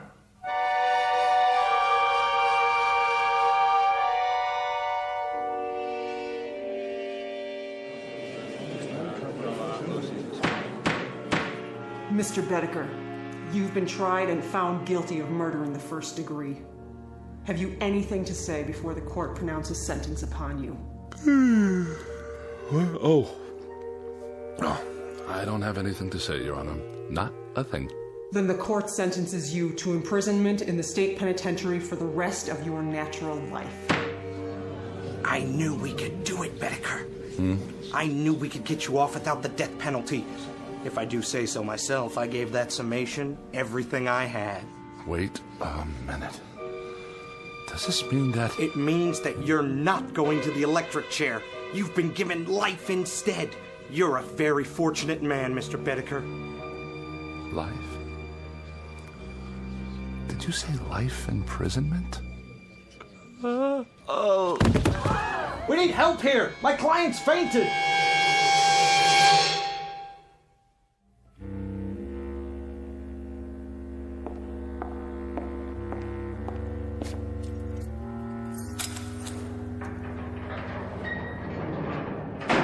Here's your last meal. My last? With us. You're going to the penitentiary tomorrow morning. The penitentiary. For life. Look at it this way, Mr. Bedecker. What's life? 40, 45 years? You can do that standing on your head. Life. That's all. 45 years. Maybe not even that much. After all, what are a few hundred years in the grand scheme? Or a few thousand? Or 5,000? Or 10,000? No!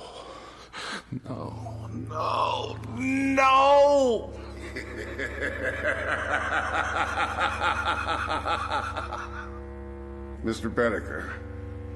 Yes? About the escape clause. Care to utilize it now? Yes. That's a wise man. Odd thing, Mr. Bedecker. You look like someone having a heart attack. Exactly. Like a man having a heart attack.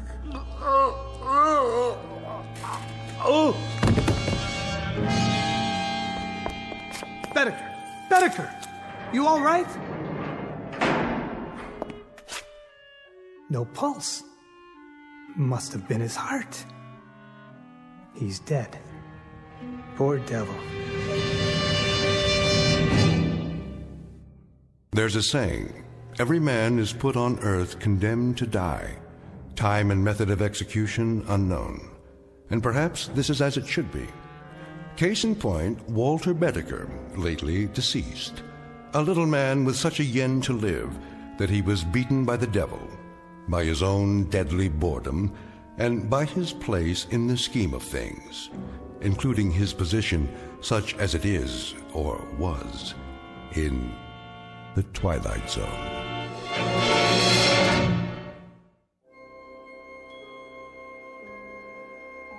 Hi, this is Carl Amari, producer of the Twilight Zone radio dramas. I'd like to take a moment to tell you about our official website at twilightzoneradio.com, where you'll get the latest news and information on these Twilight Zone radio dramas. Plus, at twilightzoneradio.com, you can digitally download 3 free episodes or any of our episodes for only $1.95 each. In this age of ever-changing technology, we've decided to make these episodes instantly available to you by making the Twilight Zone radio dramas a digital download-only series. This means that this series will no longer be offered on CD. The CD collections at our website are now being offered while supplies last at buy one, get one free. So be sure to get your favorites before they're sold out. Be sure to visit us often, and I'll see you in the zone.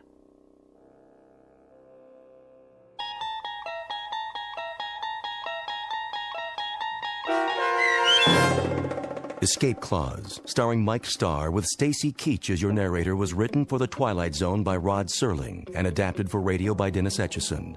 Heard in the cast were Peggy Roeder, Rich Kominick, Doug James, Turk Muller, Guy Burrill, Heath Corson, Larissa Borkowski, Natalia Reed, Peter DeVito, John Starr, Carl Amari, Paul Patch, and Lynn Foley.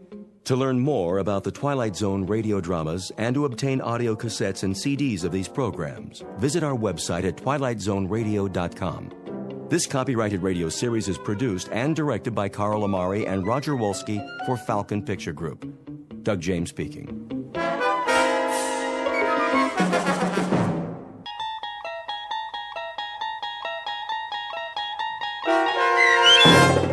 The Jeopardy Room with Stacy Keach as your narrator was adapted for radio by Dennis Etchison and written for The Twilight Zone by Rod Serling. Heard in the cast were Yasin Piyankov, Jamie Vann, Terry Berner, Katrina Lenk, Ned Noyes, Anna Sverutza, and Lisa Dotson. To learn more about the Twilight Zone radio dramas and to obtain audio cassettes and CDs of these programs, visit our website at twilightzoneradio.com. The producers of The Twilight Zone wish to thank CBS Enterprises, Carol Serling, Dennis Etchison, Dick Brescia Associates, Claire Simon Casting, Terry Jennings, XM Satellite Radio, Sirius Satellite Radio, our sponsors, and our radio affiliates for helping make this series possible. This copyrighted radio series is produced and directed by Carl Amari and Roger Wolski for Falcon Picture Group. Doug James speaking.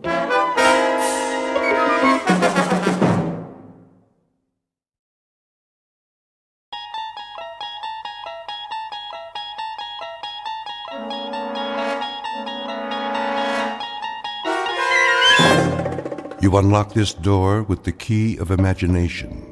Beyond it is another dimension, a dimension of sound, a dimension of sight, a dimension of mind. You're moving into a land of both shadow and substance, of things and ideas. You've just crossed over into the Twilight Zone.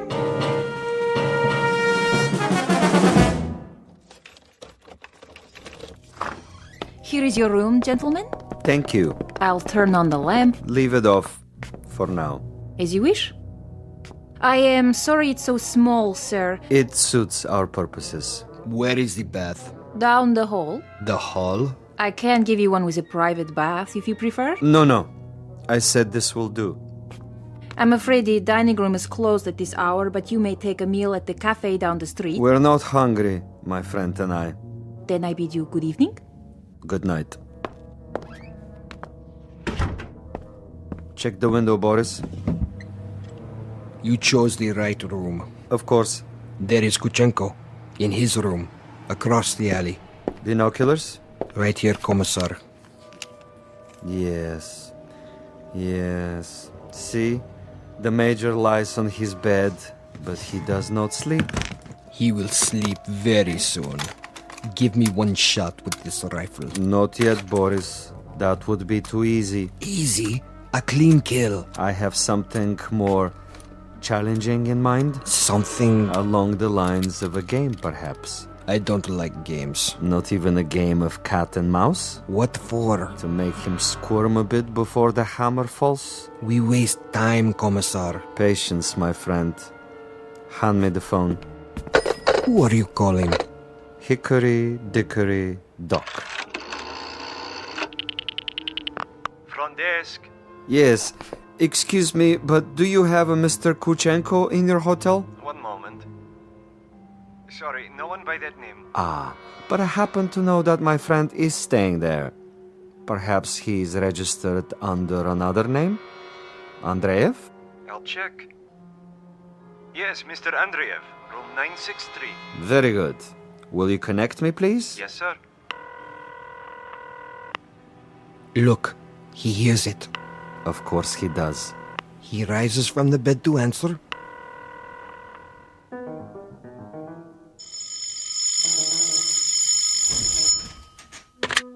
Yes? This is Major Kuchenko. Hello? Major? Are you there? Major?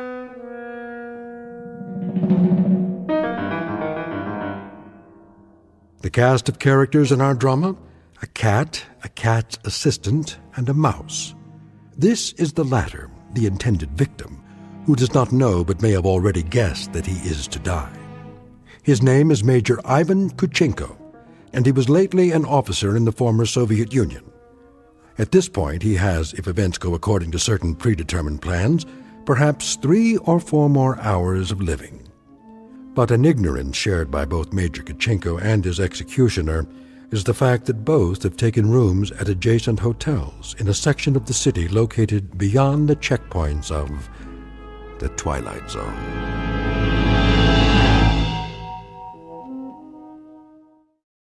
And now, The Twilight Zone and our story, The Jeopardy Room, with Stacy Keach as your narrator. Major Kuchenko? Who is calling? Major Kuchenko, you don't know me. Who is this? But I have heard of your recent arrival here. You have the wrong number. And I wanted you to know that you have friends in this city. Friends, you say? And they would be... Good friends, Major. Staunch friends. I know no one in this city. May I impose upon you to remain in your room for a little bit? Your friends will make themselves known. And who is this speaking? Is this a friend also? A good friend, Major. Not known to you yet, perhaps, but soon to become acquainted. And why must I stay in my room? We'll be making contact with you very shortly.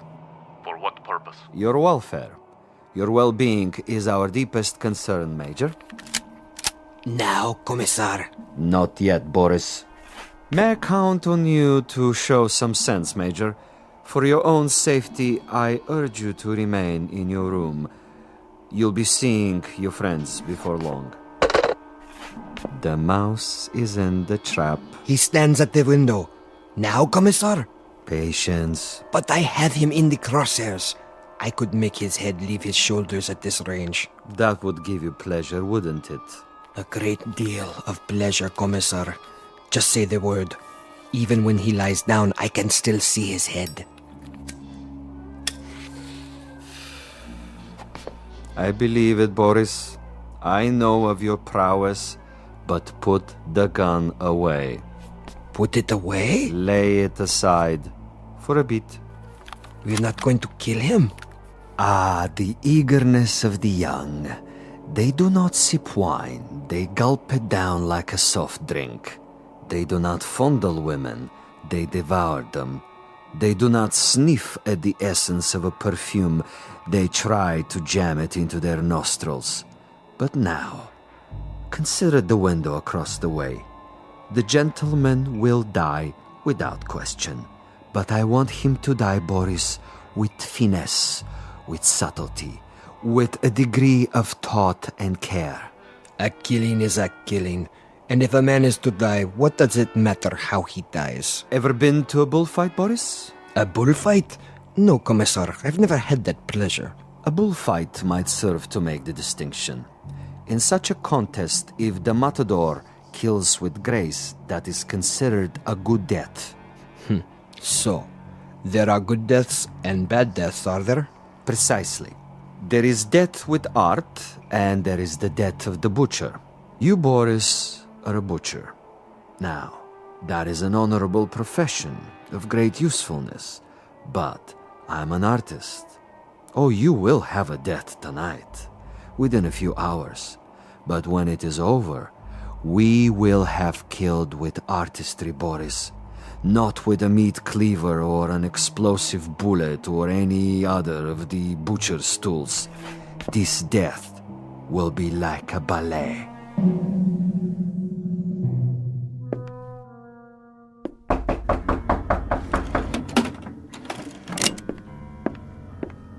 Yes? Major Kuchenko? Who is it? A friend, Major. If you prefer, you can turn off the lights and find a hiding place. I'll come in with my hands up, palms open. Major Kuchenko? And you are? I am a friend. May I? For a moment. I would prefer that you put the gun away. Not a chance. Were you the one on the telephone? We had a brief chat earlier. Quite a place you have here. Who occupied it before you? A rat?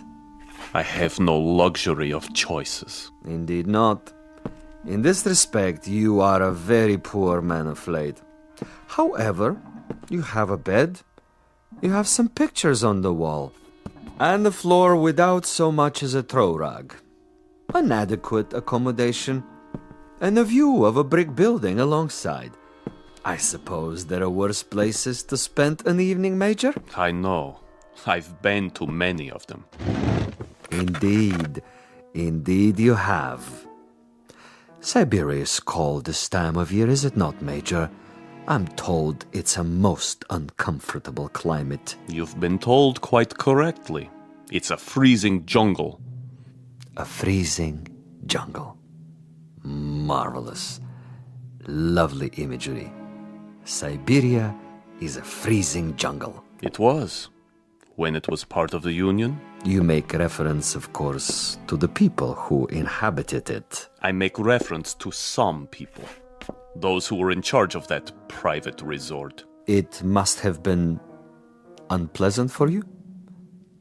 At least sufficiently unpleasant to motivate you to renounce your native land and try to seek asylum elsewhere? For a time. Asylum is no longer necessary under the new regime. But of course the old ways die hard. Some of the same people remain in charge, and they might be concerned about their public perception in this new world. To the victors go the spoils, and that includes access to certain, let us say, sensitive information? I don't know what you're talking about. Really? But I think you do. You were a political prisoner. You served a term of 12 years. You escaped and you moved quickly when the borders were opened. To bring us up to date, you have made your way to a neutral country, somehow avoiding an official debriefing. You have made contact with certain foreign agencies, and now you're desperately trying to get on an airplane that will take you to a Western nation. But for some reason you feel that you're still under surveillance? Oh, it's more than a feeling.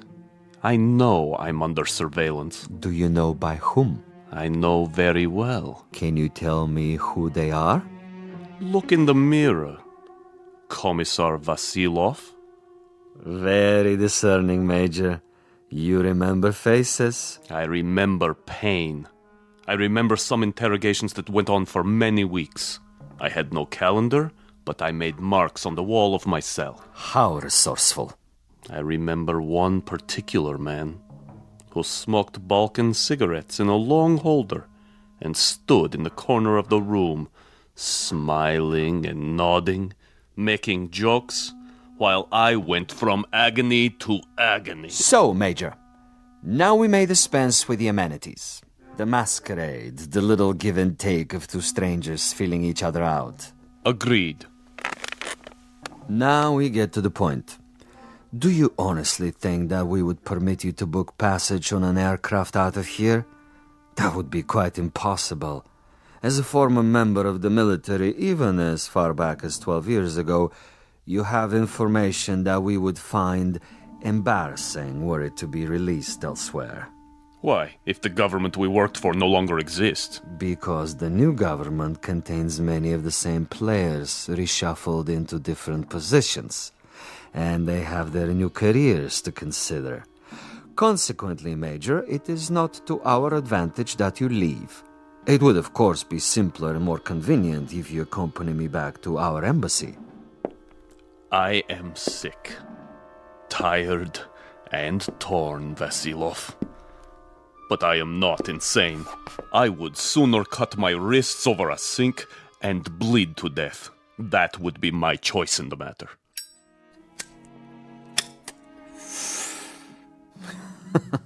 You surely can't be serious, Major. I'm rather a connoisseur of the several hundred ways for a man to depart the earth. And you can believe me when I tell you the cutting of the wrist is not a particularly felicitous modus operandi. Quite apart from the pain, which of course must be attendant, is the fact that one dies slowly, and because of this, he has to be an eyewitness to his own demise. No, my dear friend, I'm afraid we are of two minds about that kind of death. But enough. I have brought you a small gift. Consider it a peace offering. Careful. Gently, Major. Gently. This happens to be a bottle of Amontillado. Quite rare and most pleasing to the palate. I have to repeat what I told you before, Commissar. I'm not insane. I'm quite aware of what would happen to me if I drank any of that. Why, Major? I'm disappointed in you. With your kind indulgence, allow me to use your own water glasses.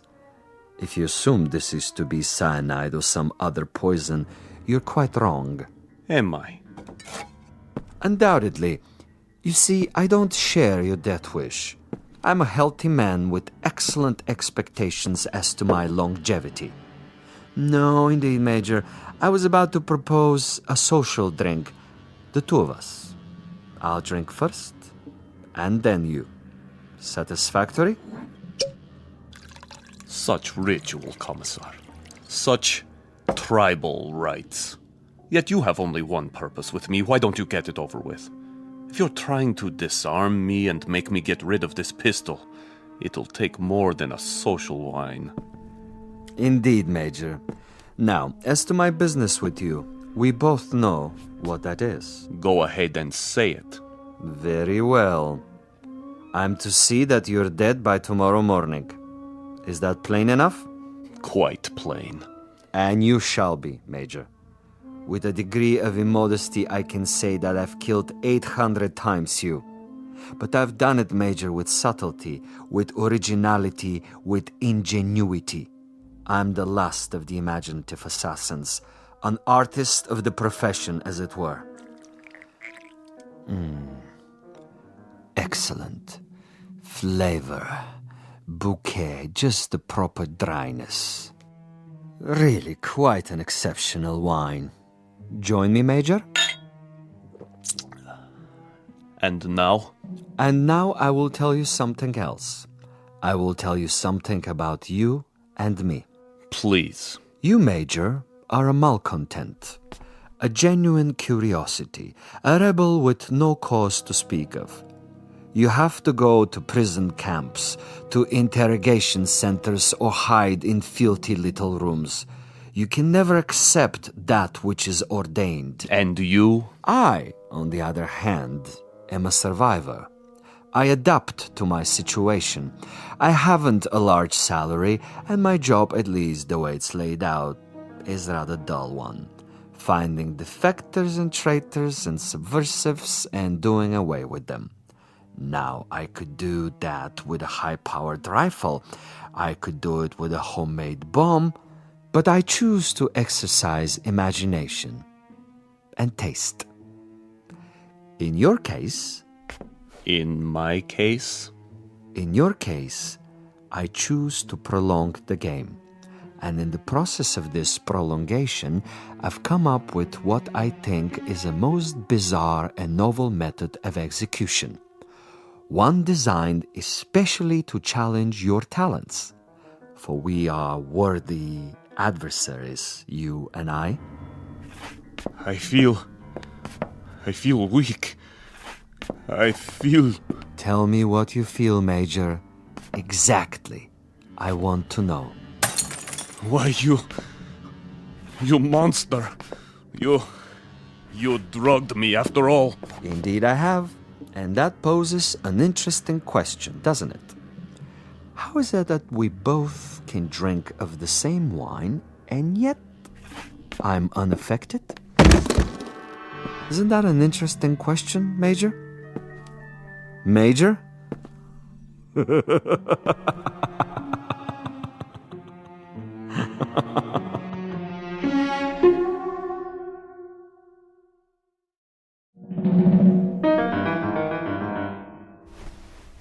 My head. He's gone. But I'm still alive. So he wants to play a game. And he has left something behind. What is this? Greetings, Major Kuchenko. I'm an exceptionally good judge of men. Are you? And in my judgment of you, I made an assumption that you are sufficiently observant to see this tape recorder on top of your dresser and curious enough to play it. How could you resist? This will also suggest to what complicated ends I'm willing to go to make a simple execution different and imaginative. First of all, to clear up one point. You may remember our discussion. Before I left you, I proposed a question. Isn't it odd that we both drank of the same wine, and how different the effect? Isn't it odd? Really quite incredible and bizarre. How can it be? In all honesty, Major, how do you explain it? Go ahead. I'm listening. You... Perhaps you have figured it out already. The truth is, I have been imbibing this particular drug for many years, a sort of experiment with myself as the subject. I have now reached the point where my physical tolerance has risen so that I can drink it by the gallon and remain quite unaffected. This in itself is a rather common and uninspired trick, a phenomenon well known to the scientific community. But you will also note, and I hope with a degree of pleasure, that you have not been poisoned. You're very much alive. Where are you? As you've probably perceived, I'm rather a gamesman when it comes to killing. I adhere to my own rules and ethics. Hence, Major Kuchenko, I have taken the liberty of removing your pistol so that you won't hurt yourself. Now listen to the following quite carefully. This is the game, and these are the rules. You have been asleep for roughly 3 hours. During that time, in addition to dictating this on the recorder, I have done the following. I have placed a booby trap in your room. It is not visible, but it is attached to a very common object that is in the room. If you trigger this object, it will detonate and you will immediately be blown up. Why not get it over with now? Sadist. Now, for a proposition. If during the next 3 hours you are able to find this booby trap and cut the wire, you will be permitted to leave the room alive and unharmed. This is a guarantee. You have my word on it. Your word. But the following conditions are of the essence, Major. You must actively search for this booby trap and you must find it and render it inactive. It goes without saying that, as of this moment, you are being observed. How? Attempt to turn out the lights, and you will be shot. The moment you stop an active search, should you refuse to play the game, you will also be shot. If you are unable to find the trap within 3 hours, or attempt to leave the room at any point during that time, I am afraid the same conditions apply. You will receive a bullet in the head. So there you have it, Major. Find the booby trap, cut its wires, and you're free. Fail to find it, or fail to look for it, you're dead. Look for it, find it, but fail to recognize it, you're also dead. Needless to say, Major Kuchenko, it is this latter occurrence that I rather expect and look forward to. As a fellow expert in tricks and deception, I think you will admit this situation has its own special imaginative quality.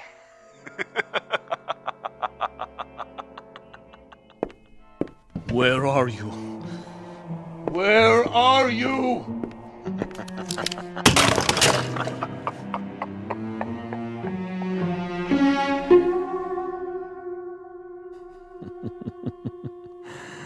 Over here, Major.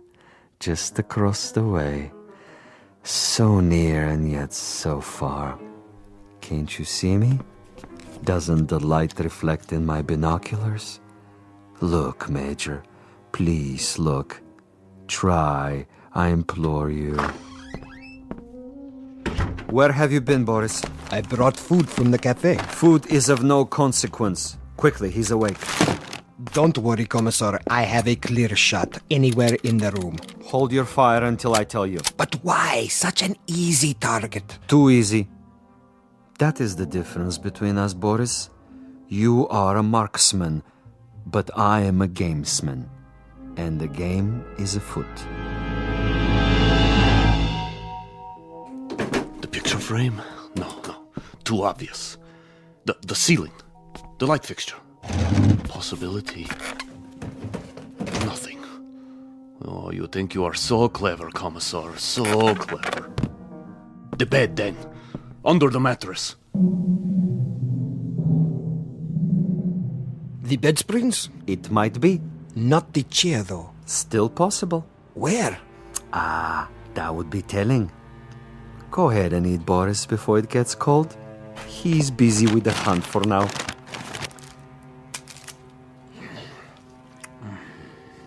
What did you bring?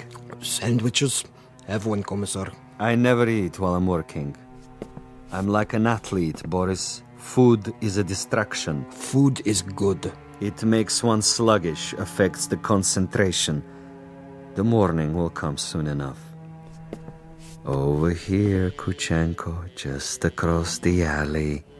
Don't you see? He sees nothing. But surely a fragment of light, a stray reflection. Perhaps he has seen us. Yes, he must know, but he refuses to acknowledge. He is too proud. He knows he must do this on his own and will not give me the satisfaction. The bookshelf. Or the books themselves. Which one? An atlas? A novel? The Bible, of course. It's already been moved an inch, 2 inches. But the wire? Where? One way to find out. The bookcase itself, then. Behind the books. In the wood, the nails. Or under the floorboards. Wait, think. Where would I put it? You want a real battle of wits, Vasilov? You've got it. Think. 4 walls. Ceiling. Light fixture. Floor. A picture. Bed with frame. Box springs. Mattress. Headboard. A night table.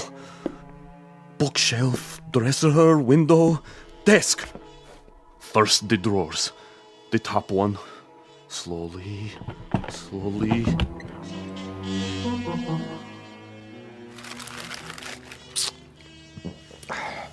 What is he doing now?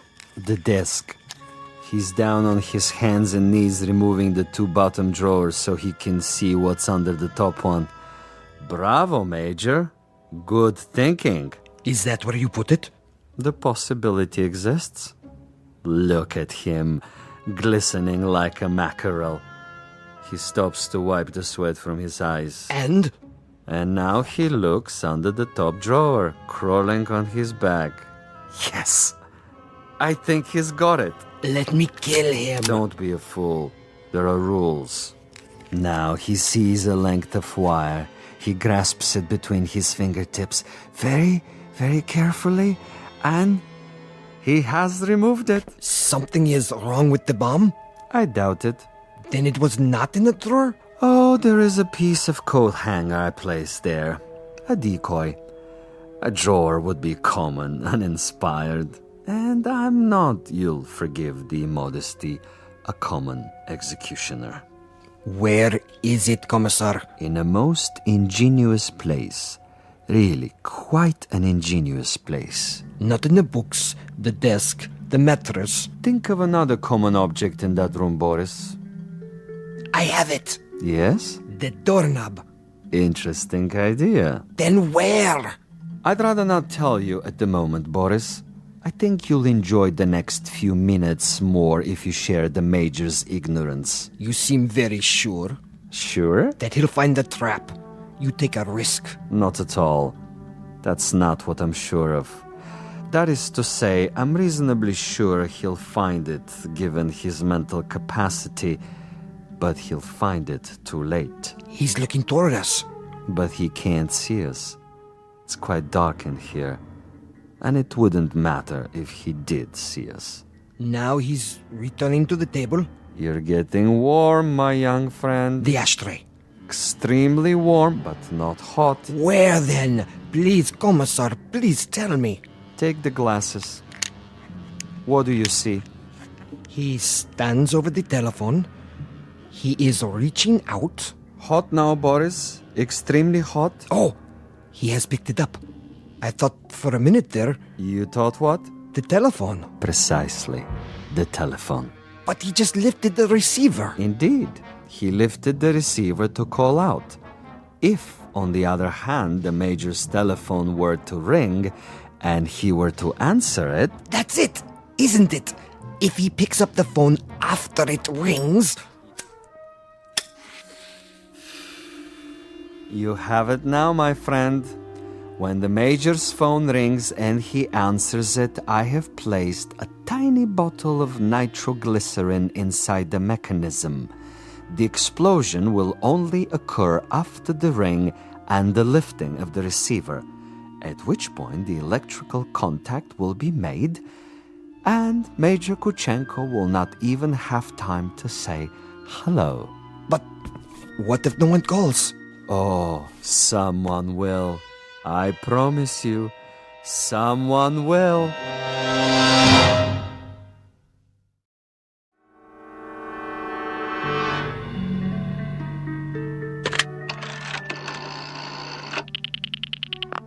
Front desk. This is the party in 963. I was wondering... Yes, sir? I was wondering if you might have the number of another hotel. Another hotel? The one next door, across the alley. That would be the Grand. You can find it in the directory, in the table by your bed. Dial 9 first, then the number. I see. Thank you. Vasilov? I know you're there, Vasilov. The game is not over yet. Do you have the time, Boris?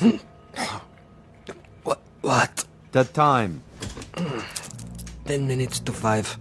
Almost done, Commissar. He's tried almost everything. He has 10 more minutes. Hadn't I best go over there now and finish it? No, my young friend. That would be impetuous. It would also be a bit embarrassing if someone were to see you. At this hour, the streets are empty. Quite apart from the fact that I wanted this to be imaginative, I also wanted subtlety. I should like our quarry to die in his room without our being there. Opportunity is running out. Then I do believe that it's time to, shall we say, accelerate the process?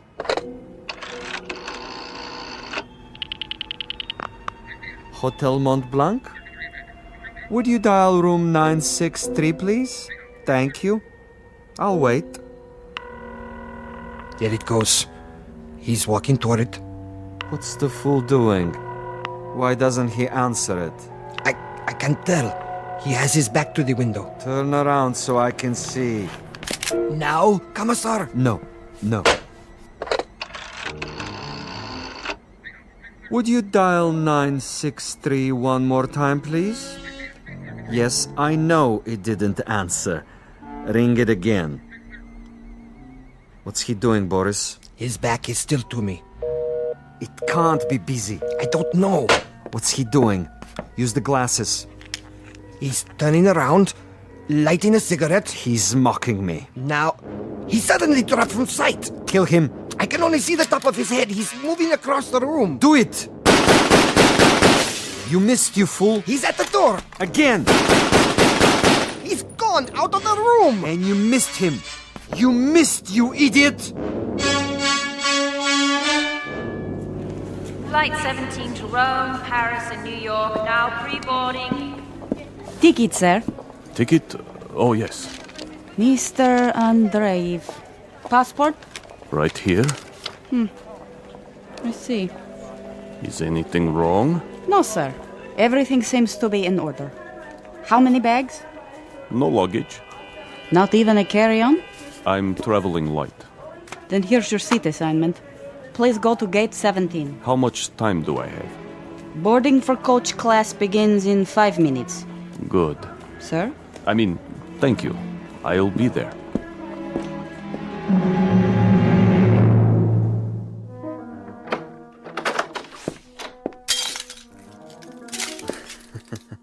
What a mess he left behind. Like a pigsty. He tore the bed apart. And the furniture. Oh, just look. Oh, even my poor little tape recorder. Commissar? Yes, Boris? It would have been better, wouldn't it? What would? If I had taken his head off in the first place. You mean if we had slaughtered him like an animal? I love your style, Boris. You should have been a pig farmer. Our man would have been dead by now. He would have been dead if we had beaten him to death with mallets too. But anyone can die that way. And any stupid, insensitive fool can kill that way. No, this is a man of quality, with a resourceful mind, similar, you might say, to his executioner. He deserves a better ending, as do I. But that's all right. I have time. I'll get him in the next city, now that I know my adversary. We will be able to track him? Most certainly. The old network still functions, though in a much different way. I have the same contacts, no matter what they now call themselves. Importers, exporters, businessmen of various stripes, here and abroad. It's marvelous, you know. Really marvelous. Think of the possibilities. Other, even more ingenious methods of doing away with Kuchenko and his kind. I still think we should have chased him. Not at all. He would have gotten away. And even if he hadn't, it would mean that a thick-headed clod like you is more efficient than I. And this I reject, Boris. This I reject in toto. Look at this. A bottle of wine. I can only find one glass. Throw it away. One drink, Commissar. I said no. But there is more than half left. This is not for you. But why? Do you know much about Amontillado? I know about vodka. Of course, you and all the other potato growers. Give me the glass. Here. Believe me, it wouldn't agree with you. It's an acquired taste. Yes, Commissar. If you say so. I say so. There are some secrets that you're not ready to learn. But in time, Boris. In time. For now, I need you awake and alert. That's right. I do what you say, as always. But so far, your methods are not very effective. The men who pay us, they will not be impressed. And you will make a report? Only I can do that. I am the one they listen to. I can request another assignment. You're free to do so. Until then, I take no further orders from you.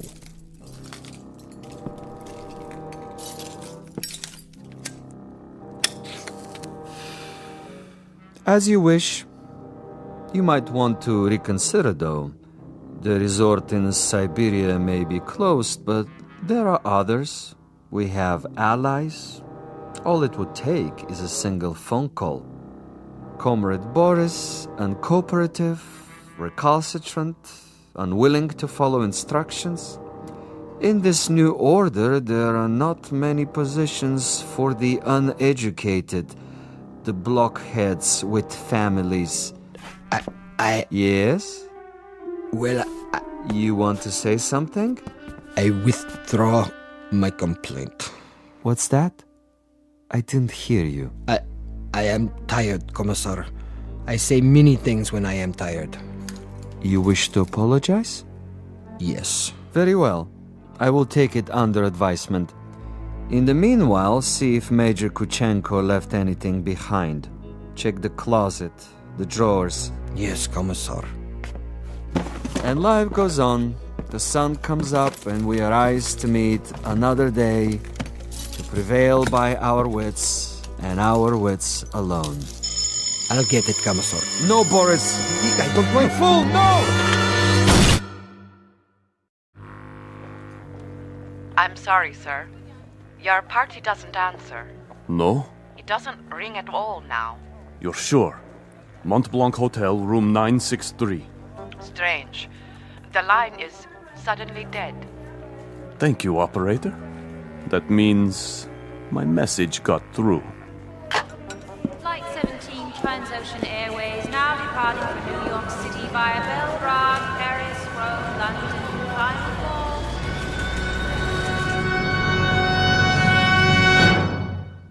Major Ivan Kachinko on his way west, on his way to freedom, a freedom bought and paid for by a most stunning ingenuity.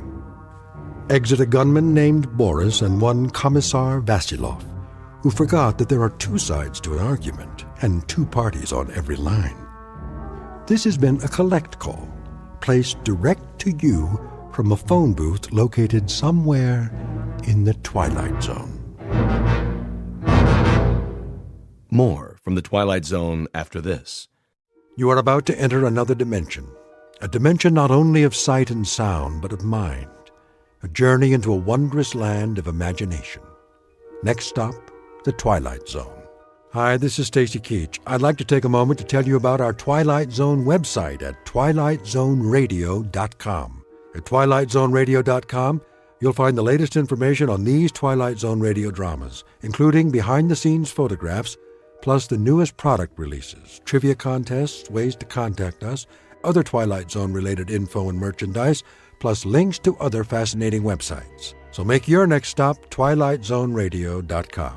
Visit twilightzoneradio.com to purchase these Twilight Zone radio dramas on cassette and CD, or call toll-free 1-866-989-ZONE. That's 1-866-989-9663.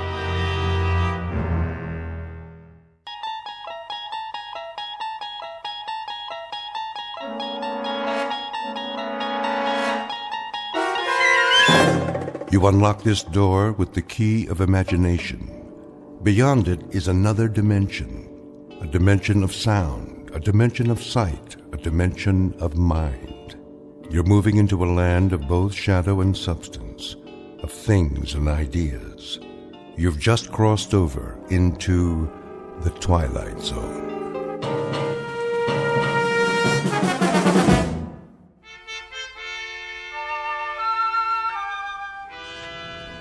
Boss? Yeah, Stevens? Got the feeder belt running again. Already? All it was a bad bushing. I had Walters fix it. Hanley will be glad to hear that. How'd you do it?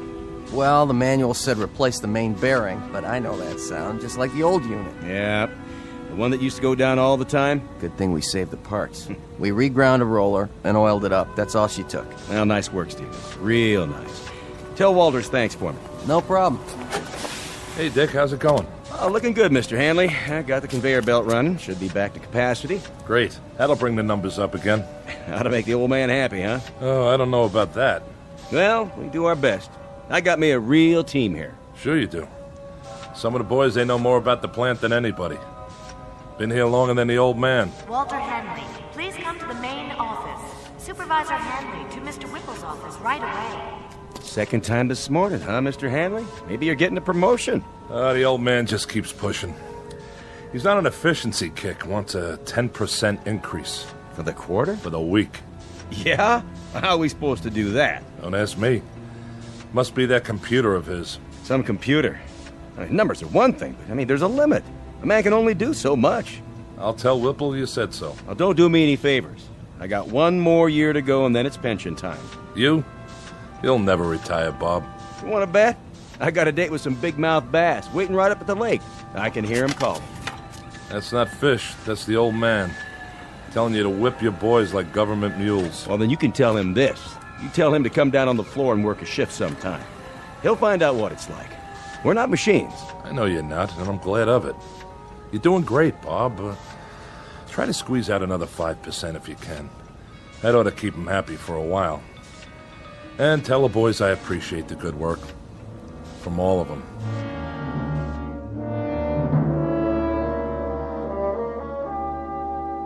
These are the players, with or without a scorecard. In one corner, Mr. Dickerson, in charge of the shift at his factory. Walter Hanley, the plant manager. And the individual you're about to meet, Wallace V. Whipple, the boss and CEO of the company. All of them men. In the other corner, machinery, both old and new. And the game? It happens to be the historical battle between flesh and steel, between the brain of man and the product of man's brain. We won't make book on this one and predict no winner. but we can tell you that for this particular contest, there will soon be standing room only at a very special arena found only in the Twilight Zone. And now, The Twilight Zone and our story, The Brain Center at Whipple's, starring Stan Freberg, with Stacy Keach as your narrator.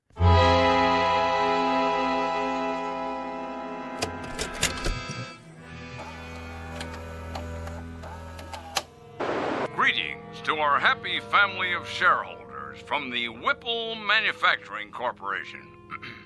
This year, we are proud to bring you the story of your company's progress by means of this special video produced by yours truly, Wallace V. Whipple. And I can assure you, family members, that what you're about to view represents a stunning, exciting new direction. But first, let's visit our main plant here in the Midwest, where our employees are busy manufacturing pipe fittings, automatic temperature control devices, and the various accoutrements of our product line. This is one of 11 principal assembly facilities.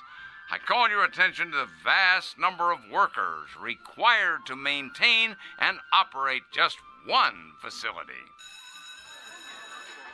In this plant alone, your company employs 3,827 able-bodied men and women. Added to the 10 other Whipple plants across the country, we employ a total of close to 30,000 personnel. Our weekly payroll for this highly trained army of workers is several $1 million. But enough boring arithmetic. Good evening, friends. Welcome to my office, the nerve center where I, Wallace V. Whipple, personally supervise this vast operation. I've decided to address you personally via this videotape with exciting, in fact, stunning news, which I believe you'll agree amply demonstrates how we at Whipple's are marching toward a new tomorrow, where the future is so bright you'll have to wear sunglasses. But before you put on those shades, cast your eyes at the floor of our main assembly plant. Follow me. We can see it from my window. Cumulative 4 4/10 miles of work area, $111 million worth of safety upgrades this year alone, not to mention the expense in shoe leather. Put the camera back on me. Put the camera back on me, that's it. Now open the curtain. And what's this, you might ask? This sleek, futuristic object behind me? Some sort of space-age control panel? So many bells and whistles. Never seen anything like it, you say? That's because it's never been seen before. Ladies and gentlemen, stockholders, and members of the Whipple corporate family, feast your eyes on this. I give you the X109B14. This single modified, transistorized, digitalized, totally automatic assembly unit eliminates 6,100 jobs, 73 bulky and inefficient old-fashioned machines, 81,000 needless man-hours per work week, and countless millions of dollars each year for employee health services, hospitalization, and workers' compensation. Also employee insurance, employee welfare, and employee profit sharing through vested matching funds. As of tomorrow morning, the first model X109B14 will be placed in operation at our main plant. Within 6 months, our entire production facility here will be totally automated. Tomorrow, the world. Oh, and one other thing. Take a look at these slides. Lights. This is one of 3 cafeterias in our Oregon production plant. Busy, busy, busy. Here are the food trucks arriving. Here's the kitchen staff, the cooks in the kitchen. And here are the dumpsters filled to bursting with trash and refuse after a typical lunch. 800 tons of food consumed over an 11-month period, and tons of garbage for the landfill. Oh, the waste of it all. Lights. Ladies and gentlemen, do you know what can replace and what will replace 800 tons of food? 1 can of simple machine oil. Wholesale price, 68 cents. Ladies and gentlemen, Whipple's moves forward to a new plateau of profit, progress, and posterity. In a sense, we have just shed ourselves of the anchor, the heavy anchor, the albatross, if you will, of human labor. Whipple's will now operate from a computerized brain center with machines exactly like this one. Ladies and gentlemen, this concludes our year-end report. Thank you very much. Well? Well, what? Well, what do you think, Hanley? Will this put the stockholders on their feet cheering, or will it? Not that I need any particular encouragement along these lines. The videotape speaks for itself. It does indeed. What's the matter, Hanley? You didn't care for it? Mr. Whipple, my duties have to do with management. Something wrong with the lighting? The soundtrack? I'm an engineer, not a drama critic. I'm not asking you to give it 4 stars, Hanley. But as a plant manager, I would assume you'd have a point of view as to the content. Frankly, I would have expected at least some degree of enthusiasm. Sorry, sir. Having to do with the fact that it's a most definitive and incisive report on what we plan to do around here. Now, does it or doesn't it give you the lay of the land? You can answer that, can't you? Oh, it gives me the lay of the land, all right.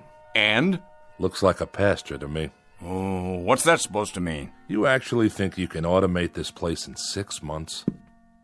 Closer to 4 months would be a more reasonable guess. A lot of things are going into the old scrap heap, Hanley. Time clocks, for example. There won't be anybody around to punch them in or out. I think we'll donate them to a museum. A museum? Something, Hanley? Something. Something like a lot of men without jobs. That, unfortunately, is progress, Mr. Hanley. Now, you're a pretty solid man when it comes to quality control and assembly line planning, but when it comes to the aforementioned progress, you're a foot dragger. But not my little sweetheart here.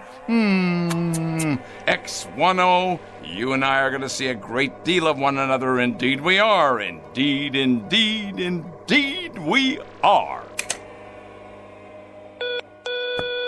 Yes? The technicians are here, Mr. Whipple. Already? You said right away, sir. I know I did. All right, send them in. I'll be sorry to say goodbye to my dear little X10. Where's it going? Just downstairs on the main floor. Once we clear out the walkways and workstations, she'll fit right in, all by herself, at the heart of everything. The heart, huh? The very center of production. In control of it all, that's right. Like the Aztecs. What? The Aztecs, down in Mexico. I read about it. They built statues to their gods. They sacrificed their people to them and cut out their hearts. And when there were no more people, that's all that was left, the statues, with no one to worship them anymore. Come in. We're here to move the unit, Mr. Whipple. How are you going to get it down there? Same way we got it up, on the freight elevator. We'll have to disassemble it in sections, I guess. Yes, well, be careful. That baby is the future of this company. Yeah. Treat it like a god. You know what your trouble is, Hanley? You're holding on to the 20th century so tightly, your knuckles are white. And what century are you holding on to? The 19th? The 21st. To live in this new world, we need to jettison old baggage. Throw off the dead weight. And that includes the wholesale firing of 20 and 30-year men? Without regrets? Regrets, indeed. This has to come with regrets, huh? Well, I'll let you handle the regrets, Mr. Hanley. Yes, that'll be your new responsibility. make a little sign for your desk. Mr. Walter Hanley, plant manager in charge of regrets. You're so hell-bent to replace men with machines. Did it ever occur to you that there's a trade-off? Pride for efficiency? Pride? Pride. Craftsmanship. What a man feels when he tries to make something as well as it can be made. What do you suppose that bloody machine feels? Anything? Anything at all? What the devil can I do with pride? Can it? Bottle it? Package it? Market it? How? I'm not selling pride here. I'm selling product. Your father, God rest his soul. Go ahead, Hanley. What about my father? Your father ran this plant for 40 years. He had an eye for profit, and nobody could accuse him of inefficiency. Go on. But he had something else on his mind, too. Tell me, Hanley. Tell me what else he had in his mind. Goodwill and the welfare of the people who work for him. Goodwill and the welfare of the people working for him, huh? Indeed, Mr. Hanley, indeed. And in some 40 years, he succeeded in doubling the size of the plant. That should tell you something. While his competitors quadrupled theirs. His competitors, Mr. Hanley, who were perhaps somewhat less preoccupied with goodwill and the welfare of the people working for them. They paid a fair wage for a fair day's work. But if they could put in a machine capable of doing a job better than a man, they did it. They didn't look backwards, they looked forward. Maybe the difference was this. They didn't have plant managers who succumbed to crying jags every time a pink slip got pinned to a time clock. I'm not crying. Good. You asked for my opinion, I'm giving it to you, that's all. Then we can begin. The foreman of the day shift, let's see, I believe his name is... Dickerson. That's it. I will now engage in some of that heart-filled compassion you value so highly. I will give Mr. Dickerson and his shift not 30 or 60 or even 90 days, but a full 4 months' notice. I put it to you, Mr. Hanley, what could be more compassionate than that? You make it sound like you're doing them a favor. Be good enough to send Mr. Dickerson in here, would you? Hold his hand, if you like. Pat his head, dry his tears, but get him in here.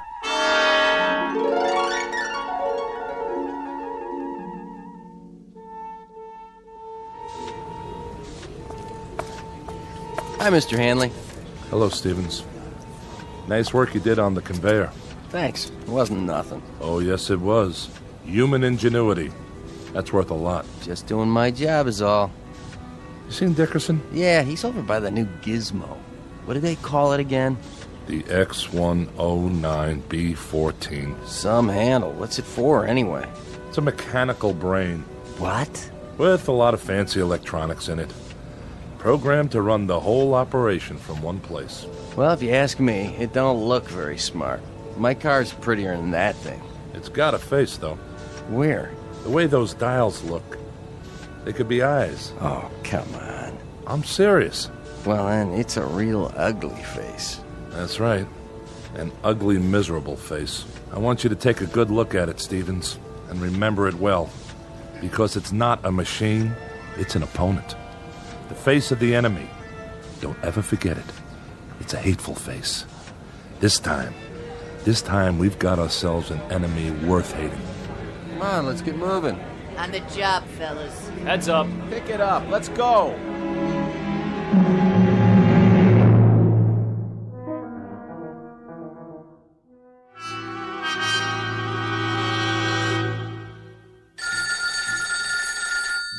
Yes.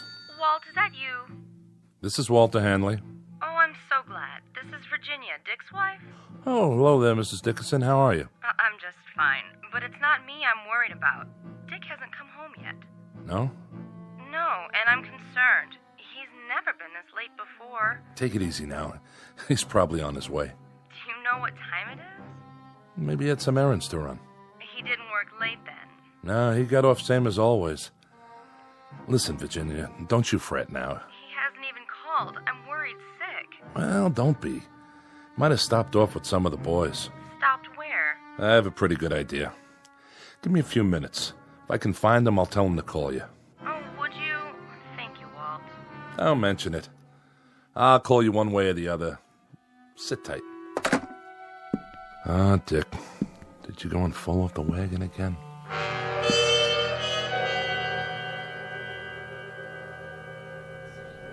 Hey, bartender. Yeah, Dick? Send me up another one. Oh, I don't know. You've been hitting them pretty hard.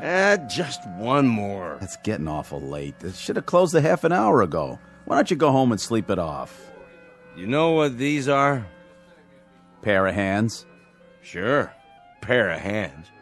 My hands. You know what else they are? I think you're gonna tell me. They're obsolete.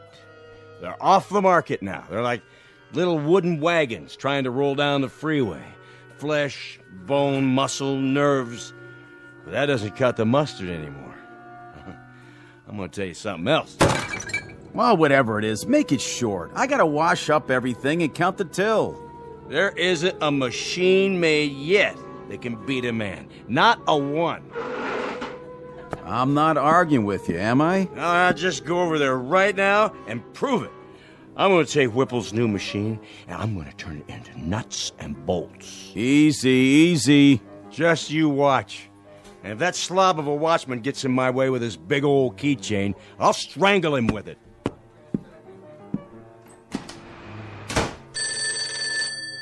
Mike's Pub. No, Dick's not here. He just left. Yeah, he said something about going across the street to the factory to have it out with a machine or some such. Yeah, I know it's closed.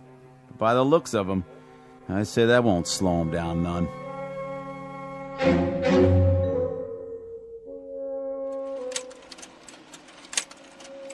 Sorry to make you stay so late, Marianne. Well, that's all right, Mr. Whipple. But take a look at these slides. I had the advertising department make them up. That's the one I like. Which one, sir? This one. I want your honest opinion, Marianne. Does this look like an image for the 21st century, or does it? Well... You don't like it? Oh, yes, sir. I like it fine, only... Only what? Well, the way you've got that machine behind you in the picture. The X-109B14? What a beauty, huh? I guess so. But it looks like it sort of has a face, doesn't it? Where? What face? Like it's carved in stone or something. You know, like those tiki things on Easter Island and nobody knows how they got there. Huh. I don't see that. Done in metal, of course, but with those two big dials, they could be the eyes. And the slot in front where the paper comes out, that's the mouth. Oh, yes. And the way it's behind you like that, it could be, well, your shadow or x-ray or something. It should be just you, sir, being so handsome and all. I see what you mean. Without the X-109B14, however... Oh, do you want me to get that? WVW here. Who is this?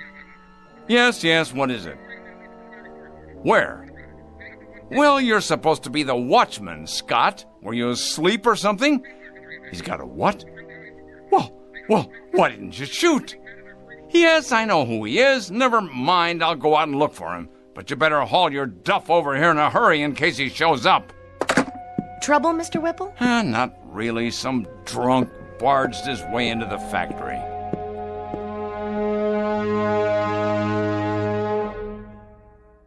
There you are, you shiny piece of crap. Stand up and face me. What's the matter? Cat got your tongue? Well, let's just turn on the juice here once. Say what? Speak up, Frankenstein. I can't hear you. Dickerson. Well, what do you know? I just got a call from Scott, the night watchman. Did you now? Said you were drunk and forced your way in. Forced, is it? Well, I am drunk. And I did come in without waiting for permission. Your permission. All right, what is it you want? I've worked here 30 years. Been a foreman for 17. In my book, that gives me some rights, Mr. Whipple. You've got the wrong book, Dickerson. Mine reads as follows. You're drunk, disorderly, and guilty of trespassing. I got here as fast as I could, sir. Scott, if this man isn't out of here in 1 minute, you're to have him arrested. I'll escort him out. Come on now, Dick. Arrested, I said. The man is armed. Guilty on all counts. Of course, it's only a crowbar. But if a man knows how to use it right, it could do enough damage. Okay, give it to me now. You don't want to make any trouble. Stand back. Tell me something, Whipple. I don't have to tell you anything. When you're dead and buried, who do you get for mourners? Who cries for you? This blind steel thing without a heart? Careful now, Dickerson. It's just a machine. You said so yourself. A very expensive machine. You wouldn't want to damage it, would you? Oh, no. Why would a man want to do that? Shall I tell you the difference, Mr. Dickerson, between this machine and you? It costs a few cents an hour for electrical current. It lasts indefinitely. It will. If there's people around to fix it. It gets no wrinkles, no arthritis, no hardening of the arteries. No, that one machine is a lathe operator, a punch operator, and 2 drill press men. The one that goes next to it is a 5-axis milling machine that can produce 6 different parts simultaneously. 2 more of these machines will take the place of 114 men, and they won't use up sick leave, coffee breaks, or vacations with pay.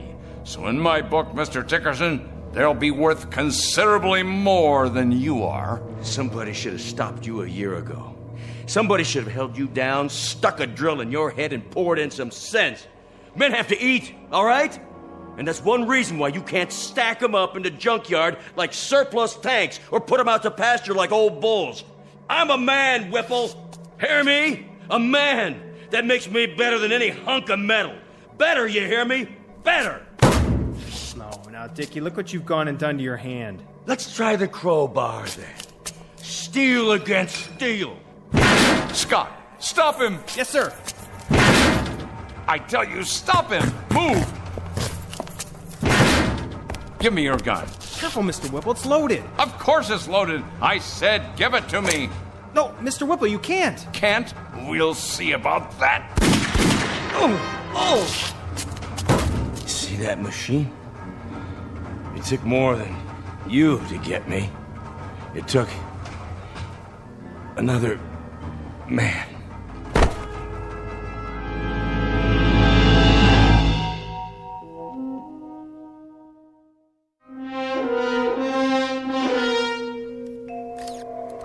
I can't get the specs up. She's barely reading. Try a new motherboard. Looks like the processor's fried. Better check the drives while we're at it. I don't understand it. What kind of nutcase would do this? He was no nutcase. He was a good man. Then why'd he hate the company so much? He didn't hate it. He loved it.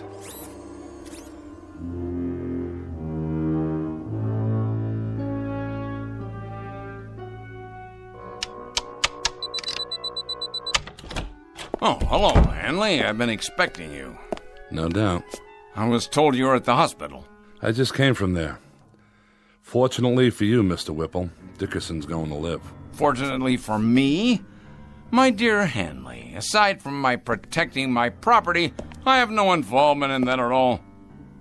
Are the technicians repairing the machine downstairs? It appears so. Good, good. This should interest you. A tape-controlled 7-axis, what they call a sentry. Know what it does, Hanley?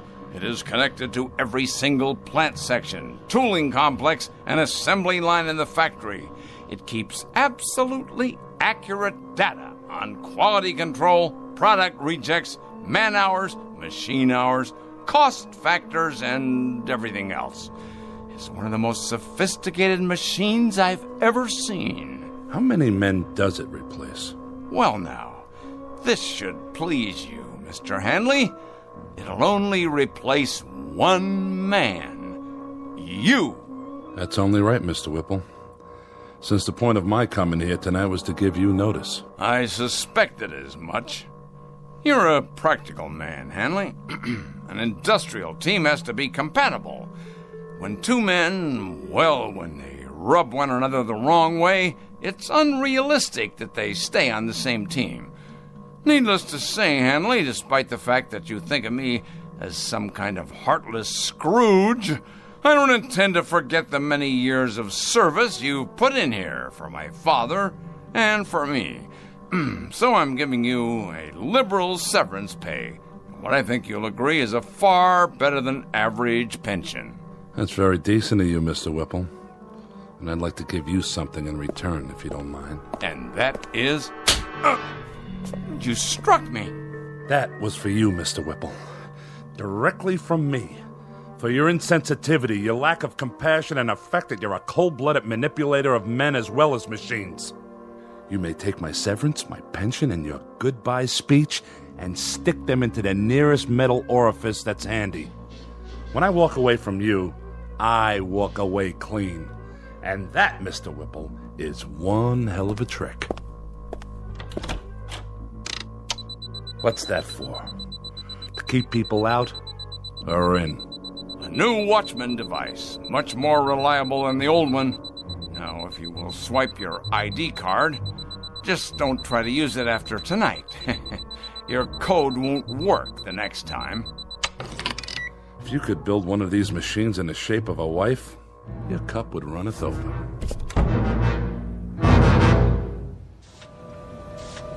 Hey, Stevens. Yeah, Wilson? When's lunch? Same as always, 12:30. Well, I was just wondering, are we going to take an extra break today?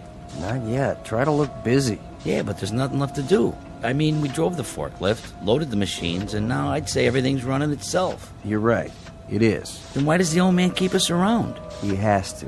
Labor laws. But we won't be here much longer. And then it's Unemployment City, huh? This isn't the only factory. Yeah, but if Whipple's keeps it up like this, pretty soon there won't be any competition.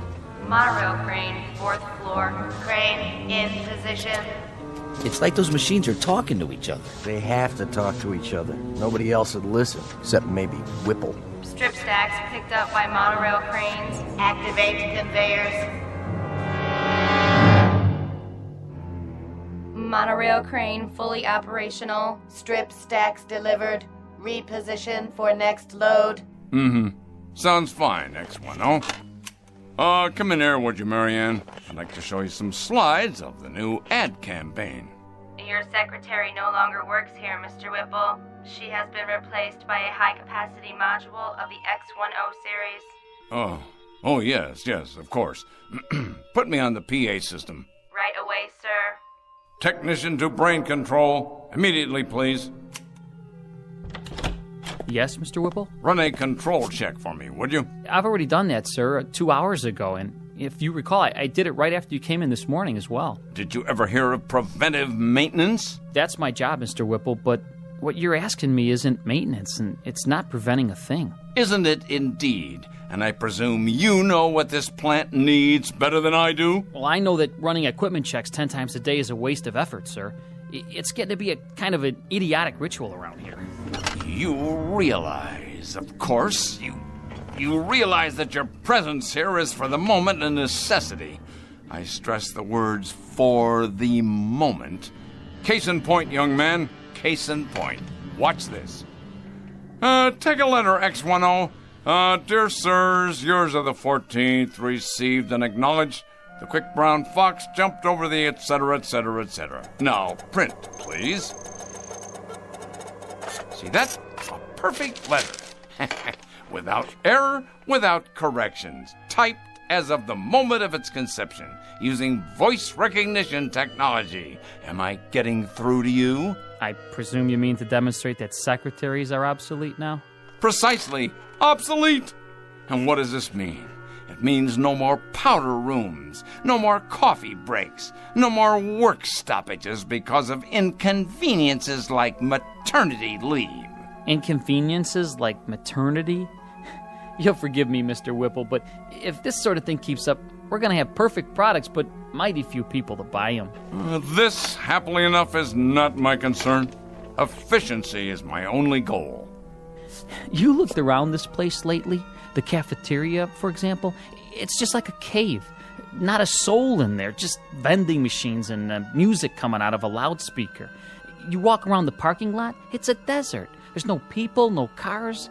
This place has everything in the way of convenience now, but you know what it lacks? Enlighten me, if you will. Voices, laughter, just whatever it is that people feel for other people. That's what it lacks. This is a lousy place to work in, Mr. Whipple. Then shall I spare you the inconvenience of suffering it any further? You're fired. I've been expecting that. As a matter of fact, I've been wanting it. I can't work here anymore. It's too darn lonely. Pick up your check at the front office. Yeah, just one more thing, Mr. Whipple. I think it wouldn't be a bad idea if you got an equipment check on yourself. Equipment check on myself? Huh, what rot. X10, let's have some music. Something to calm the nerves. There, that's better. Monorail crane on schedule. Paint sprayers functioning at capacity. I know. You're doing your job, X10, so do it. I don't need to hear that now. Reverse monorail. Reinsert paint sprayers. I'm trying to listen to some music. Do you mind? Strip stacks inline. Conveyors loading. I said that'll do. Strip stacks inline. Conveyors loading. Stop that. I'm in charge here. Loading. This is Wallace V. Whipple speaking. I command you to stop. That's an order. Well then, I'll make you listen. Shut down. I tell you, shut down. Now. This is my company. Mine. Correction. This company is now run by the X10B14 Modified Command Center. Oh, no, you don't. I installed you, and I can uninstall you. You'll answer to me. Me, I tell you.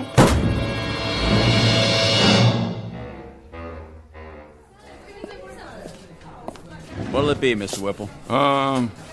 Beer, please. One beer, coming up. How about you, Mr. Handley? One more? No, thank you. Well, 2 other days, Hanley. I'll drink to that, Mr. Whipple. How are you finding your retirement? Tolerable, Mr. Whipple. I managed to keep busy. Not as much as I'd like, of course, and my wife says I'm underfoot all the time. But I'm doing all right. It's kind of nice to sleep late in the mornings. Yes, it's a good thing, though, this retirement, I mean. Man should have time for leisure as he gets older. It's important he has time for leisure. That's so, Mr. Whipple. When the board of directors decided that I was overtired and could relinquish some of my responsibilities, well, if the truth were known, I did feel a certain resentment toward them. But actually, they were quite right, quite right. You don't have to explain. No, I want to. With the perspective of time, I've begun to realize that when they moved me out of there, it was nothing personal. Of course, I'm not married, and, well, it's somewhat dull for me at times. Oh, I manage to keep busy, but there are times that I wish they really had no right, no right at all. They chuck a man out in his prime like he was some kind of machine part. Said I was neurotic. Said being with the machines like that all by myself had warped me.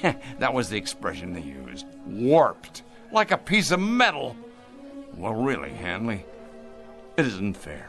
It isn't fair at all. A man has worth. A man has value. And they just snap their fingers and bring in a replacement.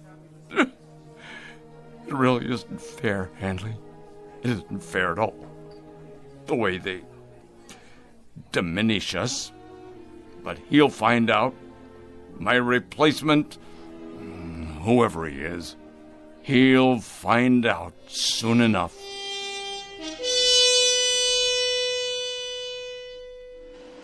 This is the new addition for the East Wing, where the parking lot used to be. And this is the electronics lab. It replaces the cafeteria. And here's the ad campaign for the fall season. No human figures, only the X10 line. Series 2, what do you think of it?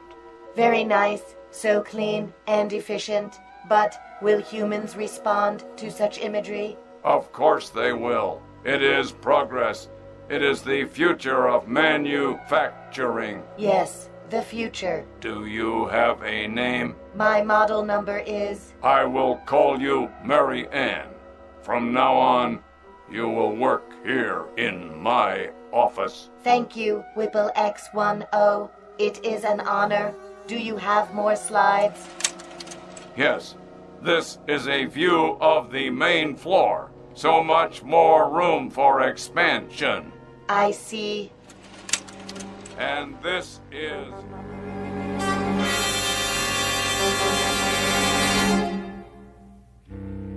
There are many bromides applicable here. Too much of a good thing, tiger by the tail. As you sow, so shall you reap. The point is that too often man becomes clever instead of becoming wise. He becomes inventive, but not thoughtful. And sometimes, as in the case of Mr. Whipple, he can create himself right out of existence. Our tale of oddness and obsolescence from the Twilight Zone. More from the Twilight Zone after this.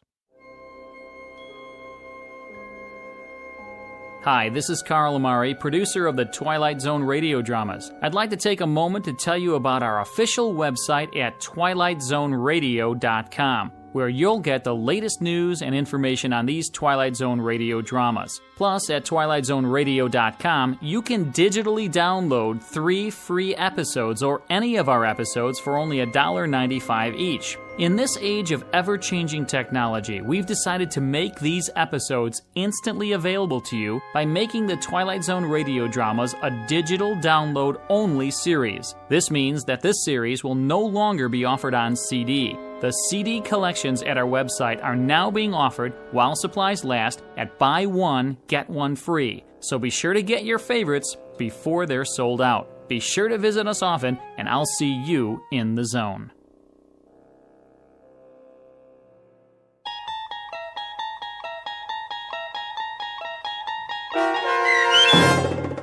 The Brain Center at Whipple's, starring Stan Freberg with Stacy Keach as your narrator,